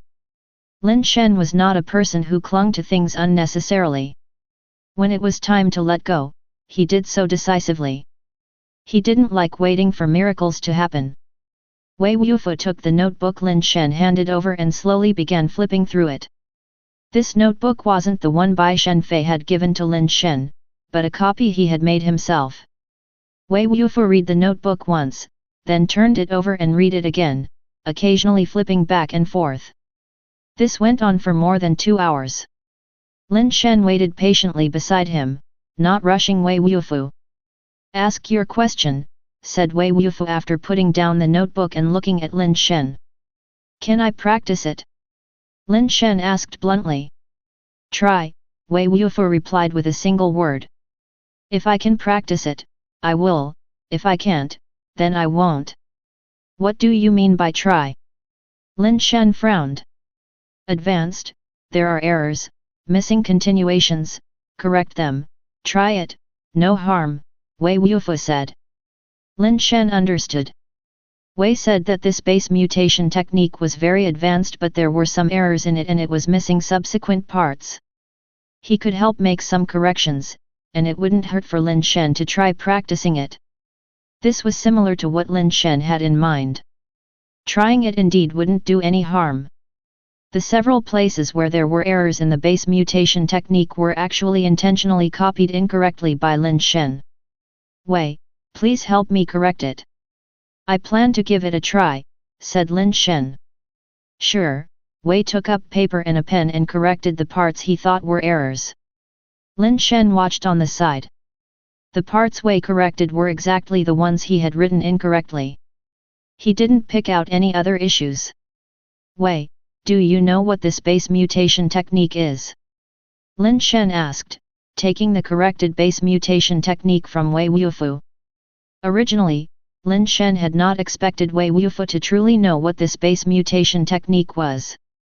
After all, such advanced techniques should be confidential to anyone who possessed them and would not be easily disseminated. Unexpectedly, Wei Wufu hesitated and then said, maybe. I know. Lin Shen was greatly surprised and hurriedly asked Wei Wufu for details. After Wei Wufu explained for quite a while, Lin Shen finally understood the situation. Wei Wufu had never seen this particular base mutation technique before, but he had heard of one, and the one Lin Shen had copied was very similar to it. The base mutation techniques practiced by humans mostly come from the universe, with only a very small number being of human origin.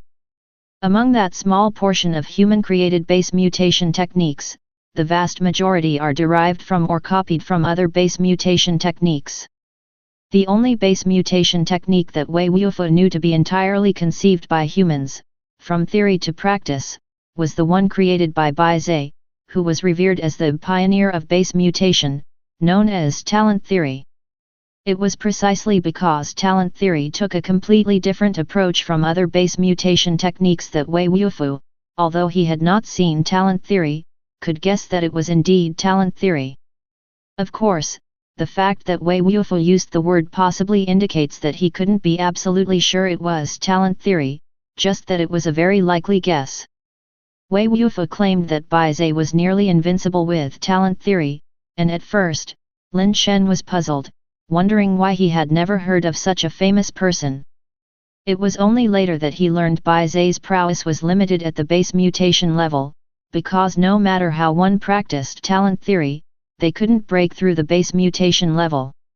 In other words, Bai Zhe could only be invincible at the base mutation level, with no possibility of advancement, and the requirements to start practicing were so high that ordinary people simply couldn't do it.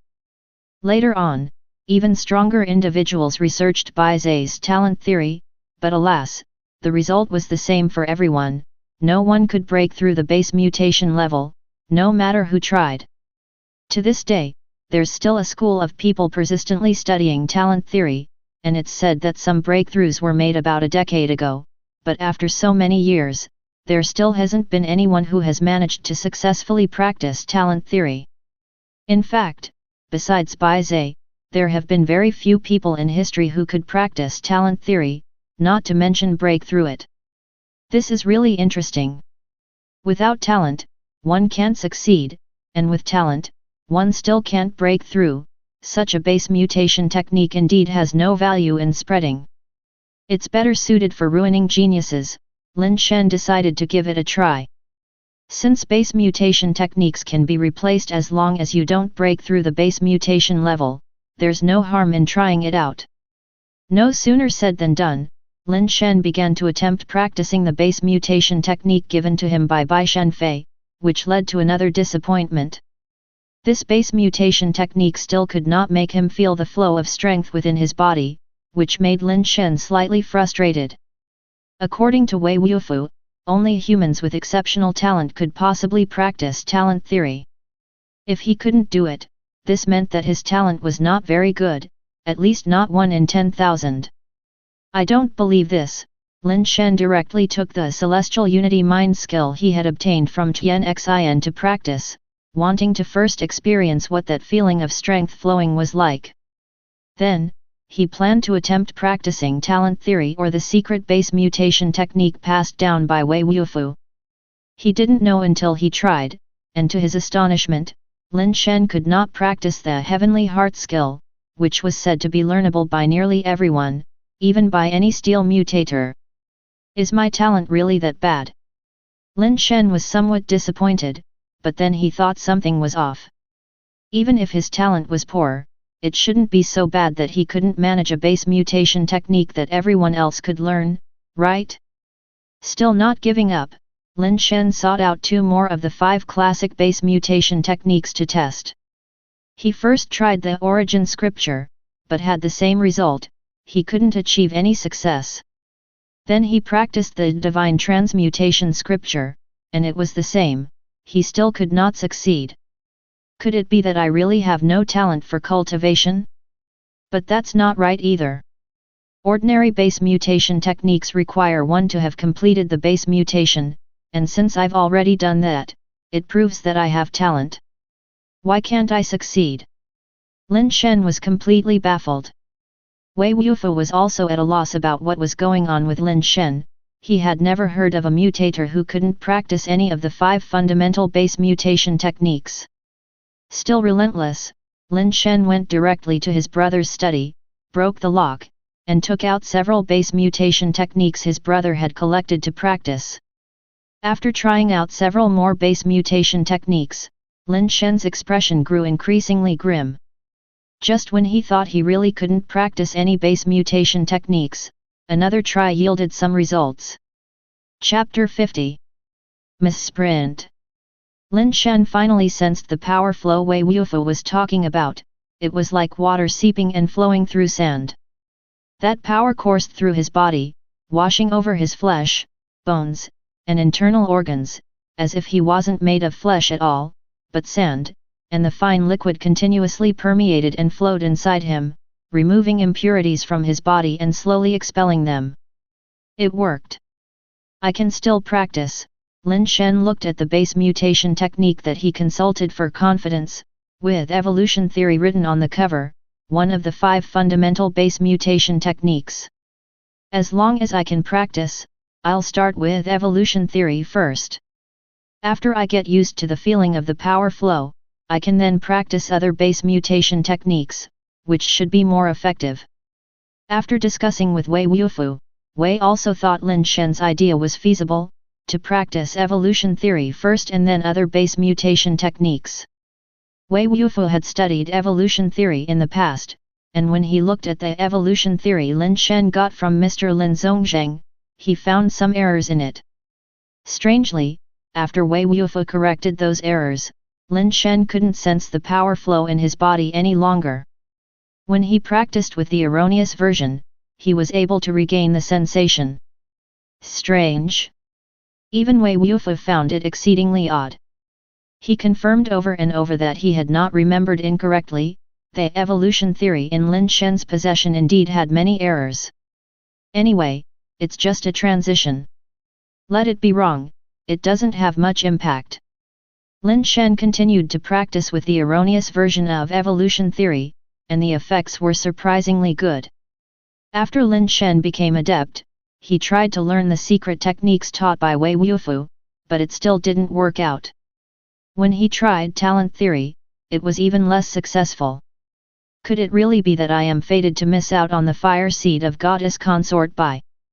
Lin Shen felt a bit forlorn, fearing that his plans to gain both power and wealth were going to fall through. Lin Shen tried all the base mutation techniques he could find once again, but the result was the same. He couldn't sense the power flow with any of them except for the flawed evolution theory. The cultivation effects of the erroneous evolution theory were unexpectedly good. Just a few days of practice significantly extended the duration of his steel body, and even the duration of super base change saw some extension. Humans were originally beings of flesh and blood, and using the steel body through base mutation not only consumed a huge amount of energy, but because of the overload, the body couldn't maintain the state of steel body for long.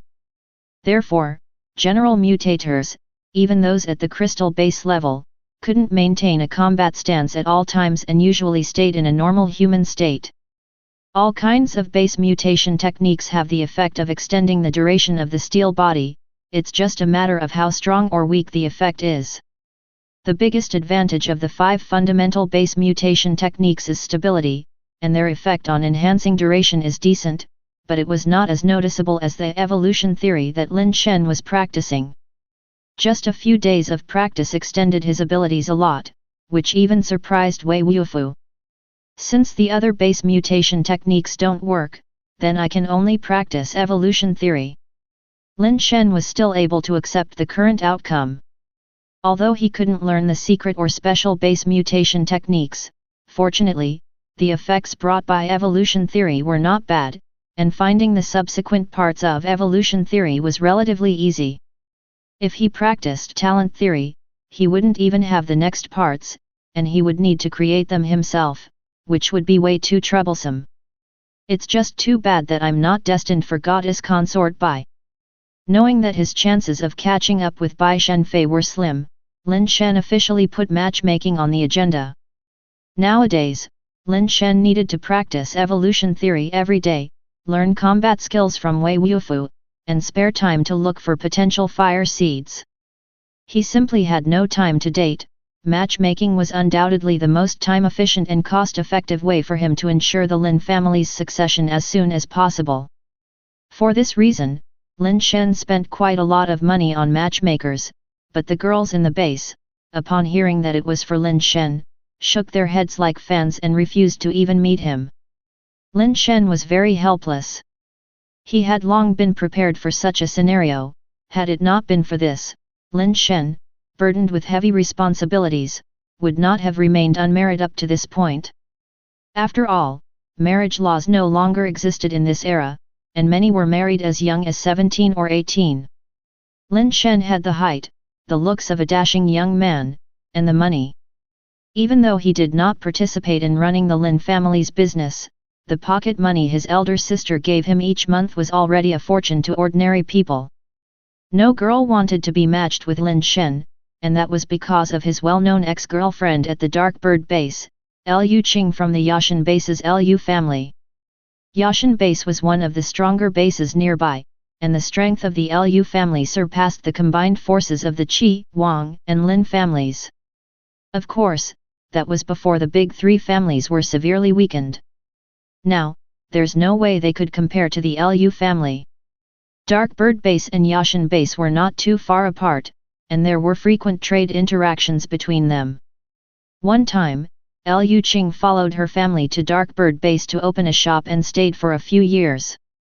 Somehow, she and Lin Shen saw eye to eye, and quickly developed a romantic relationship.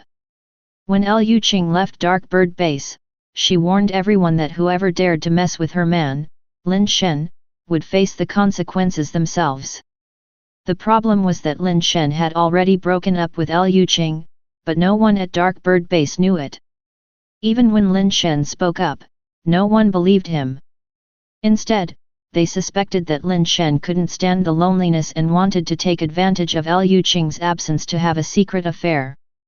Lin Shen really had no solution. He couldn't possibly find Lu Qing and then drag her to Dark Bird base for a press conference to announce publicly that they had broken up.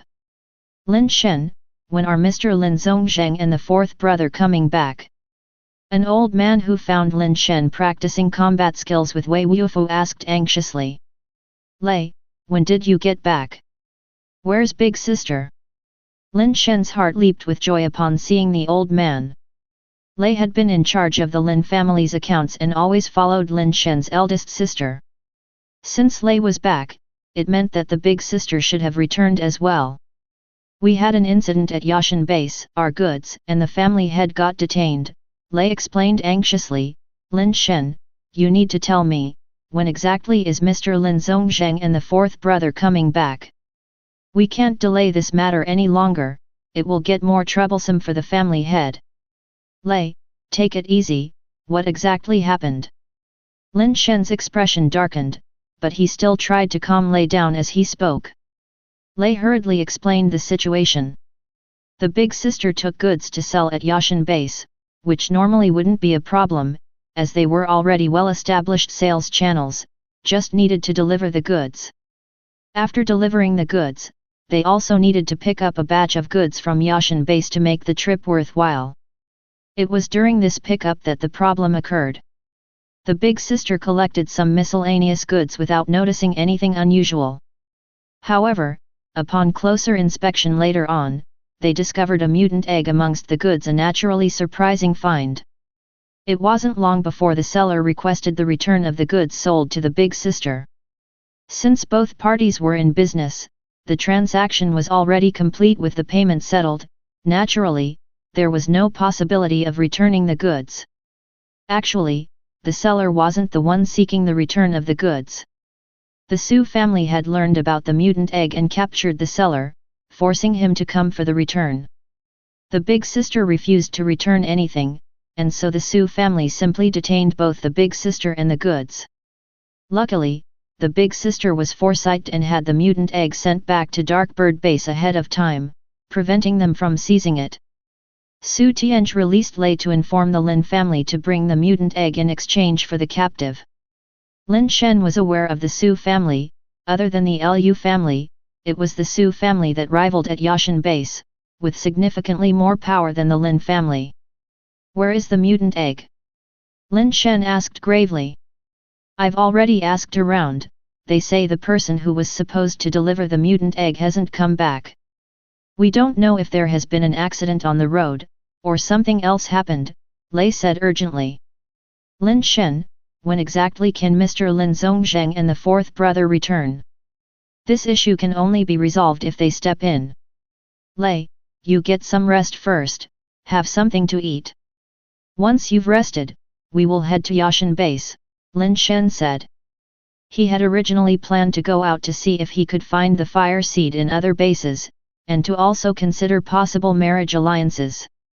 Now that such an incident had occurred, it was the perfect opportunity to visit Yashan Base. "Lin Shen, what's the use of you going to Yashan Base? Mr. Lin Zhongzheng and the fourth brother are the ones who need to go." Lei was too anxious and spoke without thinking, but he quickly tried to explain after realizing it. "Lin Shen, I didn't mean it that way, you know the Su family's power. If Mr. Lin Zhongzheng and the fourth brother step in, there might be a chance that they will do us a favor." "Lei, I understand what you mean, but I don't know when the third brother and the fourth brother will be back. Saving people is urgent. We'll first go to Yashan Base to assess the situation. At the very least, we can't leave Big Sister there all alone with no support," Lin Shen said calmly. But, Lei wanted to say something more but was interrupted by Lin Shen. "No buts, Lei, if you're tired, you can stay here and rest." "I'll go on my own," Lin Shen affirmed. "If you're really going, old man, I'll show you the way," Lei said as he saw Lin Shen's determination and resignedly stated. Thank you for watching. Continue exploring the fascinating world of Chinese novels with us. Hit that subscribe button on Chinese Novel Audiowave to stay updated with our latest stories. And never miss out on a great listen.